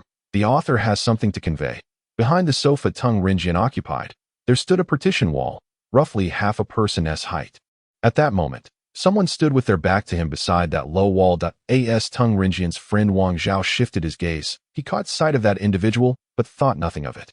Assuming they were merely another patron of the bar, the music gradually softened, and the surrounding conversations became distinctly audible. Xu Congyi discreetly adjusted his phone to camera mode, the artificial grass planted on the partition wall providing him significant cover. He managed to capture images of both Teng Rinjian and the woman in his embrace. Though her attire was different from that fateful day, her sharply pointed chin made her easily recognizable. A formidable black SUV approached swiftly, coming to a halt right before Xu Congyi. The driver exited and hurried to the back, humbly and respectfully opening the rear door. Subsequently, Teng Shuriwe emerged, clad in a sleek black suit, his stature exuding an imposing elegance. I have a foreboding that the female protagonist will also undergo a transformation into darkness. It seems they are all heading down a path of madness. Chapter 33, 05.04 Xu Congyi was utterly unprepared to encounter Teng Shuriwe in this location, leaving him momentarily stunned as he stared at Teng Shuriwe in shock. Initially, Teng Shuriwe's gaze remained unyielding, but as it casually shifted, their eyes met, and Xu Congyi was caught in the cold, emotionless stare that felt as chilling as a reptile's. His heart skipped a beat, and he pressed his lips together, steeling himself before approaching. Uncle Teng, good to see you. There was no escaping now, so Xu Congyi smiled, braving Teng Shuriwe's piercing, frigid gaze. Teng Shuriwe glanced at Xu Congyi, noting he was alone, and his voice was as frosty and imposing as his demeanor. Just coming out of the bar? From the very beginning, Xu Congyi had a subconscious feeling that if he did not refute, Teng Shuriwe would likely perceive him as someone who enjoys wandering outside, unworthy of Teng Yun's lifelong trust. Thus, he explained, I was here to celebrate a classmate's birthday and accidentally dropped something, so I came to look for it. The first half was true, while the latter was a stretch. Teng Shuriwe's eyes were as dark as ebony. Go inside. After uttering these words, Teng Shuriwe brushed past Xu Congyi, confused by the implication of Teng Shuriwe's words. Xu Congyi suddenly realized, as two burly men approached from behind, that Teng Shuriwe was indeed inviting him to enter. But what was the purpose of going inside? Xu Congyi contemplated finding someone to inquire, but it was evident that approaching Teng Shuriwe was a daunting task. Even mere eye contact required immense resolve. As for those two bodyguards, they likely wouldn't be of assistance either. With no other recourse, given that this man was Teng Yun's father, Xu Congyi reluctantly steeled himself and followed. System. What does the female protagonist's father intend to do? Unknown. System. Could it be that he wishes to dispose of you? Stop watching so many horror films. System. I haven't watched them, alright? I just secretly downloaded a few. You mentioned Teng Shuriwe suffers from insomnia? System. Yes, it is particularly severe. And what about Teng Rinjian? How is he? System. Pardon, are you asking if he is ill? Well, he is in good health, and even though he later sets traps for the female protagonist to drive her away, he still survives until the end of the story. This implies that among those currently connected to the female protagonist, Teng Shuriwe is particularly unique, suffering from insomnia. The system acknowledged with a hum. Xu Congyi recalled the previous two worlds. In the first, Zhang Rue, the female protagonist's elder brother, suffered from skin hunger. In the second, Bolin, the female protagonist's younger brother, had complete colorblindness. In this third world, Teng Shuriwe, the female protagonist's father, was afflicted with insomnia. All indications pointed clearly in one direction. Xu Congyi had reason to believe that if this world followed the pattern of the previous two, there might be a hidden line beyond the romantic plot, and the protagonist of this line would most likely be Teng Shuriwe. However, He was uncertain how to trigger this line. The romantic storyline was progressing slowly. Yet he held considerable anticipation for the line. Individuals like Teng Shiriyue, who have long inhabited positions of power, often find their emotions dulled to an almost non-existent degree. Their pursuits are perpetually centered around interests and authority, while the fragile and ephemeral nature of emotions seldom stirs their hearts. Yet, it is precisely this quality that evokes a profound curiosity. What would happen if such a person were to fall in love? Would they remain as cold as ice, devoid of feelings, like a machine? Or would they, like ordinary individuals, succumb to the depths of love, gradually becoming lost and ultimately entranced? This marked the fourth life he had lived. It mattered little whether it was life or death that he arrived alone and would depart alone, that in solitude and loneliness. He savored this emptiness and had resolved to seek out experiences that would bring him utmost joy, both physically and spiritually, while accomplishing his mission. The circumstances of the past and the events of the future were of no consequence. All that mattered was joy and happiness. What he sought was never much. Upon his second visit to the bar, the atmosphere was entirely different from his first. The staff recognized Teng Shiriyue immediately, rushing to greet him with enthusiasm. Within mere seconds of their entrance, the manager appeared, his face alight with joy as if he had just encountered the god of wealth, personally welcoming Teng Shiriyue up. "Mr. Teng, you have finally arrived. Please, come inside. Boss Wang has been here for over half an hour now." The manager gestured with one arm, graciously inviting Teng Shiriyue to proceed. The two bodyguards maintained a serious demeanor, ever vigilant of their surroundings. As they entered the main hall, Xu Congyi instinctively glanced towards a corner, only to discover a new group of patrons there. With no sign of Teng Rinjit, as they traversed the hall, just a few meters from the end, an unexpected turn of events unfolded. Suddenly, several individuals burst forth from the crowd, brandishing makeshift weapons, converging towards Xu Congyi and the others from all directions. The bodyguards quickly sensed the anomaly and sprang into action. It was unclear who screamed first, but in an instant, the entire hall erupted into chaos, akin to boiling water. With the crowd in a frenzy, most people, overwhelmed by fear, scurried to escape. The manager, not far from Teng Shiriyue, was mistakenly regarded as part of his entourage. A metal rod swung towards his arm. And although he had not trained specifically for such situations, working in this environment had endowed him with some skills. He narrowly evaded the initial attack. However, as the saying goes, 2 fists cannot contend with 4 hands. He barely managed to resist before the iron rod struck his knee, eliciting a pained cry as he collapsed to the ground. The 2 assailants displayed remarkable prowess, clearly trained fighters. They shielded Teng Shiriyue and Xu Congyi while thwarting the attackers.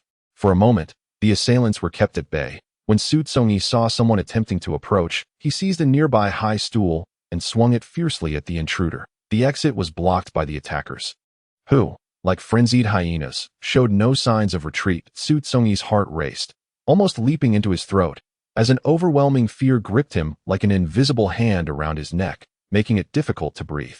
His limbs felt rigid and numb. The terror of encountering such a frightening situation for the first time was instinctive.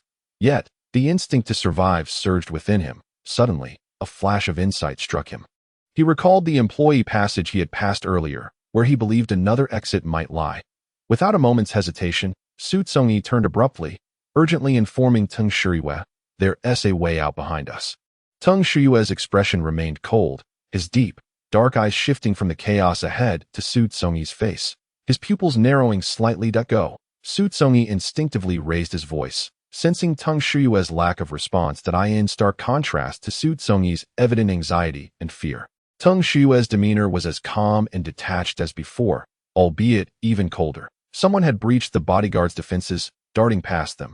Teng Shiriyue's gaze locked onto the intruder, his penetrating stare momentarily slowing the assailant's advance. Thud! The attacker fell to the ground, and one of the bodyguards, quick to react, hurled a stool at him, striking the individual squarely on the back. As Teng Shiriyue turned around, he strode purposefully towards the exit indicated by Xu Congyi. His long legs carried him with an effortless grace. Xu Congyi closely trailed half a meter behind, both of them moving at an accelerated pace. The staff passage was unobstructed, illuminated by a series of green safety lights. Soon, the duo arrived at a closed door, where Teng Shiriyue raised his arm to pull it open. Suddenly, a cold glint flashed before his eyes, descending directly towards him. With remarkable reflexes, Tung Shuriwe lifted a leg and delivered a kick, sending the assailant, who wielded a knife, to the ground with a pained cry. Outside, 5 or 6 individuals armed with weapons appeared to have anticipated Tung Shuriwe's emergence and had been waiting. After a brief pause in the air, both sides engaged in combat within the narrow passage. Although this group targeted Tung Shuriwe, Xu Congyi, being in his company, was inevitably regarded as one of his own. With Tung Shuriwe's defenses formidable, one attacker noticed Xu Congyi and, upon observing his frail physique, assumed he would be an easy target. The assailant brandished a short knife and lunged at Xu Congyi.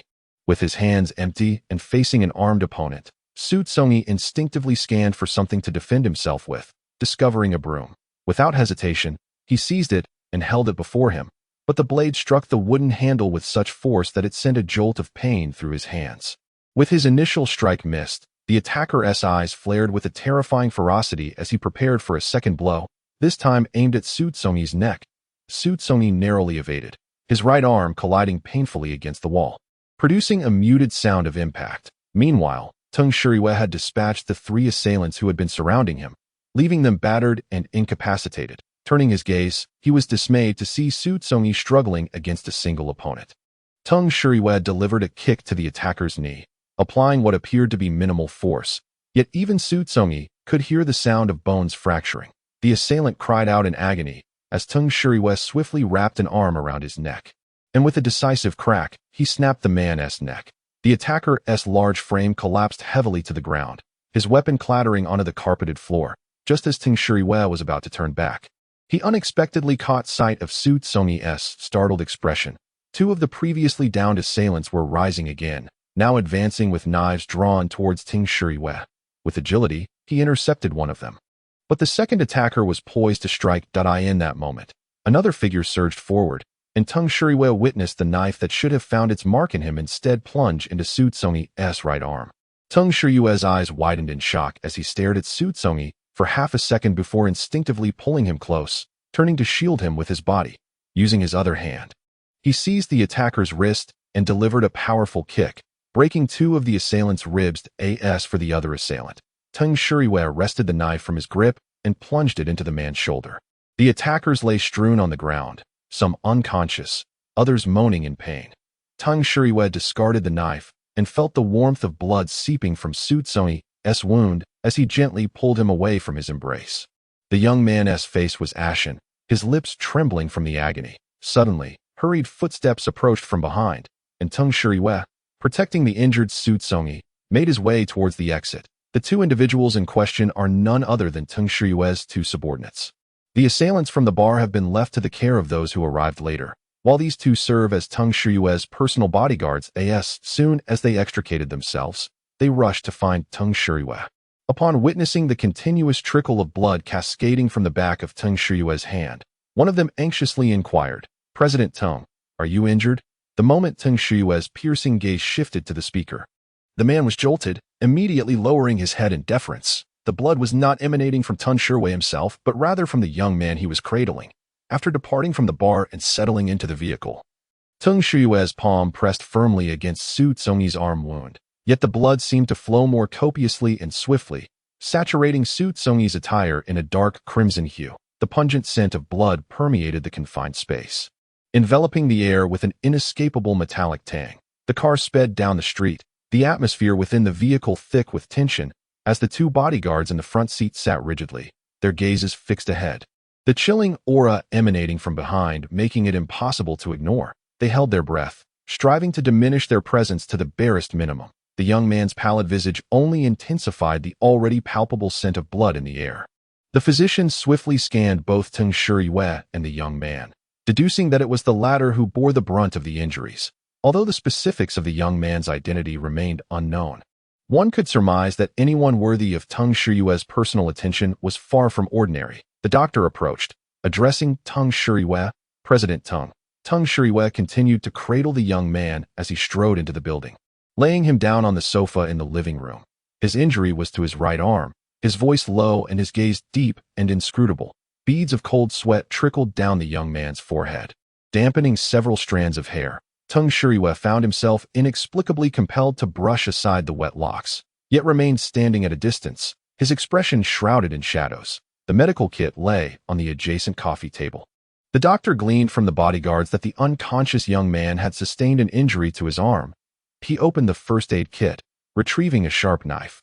Teng Shirue positioned himself before the sofa. Allowing the doctor passage, the physician knelt on the sofa, bending forward, as he used the scissors to carefully slice through the sleeve of Xu Congyi's clothing. When he neared the wound, he slowed his movements cautiously.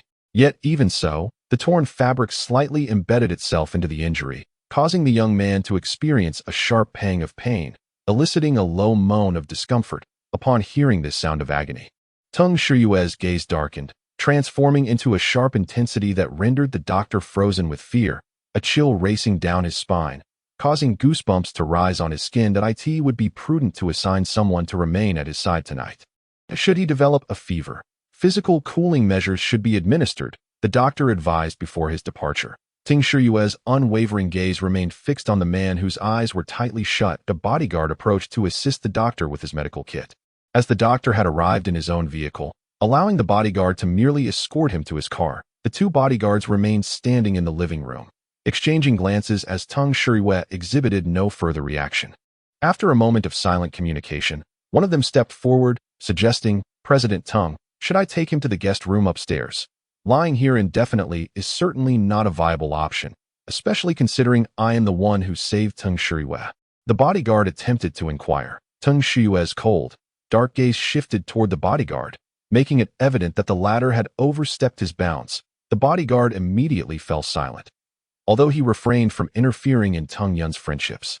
This individual was Teng Yun's boyfriend. Following the family gathering that day, Teng Shirue had discreetly tasked his subordinates with a cursory investigation. The information gathered revealed that this person's family background was as unremarkable and simple as his own. Teng Shirue found himself somewhat perplexed as to what qualities Teng Yun saw in such a person. However, these were mere reflections from before, prior to Xu Congyi shielding him from harm. Now, Teng Shirue began to comprehend that this individual possessed unique qualities that set him apart. At first glance, he appeared rather unremarkable, yet upon closer inspection, his clear and pure gaze was sufficient to evoke a certain fondness. Moreover, Teng Shirue had unexpectedly discovered, after 2 encounters with Xu Congyi, that this individual seemed to possess a peculiar charm that alleviated his headaches and even instilled within him an urge to sleep. It was worth noting that he had not enjoyed a good night's sleep for several years, that he suffered from severe insomnia, impervious to all remedies. He had even consulted a hypnotist, to no avail. Standing upright, Teng Shirue felt the chill of the wind seeping through the window, while the blood-soaked garments on the sofa left the person shivering cold. He instinctively curled up, resembling a young beast ensnared in a dire predicament, which unexpectedly caused a slight pang in Teng Shirue's heart. That he approached the sofa, slipped an arm beneath Xu Congyi's knee and another around his back, applying a gentle force before lifting him effortlessly. Carrying him upstairs, the 2 bodyguards could only observe Teng Shirue's unusual behavior, their status insufficient to challenge any of his actions. That it seemed that taking an interest in someone was a remarkably effortless endeavor. Merely an hour prior, Teng Shirue had felt no intrigue towards Xu Congyi. Inviting him to the bar had been an impulsive decision, as he rarely sought justification for his actions. Yet, he had not anticipated the outcome that followed. First nearly being harmed by a grasshopper struggling to survive the autumn, only to be saved by Xu Congyi shortly thereafter. That blade would have merely grazed him. He had endured wounds 10 times more severe. Yet, in that fleeting moment, being protected by someone seemingly weaker than himself, whose expression radiated determination and resilience, transformed that ordinary face into one that shone with a dazzling brilliance. That singular brilliance pierced straight into Teng Shirue's heart, stirring ripples in the still waters of his long silent emotions. He placed Xu Congyi in a guest room adjacent to his own bedroom, pulling a nearby blanket over him. As he turned to leave, one foot poised at the threshold, he suddenly recalled the doctor's parting words, to leave someone by Xu Congyi's side in case of a fever during the night. Uncertain if this constituted his selfishness, he instinctively felt a strong aversion to anyone else touching Xu Congyi. Teng Shirue turned back. That author's note. Although plagued by insomnia, it does not mean he is incapable of closing his eyes. His consciousness remains alert, and he still seeks rest with closed eyelids at night. After washing up, Teng Shirue lifted a corner of the quilt beside Xu Congyi, settling against the headboard of the bed while maintaining a certain distance from Xu Congyi. He extinguished the wall lamp above the bedside, and darkness enveloped the room as Teng Shuriwe slowly closed his eyelids. Was a reason necessary? Surely not. Chapter 34, 05.05 That the dawn light began to emerge. Something in his embrace stirred slightly, and Teng Shuyue's long-formed vigilance prompted him to swiftly reach out and grasp the shoulder of the figure beside him, ready to push them aside. Suddenly, a pained groan pierced his ear, momentarily halting Teng Shuyue's actions. He wearily opened his eyes, lowered his gaze, and focused, revealing a pale and wretched face. The young man before him was biting his lip in agony, his brow furrowed tightly. Teng Shuyue surveyed the room. It was a guest room, not his own bedroom. For a fleeting moment, his thoughts froze. That it took several seconds for him to recall the events of the previous night.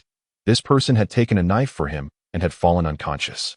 He had brought this individual to this seldom visited house, allowing a doctor to tend to the young man's wounds, and then that out of concern, fearing that the injury might worsen during the night, potentially leading to a fever. He chose to stay in this room, but he sat on the bed, maintaining a slight distance from the young man.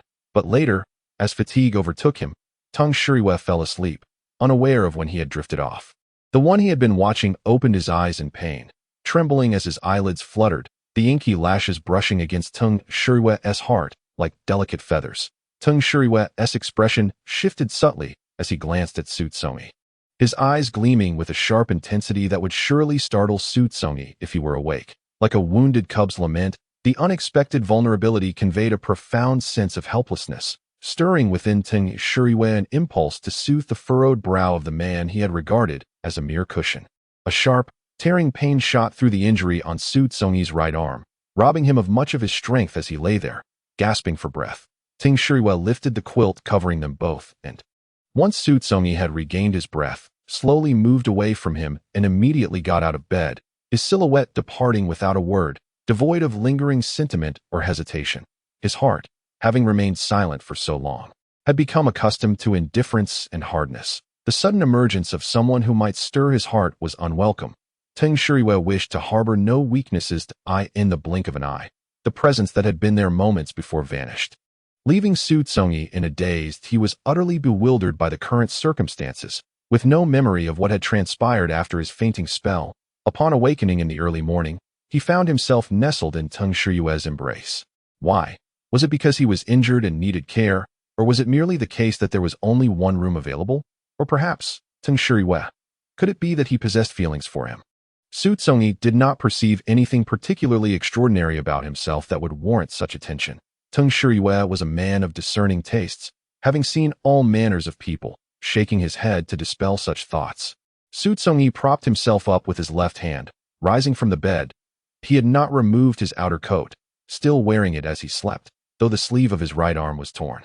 As his feet touched the ground, he put on his shoes and pulled the door open. The silence outside was eerily unsettling, and a bone-chilling wind swept in from the end of the corridor, causing him to instinctively hunch his shoulders. Walking towards the staircase, I recalled my previous visit, having become somewhat acquainted with the surroundings. As I approached the stairway, the sound of footsteps drew nearer. I lifted my gaze and recognized the individual before me, one of the two subordinates who had trailed behind Teng Shuriwe yesterday.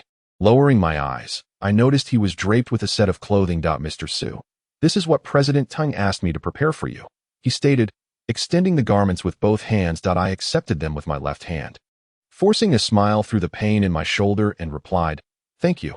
Upon arriving at the school gate, I expressed my gratitude once more and dialed Teng Yun's number. After a brief moment, the call connected, and I inquired about her whereabouts. She informed me she was at the library. The system chimed in. "The painkiller is in your pocket, effective for 6 hours." I rummaged through my pocket and found a white pill, rolling it between my fingers, showing no signs of intent to swallow it. The system queried, "Aren't you going to take it?" I replied, "No, the pain must remain genuine. It is beneficial for the strategy, involving not only the female lead, but also her father." A knowing smile graced my lips. As I passed a green trash bin, I lifted my arm, and with precision, the precious white pill was tossed inside. Raising my right arm, I gazed at my palm, curling and straightening my fingers as the searing pain surged, invading not just my arm, but seemingly half of my body. The system remarked, "Ah, that one is gone. If you wish for another, you will have to wait until tomorrow." After a little over 10 minutes, I arrived at the library, situated beside the school's artificial lake. Completed in March this year, the library boasted brand new facilities, with books that had been recently acquired rather than transferred from the old library. To enter the library, a library card is required, and without mine, I stood at the open square in front of the venue, dialing Tung Yun again. She hung up abruptly, leaving me momentarily stunned. Ahead, two figures swiftly approached me along the high steps, one I recognized, while the other seemed unfamiliar. Xiao Yun, I apologize for only coming to find you now that I have obtained the video, I stated, pulling up the surveillance footage I had copied from the bar the previous night for Tung Yun to see. After leaving the bar alone, she regretted her earlier actions. Though our relationship was relatively new, it was enough for her to know that I would never betray her in that moment. She felt as if the person who had previously lost her temper and doubted me was not herself, but another entity within her. She had never acted in such a way before. Fixating on the video, which was recorded with remarkable clarity and included timestamps, it served as ample evidence of my innocence. Tung Yun, I have a few other matters to attend to, so I must take my leave. As we exited the library together, the quietly standing youth beside us remarked while viewing the footage, a knowing smile playing on his lips. Tung Yun nodded in response.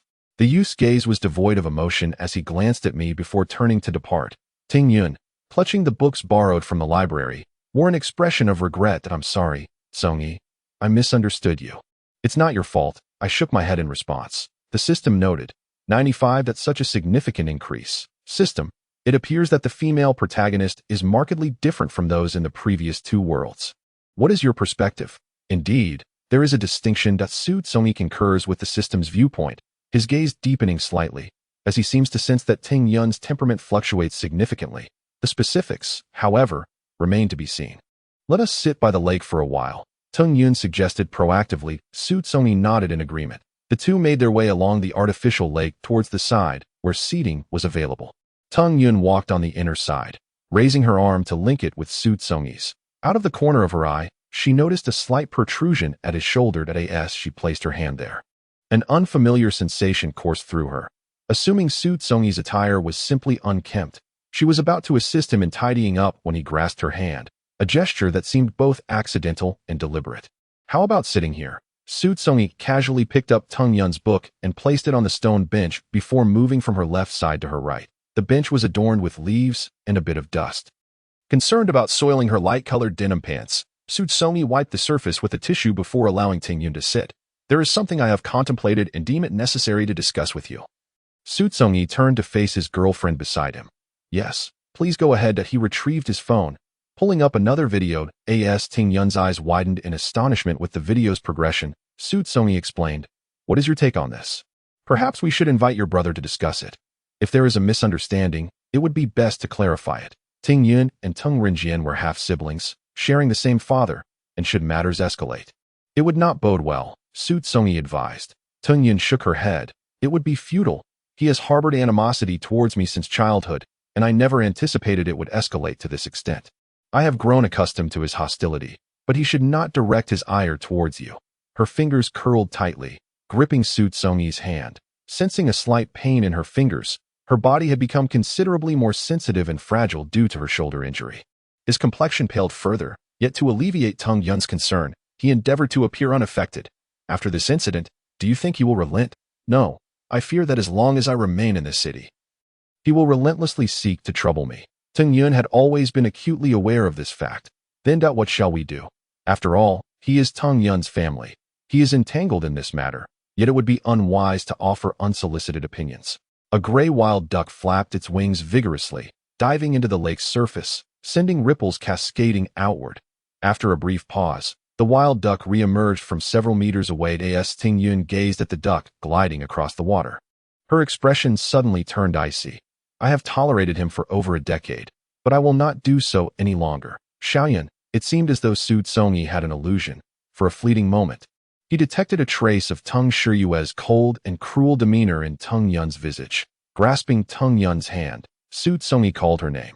Tung Yun's eyes flickered briefly, the coldness vanishing swiftly as if it had never been there. Merely a figment of Xu Congyi's imagination.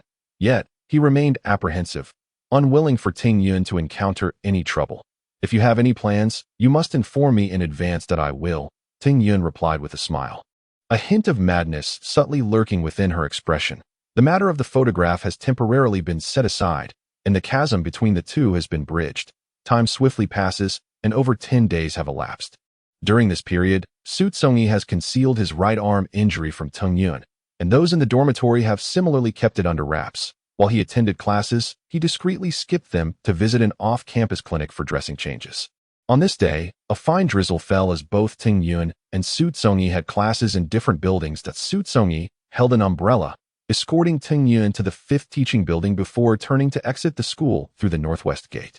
He walked along the outer wall of the school, heading towards the clinic. The clinic was already visible in his line of sight, separated by a traffic light that was currently red. That Xu Congyi waited at the intersection, watching the countdown timer swiftly diminish. Suddenly, a vehicle approached and came to a halt right in front of him.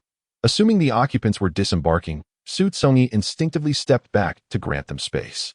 However, the car window was merely rolled down slowly. The familiar figure emerged from the passenger seat, a man clad in a dark suit, whom he had encountered merely days prior. Stepping forward, the man lowered his gaze respectfully and said, "Young Master Xu, please get in the car." Xu Congyi instinctively glanced towards the rear of the vehicle. The windows were tightly sealed, and the dark glass obscured the view of the individuals inside.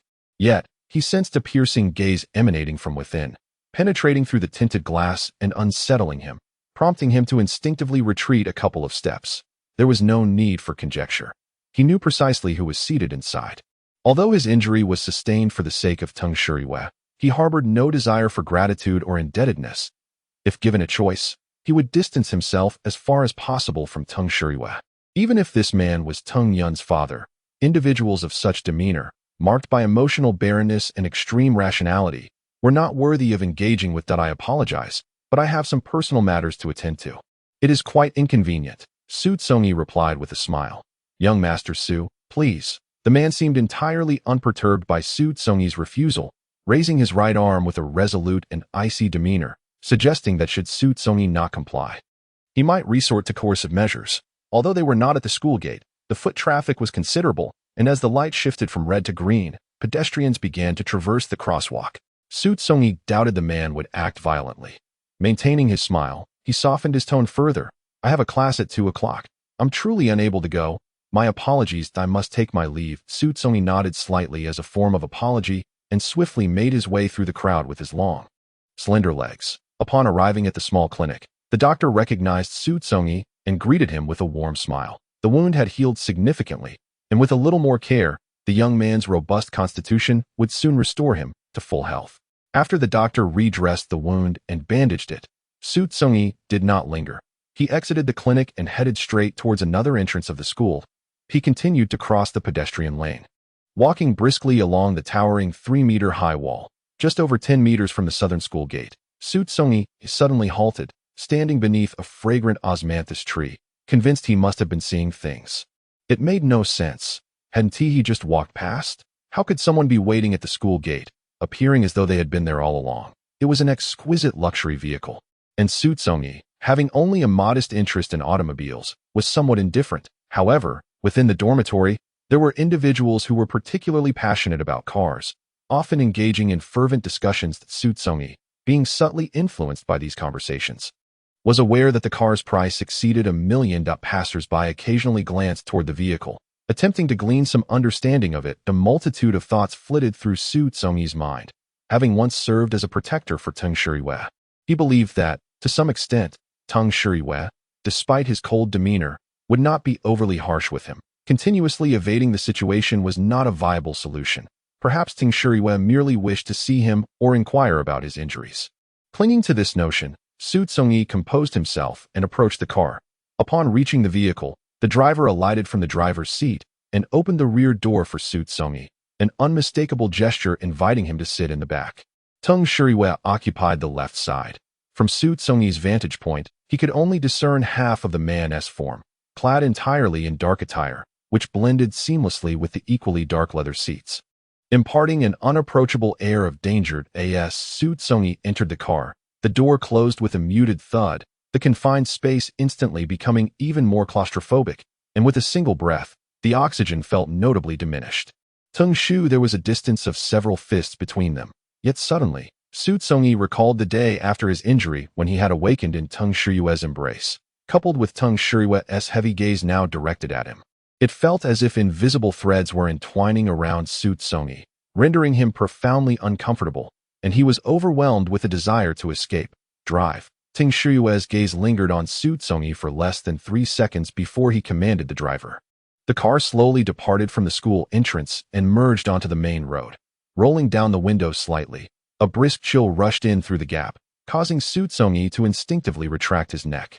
Though the cold was biting, the stifling air was finally alleviated just enough to stave off a suffocating sensation. Their destination was not Teng's residence, but rather an unfamiliar place, yet it was evident that it belonged to an affluent neighborhood.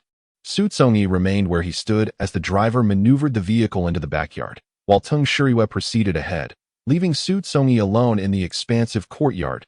He pondered what might occur if he were to flee at that moment. Nevertheless, it remained merely a thought, and ultimately, he followed into the living room. Inside the living room were 2 individuals, Teng Shiyue and another man dressed in casual attire, with a medical box nearby. Presumably the family doctor. "Hello," the doctor greeted Xu Congyi warmly upon noticing him. Xu Congyi nodded in acknowledgement. "Hello, I need to examine your wound." The doctor continued. "I see." The doctor then turned to Teng Shiyue, whose expression was inscrutable, his dark, profound gaze inducing a sense of trepidation within Xu Congyi. The doctor departed with his medical box, leaving Xu Congyi and Teng Shiyue alone once more, albeit with the notable difference that Xu Congyi was no longer unconscious. Teng Shiyue approached the black coffee table adorned with golden patterns, picking up a glass that had been set aside, half filled with water. In response to Xu Congyi's bewildered stare, he extended the glass toward him. "Drink." Teng Shiyue's voice was low, his countenance as cold as frost. "Thank you," Xu Congyi replied as he took the glass, though he was not thirsty. Under Teng Shiyue's piercing gaze, he felt an immense pressure and took a sip. System. It contains a hallucinogenic substance. Hallucinogenic. What was he planning to do? System. Perhaps. I suppose I neglected to mention last time that you possess the ability to cure his insomnia. I have such a capability. System. Furthermore, the connection has just been activated. Teng Shiyue's affection value towards you is 20. Quite low. System. That is considered high. No one else has surpassed 10 in his eyes. How fortunate I am. Indeed. Suddenly, a wave of dizziness washed over me, my mind descending into a heavy fogm. My fingers lost their strength, and with a sharp crack, the glass slipped from Xu Congyi's hand, shattering upon the floor tiles. Scattering shards everywhere, clear water splashed onto both Xu Congyi and Teng Shiyue's pant legs. My eyelids grew heavy, as though burdened by an unseen weight. Xu Congyi gazed at the puddle on the floor. Struggling to lift his head to meet Teng Shiyue's eyes, he stammered several you. Before his body weakened, collapsing towards the ground, Teng Shiyue extended his long arm, swiftly catching the slumping Xu Congyi. Xu Congyi's feeble hands pressed against Teng Shiyue's chest, attempting to push him away, but the relentless wave of dizziness transformed his resistance into a desperate grip on Teng Shiyue's collar. Teng Shiyue observed as Xu Congyi's eyelids slowly drooped, his expression shifting to that of a majestic beast in the wild. Having spotted a delectable prey, this individual is Teng Yun's boyfriend. Yet, despite knowing this fact, Teng Shiyue pondered, why did he still allow himself to succumb to such actions? Perhaps this is the only person capable of temporarily alleviating, or rather, completely curing his insomnia. Merely embracing this individual grants him the solace of deep, uninterrupted sleep after enduring countless sleepless nights. So why not fulfill this responsibility, possessing both the ability and the right to do so? With the young man draped over his shoulder, Teng Shiyue ascended the stairs to the 2nd floor. The youth stood half a head shorter than him, his frame slightly frilier, likely due to an injury to his arm. Seemingly lighter than before, as he carried him, a faint fragrance of grass and wood wafted through the air, soothing and refreshing, prompting him to involuntarily relax. This was a cake that, despite its unappealing hue, released a delightful aroma upon proximity, invoking a sense of possessiveness. This individual possessed a unique constitution, proving more effective than sleeping pills and other medications. Should he seek justification, he would say he desired this person for restful sleep. That was reason enough. May is just around the corner. Time truly flies. Daily gratitude. Declarations of love to all my precious ones. Thank you for your companionship. Thank you for your support, for your fondness, for enjoying this tale, or perhaps for liking me. turning my face back and forth like a giant basin. As we gather together, I won't count the landmines and grenades, just the total. Thank you to the delightful mix of treasures. With 52 landmine grenades, or others, from the charming mix, gratitude to the adorable 18 from Xinyu, appreciation for the 11 from the beloved Mayo, thanks to Chichikun for the 8 landmines, and to Tan Sheng and the black and white duo for their 6, as well as to Suyi and the dashing 5 landmines, and the unyielding monk, Fan He. Remember this character, as the gentle breeze sweeps through, filling the hall with fragrance, and the person on the path, like Jade, my favorite, De Bingzi, Muyao Wuhan, Qingyi, and Wu Fu.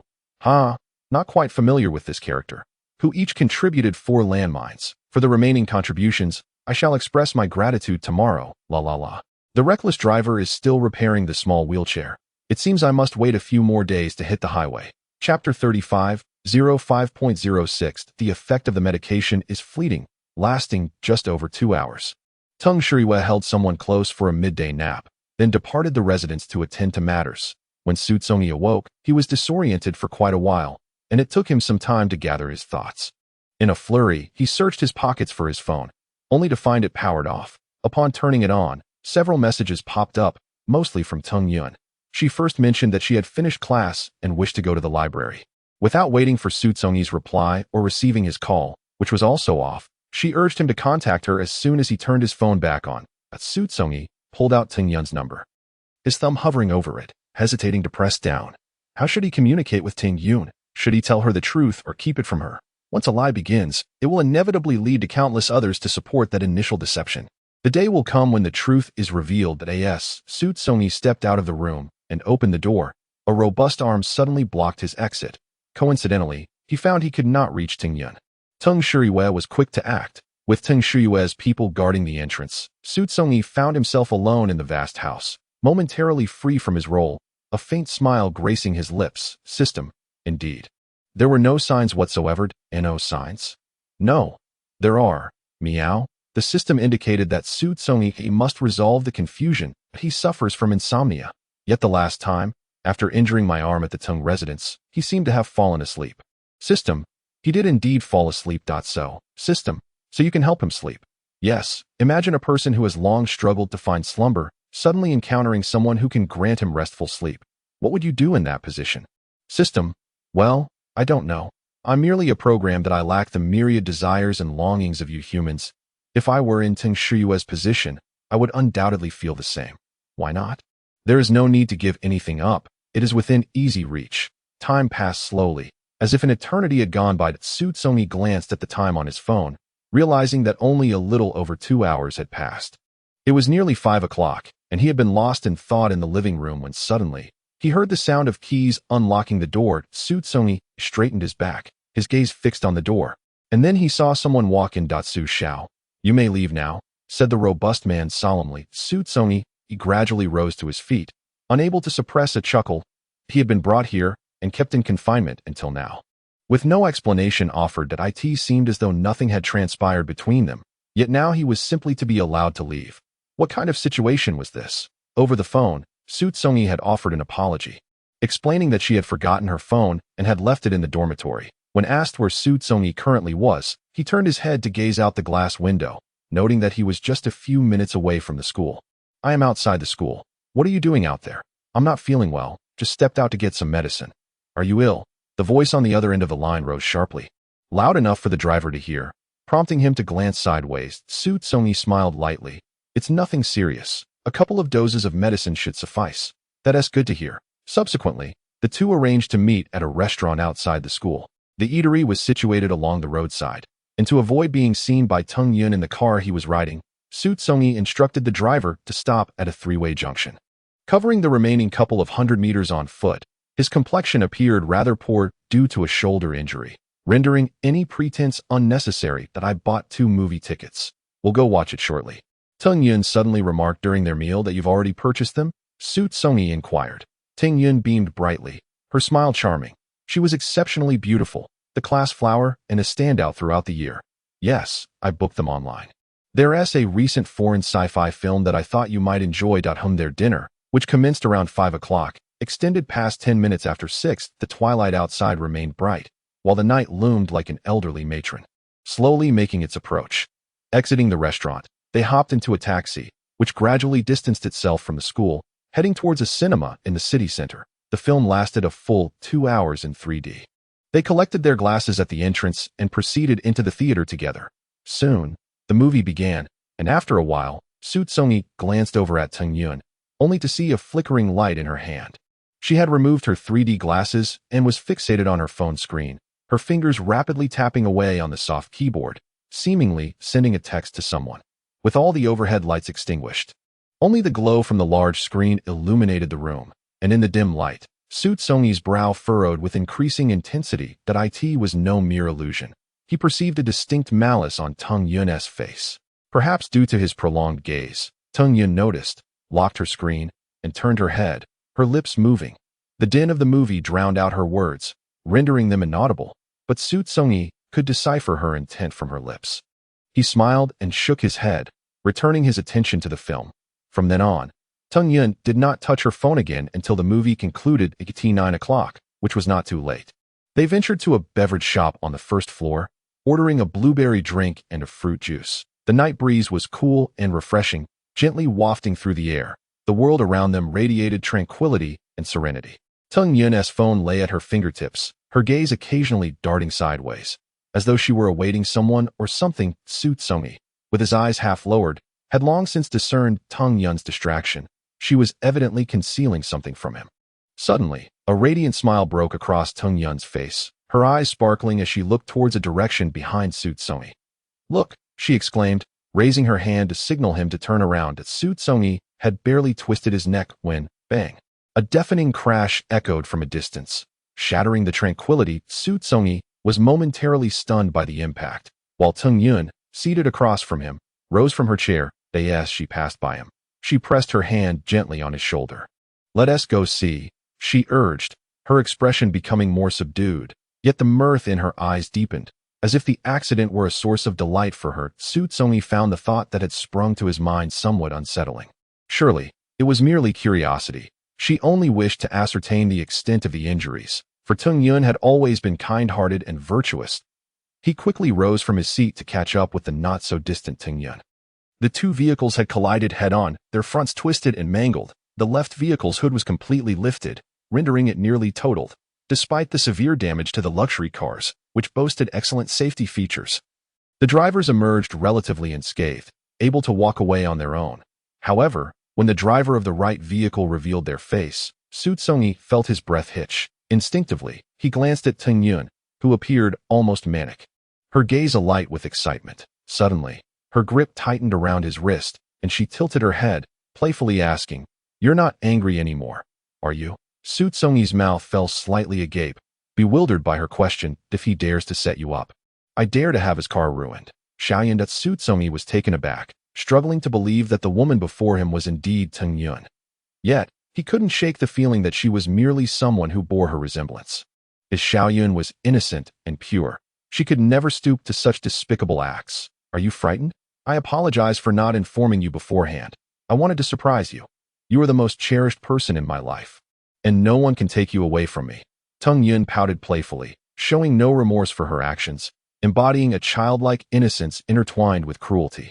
"This is wrong," Xu Congyi exclaimed, pulling at Teng Yun's hand, shaking his head fervently. "Xiaoyan, this is wrong. It's illegal. Do you understand?" In the distance, someone had already called the police and an ambulance. That Xu Congyi hastily led Teng Yun away from the scene. Confused, she pondered why her efforts for him elicited dissatisfaction instead of gratitude.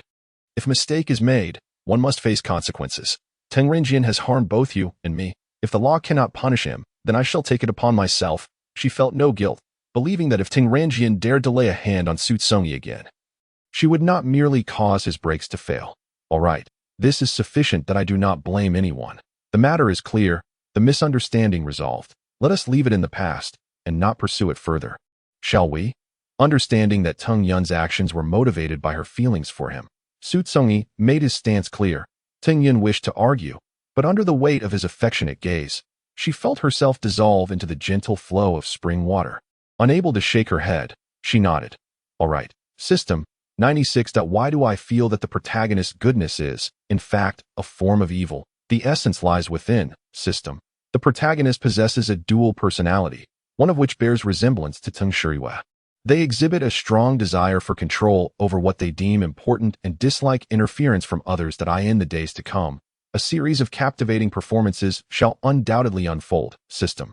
Indeed, if she were to discover that Teng Shuriwe had shared a bed with you, I surmise she would not flee as the heroines of the previous two worlds did. Rather, she would compete with her father for your affections. Yet, she would find herself at a disadvantage. System. The current line remains at 20, proving more challenging to navigate than the romantic line. Have you perhaps developed a greater interest in the latter? Steady yourself, for the romantic line holds the promise of victory. Do not forsake the essence for the trivial. Fear not. I possess a sense of balance. Both the romantic line and the other line are of his desire. How is the investigation proceeding? Dressed in a meticulously crafted dark suit, Teng Shuyue's voice resonated with a somber tone as he reclined on the sofa. Teng Renjian stood with his legs together, akin to a disciplined student, lifting his gaze to meet Teng Shuyue's piercing eyes, which rendered him immediately submissive. Not yet. Why? The other party seems intent on my demise. Father, I implore you to spare him. Teng Renjian's eyes widened in astonishment. You should possess an understanding of your own actions. Let this matter conclude here. I do not wish for a recurrence. Teng Shuyue's gaze was as frigid as his words. Father, do you know who it is? Teng Renjian's surprise deepened. Despite the harm inflicted upon him, Teng Shuyue urged him to relent. Teng Shuyue had never been one to indulge in excessive compassion, and he believed he had not offended anyone recently. Initially, he suspected that Teng Shuyue's adversary in the business realm was behind this, but Teng Shuyue's demeanor suggested another possibility. This individual was someone they both knew, and of a similar status. The scope of suspicion narrowed. Pinpointing a particular individual, Teng Renjian's lips curled into a fleeting smile as he regarded Teng Shuyue, suppressing all outward emotions, such as rage, indignation, and resentment. Understood. I shall make a call shortly to urge them to cease their actions. It appeared that following that day, tranquility was indeed restored. Teng Renjian continued his life of indulgence, often socializing with friends, while Ting Yun's relationship with Xu Congyi gradually blossomed. One weekend, Ting Yun and Xu Congyi ventured to a comprehensive entertainment venue, fully equipped with recreational facilities, sprawling over 1,000 acres and consisting of 5 stories. They had booked a day in advance, arriving the previous morning. Within, they savored both Chinese and Western cuisine, engaged in swimming, sauna sessions, fitness activities, and basketball. There was also an open cinema, and by evening, they enjoyed barbecues al fresco. Adjacent to the outdoor area was a seafood buffet, centered around a performance stage featuring a pristine white piano. The moment Ting Yun laid eyes on the piano, an idea began to coalesce in her mind. The barbecue would require a short wait as the staff prepared it, prompting Ting Yun to concoct an excuse to leave the outdoor area and, unbeknownst to Xu Congyi, make her way to the buffet restaurant. Upon locating the head staff member of the restaurant, she conveyed her request. System. The heroine intends for you to perform a piece. She has gone to the restaurant. System. Yes. However, it is quite peculiar. Why would she do this? Hasn't she heard enough at school? Perhaps she seeks the envious gazes of others. System. Even if envy exists, it would be directed towards you, not her. I am her boyfriend. System. The system seems to grasp the situation only partially. Deep within the essence of most individuals lies an inherent desire for exposure, a yearning to showcase oneself or one's possessions to the world, in hopes of garnering greater attention, satisfying some psychological need, be it a sense of superiority, happiness, or something else entirely. This inclination is not inherently negative. Its existence renders it reasonable. Reasonableness transcends the dichotomy of good and bad. What thoughts occupy your mind, rendering you so joyous? Xu Congyi mused, perhaps feigning ignorance. Ting Yun shook her head playfully. I shan't tell you. She toyed with the suspense, completely unaware that the young man before her had already discerned everything. Xu Congyi pretended to be displeased. You are keeping secrets from me. It is not secrecy. I merely wish to spare you from undue pressure. Teng Yun responded with a mock-serious demeanor. You wouldn't ask me to traverse treacherous paths, would you? Xu Congyi speculated. I could never bear that. You must stay by my side for a lifetime. Teng Yun grasped Xu Congyi's hand resting on the table, her expression more earnest than ever before. System. 98. Just 2 points shy. How exhilarating.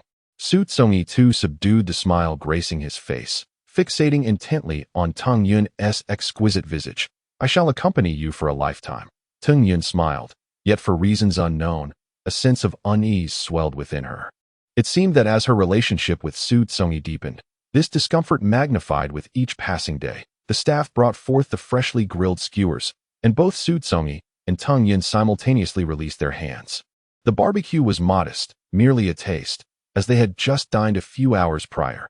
After finishing the barbecue, they lingered, engaging in trivial conversation. Jasmine blossoms nearby wafted delicate fragrances in the gentle breeze. Soothing to the soul, Tung Yun closed her eyes momentarily, inhaling deeply, savoring the beauty and tranquility of the moment. Suddenly, she opened her eyes, stood from her chair, and approached Su Congyi, pulling him to his feet. Linking her arm with his, she cheerfully remarked, I've arranged with the restaurant manager for you to perform a piece for me. Would you oblige? Su Congyi hesitated slightly, his gaze shifting to Tung Yun's face. You left just now for this? I didn't say no. I can play. Don't limit it to one piece. If you wish to hear it, I could play 10, 100. Whatever you desire, Su Congyi said indulgently. Tung Yun playfully punched Su Congyi's chest. What are you saying? Just one piece. All right, one it shall be. Play something. Play the piece you performed when we first met. What was it called? The piano version of Feng Chiu Huang. Yes, that's the one. As they entered the restaurant, patrons were engaged in their conversations, none paying heed to Su Congyi and Tung Yun. When they separated, and Su Congyi took his place before the pristine white piano, a few nearby glanced over, but soon diverted their gaze, for his attire was simple and casual, hardly befitting a performer. Gradually, as the gentle and delicate notes began to disperse, the movements of the diners slowed, captivated by the professional skill of the young performer. Rivaling that of seasoned musicians, the entire restaurant fell silent. All eyes focused on the young man behind the piano, his head bowed, revealing only a glimpse of his profile. He possessed a fair complexion, merely a half-step darker than the piano's hue, with sharply defined features and smooth lines. Within the space were couples entwined, their hearts intertwined with the melodious strains of music that swiftly enveloped them, each pair clasping fingers tightly, occasionally exchanging glances and smiles. This unconventional language of music, when compared to direct verbal communication, possesses a certain potency from a different perspective. The pulsating scales and the undulating harmonies can instantaneously awaken all of one's senses, allowing each individual to conjure up an array of ineffable scenarios within their imagination. The piece concluded swiftly, yet the hauntingly beautiful echoes lingered in the restaurant. Su Congyi emerged from behind the piano, standing beside it, his right fingers gently resting upon the surface, while his left arm curved gracefully, palm pressed to his right chest, a warm smile adorning his face as he bowed approximately 30 degrees to the patrons gathered in the restaurant. With a gentle smile upon his lips, Su Congyi descended from the performance stage and approached a vacant table to the right, where Tung Yun sat. The woman's cheeks were tinged with a delicate blush. The mere thought that such an exceptional individual was her boyfriend filled her with a dizzying sense of happiness. The attention that had initially been directed at Su Congyi quickly shifted to Tung Yun. Drawn by their intimate gestures, Tung Yun grasped Su Congyi's arm, her hands enveloping his in a manner that proclaimed her possession, and turned, leading him out of the restaurant. Despite being the focus of envious gazes from the throng, Su Congyi's smile remained unwavering. Meanwhile, Tung Yun, amidst her joy, could not shake an undeniable feeling of discomfort, sensing that her cherished possession was on the verge of being encroached upon. This unsettling sensation compelled her to wish for a secluded place where only she could behold Su Congyi, where she could truly possess him. After what felt like a day, weariness began to settle in, and the two retreated to a rest area. Reclining on two adjacent low couches, Tung Yun softly closed her eyes. Drifting into slumber, Su Congyi initially intended to turn on the television for a while. He was not particularly fatigued, and since Tung Yun was asleep beside him, he refrained from disturbing her, choosing instead to close his own eyelids. In a state of drowsiness, he sensed something drawing near. The floor was carpeted, muffling any sound. Just as he was about to open his eyes, a sharp pain suddenly pierced his neck. He lifted his eyelids slightly, feeling a cold liquid slowly seeping in, before his eyes fluttered shut once more. Everything unfolded without warning. The events transpired rapidly and imperceptibly, as if preordained by fate. Two individuals approached, one of whom seized Su Congyi's arm. leading him away through an exit of the seldom-used lounge. In a luxurious VIP suite above, Teng Shiwei was listening intently to a man before him, who was speaking passionately about a project that promised to yield substantial profits if successfully realized. This man, with a somewhat dubious background, had sought out Teng Shiwei in hopes of persuading him to invest. Teng Shiwei's gaze remained cold and impassive, unwavering even after the man had spoken for over 10 minutes. It was never my intention to interrupt. I simply require a development that has progressed sufficiently, one that cannot be omitted. If it has not reached that stage, it cannot be forced open either.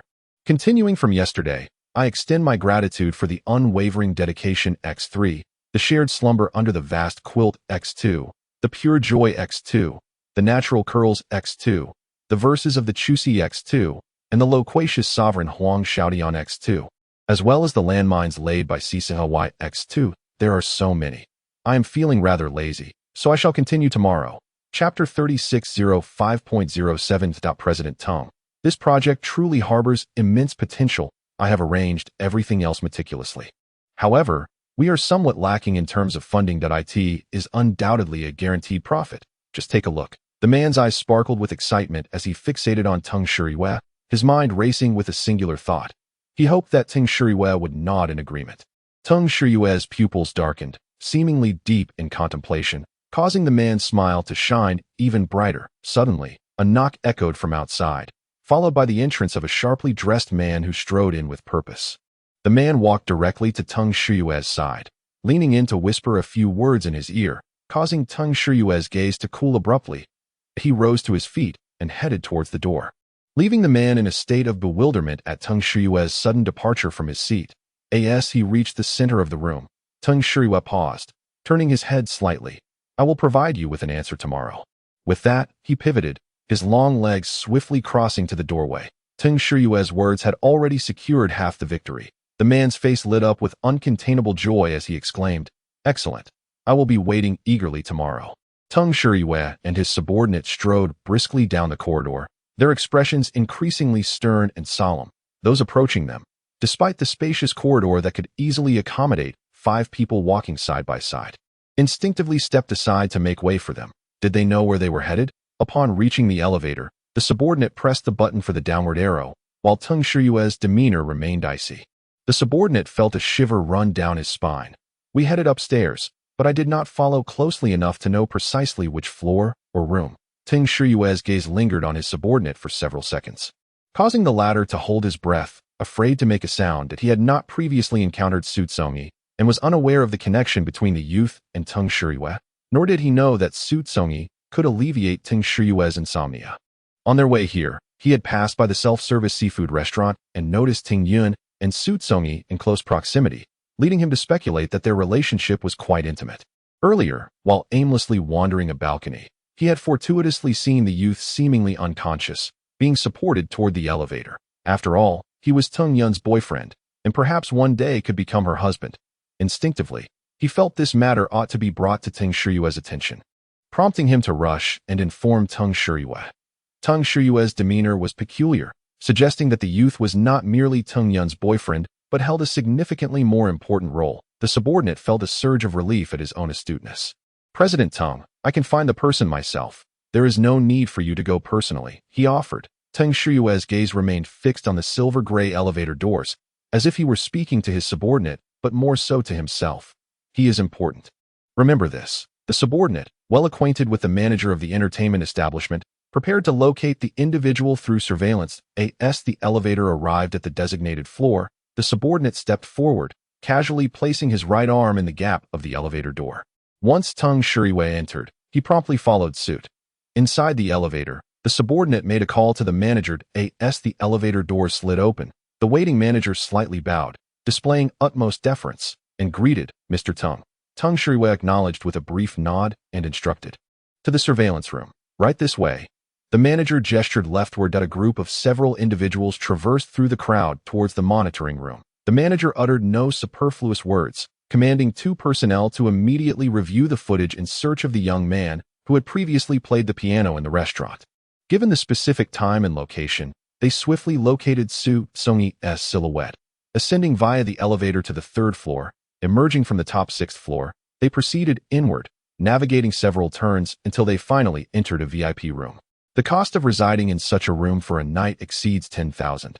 It was evident that Xu Congyi, dressed simply, could not possibly afford such luxury. Furthermore, the two individuals assisting him bore the appearance of thugs.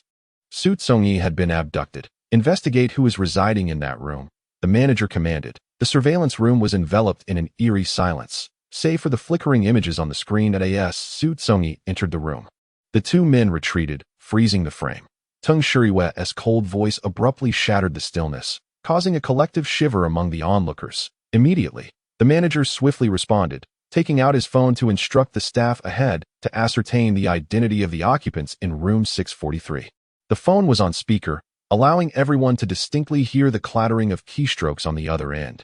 Yet, in comparison to Teng Shuriwe's assets, this was but a drop in the ocean. Just as the manager intended to discuss the impending week with Teng Shuriwe, he turned only to find that Teng Shuriwe and his subordinate had already exited. The manager hurriedly followed, wearing a forced smile. "Mr. Teng, is the unconscious young man your friend?" he inquired cautiously. Although the incident had unfolded under their roof, there was a principal instigator, rendering Teng Shuriwe unable to place blame solely upon him. Seizing this opportunity to draw closer to Teng Shuriwe, the manager sought to leave a favorable impression, aware that this man wielded significant influence in the business realm across the entire southwest region. Teng Shuriwe stood tall, his posture reminiscent of steel. And as the manager's inquiry ceased, the narrow elevator fell into a silence so profound that one could hear a pin drop. Upon exiting the elevator, the manager led the way, with Teng Shuriwe and his subordinate trailing behind. After a minute's walk, they arrived at the door of the room frozen in the video. The manager raised his hand and knocked thrice. There was no response from within. He knocked again, waiting for several seconds, yet still no one came to answer. The penetrating gaze loomed from behind, though it did not rest upon the manager, but rather upon the door, inducing a sense of suffocation. His fingers grew increasingly rigid as he dialed again, imploring for the spare key to be brought forth immediately. In the self-service restaurant, a young man sat alone at a window-side table, indulging in oysters. After dabbing his fingers in sauce, he wiped them with a napkin. At that moment, a tall man with a stern countenance entered the restaurant, his gaze sweeping the room before swiftly locking onto the young man. The young man, catching a glimpse of the approaching figure, did not cease his actions. The man leaned down to whisper a few words into the young man's ear. The youth momentarily froze. "Are you saying he ascended?" "Yes." Within 10 minutes of sending him over, the other party hurriedly arrived. A cold glint flickered in the youth's eyes as he smirked derisively. "I never expected such an unforeseen gang. Remember to ensure that those two refrain from venturing outside in the near future."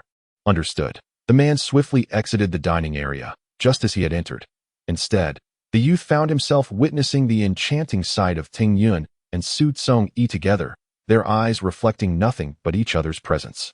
Oblivious to all else, that it was a vision of exquisite beauty and unparalleled happiness, evoking a profound jealousy within him, a desire to shatter and obliterate their smiles immediately. How could Ting Yun radiate such joy? Despite having a father as cruel and cold-blooded as his, who had brought ruin upon his family, it was utterly unfair, not one bit just. Even if Ting Shuriyu were to grant him another decade, it seemed unlikely to shake the other party in the slightest. Thus, he resolved to break through from another angle. Behold, fate had not turned a blind eye, but had bestowed upon him this intriguing discovery. Next, he needed to strategize meticulously. After indulging in a hot shower, Zhou Yin chose not to don his clothes again, but instead wrapped a hotel-provided bath towel around himself. He pulled open the transparent glass door of the bathroom and stepped into the main area.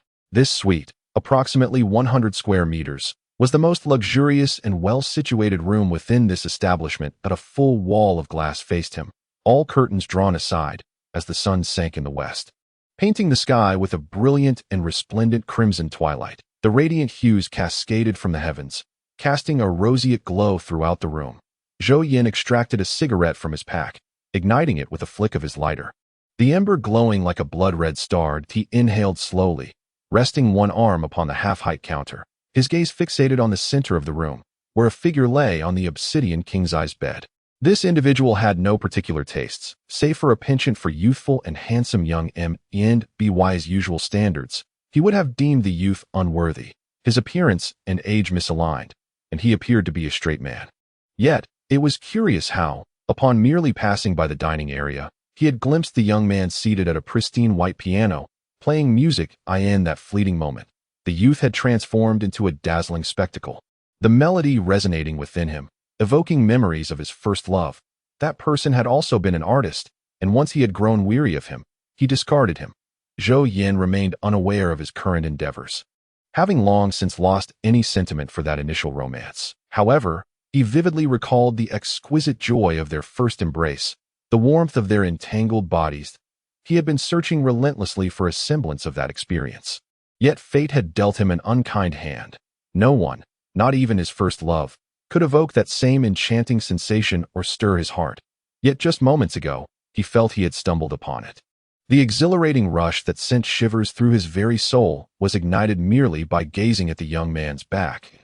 If he were to delve deeper into this individual's being, he could only imagine the ecstasy that would await him, akin to a celestial paradise. Having recently arrived in this city, Zhou Yin is accustomed to living recklessly. The young man is dressed rather ordinarily, whereas his girlfriend is adorned in attire of considerable value. One might speculate that the young man lacks any significant status, having been secretly brought here under the encouragement of a friend, which should not pose any major issues. Zhou Yin takes a drag from the cigarette pinched between his fingers, shakes off the ash, and extinguishes it in the ashtray. That a wisp of bluish smoke gracefully wafts upward as he steps onto the richly adorned carpet, making his way toward the bed.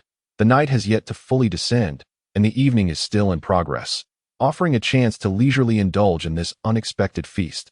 Zhou Yin is in no rush. Not in the slightest. From a distance, he had enough time to observe that the young man's features are unremarkable, yet his physique possesses a golden ratio. Sitting beside the bed, Zhou Yin lifts Xu Congyi's left arm, bringing his fingers closer to his eyes. The substance in the syringe contains a potent sedative, and the skin in his palm is beginning to feel warm. The person who is lying down stirs slightly as Zhou Yin approaches, their face turning from one side to the other. The closed eyelids seem to struggle to open, exerting considerable effort, with long lashes fluttering like butterfly wings, casting a faint silhouette beneath the eyelids. Each finger of this hand had just danced over the piano keys, producing exquisite melodies. Zhou Yin glides his hand from the palm to the tips of the fingers, savoring the full, rounded digit as it enters his mouth. Half closing his eyes, he relishes the taste with evident delight. Having enjoyed the flavor, he prepares to transition to a more substantial course. Zhou Yin opens the nearby drawer, revealing a tube meant for lubrication, which he retrieves and places on the counter, omitting further details for brevity. Just as Zhou Yin is fully immersed in the moment, he unexpectedly hears the sound of the door lock being turned. He momentarily halts, maintaining his position over the young man, while his head turns towards the door. Moments later, the door bursts open with force, and several individuals enter, one of whom he recognizes, while the others. Zhou Yin, clad only in the upper half of his body, shifts his gaze and is met with the sharp, knife-like eyes of the central figure. It feels almost tangible, slicing through him and igniting an unprecedented sense of danger. Quickly, he grabs a nearby towel to wrap around himself, forcing his gaze away. His heart races, pounding so fiercely it threatens to leap into his throat, and he strives to keep his voice steady. The manager's eyes dart around, retreating behind the others, attempting to render himself invisible. I booked this room. If there's nothing else, please leave. Zhou Yin lifts his chin defiantly, though it is merely a facade of bravado. Teng Shiriyue regards Zhou Yin as one might look at a deceased dog, his gaze lingering only a few seconds before shifting away. He approaches the head of the bed, stoops slightly, and with a long arm, he lifts the bedding, completely covering the exposed individual from head to toe. His actions reveal a clear familiarity with the young man, suggesting a deeper connection. Zhou Yin, having only recently arrived, feels a flicker of recognition toward Teng Shiriyue, but struggles to recall any pertinent details about him.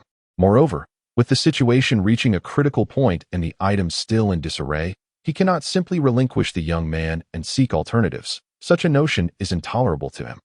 Who are you? And what do you want? This individual is mine for the evening. I implore you to vacate immediately. Zhou Yin. That so? Teng Shiriyue's gaze, cold and penetrating, fixated upon Zhou Yin. Zhou Yin, whose height was comparable to Teng Shiriyue's, felt an unexpected sense of being looked down upon under the man's scrutiny. With anger lacing his voice, Zhou Yin retorted, "And what of it? You have provoked someone you ought not to have." Tung Shuyue's voice emerged as if from the depths of the underworld, his expression as impassive as a sculpted visage, his frosty eyes casting a glance towards his subordinate, who promptly understood the unspoken command. In a swift motion, the subordinate advanced towards Zhou Yan, and with a sudden, brutal thrust of his arm, he delivered a fierce blow to Zhou Yan's abdomen. The man emitted a piercing shriek as pain racked his body. Outside the door, a passerby caught a glimpse of the unfolding scene and, struck with terror, fled at once. The manager, hearing the commotion, stealthily approached the door and firmly secured it, seizing the moment after Zhou Yan doubled over in agony. The subordinate grasped his arm and dragged him towards the wall. A hand clutched the back of Zhou Yan's neck, and with a darkened gaze, he propelled him against the solid surface. The sound of impact reverberated in the manager's ears, sending a tremor through him. Thud. Another sound echoed. Thud. A third impact followed. Zhou Yan's forehead cracked open, and crimson blood cascaded down, causing the subordinate to loosen his grip as the unconscious man crumpled to the floor. Sprawled like a pitiful, wretched dog, Tung Shuyue, standing tall, cast a disdainful glance at Zhou Yan and silently gestured with his arm. The subordinate hoisted Zhou Yan up like refuse and dragged him towards the door. The manager, keenly perceptive, donned a sycophantic smile and opened the door, swiftly retreating after the subordinate exited, closing the door behind him. Tung Shuyue, slipping beneath the thin covers, intended to assist the man in pulling up his trousers. For the room bore an odor he utterly detested. He wished to distance himself from such scents and prepared to depart. However, just as his fingers reached the fabric, they were ensnared by another's searing hand. Tung Shuyue's eyes flickered, his pupils reflecting a figure before him. Xu Congyi's face was a tapestry of pain and struggle, lips bitten as he fought against the torment, yet his body betrayed him. Instinctively inching towards Tung Shuyue upon catching sight of him, after a couple of strides, realization dawned upon Xu Congyi. In a moment of desperation, he bit down hard on his own cheek. The sound was alarmingly crisp, and the pain on his face momentarily restored a shred of lucidity. He hastily donned his trousers, stumbling off the bed, his head spinning. Upon spotting the transparent glass of the bathroom, he acted without hesitation.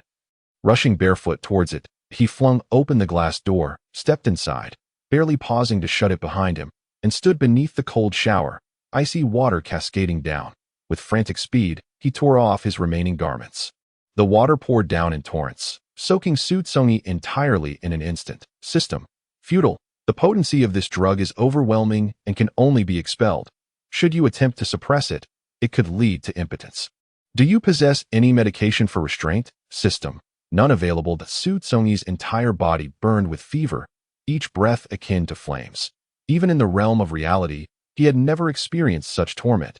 Yet, in this fictional world, the most absurd occurrences were tacitly accepted. For instance, this week, I am entirely oblivious to where it has emerged from, and the significance of its emergence is equally unclear. The system, I surmise it is likely to assist you in enhancing your verbal prowess. The feeling of being refined must endure tribulations to become more precious. Recall the last time you were ensnared by Tung Rinjian. Did not the situation with Ting Yin escalate to 96? This time, it may very well surge directly to 99.1. Ought to cultivate a positive mindset. Assist me in enhancing my verbal prowess? This statement, upon first hearing, strikes me as dubious. The individual outside the bathroom is not Tung Yun, but her father. Tung Shuyue, a man plagued by severe insomnia. The cold water cascades relentlessly over him, and while his exterior is enveloped in an unending chill, internally, the torrent of fervor surges akin to a torrent crashing against parched rocks. A sensation that cannot merely be endured through sheer willpower. Xu Congyi kneels upon the ground, the cold water streaming from his feet towards the corner of the room. He tilts his head back, allowing the frigid water to make direct contact with his heated neck. His unformed desires, under the relentless waves, begin to stir, subtly manifesting a discernible shape. As he conjures forth a delicate, pink lollipop, he embarks on a journey of self-sufficiency. In this world, although he bears the same physical form, and despite having traversed two realms where he shared an intimate rapport with its denizens, at his core, he remains unchanged, still aloof in this domain. Over the past few months, despite frequent encounters with Chanbo, they have gradually subsided into tranquility amidst his indifference. His relationship with Tung Yun is that of a romantic nature, confined to embraces and kisses. With no further depths explored, time and again, He has found himself immersed in murky waters. The heat has finally begun to dissipate, though the enigmatic aspects linger half awake, yet his willpower has proven sufficient to suppress them. Su Congyi meticulously fastens one of the few buttons, and in the bathroom, there lies a clean towel that he retrieves it, drying the water from his hair and face, effectively eliminating most of the moisture from his body. Upon stepping outside the bathroom, his eyelids flutter open to reveal that Teng Shuriwe has not departed, but rather has been waiting. Su Congyi cannot conceal his astonishment. It is fortunate that this individual arrived in time. Otherwise, he would have been overwhelmed by a non-heroic figure today.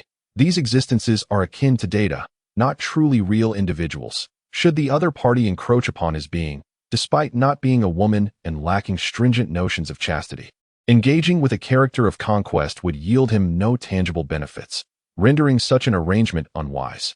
This man has effectively rescued him, yet the words of gratitude remain unspoken in his heart.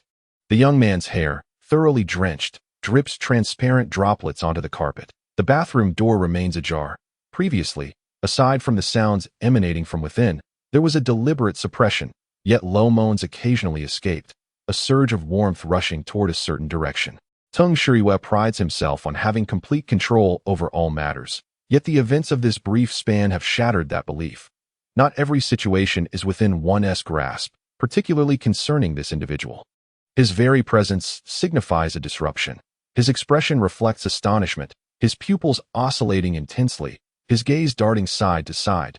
Su Congyi finds himself somewhat bewildered, questioning why he has ventured into this unfamiliar room, why he feels as if he is ablaze, and, most perplexingly, why Teng Shuriwe is present here. The only fragment of memory he possessed was the moment spent with Ting Yun in the lounge, where he had reclined for but a few minutes, only to be jolted by a sharp, piercing pain in the nape of his neck. Su Congyi's gaze towards Teng Shuriwe quivered abruptly, recalling that previous incident when Teng had compelled him to drink a glass of water.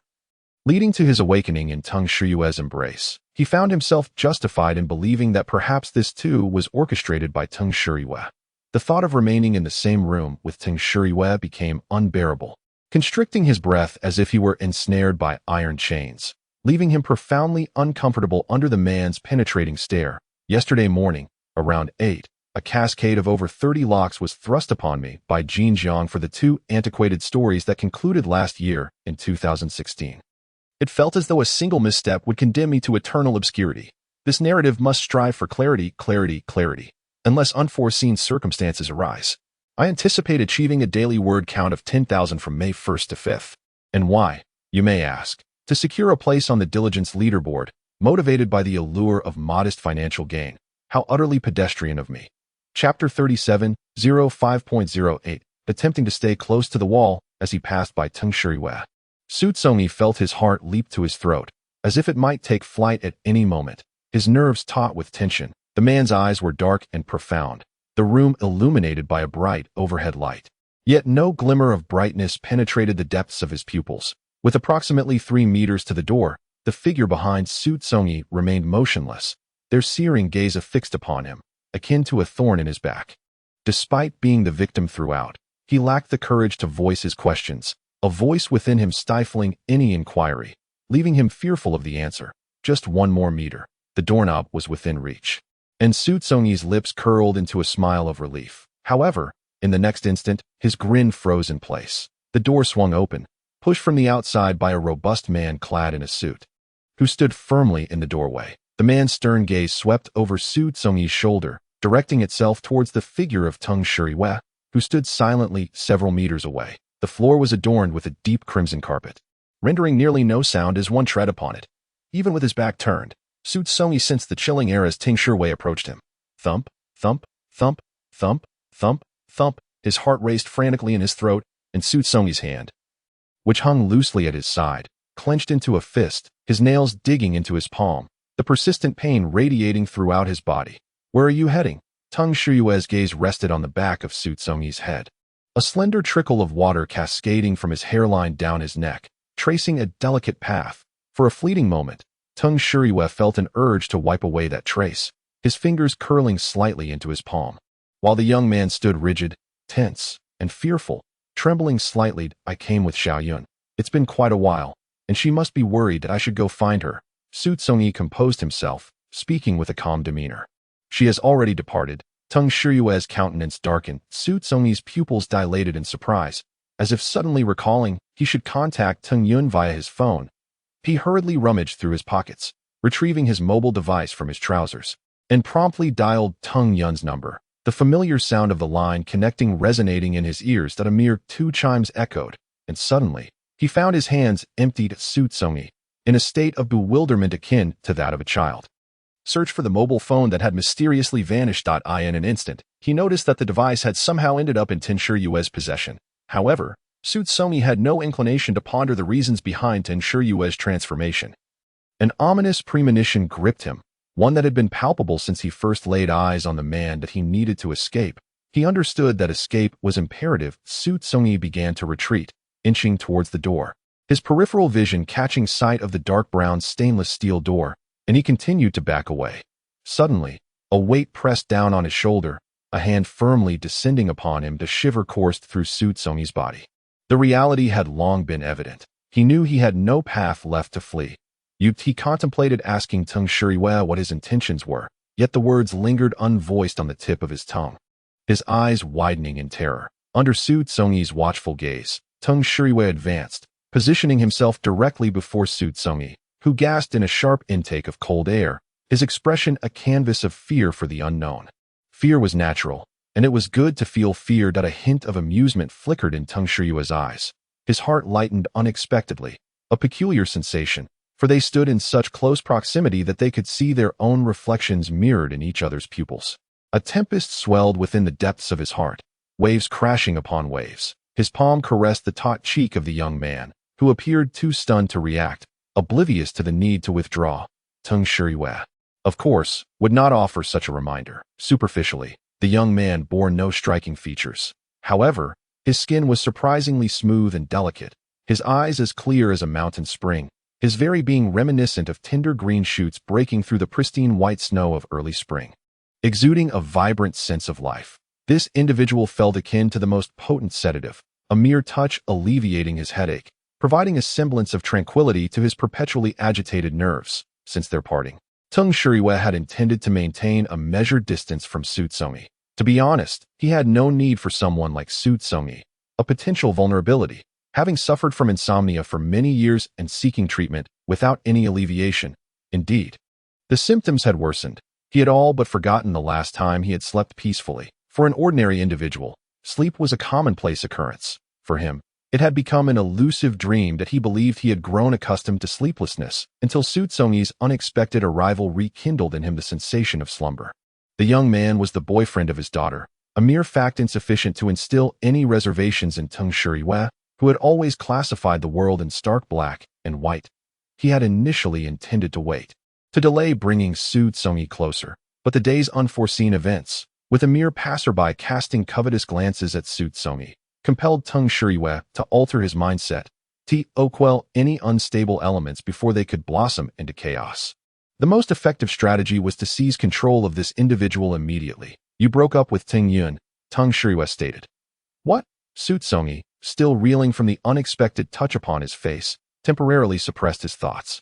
What had he just said about breaking up with Teng Yun? Why? As Teng Shiyue withdrew his hand, his arm fell naturally to his side.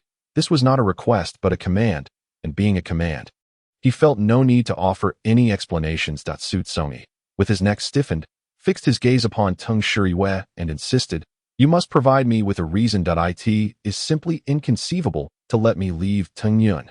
Unwilling to concede, never had anyone defied his orders, and Teng Shiyue's eyes darkened ominously. Su Congyi was on the verge of madness. Laughing in frustration, "I refuse to accept it." "Very well," Teng Shiyue acknowledged with a nod. Su Congyi gasped in disbelief. What on earth was this person doing? He felt an overwhelming urge to seize Teng Shiyue by the shoulders and shake him vigorously, then let Teng Yun find out. Teng Shiyue remarked cryptically, sidestepping Su Congyi as he exited the room. Stunned for several moments, Su Congyi abruptly turned around, intent on seeking further clarification, but a sudden pain shot through the nape of his neck. His eyelids grew heavy, and his body tilted as he collapsed. When he next awoke, his eyes fluttered open to an expanse of impenetrable darkness. The sheets beneath him were soft, and as Su Congyi groped about in the gloom, he sat up cautiously, Wincing at the dull ache in his neck from where he had been struck, his eyes darted around, catching sight of a faint glimmer of light to his right, which he surmised was a window. Rising from the bed, he found no slippers, and with bare feet on the cold floor, he cautiously made his way toward the faint illumination. With a swift motion, he drew back the curtains, and silvery moonlight cascaded down, enveloping him entirely. He tilted his head upward to gaze at the night sky, where a pale half-moon hung distantly, surrounded by a smattering of twinkling stars. The moonlight illuminated the room, and Xu Congyi's eyes traveled from left to right, encountering a peculiar sense of familiarity in the room's decor, causing the corners of his mouth to twitch slightly in disbelief. Eager to confirm this sensation, he hurried to the door, flinging it open, only to lock eyes with Tung Yun, who was walking down the corridor. Their expressions mirrored shock. Tung Yun smiled, yet her smile bore the semblance of tears. The previous day, in that leisure venue, after resting for over half an hour, she had opened her eyes to find her boyfriend, who should have been lying beside her, had inexplicably vanished, in a state of utter disarray. She had frantically sought assistance from the venue staff, only to learn that Xu Congyi was with her father at that moment. When she pressed for specific location details, the staff member merely shook their head, unwilling to divulge any further information. Attempts to reach Xu Congyi by phone met with a constant notification of being powered off. Waiting in the lobby, Tung Yun hoped to see him emerge. As for Tung Shiriwe, she had contemplated calling him, but her finger hovered over the number, ultimately hesitating to press it. After sitting for over 20 minutes, her phone rang, and Tung Yun, believing it to be Xu Congyi, felt a surge of joy. However, when she glanced at the incoming number, it felt as though a bucket of icy water had been poured over her, chilling her to the core. Moments later, the phone vibrated once more. Tung Yun had little hope left, yet upon closer inspection, it was indeed Xu Congyi calling. She swiped to answer, only to hear him speak before the call was abruptly severed. After that, no matter how persistently Tung Yun dialed, the response was a cold, metallic tone. Throughout the night, Tung Yun found herself ensnared in a haunting nightmare, where she was persistently searching for Xu Congyi. Although she could clearly see him and felt as if she could grasp his hand, each time she sprinted towards him, no matter how far she ran, Xu Congyi seemed to retreat just as far. She spent the entire night in this futile chase, forever separated by an imperceptible distance. Unable to bridge the gap between them, it felt as though this dream was foreboding something ominous. When Tung Yun finally jolted awake from her torment, a bead of sweat trickled down her temple. Pressing her palm against her heart, she sensed a void within, as if something crucial was missing. The cold air seeped in, causing her to curl up her limbs and wrap herself tightly in her blanket. Upon arriving at the Tung residence, she was taken aback to find someone standing at the entrance. If her memory served her right, this individual was one of her father's personal guards, always tasked with ensuring his safety. However, under normal circumstances, with high-grade surveillance systems installed throughout the house, their presence at the door seemed unnecessary. Perhaps her father was at home, she reasoned as she stepped inside. The living room on the first floor was devoid of life, with a chilling wind sweeping through from one window to another. Dressed rather lightly, Tung Yun shivered involuntarily. Realizing this, she quickened her pace, ascending the staircase. Her first stop was to the left, where 2 guest rooms awaited. She pushed open each door, searching meticulously but found no one. Undeterred, she turned to the right, where 4 rooms lay, the last of which was a study, while one of the other 3 was a guest room. Tung Yun headed directly towards the guest room. Before she could reach it, she faintly heard the sound of soft footsteps within. Instinctively, she believed that might be the person she was looking for. She halted, her gaze fixated on the door as it slowly creaked open. Then, out stepped the one she cherished. "Congyi, are you all right?" Tung Yun rushed towards Xu Congyi, her hands lifted, yearning to touch him, yet they hesitated in midair. Fear gripped her. She was terrified that he might bear wounds unknown to her, worried that she might inadvertently hurt him. Xu Congyi was equally astonished. He had never expected to see Tung Yun upon opening the door. Witnessing her concern for him, and the glimmer of tears brimming in her eyes, caused a sharp pang in his heart. He stepped forward and enveloped the tear-streaked Tung Yun in his embrace. "Do not cry. It is my fault for making you worried. I am fine, truly. Nothing is wrong." That Xu Congyi decided against revealing to Tung Yun the events of the previous day, particularly that her father had drugged him, or that Tung Shiriwe had compelled him to leave Tung Yun. Tung Yun was bewildered, utterly perplexed. How could so much strangeness unfold in such a brief span of time? Everything had seemed fine before. So how had it deteriorated into this? She instinctively attributed all these unexpected misfortunes to her family, the consequences of Teng Rinjian and Teng Shiyue's actions, which had led to this turmoil. System. Wow. It's at 98. Why do I feel like the female lead is about to erupt? It's not time yet. System. What time? Naturally, it's the time for the eruption, and there is a significant character missing from the scene. If everyone were present, Xu Congyi could only imagine how thrilling the situation would be. Xu Congyi tightened his grip around Teng Yun's wrist. He noticed the suppressed fury etched across her face. In the past, he might have offered her a few words of comfort, but after the events of last night, his feelings towards Teng Shiyue had soured completely. Initially, he had admired the man's striking appearance and his remarkable success at such a young age, garnering both respect and envy. However, what had Teng Shiyue truly done? He had drugged him, leaving him in a state of utter disgrace, and without so much as an explanation, he had coerced him into breaking up with Teng Yun. Such a despicable individual was unworthy of any respect, regardless of his power or influence. Let us go, Xu Congyi said, pulling Teng Yun as they made their way downstairs, descending the staircase and passing through the lobby. Teng Yun grasped the door handle and pulled it inward. Suddenly, a man stepped forward, positioning himself directly between them. Step aside, Teng Yun called out sharply, her voice laced with authority. The man lowered his head slightly towards her, his demeanor contrasting with the respect he showed Teng Shiyue. The lack of reverence was palpable in his tone as he replied, Mr. Su is not permitted to leave this room. Repeat that.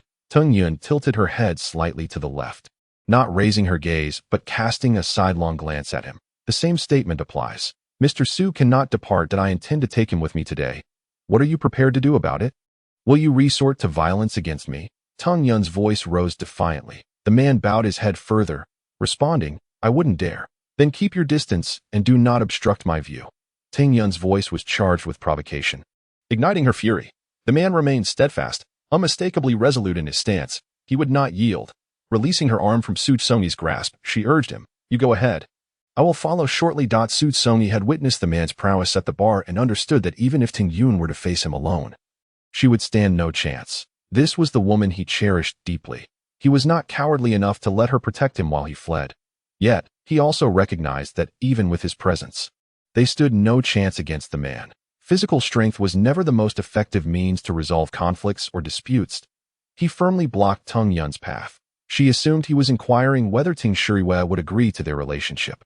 But Xu Congyi was more concerned about what Teng Shiyue truly intended. It was clearly more than merely separating him from Teng Yun. That if that were the case, there would have been no need to bring him to the Teng household. With her gaze lowered, Teng Yun contemplated Xu Congyi's words. Seizing this opportunity, she resolved to confront Teng Shiyue directly. Her company was sufficiently profitable to cover her living expenses, rendering Teng Shiyue's financial support unnecessary. She could sustain herself, and her choice of partner was her prerogative. Even as Teng Shiyue's daughter, he had no authority to interfere. Very well. Teng Yun nodded in agreement. The living room door was ajar, and as a pitch-black car glided into the courtyard, both of them exchanged a glance, an unspoken understanding passing between them. As the couple emerged from the vehicle, Teng Shiyue's presence became apparent, and simultaneously, the two rose from the sofa upon seeing him. Just as they had noticed the duo, Teng Shiyue had also recognized the two seated on the sofa well in advance, though Teng Yun's visage bears a resemblance to that of her late mother. The cold demeanor she unconsciously exudes is entirely inherited from Teng Shiyue. The two, despite their stark differences in appearance, rarely evoke the notion of being father and daughter in the eyes of onlookers. However, when it comes to their shared presence, the resemblance becomes palpable. Teng Yun's words lack emotional depth, merely serving as a greeting. Ting Shu, she addressed with the requisite politeness, while Xu Congyi responded with a warm smile. Has it been mentioned? This time, Teng Shiyue's gaze was fixed on Xu Congyi, who turned his head to the left, and in the midst of Teng Yun's puzzled stare, he shook his head in bewilderment. He genuinely did not comprehend what Teng Shiyue meant by has it been mentioned, whether it pertained to the events of the previous day or the pressure to separate from Teng Yun. You haven't mentioned it, have you? I offered you a chance. Teng Shiyue's initial statement and the subsequent remark omitted many critical details. Teng Yun felt utterly lost, pondering what significant information she was missing, yet remained in the dark. What on earth are you discussing? Can someone enlighten me? Dad, Congyi. Teng Yun's voice escalated to the brink of losing control, but Xu Congyi's gaze shifted toward Teng Shiyue. still clinging to an unrealistic hope that Teng Shirihue was merely jesting. During their first encounter, he had explicitly stated he would not interfere with Teng Yun's friendships. He had believed Teng Shirihue to be a man of his word. Yet, Teng Shirihue was not living up to that promise. He sought to dismantle the bond between him and Ting Yun. You cannot be with him, Teng Shirihue declared. Ting Yun could only manage a bitter smile, realizing the extent of this confrontation was all for this single decree. She firmly opposed it. She absolutely would not acquiesce. Dad, I am of age, no longer a child, that I possess the right to choose who I wish to be with. I implore you, just as before, to treat me as if I do not exist. This house does not feel like a home. When have you ever regarded me as family? I do not need your concern. Farewell. Teng Yun spoke in one breath, a long string of words pouring forth. Xu Congyi had been watching Teng Shirihue, feeling instinctively that if he did not relent, they would indeed be unable to leave this room today. As anticipated, the man outside remained resolute, showing no signs of retreat. Teng Yun observed as Teng Shirihue forcefully pulled Xu Congyi closer, his powerful arm encircling Xu Congyi's shoulders. Both Xu Congyi and Teng Yun stood frozen, undoubtedly intimidated by Teng Shirihue's formidable presence. Leaving the young couple immobile, this man is not suitable for you. I claim him. Teng Shirihue's dark gaze bore into Teng Yun. While she understood the first part of his statement, the latter left her bewildered. She recognized each word, yet their combination eluded her comprehension. What do you mean by I claim him? Teng Shirihue desires Xu Congyi. This is clearly her boyfriend. How could Teng Shirihue even think? Teng Yun shook her head in a frantic anguish. Convinced it was a figment of her imagination, a misunderstanding that it cannot be true. I must have misheard. You did not mishear. From the raw emotions reflected in Teng Yun's eyes, Teng Shirihue discerned her confusion.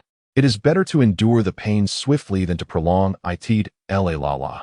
Tomorrow it shall be. As the Labor Day holiday approaches, I find myself unable to indulge in any leisure, burdened instead by the pressing need for countless revisions that I yearn to venture out and revel in the world.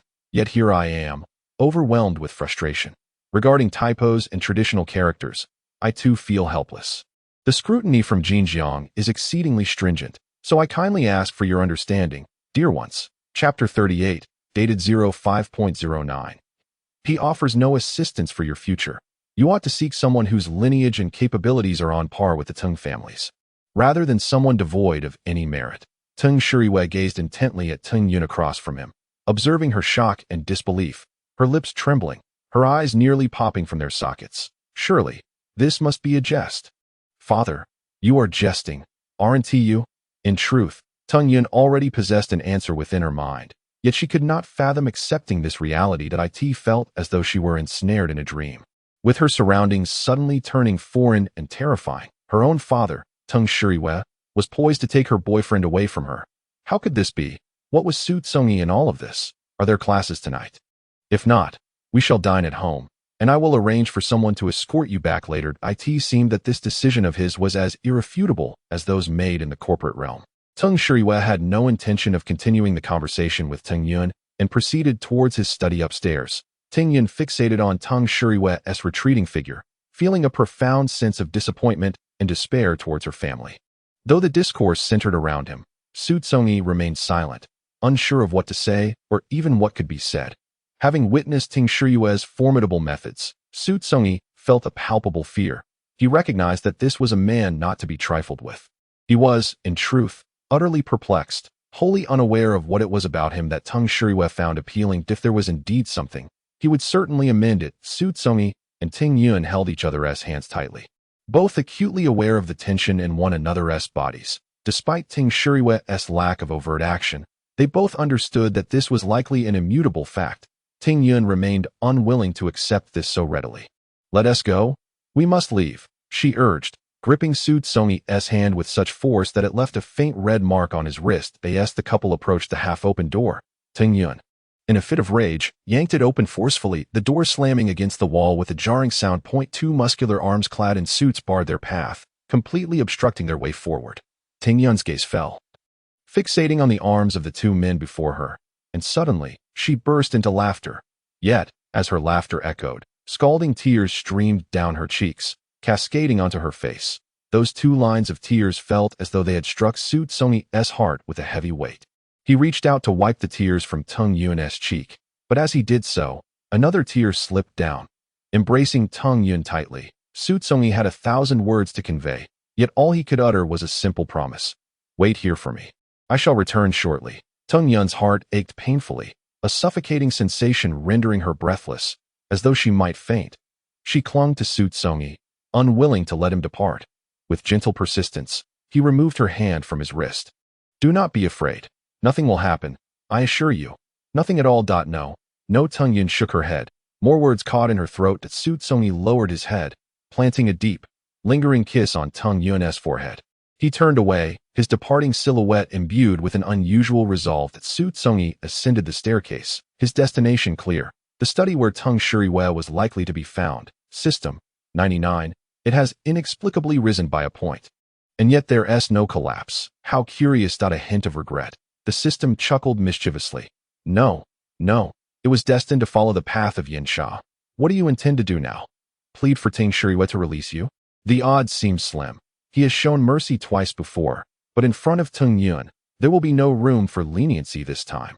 Even with the metaphorical blade hanging over his head, one must struggle desperately. Otherwise, he would believe my affection for Tung Yun holds no value, and that would be the end of the game. That a glimmer of amusement danced in Xu Congyi's eyes. System, Tung Shuriwei's realm must be a hellish abyss, yet you perceive it as a paradise and even find joy in it. Truly perplexing. Perplexing? Xu Congyi found it quite the opposite. It was fundamentally easy to comprehend. There was no intricate reasoning behind it, merely the simple satisfaction of indulging a peculiar preference, one that diverged from the ordinary. Arriving at the entrance of the study, Xu Congyi maintained his decorum. Tung Shuriwei's thoughts were his own. Expecting him to obediently acquiesce was futile. Come in, came a voice, deep and resonant. Pushing the door open, he entered for the second time, observing that the arrangement of items within the room had remained unchanged since his previous visit. It was evident that Tung Shuriwei was not a man prone to alteration. You want me to separate from Xiao Yun, not merely because you deem me unworthy of her, but also because you have an affection for her, hence your desire for him. The latter part of his statement was one Xu Congyi had yet to muster the audacity to articulate. He omitted any formal address, having long discarded his respect for Tung Shuriwei, leaving only a simmering restraint of anger and resentment. All your belongings from the school dormitory will be moved here tomorrow. You will reside here from now on. Tung Shuriwei paused in his actions, his dark eyes lifting slightly, his expression as stern as his voice. Xu Congyi strode forward, placing his palm firmly on the documents Tung Shuriwei was handling. His assertive proximity caused Tung Shuriwei to lean back slightly against the dark leather chair. The two positioned in a striking contrast, one standing, the other seated. The seated figure tilted his head slightly upward, yet his presence was no less commanding than that of the one standing, even exuding an icy demeanor that quickened the latter's breath. Tung Shuriwei, you are exceedingly domineering. Have you sought my opinion? I do not consent. Is that clear? You even seize your daughter's boyfriend. Do you not feel a shred of guilt? Xu Congyi struggled to rein in his emotions, endeavoring to avoid an outburst, yet the sudden elevation of his voice betrayed his profound anger. Your opinion? Tung Shuriwei's expression transformed as if he had encountered a jest, the corners of his mouth curling into the faintest smirk. This man, typically devoid of expression, exuded an aura of coldness, yet his sudden smile was anything but benign. Xu Congyi felt his pupils constrict slightly at the unexpected grin of Tung Shuriwei. The latter's grip was firm, yet not excessive, and the warmth emanating from his palm was akin to molten iron, searing Xu Congyi's heart with its intensity. Insects and ants crawled all over him, an utterly terrifying sensation. Xu Congyi struggled for a moment, only to be abruptly yanked back, completely unprepared for the turn of events. Even though the two had once shared a bed, he still perceived being desired by a man as an affair far removed from his reality. When his arms were seized behind him by Tung Shuriwei, who held him tightly with one arm, he found himself pivoted from the desk where he had been standing, now facing it, utterly restrained. Half of his body was pressed against him from behind, while Tung Shuriwei's other free arm encircled Xu Congyi, drawing him close to the as he leaned in. The harsh lines of his brow softened momentarily. Yet the chill in his voice sent a shiver down Xu Congyi's spine, making him feel as though his entire being had been frozen in frost. I am very fond of your body. It was the only remedy for his insomnia, more effective than any potion in the world. Simply being held like this brought him an indescribable sense of ease and delight. This was a conclusion he had reached through experience. firmly believing that the power of choice resided solely in his hands, leaving others with no option but to accept the path laid before them. Get away from me, Xu Congyi finally panicked. This man, accustomed to being unilateral, was not someone he could persuade to change his mind. He was far too naive, utterly naive. Xu Congyi's astonishment. After he shouted this, Teng Shirui indeed retreated, releasing his hand. This person was far too frightening. He should never have come up here. In a flurry, Xu Congyi dashed from the study into the hallway, his legs feeling burdened with lead, each step feeling as though he were lifting an immense weight. His heart raced violently in his throat, threatening to leap out at any moment. That he paused, closed his eyes, and took a deep breath, slowly exhaling. Another breath, and he released it gradually as the turbulent emotions within him began to settle. He pressed forward, turning to grasp the handrail of the staircase, each step akin to treading upon a bed of nails. Ting Yun sat on the sofa in the lobby below, recognizing the familiar sound of footsteps. She knew it was Xu Congyi. Servants were bustling in the kitchen preparing dinner. Ting Yun's hands rested on her lap, fingers entwined tightly together, knuckles pale. Her gaze lowered, fixated on the back of her hands. System, still at 99, very stable. Do you think she loves me? System, yes, she has cried for you several times. Is it the same love as her father? System, it should be. Not the same, System. Huh? How is it not the same? Isn't at all affection. Her father probably hasn't truly taken to me yet. You didn't hear what he just said. It's merely that my presence can grant him rest. Purely coincidental. Just like Zhang Rue and Bulin, it is merely a matter of being just right. My existence is special to them. If it were someone else, they likely wouldn't endure their twisted and fervent affection. System, the way you think makes me feel uneasy. There won't be anyone else. It's just you. So certain, System. Of course, in these fictional worlds, you are the only one from the real world. A being of another origin, an existence that cannot be governed by the laws of the world. The words sound plausible, indeed, and they align perfectly with logic, devoid of any flaws. But is it truly the case? Xu Congyi harbors a lingering doubt, always sensing that other reasons may lie beneath the surface. The future stretches infinitely before him. He knows that whatever he seeks to uncover, he shall eventually learn. He takes his time, unhurried as ever. Meanwhile, Teng Yun finds herself engulfed in profound anguish. Her father, her closest kin by blood, has cruelly sought to snatch her beloved away from her. It is utterly absurd and terrifying in its cruelty. With swollen, tear-stained eyes, Teng Yun squints slightly, releasing her tightly interwoven hands. Her right palm opens, revealing a complex pattern of lines with a notably long lifeline. Out of the corner of her eye, she perceives two straight figures approaching. Slowly, she raises her head, soon spotting the slender, upright figure of Xu Congyi. The young man's gaze is cast downward, worry etched upon his features, concern for her, rather than for his own predicament. Teng Yun lifts her right arm and grasps Xu Congyi's left wrist, which rests casually by his side. Not only Xu Congyi, but even she, as his daughter, has never held any sway over Teng Shirui.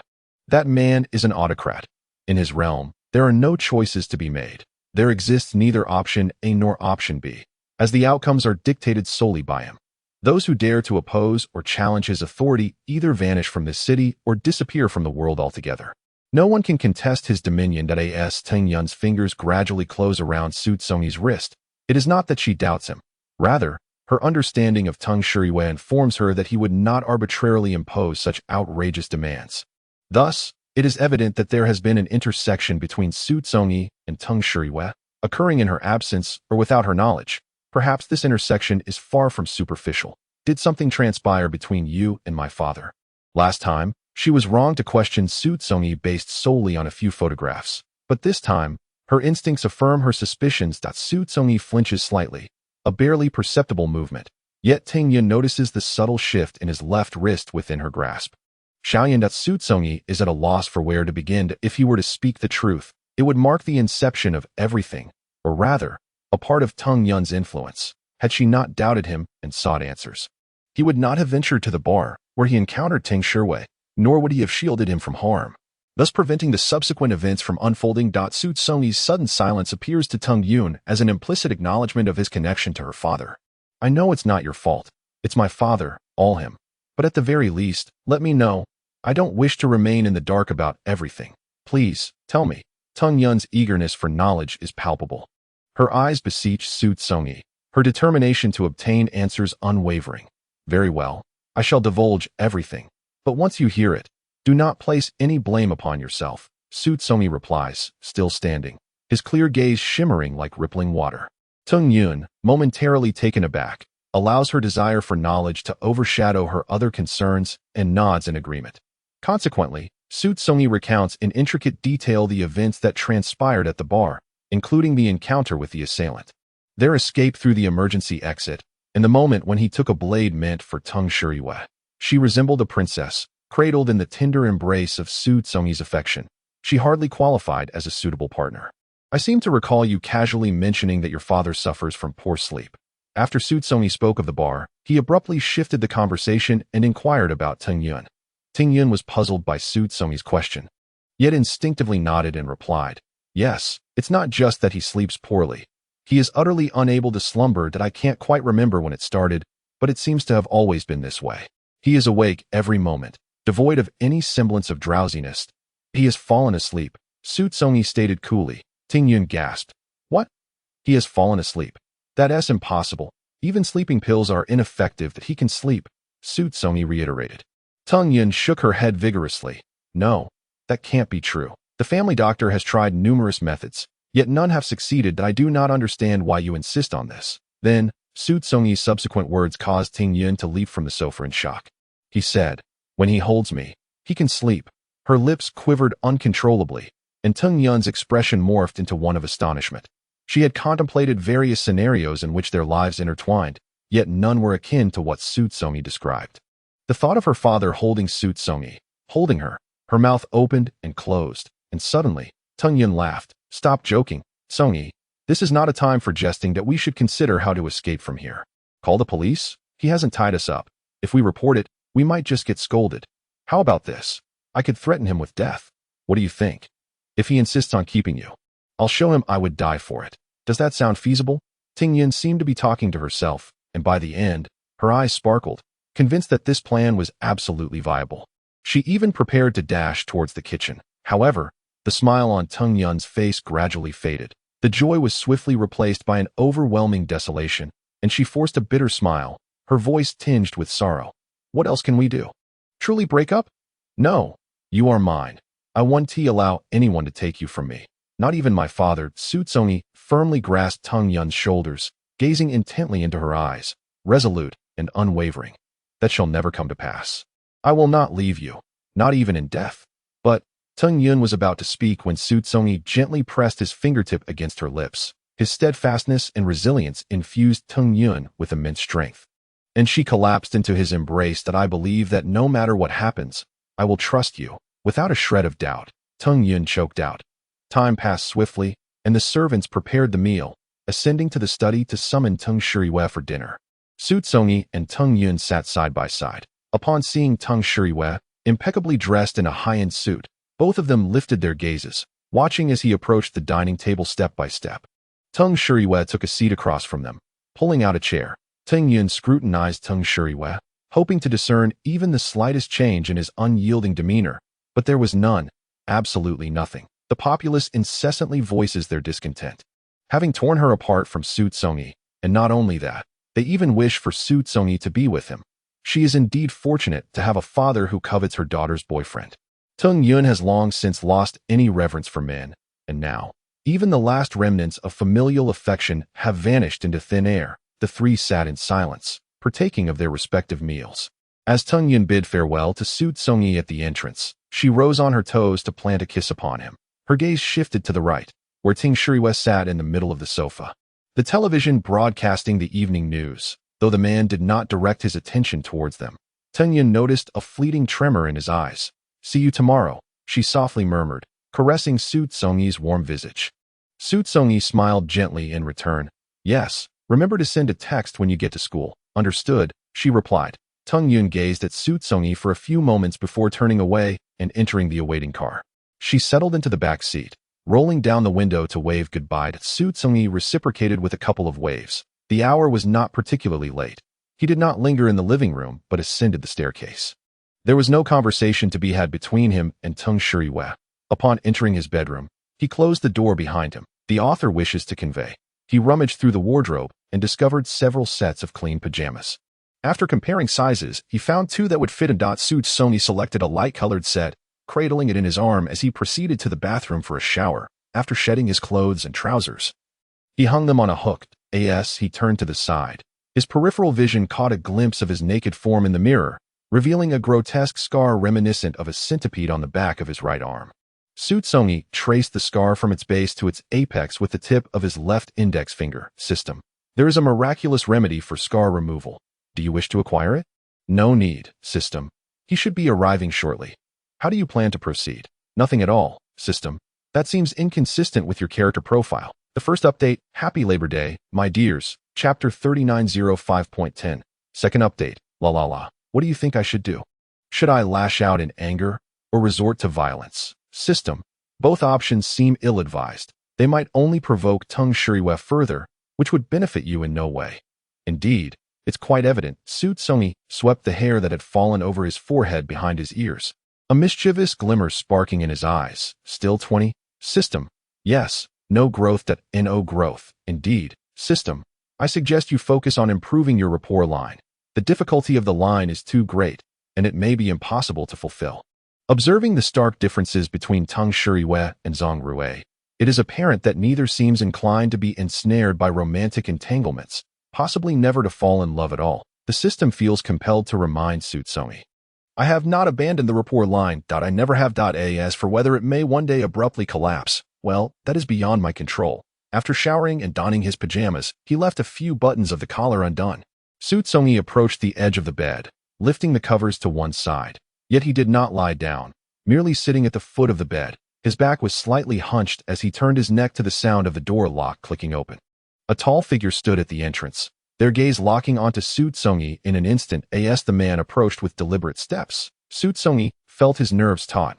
The man had presumably bathed and donned a set of sleepwear, the hue of which was slightly darker than Xu Congyi's attire. The previously tranquil atmosphere of the room suddenly felt stifled and oppressive, as if the very air had thickened with tension, causing Xu Congyi's body and mind to tremble uncontrollably. He clenched his fist tightly, the bones in his fingers aching under the pressure, and raised his head, striving to suppress the tremor in his voice. How long?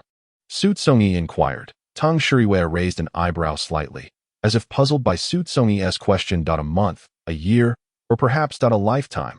Those three words lodged in Xu Congyi's throat, instinctively halted when it came to the matter of time. Tung Shuriwe's gaze deepened, drawing Xu Congyi closer. He had not truly contemplated the duration. He felt it wouldn't be overly lengthy, certainly not exceeding a year, yet simultaneously he sensed that after years of insomnia, finding someone capable of curing him and allowing him to let go seemed almost implausible. Even if one day this person no longer bore such uniqueness, it was likely that he would still struggle to release his grasp. The reason behind this was likely the scar from a knife wound on Xu Congyi's right arm. He was not one easily moved by others, but once intrigued, he would irrevocably claim that existence for himself, branding it with his mark, Tung Shuriwe's emblem. Tung Shuriwe advanced with measured strides, his countenance stern, his eyes sharp and piercing, akin to a beast king surveying its domain in the depths of a forest. Under the weight of his icy gaze, Xu Congyi felt the urge to rise and escape the oppressive aura. Yet the man was too close for Xu Congyi to avoid a physical confrontation should he attempt to flee. Fearful of Tung Shuriwe, he wished to avoid any contact. I asked that how you wish to leave. Do you not want to remain by my side? Tung Shuriwe's voice was low and resonant, his gaze deeply fixed upon Xu Congyi. Why should I stay by your side? Who are you to me? One ought to yield in such circumstances. Yet sometimes, a person lives for the sake of pride and dignity. Xu Congyi held his head high, refusing to show weakness. His eyes widened, seemingly ablaze with a fire of indignation, illuminating his entire being in an unusually bright and striking manner. The original text continues with further details, which can be found on Weibo. The fleeting smile was swiftly supplanted by an overwhelming sense of desolation. She forced a smile, her voice tinged with bitterness. What else can we do? Should we truly break up? No, you are mine. I will not permit anyone to take you from me, not even my father. Xu Congyi grasped Tung Yun's shoulders firmly, meeting her gaze with unwavering resolve. That will never happen. I will not leave you. Not even in death. However, as Tung Yun was about to speak, Xu Congyi pressed his fingertip against her lips. His steadfastness and resilience imbued Teng Yun with considerable strength, prompting her to leap into Xu Congyi's embrace. I believe that no matter what happens, I will trust you unreservedly. Without a hint of doubt, Teng Yun choked out. Time passed swiftly. The servants had prepared the meal, and they went upstairs to invite Teng Shiwei down for dinner. Xu Congyi and Teng Yun sat closely together. Upon seeing Teng Shiwei, clad in an exquisitely tailored suit, both of them raised their eyes, observing as he approached the dining table step by step. As Teng Shiwei sat down after pulling out a chair opposite them, Teng Yun observed him intently, searching for even the slightest change in his perpetually stoic expression. Yet, there was nothing, absolutely nothing. This man, who repeatedly claimed to dismantle her relationship with Xu Congyi, was not only intent on that, but also sought to have Xu Congyi for himself. How fortunate she was to have a father who would snatch away her boyfriend. Teng Yun had long since lost any reverence for men. Now, even the last vestiges of familial affection had crumbled into oblivion. The three of them lapsed into a silence, each consumed by their own meal. When it came time for Teng Yun to bid farewell to Xu Congyi, the two stood in the foyer. She rose on her tiptoes and pressed her lips against his as her gaze shifted to the right. She noticed Teng Shiwei seated in the middle of the sofa, the television broadcasting the evening news. Although the man did not direct his attention towards them, Teng Yun observed a fleeting flicker in his eyes. "See you tomorrow," she murmured, caressing Xu Congyi's warm face. Xu Congyi responded with a gentle smile. "Yes, remember to send a text when you get to school." "Understood," Teng Yun replied, gazing at Xu Congyi for a few lingering moments before turning away and stepping into the waiting car. Settling into the back seat, she rolled down the window and waved goodbye to him. He reciprocated with a couple of waves of his arm. The hour was not late, and he did not linger in the living room. Opting instead to ascend the staircase, there was no conversation to be had between him and Teng Shiwei. Upon entering her bedroom, she shut the door behind her, and the smile that had graced her face was swiftly replaced by an overwhelming sense of desolation. With a bitter twist of her lips, she asked, "What else can I do? Should we really break up?" "No," Xu Congyi asserted, his arm pressing firmly on her shoulders as he locked eyes with her. Resolute and unwavering, "That will never happen. I will not leave you. Never, not even in death." But Teng Yun began to speak, but Xu Congyi placed his fingertip over her lips, silencing her. His steadfastness and resilience infused her with immense strength, prompting her to leap into his embrace. "I believe that no matter what happens, I will trust you. There will be no more doubts," she choked out. Time passed swiftly, and the servant prepared the meal. Inviting Teng Shiwei downstairs to dine. Xu Congyi and Teng Yun sat side by side. As they beheld Teng Shiwei, impeccably dressed in an elegant suit, both raised their eyes to watch him approach the dining table. Teng Shiwei took a seat opposite them, and Teng Yun continued to observe him, yearning to find even the faintest hint of change in his unyielding demeanor. Yet still, there was nothing, absolutely nothing. This man, who so fervently sought to disrupt her relationship with Xu Congyi, was indeed her fortuitous father, one who would so brazenly attempt to seize her boyfriend. Teng Yun had long abandoned any admiration for men. Now, even the last remnants of familial affection had vanished completely. The trio remained taciturn, each absorbed in their respective meals. As Teng Yun bid farewell to Xu Congyi, she once again rose on her tiptoes to kiss him, her eyes drifting rightward to the sofa, where Teng Shiwei sat, the television casting the evening news. Although his gaze was not directed towards them, Teng Yun noticed a slight tremor in his eyes. "See you tomorrow," she gently reassured Xu Congyi. Xu Congyi's smile was warm and gentle. Remember to send me a text when you reach school." "Understood." Teng Yun gazed at Xu Congyi for a few seconds, then turned her head and boarded the waiting car. She settled into the back seat and rolled down the window, waving at Xu Congyi. He reciprocated with a couple of waves of his arms. The hour was not late, and he did not linger in the living room. Instead, he ascended the staircase. Between him and Teng Shiwei, there was nothing to discuss. Upon entering the bedroom, he shut the door behind him, and his smile was swiftly replaced by an overwhelming sorrow. She forced a smile, her voice tinged with bitterness. "What else can we do? Are we really breaking up?" "No, you are mine. I shall not permit anyone to take you from my side. Not even my father." Xu Congyi firmly grasped Teng Yun's shoulders, looking deep into her eyes with unwavering determination. "That will never happen. I will not leave you, not even in death." However, just as Teng Yun was about to speak, Xu Congyi placed a finger over her lips. His steadfastness and resilience offered Teng Yun immense strength, and she collapsed into his embrace. "I believe that no matter what happens, I will trust you." Without a shred of doubt, she choked out. Time passed swiftly. The servants prepared the meal and went upstairs to invite Ting Shuriwe down for dinner. Xu Congyi and Tung Yun sat together at one side. Upon seeing Tung Shuriwe, impeccably dressed in an expensive suit, both of them raised their eyes to watch him approach the dining table step by step. Ting Shuriwe sat down opposite them, pulling out a chair.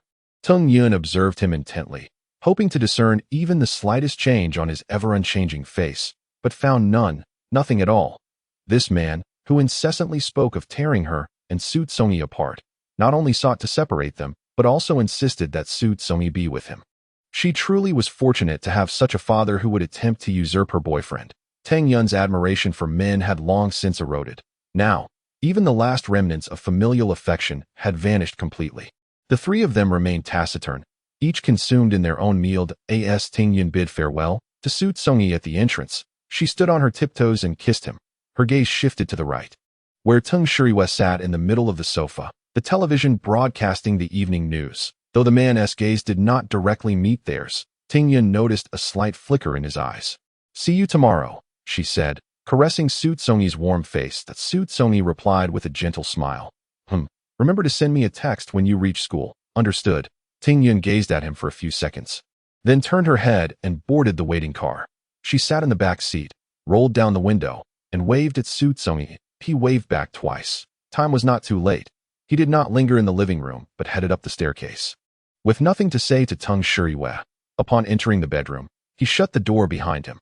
This man, who incessantly spoke of tearing her and Xu Congyi apart, was indeed a father who would seek to usurp his own daughter's boyfriend. Tung Yun's admiration for men had long since eroded.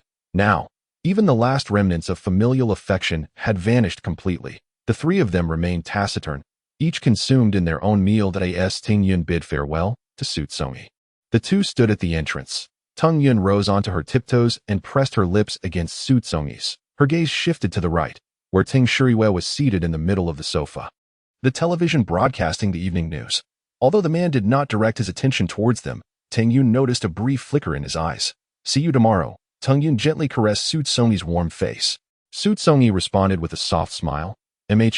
Remember to send me a text when you get to school." "Understood," Ting Yun said, gazing at Xu Congyi for a few moments before turning away and entering the waiting car.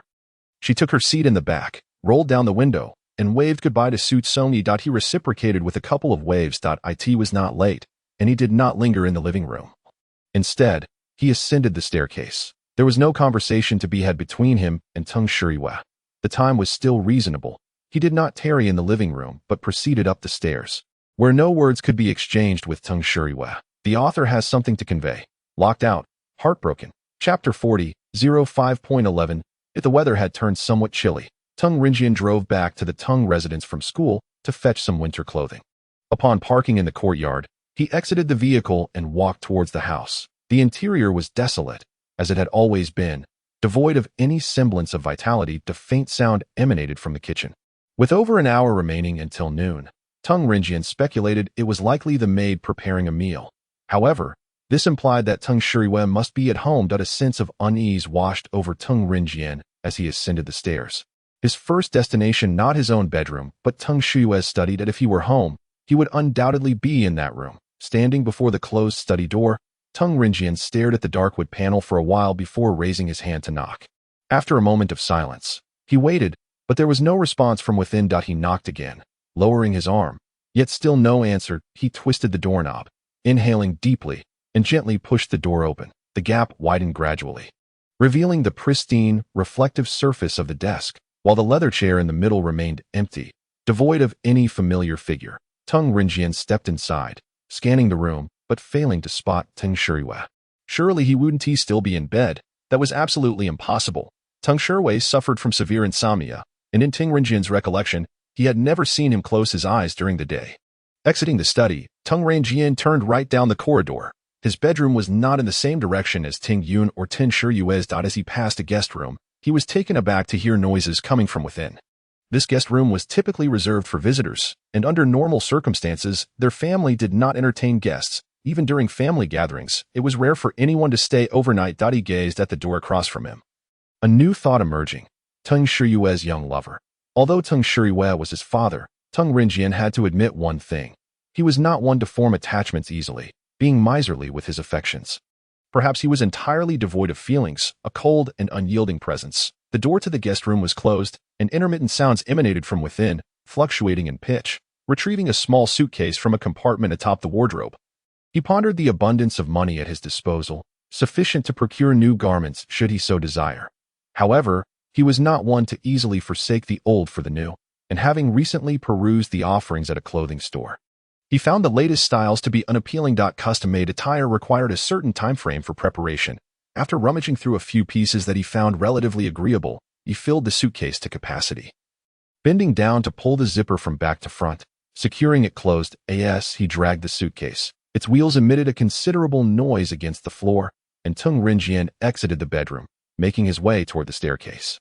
Just as he reached the stairwell, he pressed down the retractable handle, gripping the railing to lift the suitcase when the guest room door suddenly swung open, instinctively turning his head. He noticed that the individual emerging had also recognized his presence. Upon meeting his gaze, they both froze in astonishment. Tung Rinjian was taken aback by the unexpected presence of the young man in his home, while Xu Congyi was equally surprised to find Tung Rinjian appearing at such a moment. Silence enveloped the scene, gradually extending its reach. Xu Congyi's complexion appeared slightly pale, though he stood upright. A closer inspection revealed that his physical state was less than optimal. His lips were chapped, the color of vivid crimson, reminiscent of blood. His slender frame resembled that of a mere wisp, as if a gust of wind could easily carry him away. The emptiness beneath his garment hinted at a waist so slender it might rival that of a woman. The juxtaposition of his fair skin and red lips imparted an incongruous air of allure. Tung Rinjian's gaze darkened, his expression growing distinctly unfriendly. With a slight lift of his chin, an air of haughty coldness enveloped him. "Where is Ting Yun?" If Xu Congyi was present, Ting Yun ought to be as well. Yet, there was no sign of her in the room. At school, Xu Congyi replied, clearing his throat discreetly, though his voice remained somewhat husky. Tung Rinjian's eyes narrowed, a hint of disbelief flickering across his features. "At school? So, you are here all alone. Don't you have classes?" "I do," Xu Congyi replied calmly, maintaining his composure despite Tung Rinjian's pressing demeanor. As Tung Rinjian scrutinized him, he noted that Xu Congyi's appearance was decidedly unremarkable. He marveled at how unfazed the young man seemed, thinking that had he been in Xu Congyi's position, he would have long since sought refuge in a crevice. Tung Rinjian cast a sidelong glance at Xu Congyi, observing a slight change in his expression, which brought him a measure of comfort. He then turned away, dragging the suitcase down the stairs. He traversed the hall and placed the suitcase in the trunk of the car before settling into the driver's seat, fastening his seatbelt. The passenger beside him, Zhan Xiang, smiled and remarked, "I thought you would wait until after lunch to emerge." In response to his friend's teasing, Tung Rinjian smiled faintly, saying, "I encountered someone who should not have been here." "Who?" Zhan Xiang inquired, curiosity piqued. Tung Rinjian glanced at him, noting that Zhan Xiang's smile remained intact. "Someone you wouldn't know, and it's perhaps best that you don't. Just a minor character, destined to vanish from my sight eventually," he replied, his gaze fixed on the windshield, the corners of his mouth curling slightly. With no further inquiries forthcoming, Zhan Xiang ceased his probing. He possesses knowledge that surpasses that of Tung Rinjian, aware not only of the identity of the individual in question, but also of the reasons behind that person's residence in the Tung household. Zhan Xiang pressed his lips tightly together. It appeared that the one named Xu Congyi was not only of great significance to Tung Yun, but also held value within the realm of Tung Shiyue. Otherwise, he would not have been accommodated under Tung Shiyue's roof. Tung Shiyue had brought about the ruination of his family, forcing his father to leap from a building and his mother to succumb to sorrow, ultimately passing away in grief. Zhan Xiang vowed that he would ensure Tung Shiyue would endure a lifetime of suffering in return. Previously, he had contemplated direct action against Tung Shiyue, such as hiring someone to run him over. Yet it seemed that fate favored Tung Shiyue, providing him with countless miraculous escapes from peril. He had discreetly inquired and discovered that he was not alone. Others harbored similar intentions towards Tung Shiyue. Yet, regrettably, their endeavors had all met with failure. After several unsuccessful attempts, Zhan Xiang began to reconsider his approach. He could not allow Tung Shiyue to die easily. Instead, he aimed to make him experience the anguish of losing loved ones, just as he had. However, there remained a dilemma. Tung Shiyue was known for his cold and indifferent demeanor, displaying little affection towards his wife and children. This was widely acknowledged, leaving Zhan Xiang momentarily ensnared in a quandary. As the saying goes, a son must repay his father's debts. Even so, he believed it prudent to begin with Teng Yun and Teng Rinjian, for he was not convinced that Teng Rinjian would remain indifferent to their suffering. As for Teng Yun, Zhan Xiang had encountered her that morning and noted, despite her outwardly normal demeanor, the telltale redness around her eyes, indicating she had indeed wept. The reason behind her tears warranted deeper investigation. As the car navigated the streets, they were not en route to Teng Rinjian's school, but rather to another location. "Where are we headed?" Zhan Xiang casually inquired. The name sounded somewhat familiar, perhaps near Upper West Street. He had applied, but someone had denied him a chance, leaving him with no option but to leap from a building. Zhan Xiang chuckled softly. Just as he spoke, a nearby vehicle blared its horn sharply, causing Teng Rinjian to miss much of what was said. "What did you just say?" Zhan Xiang noticed the look of confusion on Teng Rinjian's face and shook his head. "Nothing." Teng Rinjian pursed his lips slightly, feeling that this person had a tendency to speak in half-truths. Nevertheless, he found his temperament quite agreeable, and thus he was inclined to continue engaging with him.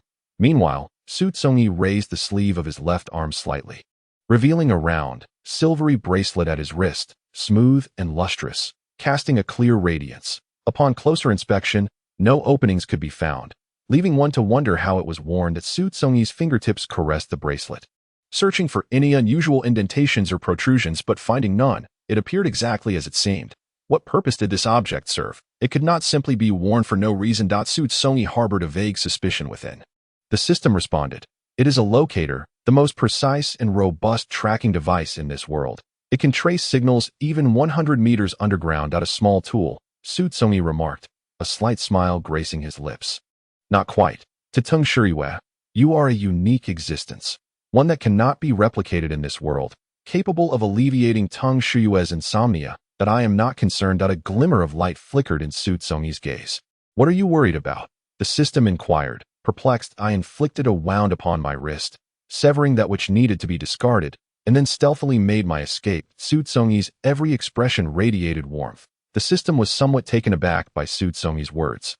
Aware that he was jesting, yet inexplicably felt a sense that he might indeed act in such a manner. "Surely, you would not allow yourself to become disabled, would you? Losing a hand or some such would be excruciating." "As a jest, I still prefer a whole and healthy body. Missing a part renders one unsightly. Although I was never particularly attractive, it would only exacerbate the situation." As the car entered the campus, it came to a halt in the passageway in front of the dormitory. Xu Congyi was just about to disembark when a man dressed in a suit suddenly spoke. "Su Xiao, I shall come to pick you up again tonight." Stepping out of the vehicle, Xu Congyi's face was shrouded in silence as he walked directly towards the dormitory. He ascended the stairs and reached the dormitory entrance, retrieving his keys to unlock the door. Inside, it was deserted. Everyone had gone to class. His phone had died, so he connected the data cable to the socket to charge it. After a brief while, he pressed the power button to turn it on. There were several missed calls and a few text messages. Mere seconds later, a text notification chimed. "I will come right away." The message displayed those 5 words. Upon answering the call, he informed the person on the other end that he would be there shortly, then unplugged the charger and exited the dormitory. Descending the stairs to the entrance, he noticed a transparent glass storage jar. As he rounded the corner, he saw a girl standing in the center of the doorway. The moment she laid eyes on him, she rushed towards him with uncontainable excitement. She leapt into Xu Congyi's arms, Teng Yun tightly grasping his clothing. Her body trembling uncontrollably as she drew closer.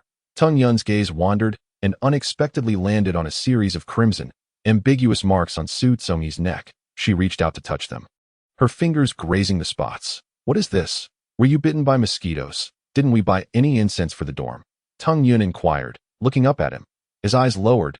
The warmth of their past seemed to have faded considerably. The corners of his eyes were slightly reddened, his eyelids slightly puffy, and his lips were chapped and cracked, exposing raw flesh that appeared rather ghastly. Teng Yun's fingertip moved to Xu Congyi's lips as she asked again, "Did you eat too much spicy food? Are you feeling unwell? If you haven't got any medicine, we should go off campus to find some." "Xiaoyun," Xu Congyi grasped Teng Yun's hand, halting her movements. He shook his head slowly, the smile lingering on his lips, carrying a sense of melancholy. It was neither a case of discomfort nor an adverse reaction to spicy food. "You are not dreaming. All of this is indeed real." "What are you saying? I don't understand." "Let's go. It will soon be lunchtime." Teng Yun seemed deliberately to dismiss Xu Congyi's words, remaining entrenched in her own assumptions. believing everything that had transpired was but a fabrication. Let us not evade this. Let us confront it together, shall we? Xu Congyi displayed the silver ring adorning his left wrist for Teng Yun to see.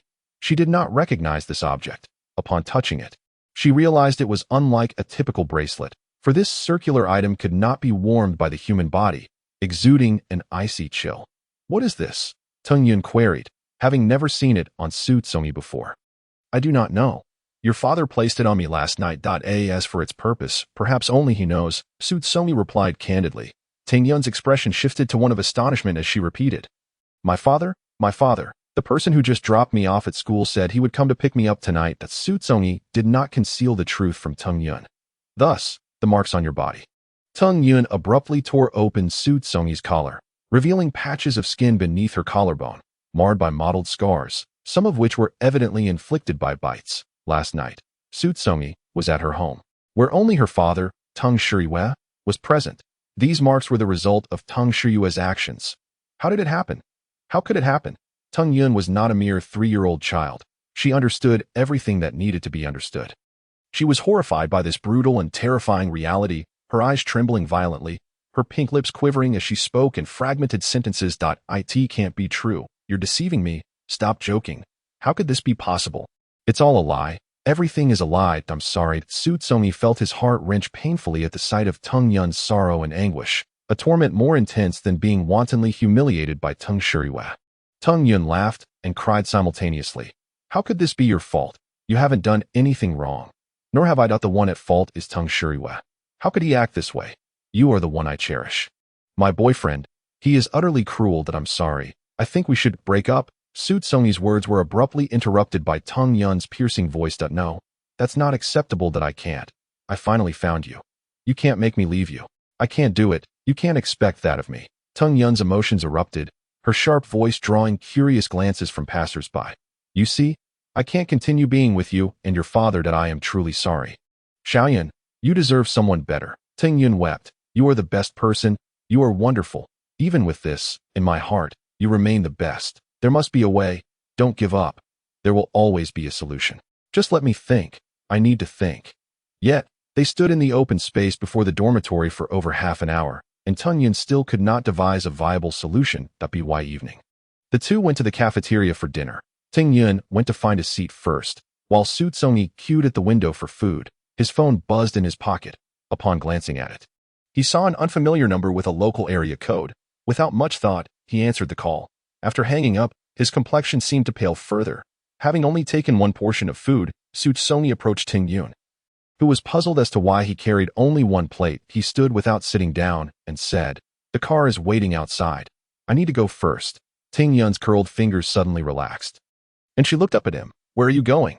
The answer was known to both, yet she insisted on asking. Xu Congyi gazed at Teng Yun and slowly offered a smile. She reached out, attempting to grasp him, but he swiftly evaded her. Are you going to leave me behind? Teng Yun lamented. She felt powerless once more, watching her boyfriend vanish from her sight. She opened her mouth, wanting to call him back, but all sounds lodged in her throat, rendering her speechless. She could only watch until Xu Congyi's figure was no longer visible. The car stopped in the same spot as that morning, with the same driver. Xu Congyi said not a word. Once inside, he leaned against the seat, turning his face to the right, fixating on the glass of the window. His gaze was unwavering, as if he had been struck mute. It was a little past 5, approaching 6. The hour was not too late, and the servants were still bustling about in the kitchen preparing dinner. When Xu Congyi arrived, Teng Shiyue was not at home. However, he did not step inside, for he could hear a cacophony of voices within, suggesting the presence of several individuals. Soon, he observed a few people maneuvering a grand piano, its sleek black surface gleaming with reflections of light. Su Xiao, this is a gift from President Teng for you. If you wish to practice piano in the future, you may do so here, said one of the speakers, someone Xu Congyi vaguely recognized from his first day here. The man's attire, a sharp suit, exuded an air of astuteness, suggesting he might be Teng Shiyue's assistant. Xu Congyi's expression remained impassive, cold, and distant. Teng Wei, on the other hand, felt a twinge of displeasure. The choice of whom Teng Shiyue favored or allowed in his vicinity was never within his purview. He remained acutely aware of his own position, his sole obligation being to comply with every directive from Teng Shiyue. Acquainting Xu Congyi, he declared, I will lead them upstairs first. and proceeded to guide the movers.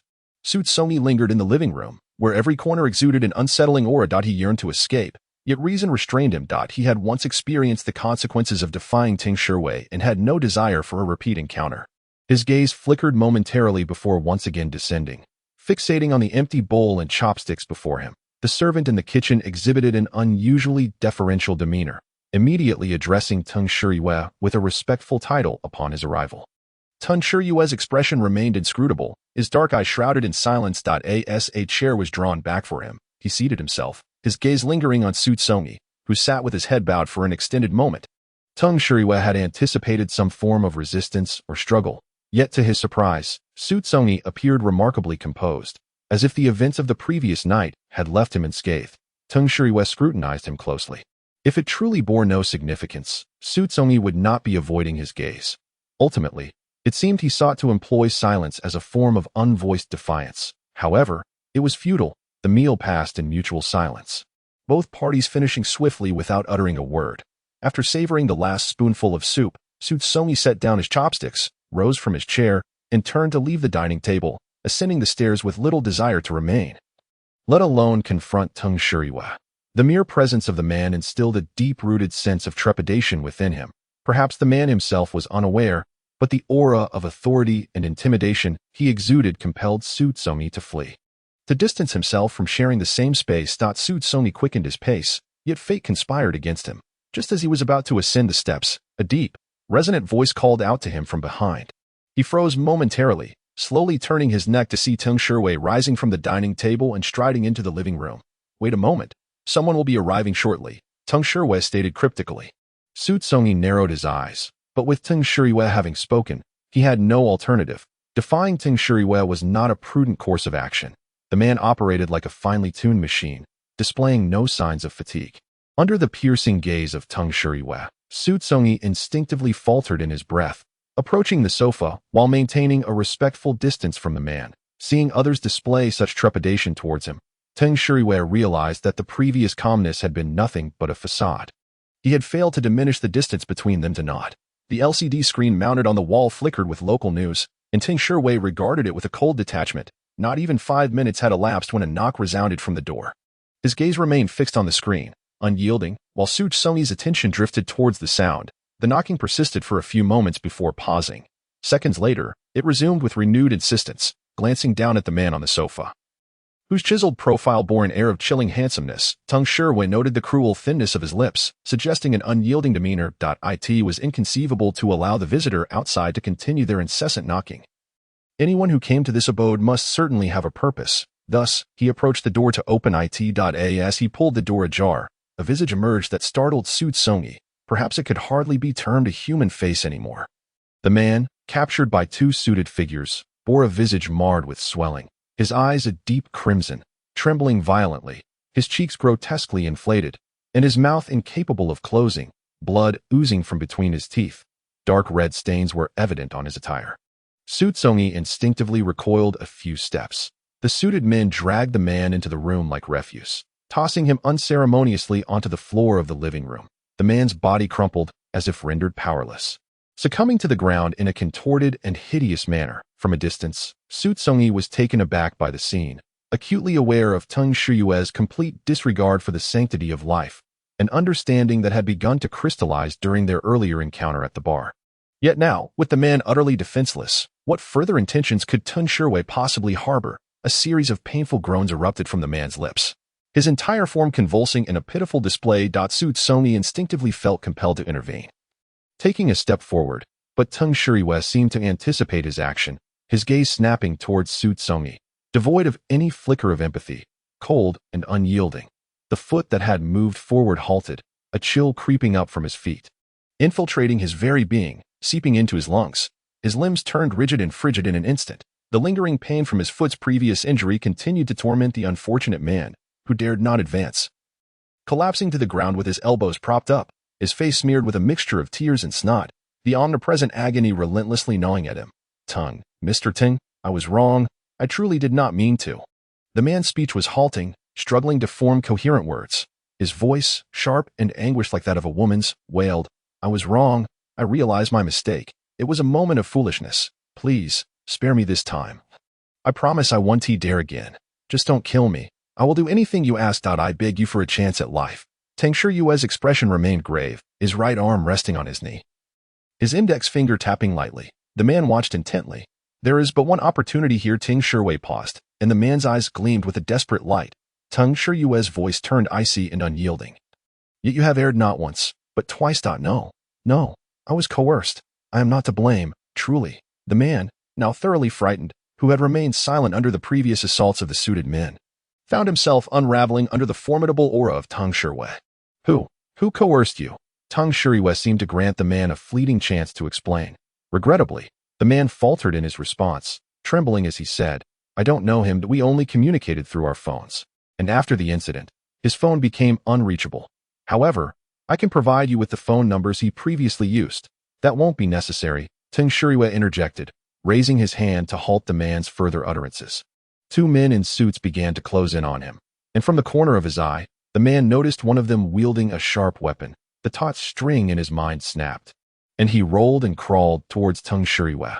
However, after just 2 steps, a powerful iron arm seized his neck, lifting him from the ground. The pressure gradually intensified, causing the air to escape from his chest and abdomen, rendering him breathless. His eyes bulged in terror, and his scarlet tongue was forced out of his mouth. Desperately, he clawed at the arm constricting his throat, trying to pry it loose, while his feet flailed chaotically against the ground in panic. A horrifying sound erupted from his throat. His struggles slowly subsided, and his arms fell limply to his sides. Just as he felt his last breath slipping away, a sudden crash echoed as something shattered on the ground. The grip around his neck abruptly loosened, and he gasped for air. Take him away, Tang Shiyue commanded, his gaze lingering for a moment on the shards of glass scattered on the floor before issuing the order. The 2 suited men removed the now limp man from the living room, and the door closed behind them. In the room remained Tang Shiyue and Xu Congyi. Xu Congyi's heart raced uncontrollably. He could not fathom why he had deliberately thrown the cup to the ground. Perhaps it was the unbearable sight of witnessing a vibrant life so tragically extinguished before him. Regardless of the man's transgressions, punishment should lie within the realm of the law. You are colluding with him, Tang Shiyue stated assertively, not posing it as a question. His gaze was deep and inscrutable, capable of drawing in one's very soul. Xu Congyi struggled to maintain his composure, wishing to shake his head, but under Tang Shiyue's penetrating gaze, even the slightest movement felt like an insurmountable challenge. Oh, you know what he has done? Tang Shiyue inquired. Xu Congyi shook his head in confusion. The assault at the bar was orchestrated by him, as was the earlier car accident. Both were his doing. Such a person is not worth your alliance. But none of us were injured, Xu Congyi replied, opening his mouth to speak. A fleeting smile flickered in Tang Shiyue's eyes before vanishing. No one was injured. Who was not? His tone suddenly turned icy. Xu Congyi inhaled sharply. He was not one to hold grudges easily. By sheer fortune, he had sustained only superficial injuries, sparing him from serious harm, and he recovered swiftly. Observing Tang Shiyue's expression, it seemed he cared more about Xu Congyi's injuries than he did himself. Why? Xu Congyi stammered. I'll head upstairs. Adopting a posture akin to flight, he sidestepped and hurried up the stairs, his heart lodged in his throat, fearing Tang Shiyue might call him back. Fortunately, once he turned the corner, he heard no voice. Upon entering his room, Xu Congyi closed the door and leaned against it. As he lowered his gaze, the fear that had initially filled his eyes dissipated the moment he lifted them again, replaced by an unusual sense of delight and exhilaration. System 35, congratulations, you finally gained 5 more points. How curious. Did you do something? No, what can I do? Can't you see everything at any moment? The system seemed to have pieced together the recent events. As if experiencing a moment of clarity, it realized that you, in your kindness, were assisting others and seeking help. No system. Oh, meow. Because Xu Congyi began to speak, but suddenly halted. The system was even more perplexed. Yet Xu Congyi remained silent, choosing not to clarify the system's confusion. The reason was, in fact, quite evident. With a little thought, one could easily guess. Since the person had already been apprehended, they could have simply dealt with the matter outside without the need to bring them here. Tang Shiyue would likely have acted that way, probably partly to allow him a glimpse of the situation. Now that he had witnessed it, it was certain that Tang Shiyue had also gleaned some insights from the experience. It was good that he realized the truth sooner rather than later. System, you seem to be in a good mood. After all, it doesn't hurt. System, upon careful reflection, if both yin, psi, and lines could be raised to 100, That would seem quite excellent. Although I am merely an observer, you are my host, and I take immense pride in that. Wait until both sides are fully attained, then you may take pride that it won't be that easy. He firmly believes that his instincts will not lead him astray. That night was entirely different from the previous day. Teng Shui had not even set foot in the room where he was. Xu Congyi had always preferred to sleep alone, and although this was not his original world, he retained many of his habits, unwilling to easily change due to the people or events he encountered.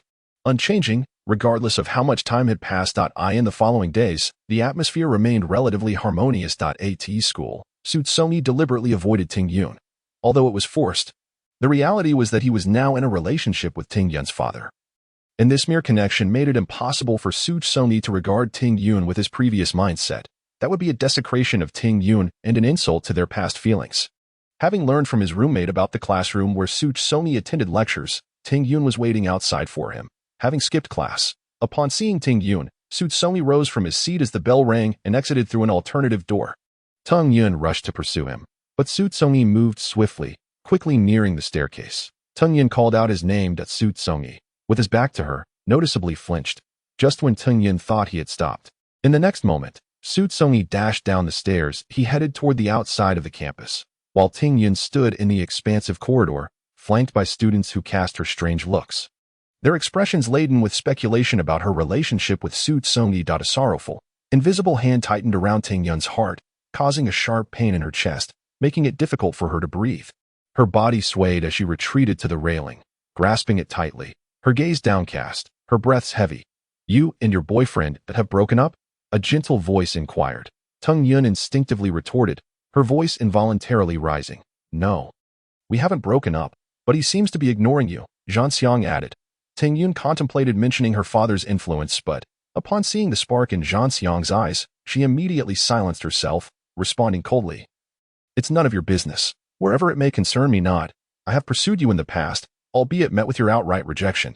Nonetheless, we remain friends, and as a friend, it is not amiss to express concern for you. Zhan Xiang conveyed his sentiments with utmost seriousness. The distance between them was not considerable, perhaps even too close for comfort. Ting Yun discerned a familiar glint in Zhan Xiang's eyes, reminiscent of what she had once seen in another's gaze. She subtly shifted her position, creating a space between them. Thank you. Whether others harbor sincere feelings or mere pretense, she could still differentiate for the time being. Your boyfriend is named Xu Congyi. Is that correct? He wears that thing on his left wrist. Do you know what it is? Ting Yun shook her head, perplexed as to why Zhan Xiang would mention it. She had assumed it to be an ordinary bracelet or something of the sort. It is a state-of-the-art locator produced abroad, boasting remarkable precision and density. Such an item is valued at over 6 figures. I suspect he does not wear it voluntarily. A faint smile lingered in Zhan Xiang's eyes, his expression revealing an understanding, as if he knew everything. Just a mere pawn in this intricate game. La la la, alas. My little wheelchair has been confiscated. Oh dear, my lungs ache. Chapter 41, 05.12. I can assist you. Zhan Xiang stated his intentions directly, devoid of any pretense. Ting Yun felt a twinge of caution. This individual seemed to possess an unsettling amount of knowledge. What do you desire? She was skeptical of any disinterested goodwill. Convinced there must be an ulterior motive, Zhan Xiang shook his head. I seek nothing, yet wish to assist you. What is your aim? Although she was sorrowful over Xu Congyi's departure, she considered herself not entirely foolish. What could his motive be? Perhaps, I simply wish to see you smile. I desire for the one I cherish to find happiness. He gazed deeply into Ting Yun's eyes, expressing his affections without reservation. Ting Yun had been secretly contemplating ways to rescue Xu Congyi from her father's grasp. If she took action, it was likely that Teng Shui would quickly discover the truth, and should he find out, she had a premonition that reuniting with Xu Congyi might become an insurmountable challenge. She was reluctant to take such a risk without absolute certainty. Presently, there was someone willing to assist her. She had a modest understanding of Zhan Xiang's family background, affluent, though not quite on par with hers, yet still sufficient. For instance, he could muster some manpower. Ting Yun merely stated that her father disapproved of Xu Congyi, hence obstructing their union, omitting the fact that Xu Congyi currently resided in her home and shared a bed with her father. Such a situation was intolerable for her, and she presumed others would feel similarly. She wished to shield Xu Congyi from the prying eyes of others. Zhan Xiang recognized Ting Yun's deceit, but chose not to expose it, allowing her to weave her fabrications. From a certain perspective, Being favored by Tingyun could compel Teng Shuriwei to disregard ethics and forcibly bring Xu Congyi to his side, piquing Zhanxiang's interest in this individual named Xu Congyi. He was curious to uncover what made this young man so exceptional. Thus, they reached a tacit understanding. For Tingyun, it was somewhat akin to grasping at straws. Someone was willing to aid her, and she readily accepted the goodwill, oblivious to the concealed complexities lurking beneath the surface. Meanwhile, Xu Congyi remained unaware of their scheming, having stayed at the Teng residence for nearly 10 days. Strangely enough, from noon until the afternoon, Xu Congyi had not encountered anyone at all. It was out of the question to call Teng Shuriwei to inquire about his absence. Bored, Xu Congyi ascended to the second-floor piano room. The piano had been moved there, but he deliberately chose to ignore it. It belonged to Teng Shuriwei, and his subconscious recoiled from the idea of touching it. The piano, entirely lacquered in a deep black, gleamed with a porcelain-like luster across its immaculate surface. The brand emblem adorned its body. With a price exceeding 6 figures, adjusting his posture, he sat upright with a straightened back, closed his eyes, and mentally revisited his repertoire. Guided by memory, his fingertips began to dance delicately over the keys. As the final notes of the piece faded, he paused for several seconds, swiftly rifling through his recollections until the next composition surfaced in his mind, and his fingers descended once more. The ethereal and melodious strains wafted through the room, spilling forth through the partially open window. Outside, those who awaited the sound of the piano were swiftly captivated by the enchanting music, falling into a serene silence to listen intently. One piece followed another, each distinct from the last. Time slipped away unnoticed. 2 or 3 hours passed in the blink of an eye. He was wholly absorbed in his performance, his heart soaring into a self-constructed reverie. Where majestic mountains loomed, tall trees swayed, flowing streams meandered, and the mountain winds raged past. With his eyes gently closed, he felt the breeze brush against his face, and the beautiful sounds ushered in a delightful mood. Immersed in the music, when the final notes resonated, he remained seated at the piano, an expression of bliss evident on his face, an emotion he had never revealed to Teng Shuriwei, yet one that suddenly stirred within him. Teng Shuriwei approached Xu Congyi, his luxurious shoes echoing against the wooden floor of the piano room. Xu Congyi's smile lingered, as if he were oblivious to Teng Shuriwei's approach. Suddenly, a hand landed upon his shoulder. The unexpected weight jolted him, causing his smile to falter and gradually fade as he turned his head. Upon lifting his gaze, he was instantly met by a pair of profound, dark eyes, within which swirled emotions he could not comprehend. Xu Congyi wished to rise, but the hand on his shoulder restrained him. His lips twitched slightly, at a loss for words, uncertain of what he could say. "Who are you thinking of?" Teng Shuriwei's deep voice resonated from above. Xu Congyi understood all too well. He offered a self-deprecating smile. "That I don't need you to remind me." His words were laced with a sting, compelling him to yield completely, a notion he found equally implausible. In close proximity to this individual, he could always detect a faint and delicate fragrance, a seemingly ordinary scent of body wash that unexpectedly became intoxicatingly refreshing, soothing both body and mind, prompting a desire to inhale it endlessly.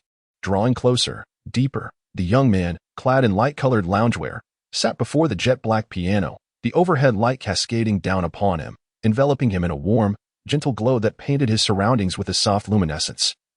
Enchanting as though he had inadvertently wandered into Xu Congyi's world. Had anyone foretold that he would encounter such a person at this moment, he would surely have dismissed it. Fate is a wondrous and elusive force. Not only had this individual appeared, but he was also within reach, ready to be taken, ready to be embraced. The pressure exerted on his left shoulder suddenly lightened, prompting Xu Congyi to rise immediately. Whenever he found himself alone in a room with this individual, his heart would involuntarily constrict and tighten, every nerve ending taut as a bowstring, each active cell silently pleading for escape, under the immense intimidation emanating from the man. All Xu Congyi could do was stand. The pressing question was where he could flee. He had long since run out of options, with no retreat available. The system was huddled in a corner. Witnessing the host's performance reach its zenith, evoking a sensation that transcended mere acting, as if genuine emotions were being laid bare. Had this been the world of the host's past, securing an award for Best Actor would have been effortless. It remained silent, allowing Xu Congyi to showcase his talents without interruption. Teng Shuriwei raised his arm, this time resting it on Xu Congyi's right shoulder.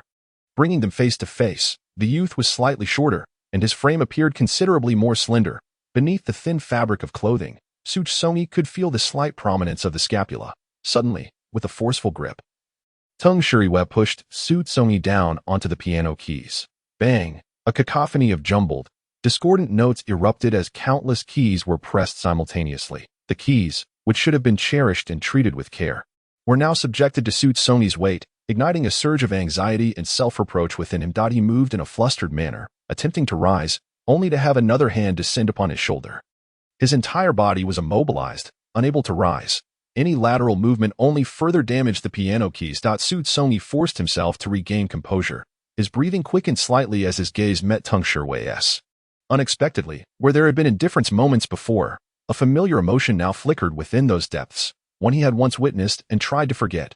The man's eyes were sharp and piercing, akin to a predatory beast in the wild, fixating on him as if he were prey already ensnared, on the verge of having his throat torn out, his chest ripped open, and his flesh devoured. Xu Congyi trembled. The instinctual fear of invasion and coercion was inherent to humanity, and he was no exception.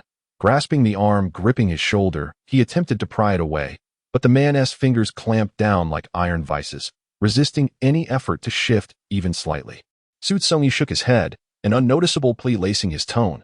No. He dared not voice his desire for the man to refrain from touching him, the simplicity of the word dwindling in volume. Do you know what I was thinking that day? Teng Shiwei stepped closer, using his knee to pin Xu Congyi down. The long, straight line of his body curled, embedding Xu Congyi into the gap between them. He could sense the tautness of the muscles beneath the man's thin garment. Leaning closer, Teng Shiwei whispered into Xu Congyi's ear, his warm breath cascading against the nape, creating a tension that should only exist between lovers.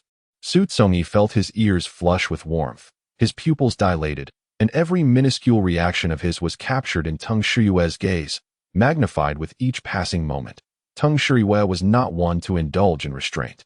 He had never been particularly enthusiastic about such matters, merely contacting those who could fulfill his needs when required, all readily available at a moment's notice. Engaging in such endeavors was merely a task to be completed.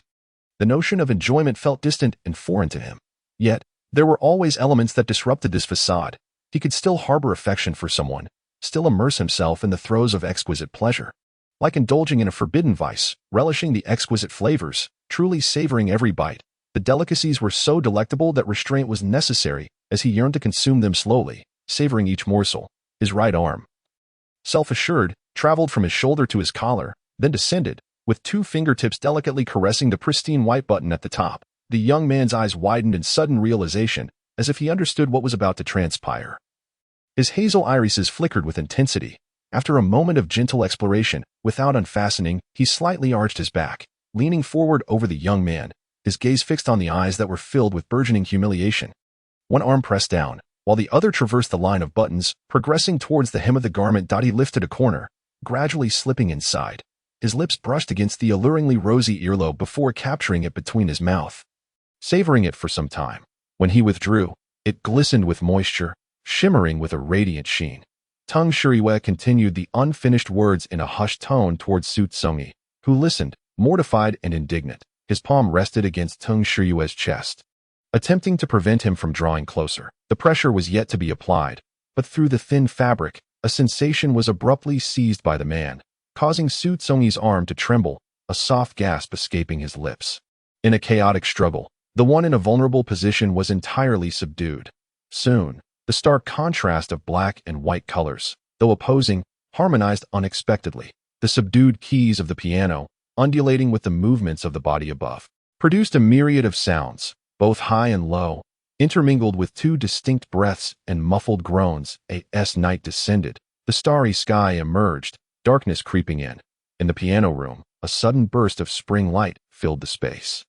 After laboring through the night, he slept soundly until the sun reached its zenith. Shaking off the duvet, he rose, and as his feet touched the ground, they trembled uncontrollably, the muscles in his inner thighs cramping, igniting a fiery sting as they grazed against his cotton trousers. Feeling refreshed, the man had taken care of him after their encounter. He ambled towards the bathroom, squeezed some toothpaste onto his brush, and began to rinse his mouth. The tip of his tongue throbbed slightly. He gulped down some water and spat it out, extending his tongue to observe a tiny fissure in the reflection of the glass mirror before him. Although it did not bleed, the pain was difficult to overlook. The system, noticing that Xu Congyi was completely unfazed, quietly interjected, still at 35 points. Since that day, it hasn't increased. Could it possibly be so few? Do you think that's likely? The system replied, "It shouldn't be possible. The maximum should be 100. The line is too difficult to brush. It's just the beginning. Why the urgency?" The system responded, "Just the beginning? I feel like a long time has passed. Of course. It's just the beginning." He had been waiting for Ting Shuriyue to fall utterly in love with him, to become infatuated, even to the point of madness. After washing up, he made his way downstairs, determined not to linger in that room any longer. As Xu Congyi approached the school gate, someone waved at him from behind a thick tree trunk. A familiar face he had encountered a few times before. There's something you need?" Xu Congyi inquired as he approached. Zhanxiang had deliberately chosen a spot out of sight of the school gate surveillance camera. He nodded amiably, on behalf of someone, "But please, get in the car first." Zhanxiang gestured towards a discreet silver-gray sedan parked nearby. Xu Congyi's expression turned serious. Zhanxiang remained silent, merely moving his lips to utter two words. Without probing any further into the meaning behind those words, Xu Congyi approached, opened the car door, and slid into the vehicle. The car glided away soundlessly, taking a route starkly different from the one Xu Congyi had arrived on. Zhanxiang stood tall beneath the trees, waiting until the car had completely vanished at the far end of the street before retrieving his phone to dial Teng Yun. The SIM card was newly acquired. Once the call concluded, he removed the card, snapped it in two, and discarded it into a trash bin. The car journeyed from the urban center outward, continuing for over half an hour until it reached an abandoned factory on the outskirts. The factory's crimson-painted gates, weathered and peeling, revealed its age. Alone outside the iron gate, Xu Congyi unfolded a piece of paper, which bore writing on both sides. One side depicted a map-like illustration, while the other was filled with familiar handwriting. Teng Yun's. It was evident that his presence here was a consequence of her intention. The letter read, "This system is still no match for you. I believed I had everything under control, yet little did I know you were the one with true insight and why understanding of everything originates from you. This system. We are mutually beneficial. All day long." Teng Yun remained at school, venturing nowhere and certainly not seeking out Xu Congyi. His sudden disappearance would inevitably draw Teng Shuriyue's attention towards her, as she currently held the greatest motive. She could not afford to be seen, nor allow Teng Shuriyue to uncover any inconsistencies. Her communication with Zhanxiang had also transitioned to a webmail service. Teng Yun discreetly reached beneath her desk to check her phone. It was a call from Tang Wei. "Teng Shuriyue's assistant, please come to the school gate immediately after class." The message lacked specific details, yet as Teng Yun gazed at the small black text on the screen, a fleeting smile crossed her lips. Her roommate noticed her unusual expression, puzzled by her absence from class. "Just a personal matter to attend to," Teng Yun replied vaguely. She swiftly exited the classroom, descended the stairs, passed by the artificial lake adjacent to the library, and walked past the dormitory building, heading towards a straight thoroughfare that led to the school gate. Upon exiting the campus, she paused in front of a towering 3-meter stone. Glancing around, the streetlights flickered to life, illuminating the area, yet they were spaced far apart. Beyond the campus lay a broad thoroughfare, bustling with activity, while this side remained tranquil and serene. At that moment, a car parked by the roadside opened its door, revealing a sharply dressed man of around 30. Upon spotting Teng Yun, he hurried towards her.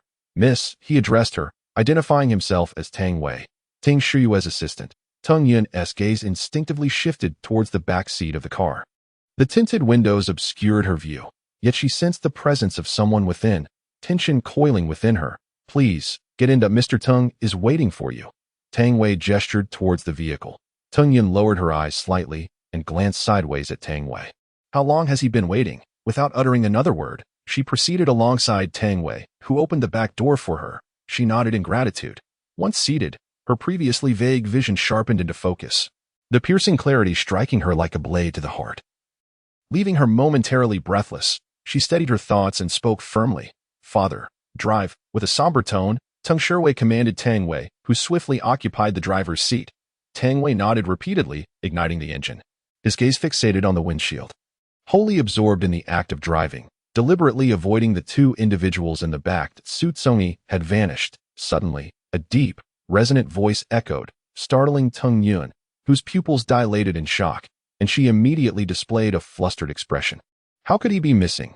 Teng Yun exclaimed. Teng Shuriyue's piercing gaze was locked onto her, as if he could penetrate the very soul of Teng Yun, who struggled to maintain her composure. "You don't know?" Teng Shuriyue inquired, his stare seemingly dissecting the essence of everything around. Ting Yun was momentarily taken aback, hastily shaking her head. How could I possibly know? He was clearly with you. Dad. I haven't seen him all day. In that fleeting moment of realization, his thoughts turned to Ting Yun, as there was no other individual with a motive that came to mind. Ting Yun's quick rebuttal only solidified his suspicions. This individual was his daughter. It was inconceivable that she would be harmed like anyone else. He was confident that in this metropolis, no place was beyond his reach.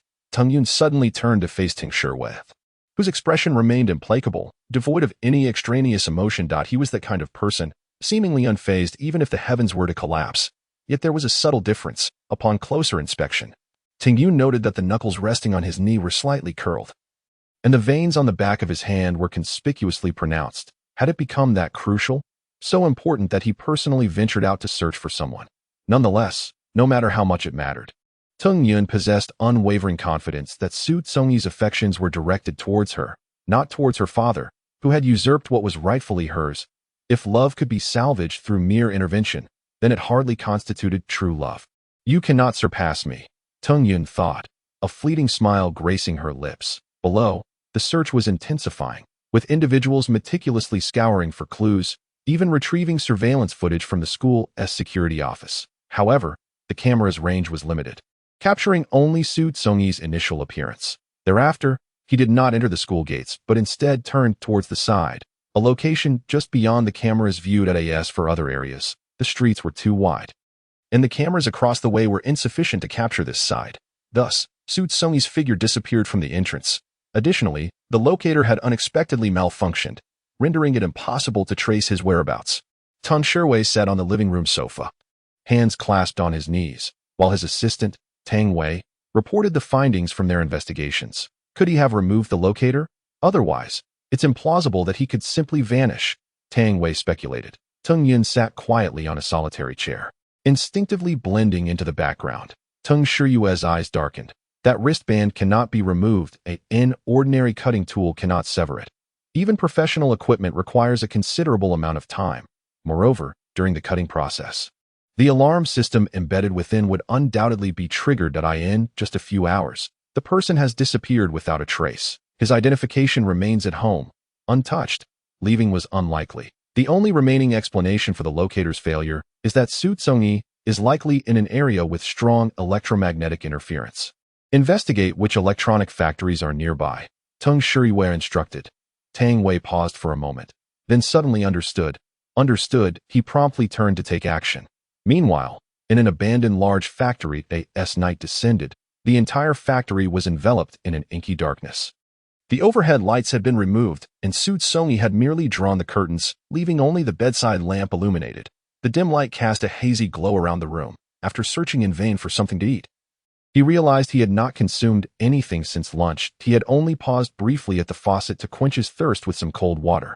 Yet, water could not alleviate his hunger. He sat on a stool, motionless, alone in the vast emptiness, surrounded by an eerie silence. It seemed that the only option left was to sleep, though he wondered if he could manage to rest until dawn. Checking his phone, he noted the time was only 9 o'clock. The hours felt interminable. Bored, he leaned over the table, tapping his fingers idly. As he counted, nearing 500 taps, he suddenly heard a sound approaching, growing clearer as it neared his room. It was a brisk, decisive sound of footsteps. Xu Congyi leapt off the stool and rushed to the door, pressing his ear against the door panel. The footsteps halted outside. Knock, knock, knock. Someone was at the door. Xu Congyi recoiled in surprise, hesitating momentarily, contemplating whether to keep the door shut. However, he quickly reasoned that since it was just one person, it was unlikely to be Ting Shiwei. He cautiously peered through the peephole and was met with a friendly smile. Unlocking the door, he opened it. You really haven't slept, huh?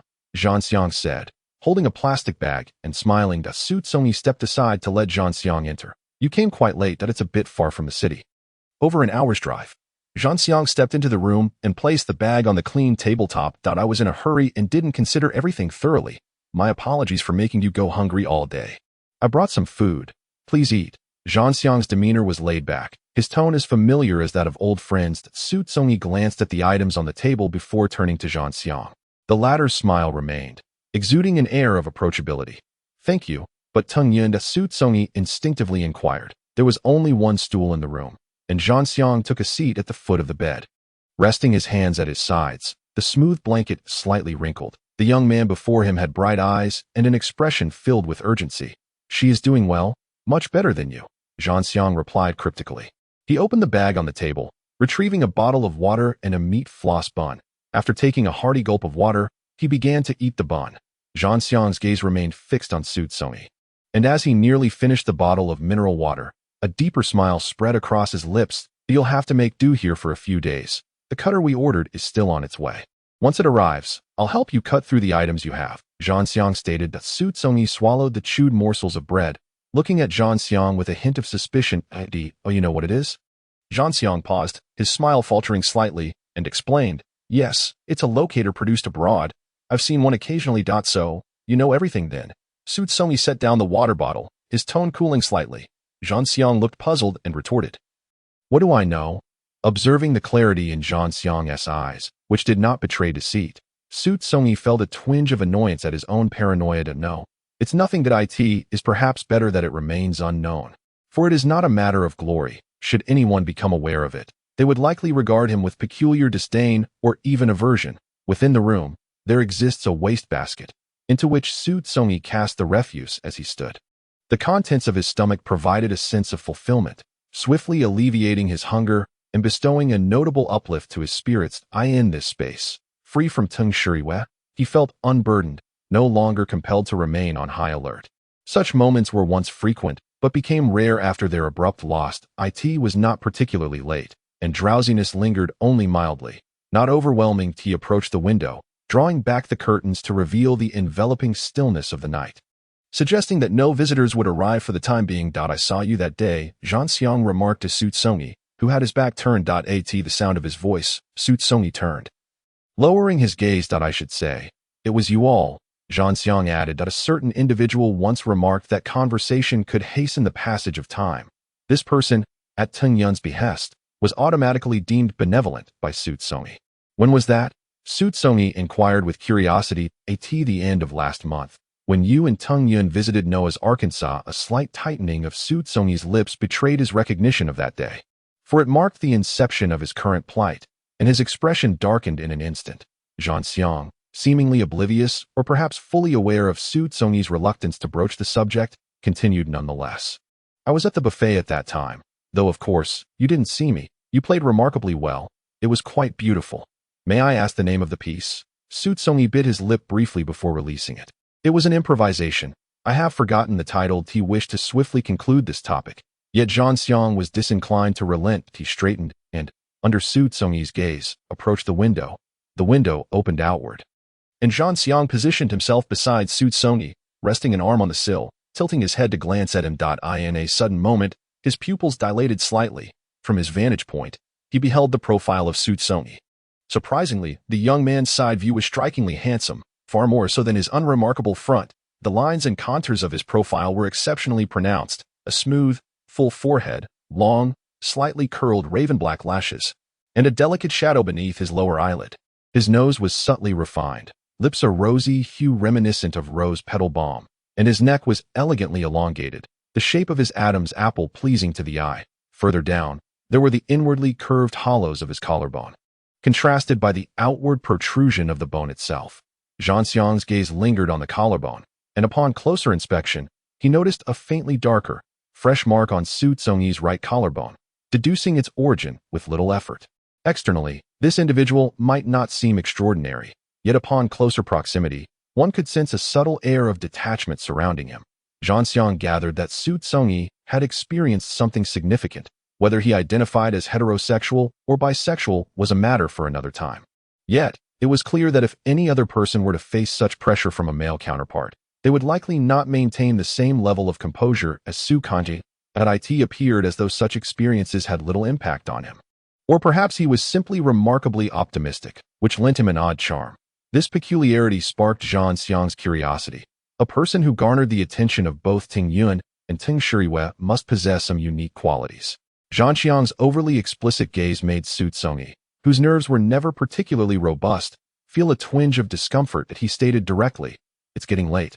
I wish to retire for the night." Yes, Xu Congyi turned away from the window. He was suddenly seized by the wrist. Turning his face, he looked up along the hand gripping his wrist to meet Zhang Xiang's smile. which bore an unusual significance. Just as Xu Congyi's expression began to shift, Zhanxiang abruptly released him. A fleeting darkness flickered in Zhanxiang's eyes. "I apologize. I mistook you for someone I once knew." His tone was remarkably casual. Xu Congyi pressed his lips into a cold, thin line. He had managed to ruin it. However, Zhanxiang's peripheral vision darted to the trash bin, where an emptied water bottle lay quietly submerged. "Then I shall take my leave. I will return tomorrow," with a slight bow. Zhanxiang turned away from the window railing and walked toward the closed door. Oblivious to his gaze, Xu Congyi shed his clothing, revealing his bare torso, and donned a cotton shirt over his head. Once he was dressed, Xu Congyi turned around and found himself locked in a staring contest with Zhanxiang. Under the scrutiny of the youth's clear eyes, Zhanxiang felt a flush creep to his ears, as though he had caught sight of something he ought not to have. A smile tugged at the corners of his mouth. "There is no signal here. You cannot contact the outside world. I will ensure Ting Yun is well taken care of. You need not worry." He uttered this instinctively, unexpectedly wishing to avoid the sight of Xu Congyi's indifferent expression. How wonderful it would have been if he could smile at him, as he had done that day in the cafeteria. As the door closed before him, Zhanxiang illuminated his path with the flashlight on his phone and walked into the distance. His expression abruptly shifted. The smile that had lingered vanished entirely, leaving only an inscrutable depth. The room felt desolate, with him as its sole occupant. After dozing for half the day, the bedding remained uncomfortably cool, his hands and feet slightly chilled. Habits are indeed a terrifying thing. Having spent over half a month with Ting Shiriyue, his sudden absence felt like a void. "System, you don't still have feelings for him, do you? It's merely the absence of a warm furnace. Anyone else would suffice. System, he is still working. Your sudden departure has triggered his insomnia once more. He will spend the night awake, just as before. That it's rather pitiable, if one thinks about it. What he possessed was the envy and longing of many, a height most could only aspire to throughout their lives. Merely insomnia. Yet it seemed fate had been rather generous with him. Is the world fair? Fair? How could it possibly be?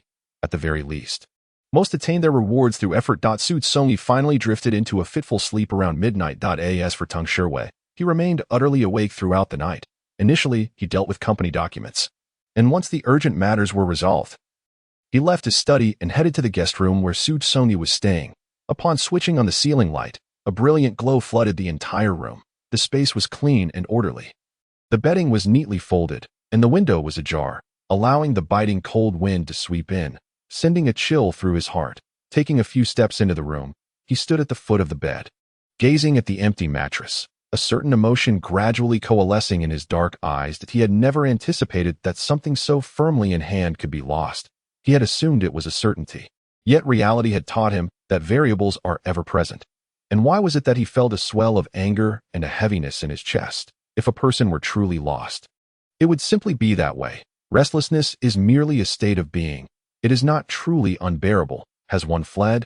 It shall be rediscovered. The author has something to convey. This place was once an electronics factory.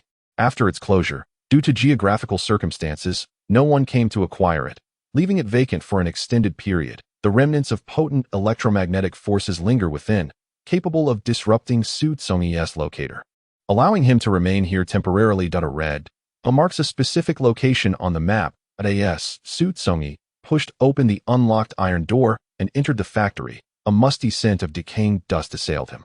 His brow furrowed slightly as he followed the map's directions, searching for several minutes before locating the room. The driver had provided him with a key, and Xu Congyi used it to unlock the door. This time, upon entering, the musty odor was absent, but a narrow window allowed a sliver of light to penetrate, illuminating the room to a degree. He scanned the space with a frown. The furnishings were sparse: a single bed, a wooden wardrobe, a table, and a low stool. It appeared someone had tidied up. The tabletop was pristine, devoid of dust. The bedding looked brand new. Sitting on the clean stool, he retrieved his phone. The battery was full, yet there was no signal whatsoever. He promptly powered it down and removed the battery. A clock hung on the wall, indicating it was just past 2 in the afternoon. He wondered how Teng Shiriyue would react upon discovering his sudden disappearance. Perhaps he would scour the city thoroughly. How many days do you think it would take? System. What? Teng Shiriyue will find his way here. System. Oh, it shouldn't take more than 10 days. What a pity. System. What do you mean by pity? One cannot witness his anxious demeanor. Xu Congyi rested his chin on one hand, leaning over the table. Was it Ting Yun's intent that brought me here? Or was it Zhanxiang's system, Zhanxiang?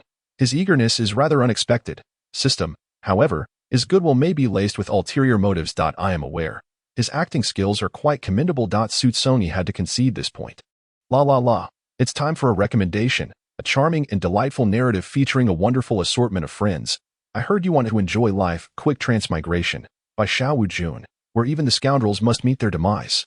If you enjoy it, please do lend your support. Dear ones, heartfelt thanks, moi. Chapter 42, 05.13. The following day, just as dawn broke, Zhanxiang drove to the factory, bringing Xu Congyi water and provisions, as well as several sets of change of clothes in sizes suitable for him. When he arrived, Xu Congyi had barely awakened, still in a daze when he heard a knock at the door. Slipping on his slippers, he rubbed his sleepy eyes and opened the door, surprised to find Zhanxiang there so early. Yawning, with tears glistening in his eyes, he was oblivious to his own state. Zhanxiang noticed his hair was slightly disheveled, and his clothes appeared to be a size too large, the collar hanging loosely, exposing his collarbones. Zhanxiang's gaze instinctively fell upon those collarbones, which seemed more defined in the daylight, their exquisite shape surpassing that of many others. Xu Congyi turned and made his way to the adjacent restroom to freshen up. Zhanxiang methodically retrieved the clothes from his bag. On the other side, Teng Shuriwei had commenced a widespread search for Xu Congyi's whereabouts since the previous night. By this time, nearly every social circle had caught wind of the situation, aware that Teng Shuriwei was on the hunt for someone. Although there was no photograph of the individual, whispers circulated among acquaintances, leading them to surmise that the person sought must possess exceptional beauty. Otherwise, the usually indifferent Teng Shuriwei, often referred to by the outside world as the Iron Man, would not be so invested in the following days. To err on the side of caution, even Zhanxiang himself might find it prudent to refrain from visiting, lest his presence be discovered. Should Teng Shuriwei uncover his involvement, the consequences would not merely be fatal. Xu Congyi completed her grooming swiftly and emerged just as Zhanxiang placed a book on the table. Hearing her footsteps, he looked over, and with the warmth of a longtime friend, he smiled gently, saying, I brought you a few books to pass the time. I wasn't sure of your preferences, so I chose a variety. Take a look, and if you don't like them, I can exchange them. As she approached, her gaze swept over the titles. She felt indifferent towards them, recognizing that anything would suffice to occupy her time. No need to exchange. These will do, Xu Congyi replied. Zhanxiang nodded, casually picking up an unopened bottle of mineral water. Have some water. Though their relationship had not yet reached the level of friendship, Xu Congyi found Zhanxiang's familiarity somewhat disarming. Why are you helping me so much? Xu Congyi had been meaning to ask since the previous night. Zhanxiang seemed prepared for the question. Responding, it's for Teng Yun. I don't want to see her upset. You shouldn't feel any psychological burden over this. His meaning was unmistakable. He harbored feelings for Teng Yun, and actions taken for someone he cared about required no justification.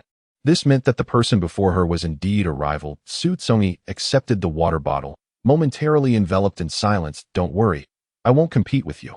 Initially, he had contemplated such an idea, but he had since changed his mind.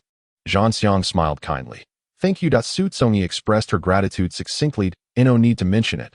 Zhanxiang shook his head. I have a class soon, so I'll take my leave. Don't overthink things. Before long, everything will be fine, he reassured her, stepping towards the door and gradually closing it in the last sliver of light. Xu Congyi twisted open the water bottle and tilted her head back to drink.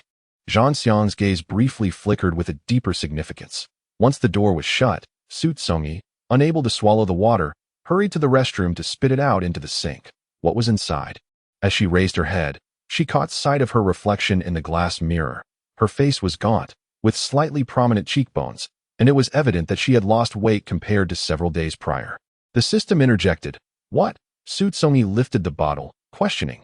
Is there something in here? After a thorough investigation, the system responded with surprise. Yes, a drug that erases memories. Erase memories? Are we in a science fiction world? The system clarified. This is not a science fiction scenario. Such substances are strictly regulated and are typically used on individuals with severe mental disorders to assist them in forgetting their chaotic perceptions and to curb the emergence of their antisocial personalities. He wishes to erase my memories? Then what to do? Xu Congyi was quite curious about this point. The system had a conjecture. Utilizing your revenge on Teng Shuriwei, many people were already aware of your pursuit. Yet, they still had not found their way here. The system remarked, it hasn't even been 24 hours. One must allow him some time. This medication still has an effect on you. You drank a bottle yesterday.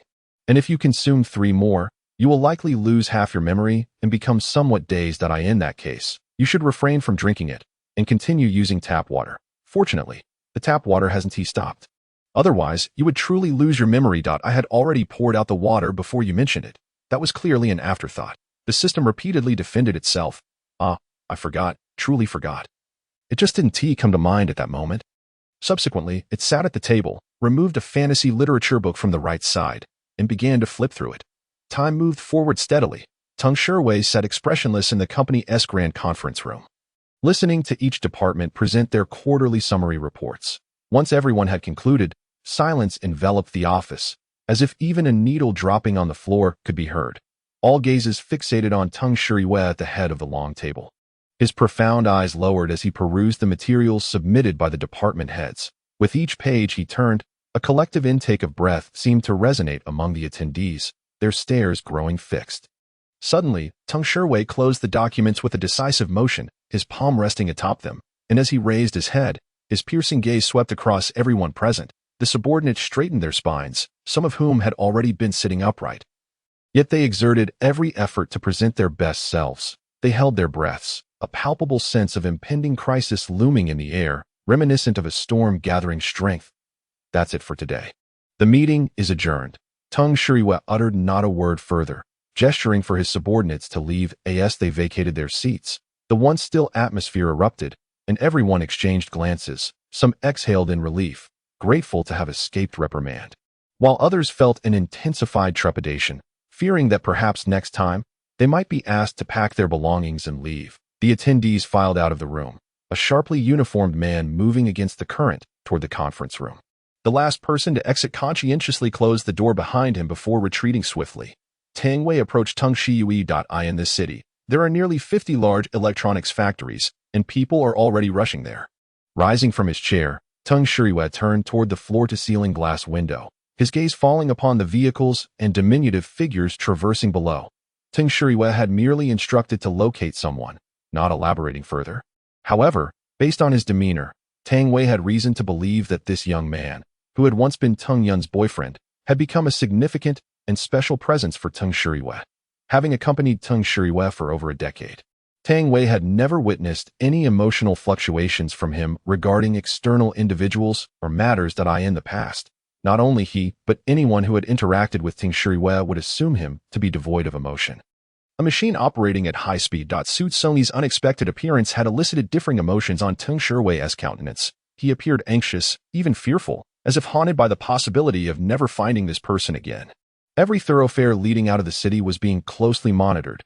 He should still be within the city limits. Tang Wei inquired further, "Is Tung Yun still at home?" Tung Shiwei remained gazing down from the balcony. The unexpected shift in conversation momentarily stunned Tang Wei, who then nodded. "Yes, the young lady has been at home all along, adhering to your instructions, not venturing anywhere, nor has she made contact with anyone else." Tung Shiwei raised his arm, pressing his open palm firmly against the transparent glass wall, his gaze shifting upwards towards the resplendent sky. "Xu Congyi, where are you now?" Xu Congyi had spent a considerable amount of time perusing half a book, and around midday, he felt the strain in his eyes from prolonged reading. To his knowledge, he seemed to be the only one in the factory. Moving about the premises, he presumed, would not pose much of a problem. Remaining confined to a single room was detrimental to both physical and mental well-being. Consequently, he took the key and stepped outside, wandering through the expansive factory. When he reached the farthest point from the room, he felt a slight vibration on his left wrist, subtle yet perceptible to Xu Congyi. Could it be a notification from Tung Shiwei's end? System. Indeed, things are much better here. The system sighed in relief. Why complicate matters? Xu Congyi slowed his pace. System. What can be done? Zhang Xiang has not even made an appearance in the main storyline. His sudden emergence is quite the mystery, regardless of how he manifests. In some sense, he is assisting. Both the romantic and storylines will experience shifts due to this incident, which is, to Xu Congyi's delight, a positive turn of events. It seems that way. System, not just seems. It is a fact. System, I am rather curious about how things will unfold from here. If we factor in his amnesia, I wonder what expression Tung Shiwei will wear. Will he forcefully bind him to his side? At that moment, will he continue to resist or pretend to comply? What a challenging choice. However, irrespective of the choice made, the ultimate outcome remains unchanged that he will depart, and surely Teng Shuriwei will feel sorrow at his departure. Merely contemplating this brings a delightful sense of pleasure. Tang Renjian called Zhanxiang, arranging to meet him at a high-end club. However, upon Zhanxiang's arrival that day, he found Tang Renjian alone. On the coffee table before him lay several open bottles of beer. "You've come. Take a seat." Tang Renjian gestured to the space beside him. Though Tang Renjian was a little over 3 years younger than Zhanxiang, their interactions felt akin to those of peers.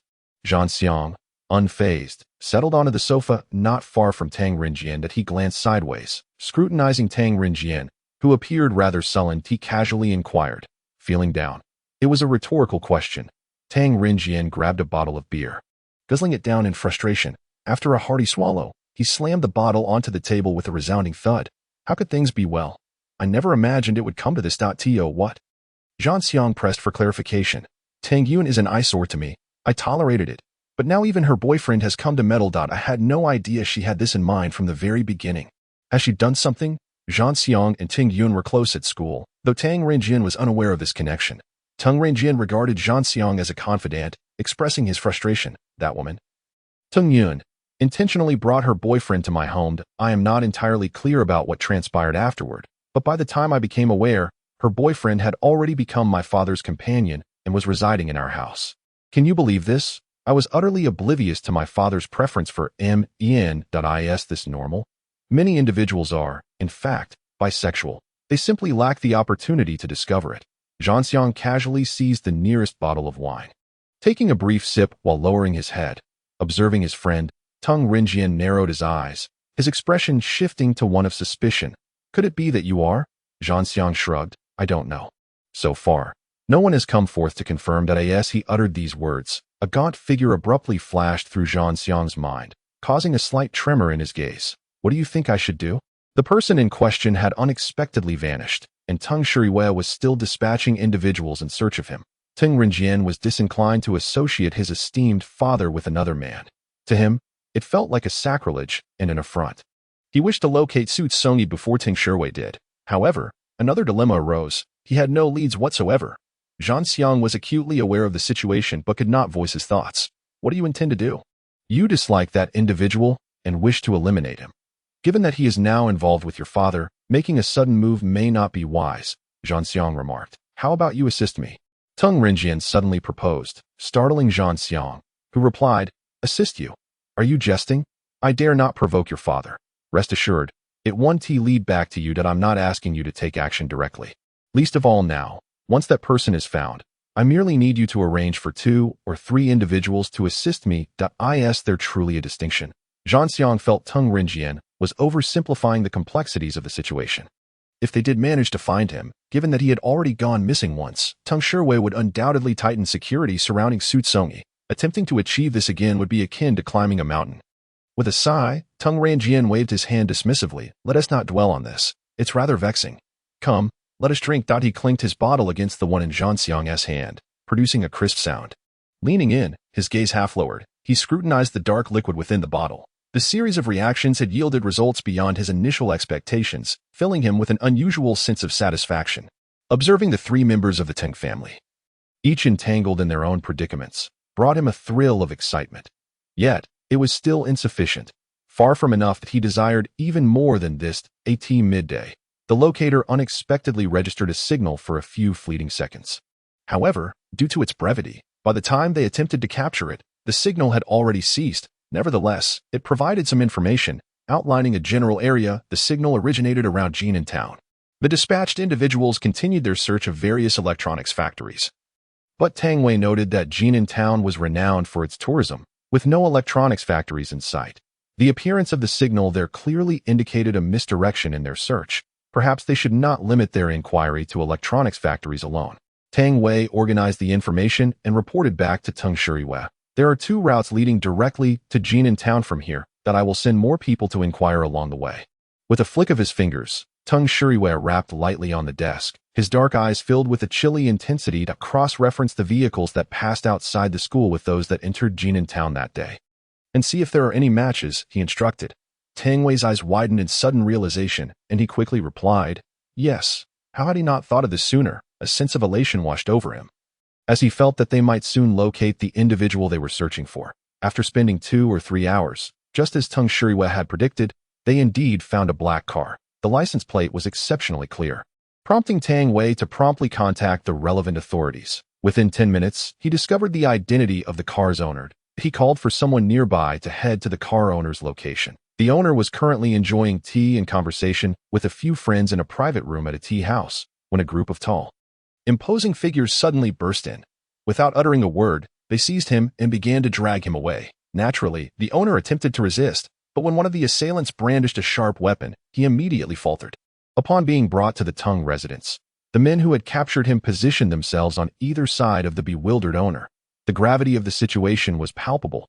These men exuded an aura that instilled fear in most. However, as the owner's anxious gaze wandered and settled upon the silent man seated on the sofa in the center of the living room, he realized that the true threat was not behind him, but rather the man before him. The mere exchange of glances with Teng Shirihue left the owner feeling weak in the knees, his limbs stiffening as his breath caught in his throat, his ears ringing with the rapid thumping of his own heart. In that singular moment of eye contact, Teng Shirihue knew they had erred. This man was an innocent bystander. Tang Wei, not possessing Teng Shirihue's keen intuition, stepped forward to interrogate the car owner. Where did you take the person? The owner, bewildered, his small eyes wide with fear, responded with a look of utter confusion. Who? What are you talking about? Why have you brought me here? Tang Wei assumed the owner was merely feigning ignorance and discreetly signaled to one of his associates behind him. The man approached silently and delivered a swift kick to the back of the owner's leg, eliciting a sharp cry of pain as the owner crumpled to the floor, his left leg trembling uncontrollably. That you've got the wrong person. I have no idea what you're talking about, he shouted desperately. You wouldn't be so bold without someone directing you. Who instructed you? Tang Wei pressed on.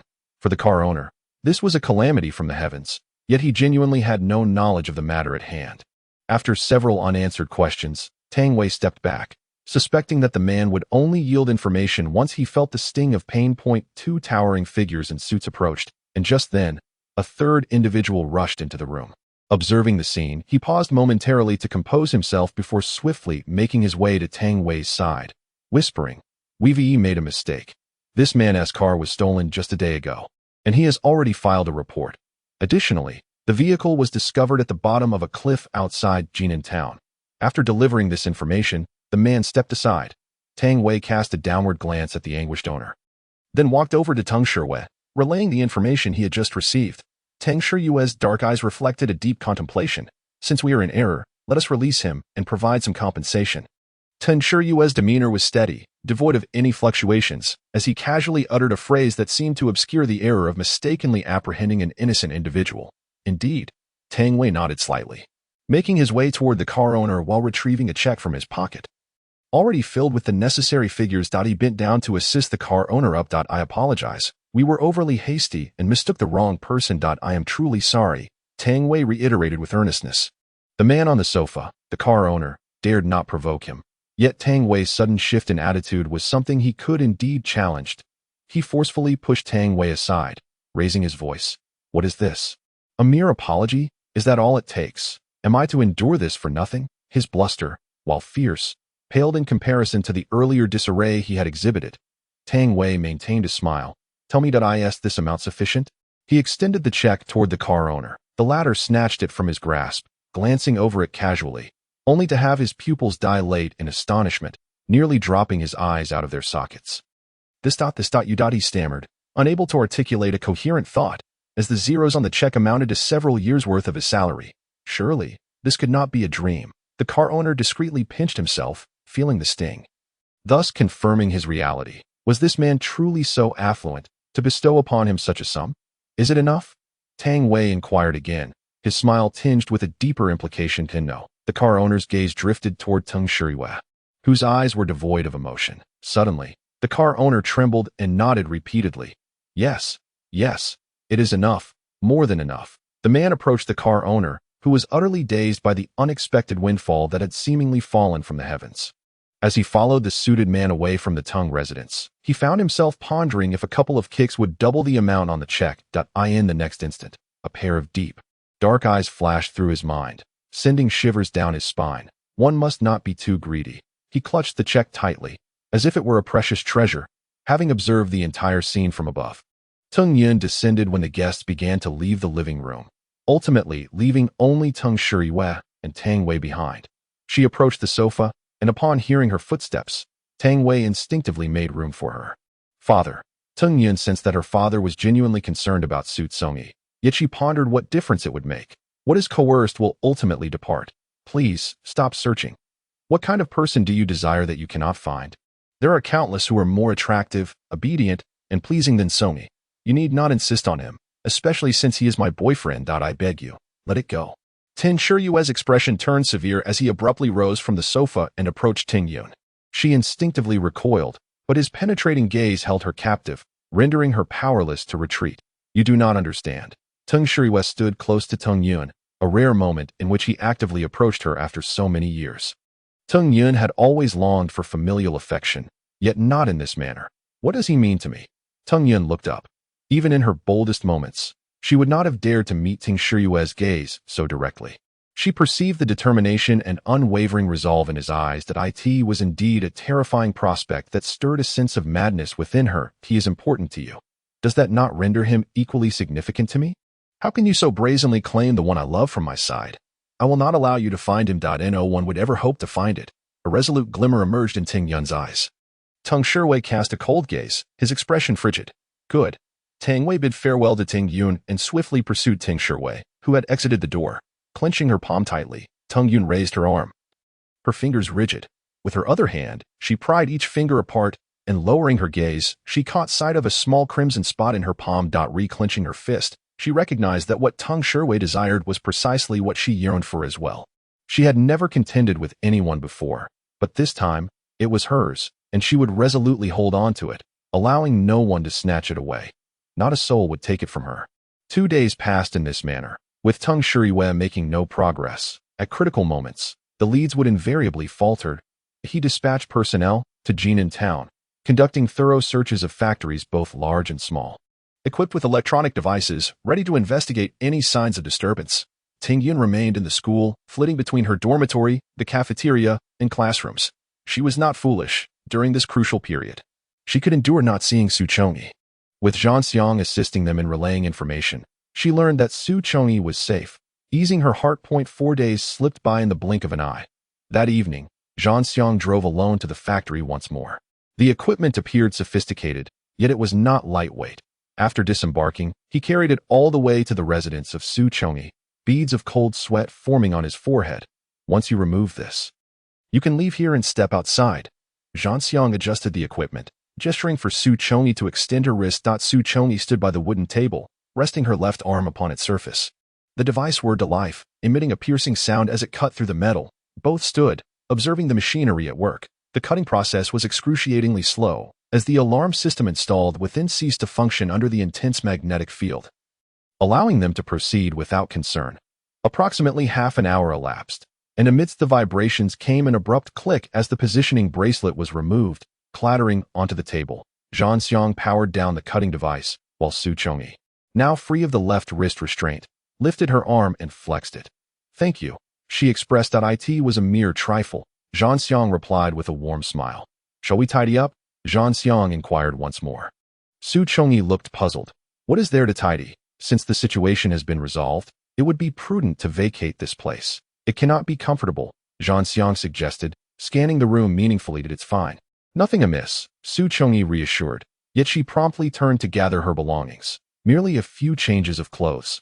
The corridor lacked lighting, and Zhang Xiang brightened his phone's flashlight for illumination. You should remove your SIM card from your phone, he advised, unspoken fears of being tracked lingering in the air. Xu Congyi extracted the SIM card, placing it alongside her phone back into her pocket as Zhang Xiang drove slowly away from the factory. Xu Congyi, seated in the passenger seat, watched the expansive structure gradually diminish in the rearview mirror, shrinking until it became a mirrored, ultimately swallowed by the vast darkness. Would you like some water? Zhang Xiang asked, one hand steering the wheel while offering a bottle to Xu Congyi. She accepted it with gratitude and no need for such formality. We are friends, after all. This feels too distant, Zhang Xiang remarked. Glancing at Xu Congyi, who unscrewed the cap and took a sip, the automobile ventured into the city, and Teng Xiu, along with his companions, diverted their attention towards the factory in Jinan town, their scrutiny of the vehicles along the way less rigorous than before. Furthermore, upon entering the city, Zhan Xiang provided Xu Congyi with a cap, obscuring half of his face. The journey remained tranquil. Before long, the car turned into a narrow street and parked outside a private shop. Xu Congyi sat motionless, gazing at the establishment. "Call Ting Yun. She has been quite worried about you," Zhan Xiang urged. Xu Congyi opened the door and stepped out, suddenly engulfed by darkness. He grasped the car door, closed his eyes to steady himself, and once the dizziness subsided, he proceeded towards the shop. The phone number was etched in his memory, and as he lifted the receiver, a quick connection tone followed. Zhan Xiang leaned an elbow casually on the car window, his gaze fixed intently on Xu Congyi. It had been a few days, and the medication should be taking effect soon. After a minute or two, Xu Congyi reassured Ting Yun of his safety before hanging up. As he opened the car door and secured his seatbelt, Zhan Xiang raised an eyebrow. "Shall we not converse a bit longer? There will be ample time in the future." Zhan Xiang chuckled softly. Indeed, the car glided silently back onto the street, advancing through the night. The towering edifices on either side gradually receded into the distance. The further they traveled, the sparser the surrounding structures became. "Where are we headed?" Xu Congyi pondered, a sense of confusion settling in his heart. "To a friend of mine," Zhan Xiang replied. "When I grow older, I plan to purchase his house for retirement." As Zhan Xiang articulated his future aspirations, he appeared to regard Xu Congyi as a confidant. A wave of drowsiness enveloped Xu Congyi, who leaned back in his seat, his head tilting as he succumbed to slumber.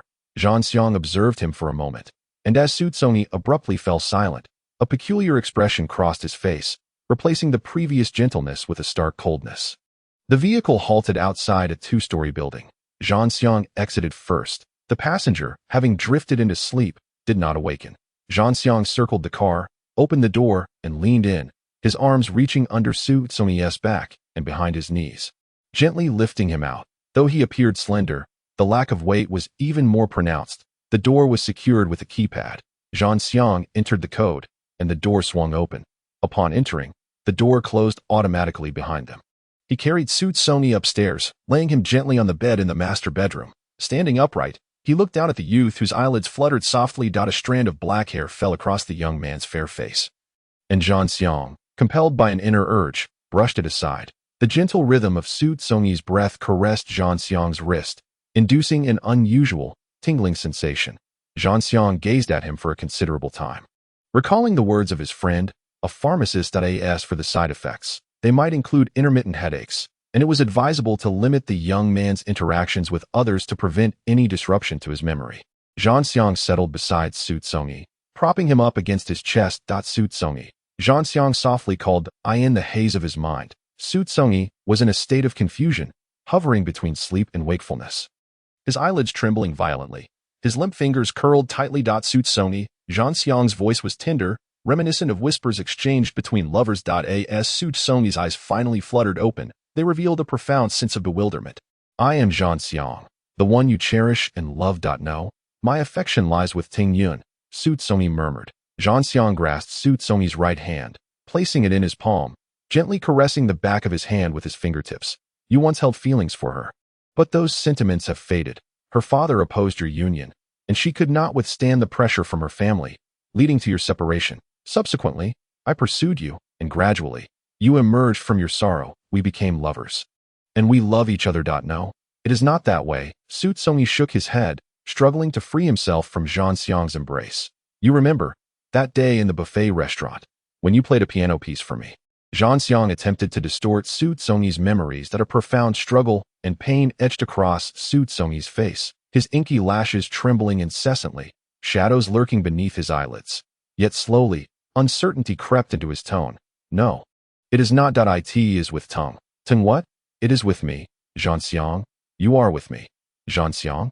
Xu Congyi's eyelids drooped slightly, his gaze flickering violently as he slowly turned his head to behold the person holding him. Zhan Xiang crafted a warm smile, his eyes brimming with tender affection, gazing at Xu Congyi as if he were indeed his beloved. Xu Congyi's heavy eyelids fell, concealing his glimmering gaze, his breath unsteady. And even in unconsciousness, his brows remained tightly furrowed. It seemed unnecessary to deliberate. Zhan Xiang's arm instinctively lifted to smooth the young man's knitted brow, This individual was cherished by both Ting Yun and Ting Shiwei. Had they known that Xu Congyi's memories were being manipulated by him, leading him to harbor feelings for Zhang Xiang, one could only speculate what the outcome would be. Zhang Xiang endeavored to envision that scenario, and a sense of delight and ease washed over him. He laid Xu Congyi down gently, pulled the covers over him, and exited the room. Extinguishing the light within he turned to shut the door. He subconsciously glanced back. The dark quilt slightly rose, the world enveloped in silence, an unexpected tranquility settling over Zhang Xiang's heart, which had long been consumed by hatred. Now seemingly calm. If only time could linger in this moment, Zhang Xiang abruptly closed the door, forcibly severing the emerging thoughts. The room was shrouded in an impenetrable darkness, and suddenly, a hand emerged from beneath the cotton layers on the bed. He shifted the bedding slightly downwards. System, I thought you were asleep. It's too early. I have no inclination to sleep. System, Zhang Xiang is in the next room. He appears to be in rather high spirits. Such an amusing situation would undoubtedly bring joy. System, why has Ting Shiwei come over yet?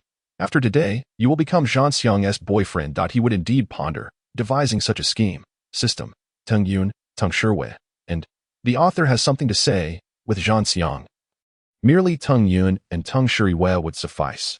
Adding another Zhang Xiang makes it hard to imagine what the future holds. That Xu Congyi's other arm emerged, his countenance serene as he rested it behind his head. In truth, it was not particularly difficult to envision. It was essentially a struggle of possession. Otherwise, what could happen? Surely, they would not resort to dismemberment, each taking a piece. System. Hold on. Let's not dwell on such gruesome matters. It's merely a thought. Could it truly manifest into reality? System. Certainly not. That is out of the question. Then that settles it. With Zhang Xiang, it is only natural to choose not to engage at school. Ting Yun received a call from Xu Congyi, learning that he was currently with Zhang Xiang, seemingly placing unwavering trust in him, as there had been no signs of any abnormality in his behavior. She logged into her webmail, inquiring about the specific location of Zhang Xiang and his companions. Chapter 4305.14. Jin. Zhang Original Network Exclusive Release. Reproduction prohibited. Plagiarism will result in immediate consequences. Step out 200 meters.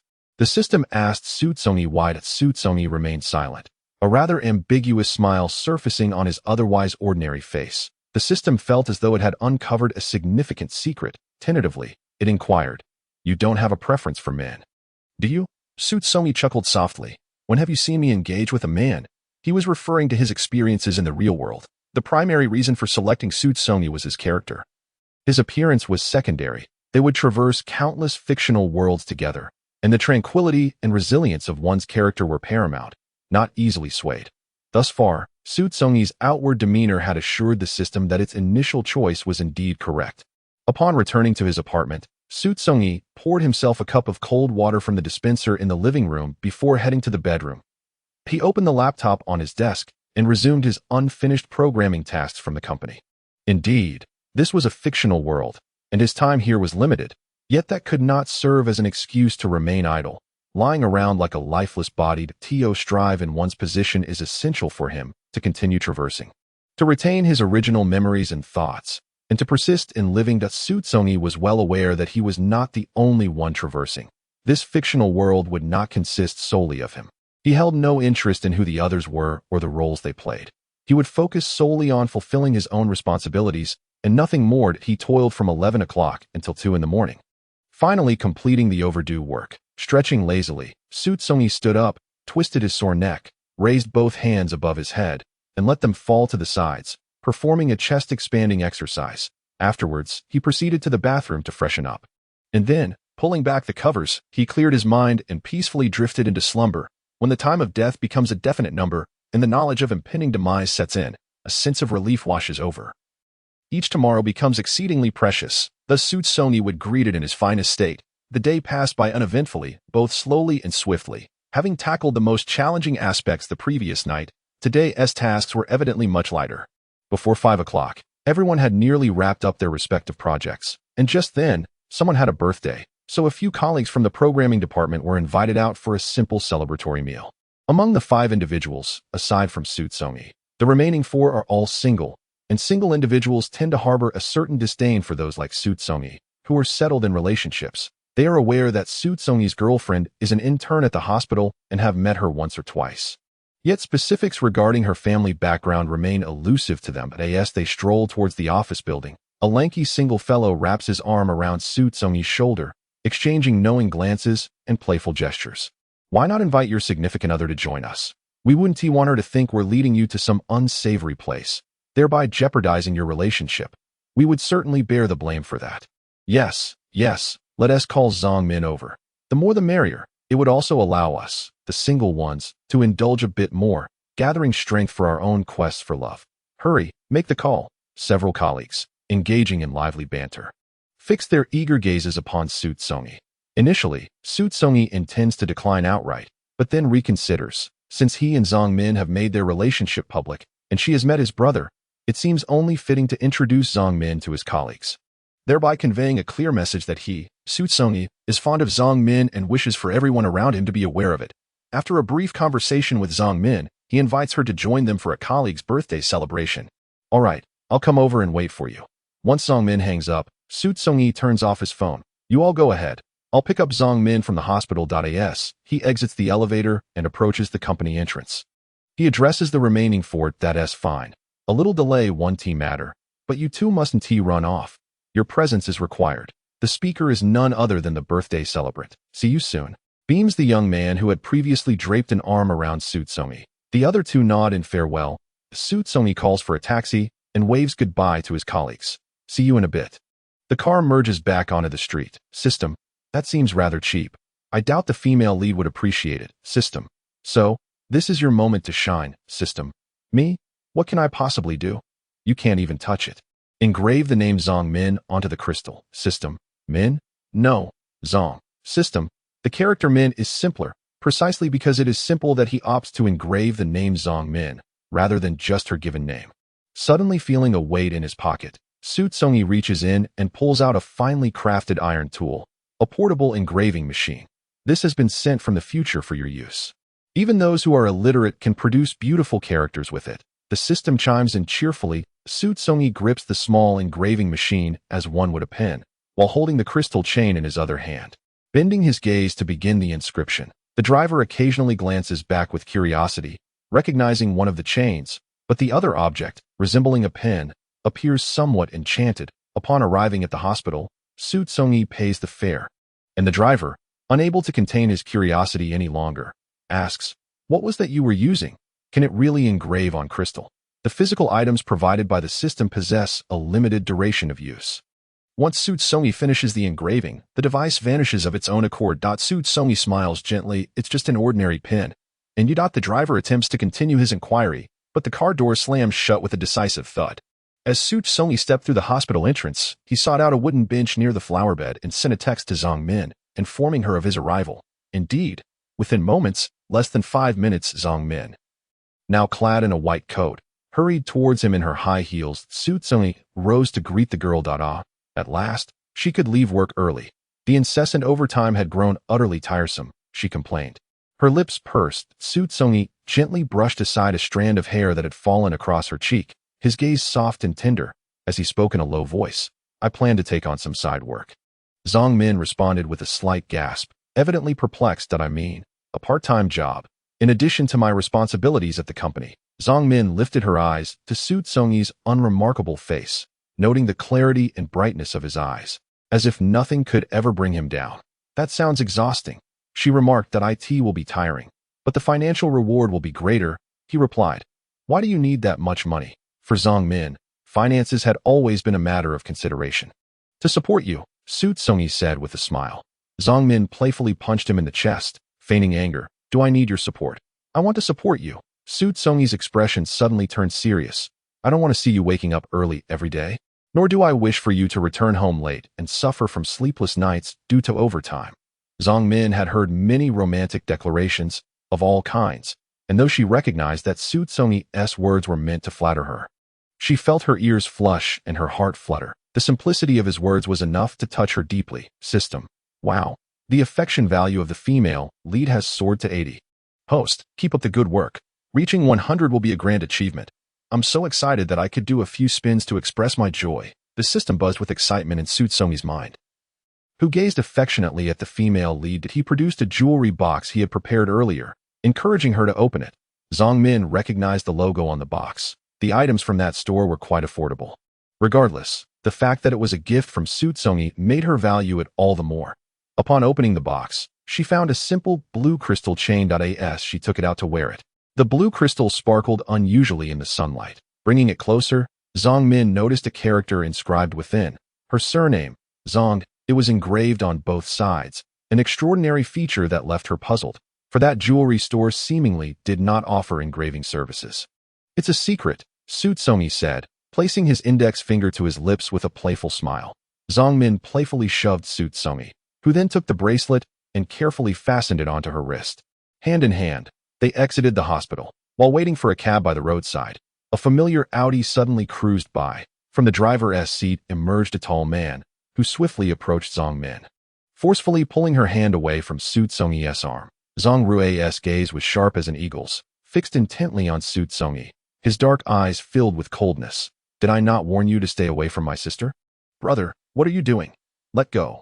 You're hurting me, Zhang Min exclaimed. Zhang Rui's grip was strong, and despite her efforts to break free, he held her firmly. Tears welled in Zhang Min's eyes, rendering her a picture of vulnerability. Xu Congyi seized Zhang Rui's wrist. The man, towering at nearly 2 meters tall, Xu Congyi slightly tilted his head and said, "Release Zhang Min, direct your aggression towards me. Do not harm her." Zhang Rui relinquished his hold on Zhang Min and grasped Xu Congyi's wrist instead. Zhang Min stood protectively in front of Zhang Rui, shivering at the chilling aura that emanated from the man.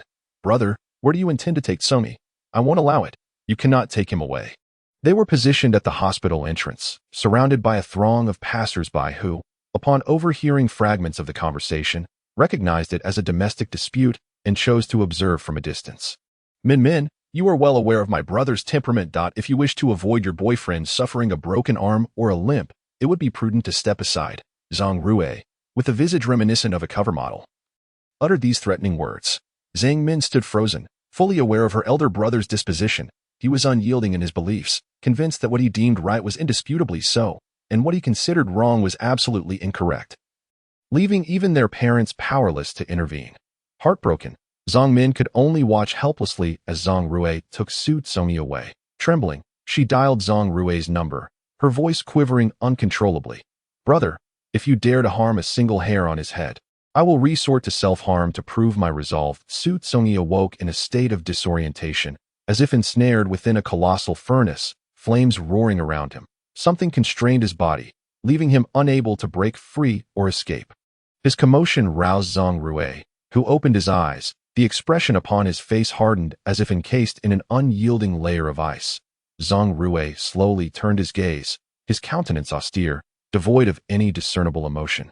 Resembling a machine, his eyes fell upon Xu Congyi, not far from him. The two locked eyes. Xu Congyi, on high alert, had veins popping on his forehead, while Zhang Rui merely glanced at him before diverting his gaze. He tossed aside the covers, rose from the bed, and retreated to the bathroom to splash cold water on his face. Upon his return, Xu Congyi appeared dazed, embodying an adorably bewildered expression. Zhang Rui settled onto the leather sofa, retrieved a pack of cigarettes from the table, extracted one, and with a crisp flick, ignited it. He took a leisurely drag, exhaling 2 perfect smoke rings. Xu Congyi's body jolted, finally grasping the gravity of the situation. In a frantic rush, he leaped from the bed, neglecting to don his slippers, and sprinted towards the front door, grasping the doorknob with all his might.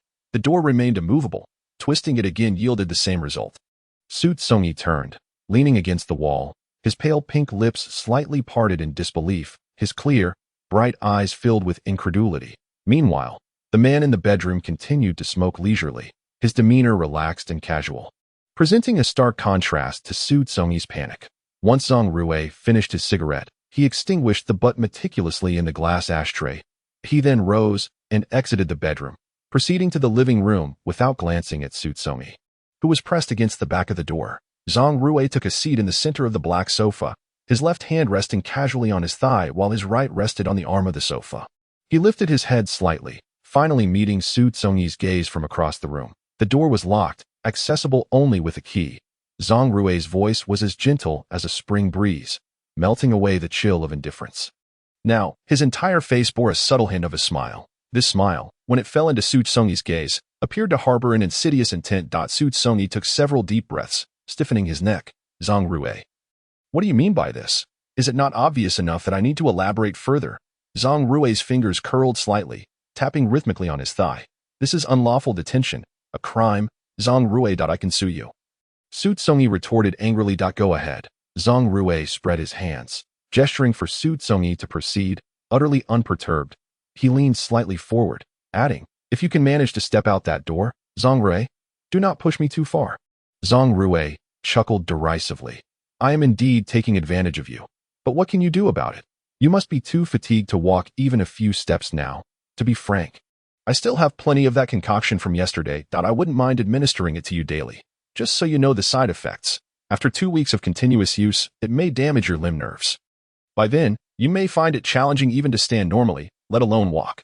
Zhang Rui spoke tenderly while uttering these cruel threats. Xu Congyi trembled with rage, his chest heaving. Having barely eaten throughout the previous day, subsisting only on a little water, he was now entirely on an empty stomach. The combination of low blood sugar and lingering effects of the drugs left him utterly drained.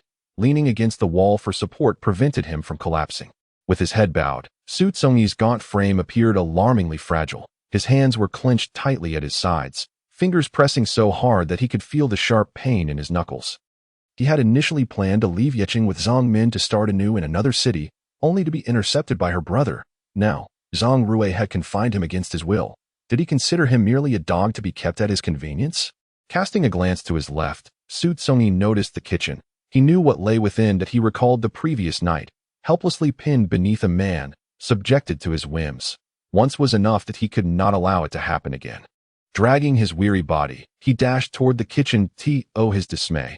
The knife rack was barren. The several sharp blades that had once rested there were now absent.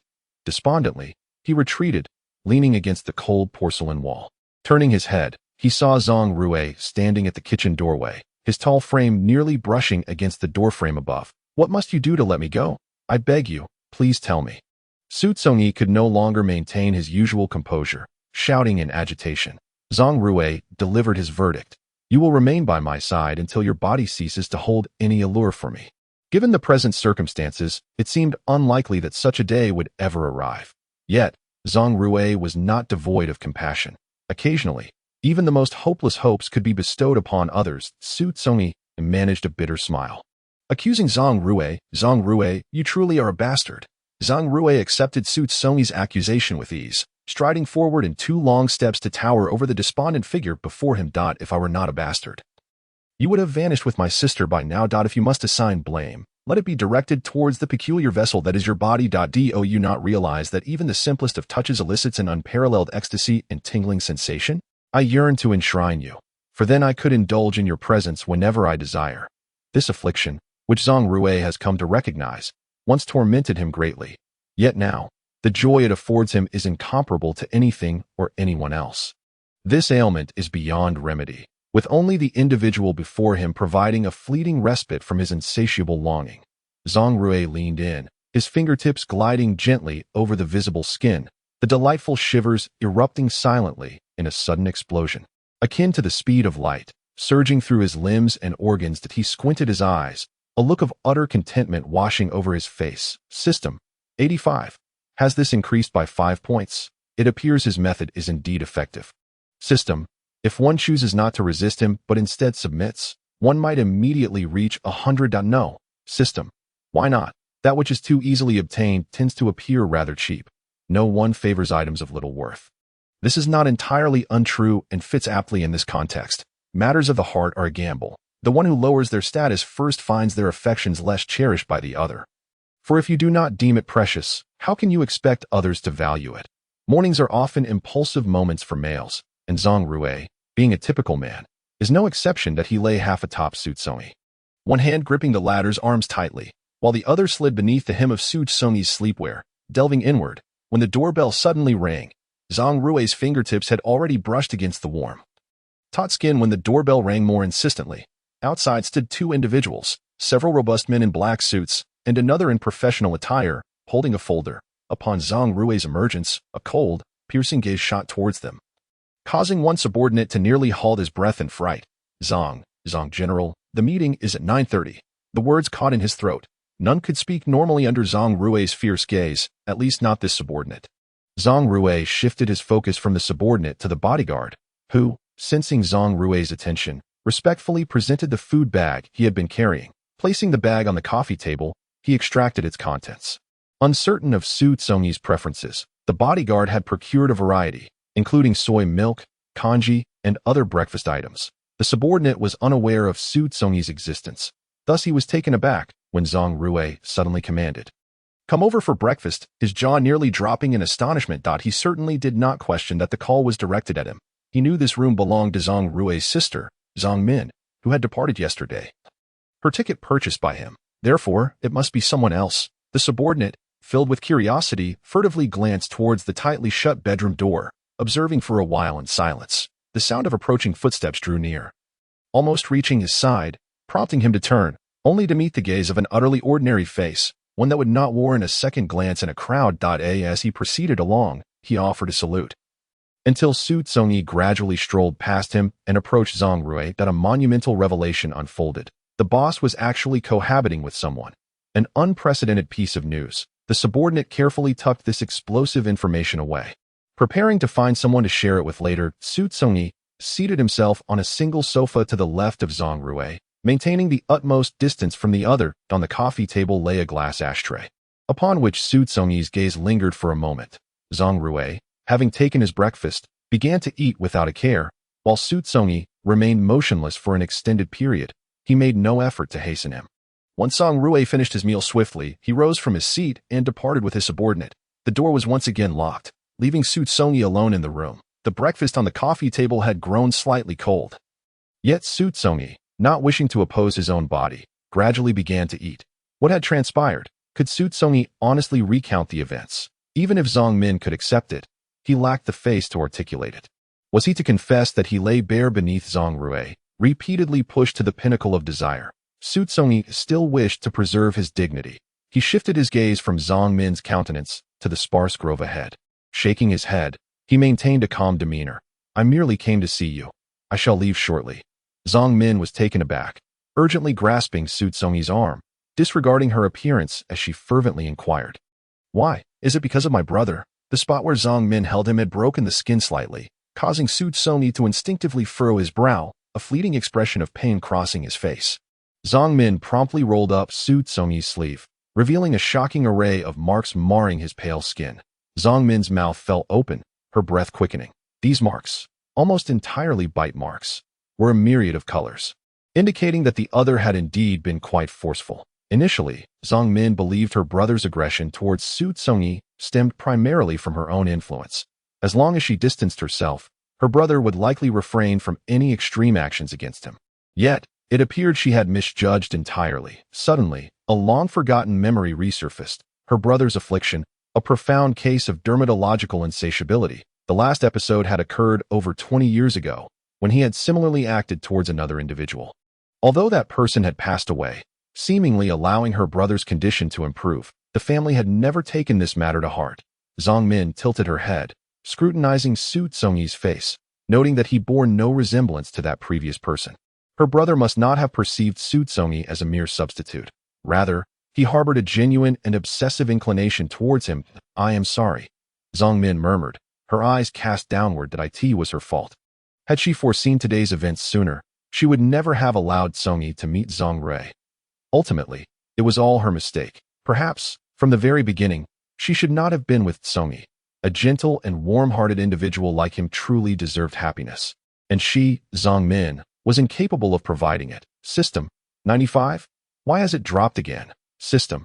The heart of a woman is as inscrutable as the depths of the ocean. If you are unaware, I am even less likely to know. Xu Congyi slowly turned his head, his brow and eyes radiating warmth and tenderness. "I am the one who should apologize that I in this lifetime. Being able to love you has brought me immense satisfaction. The other hardships and sufferings do not seem to matter to me. If this is the price one must pay for love, then I willingly accept all of it. Congyi, I am sorry." It seemed that apart from these words, Zhang Min did not know what else she could say to let Congyi leave, or to abandon everything and depart with him from S province. would mean that missing this opportunity would equate to an eternity of regret. She no longer possessed the reckless courage to act without consideration. I am a coward. I am sorry. I am sorry. I am truly sorry. Congyi, I love you deeply. Yet, perhaps the one I love the most is still myself. Xu Congyi gently caressed Zongmin's hair, and his understanding made her feel as though she was desecrating the bond they shared. It's all right. It's all in the past. From now on, live well. And when you meet someone you like, cherish the moments together. As for me, if I can forget, then let it be forgotten. Xu Congyi gazed at the crown of Zongmin's head and spoke softly. Are you leaving soon? Would it be possible to stay another day? I want to show you my city. Zongmin's intention was to spend just a little more time with Xu Congyi. For the future of their meetings remained uncertain. She was unaware that her request for Xu Congyi, who was about to depart far away, was unwittingly selfish to a cruel degree. Xu Congyi had always been compliant with Zongmin's wishes. And regarding where he would go after leaving S province, he had little certainty. Thus, under her hopeful gaze, he nodded in agreement to accompany her for one last day before leaving the following day. Their first destination was the newly constructed museum in the city center, completed just 2 years prior. Inside, ancient vessels and tools unearthed from various places were displayed. Hand in hand, they behaved like any other couple around them, ensuring that no one would suspect their imminent separation. Whenever they encountered interesting or beautiful exhibits, Zongmin would tug at Xu Congyi, her smile illuminating her delicate and lovely face, while he dotingly followed her lead. After leaving the museum, they drove to the largest park in the city, which featured a large artificial lake. The water was crystal clear, allowing one to see the variously colored and shaped pebbles beneath the surface. A flock of white cranes soared gracefully, while the surrounding crowd eagerly took out their phones to capture the picturesque scene. Their third stop was the zoo. Almost half of the tourist attractions bore witness to their presence together. As time swiftly passed, night fell, and knowing Zongmin's fondness for seafood, Xu Congyi took her to an upscale seafood buffet. Understanding her favorite was shrimp, he returned with several plates filled with them, patiently peeling each one for her, while she happily savored the tender white meat he prepared. Occasionally, she dipped it in sauce and offered it to him, feeding him with joy.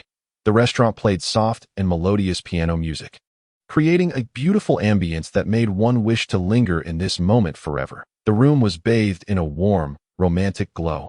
Zongmin knelt before Xu Congyi, her knees apart, gently resting her arms on his shoulders. Slowly but resolutely pushing him back, Xu Congyi fell backward, the sudden impact causing the entire bed to tremble violently. Zongmin leaned down, her crimson lips gently brushing against the person she loved. System, oh my, this development is truly unexpected. Host, you are fortunate. I shall take my leave now. The system quietly faded away. Xu Congyi raised an arm, resting it upon Zongmin's delicate waist, and with a slight pressure, the distance between them diminished to nothing. Xu Congyi was clad in a pullover, and Zongmin grasped the hem of her garment, lifting it from below. In harmony with Zongmin's movements, Xu Congyi raised both arms. In the blink of an eye, Xu Congyi's upper body was bare, while Zongmin knelt beside her.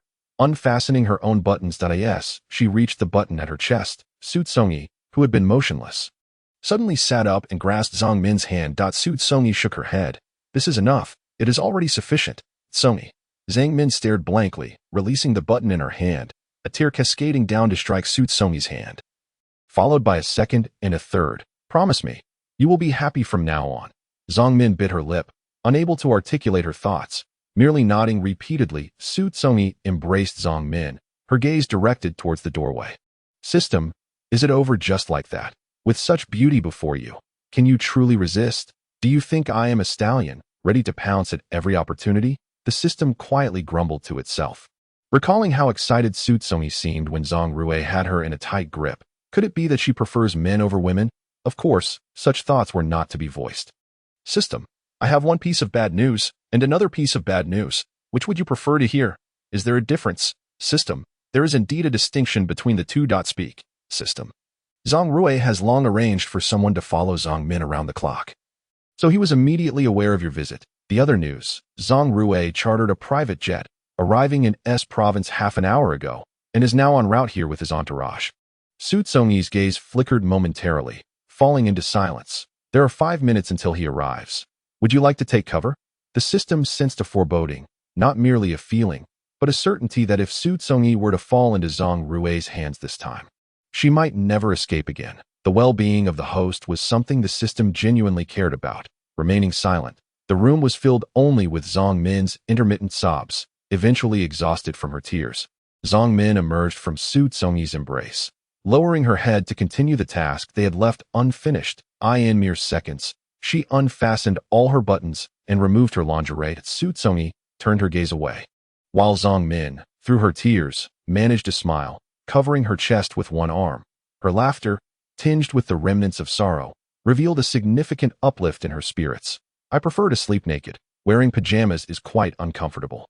Zong Min climbed beside Xu Congyi, sharing the bed and pulling the covers over them. The bedside lamp was within Xu Congyi's reach, and she extended her arm to turn it off. Suddenly, both women froze, turning to gaze at each other, astonished by the surprise reflected in one another's eyes. Someone was attempting to open their door, but at this hour, who could it be? The hotel staff. That seemed implausible. This was a five-star establishment where such occurrences should not transpire. Xu Congyi casually pulled on a sweater while slipping into a pair of slippers by the bedside, making his way toward the door. Halfway there, a sharp click resonated as the door swung open from the outside. A tall, dark figure stood starkly in the doorway, the man's head nearly brushing against the doorframe, his silhouette contrasting against the dim light of the corridor. The shadowy visage rendered his expression indiscernible, yet his piercing gaze glimmered with a chilling intensity that sent shivers down Xu Congyi's spine, momentarily halting his breath in trepidation. Zong Min, noticing Xu Congyi's frozen stance, cocooned in the quilt, inquired with a hint of confusion, "Congyi, who has arrived?" The floor was adorned with a light brown carpet, muffling footsteps, as the atmosphere grew thick and oppressive, leaving Zong Min instinctively trembling. As someone emerged from the corner, upon seeing the man's face, Zong Min was so taken aback that she momentarily lost her ability to react. "Congyi, my brother's high-speed train arrives at 8:20 this evening. Could you kindly assist me in picking him up from the station?" Xu Congyi's expression remained serene and devoid of any smile, yet his tone flowed gently like a babbling brook. "All right, I understand," he replied. The author wishes to convey that it is indeed more challenging than scaling the heavens. Soon as he arrived, without uttering a word, Xu Congyi supported Teng Shiyue's weight across his neck, stabilizing the man's body as they trudged along the uneven mountain path. "Why didn't you leave on your own?" Teng Shiyue's voice was low and resonant, breaking the silence that had enveloped them.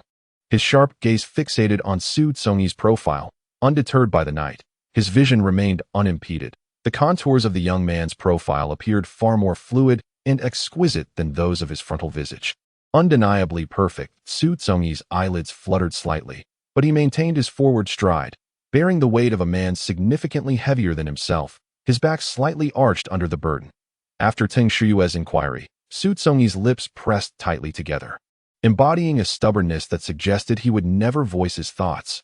"Have you considered what awaits us once we are out of danger?" He pondered, determined to ensure this person would never be taken from him again. Xu Congyi's tongue briefly grazed his parched, cracked lower lip. "I know," he affirmed, fully aware of the implications. "Then why?" Teng Shiyue pressed, insistent on extracting an answer. Xu Congyi shook his head slightly, a minuscule gesture. "I don't know." The two exchanged a few words, the context rendered unnecessary. There is a dear reader who expressed a dislike for amnesia tropes. Fear not, it is merely a plot device, and Congyi will not suffer from memory loss.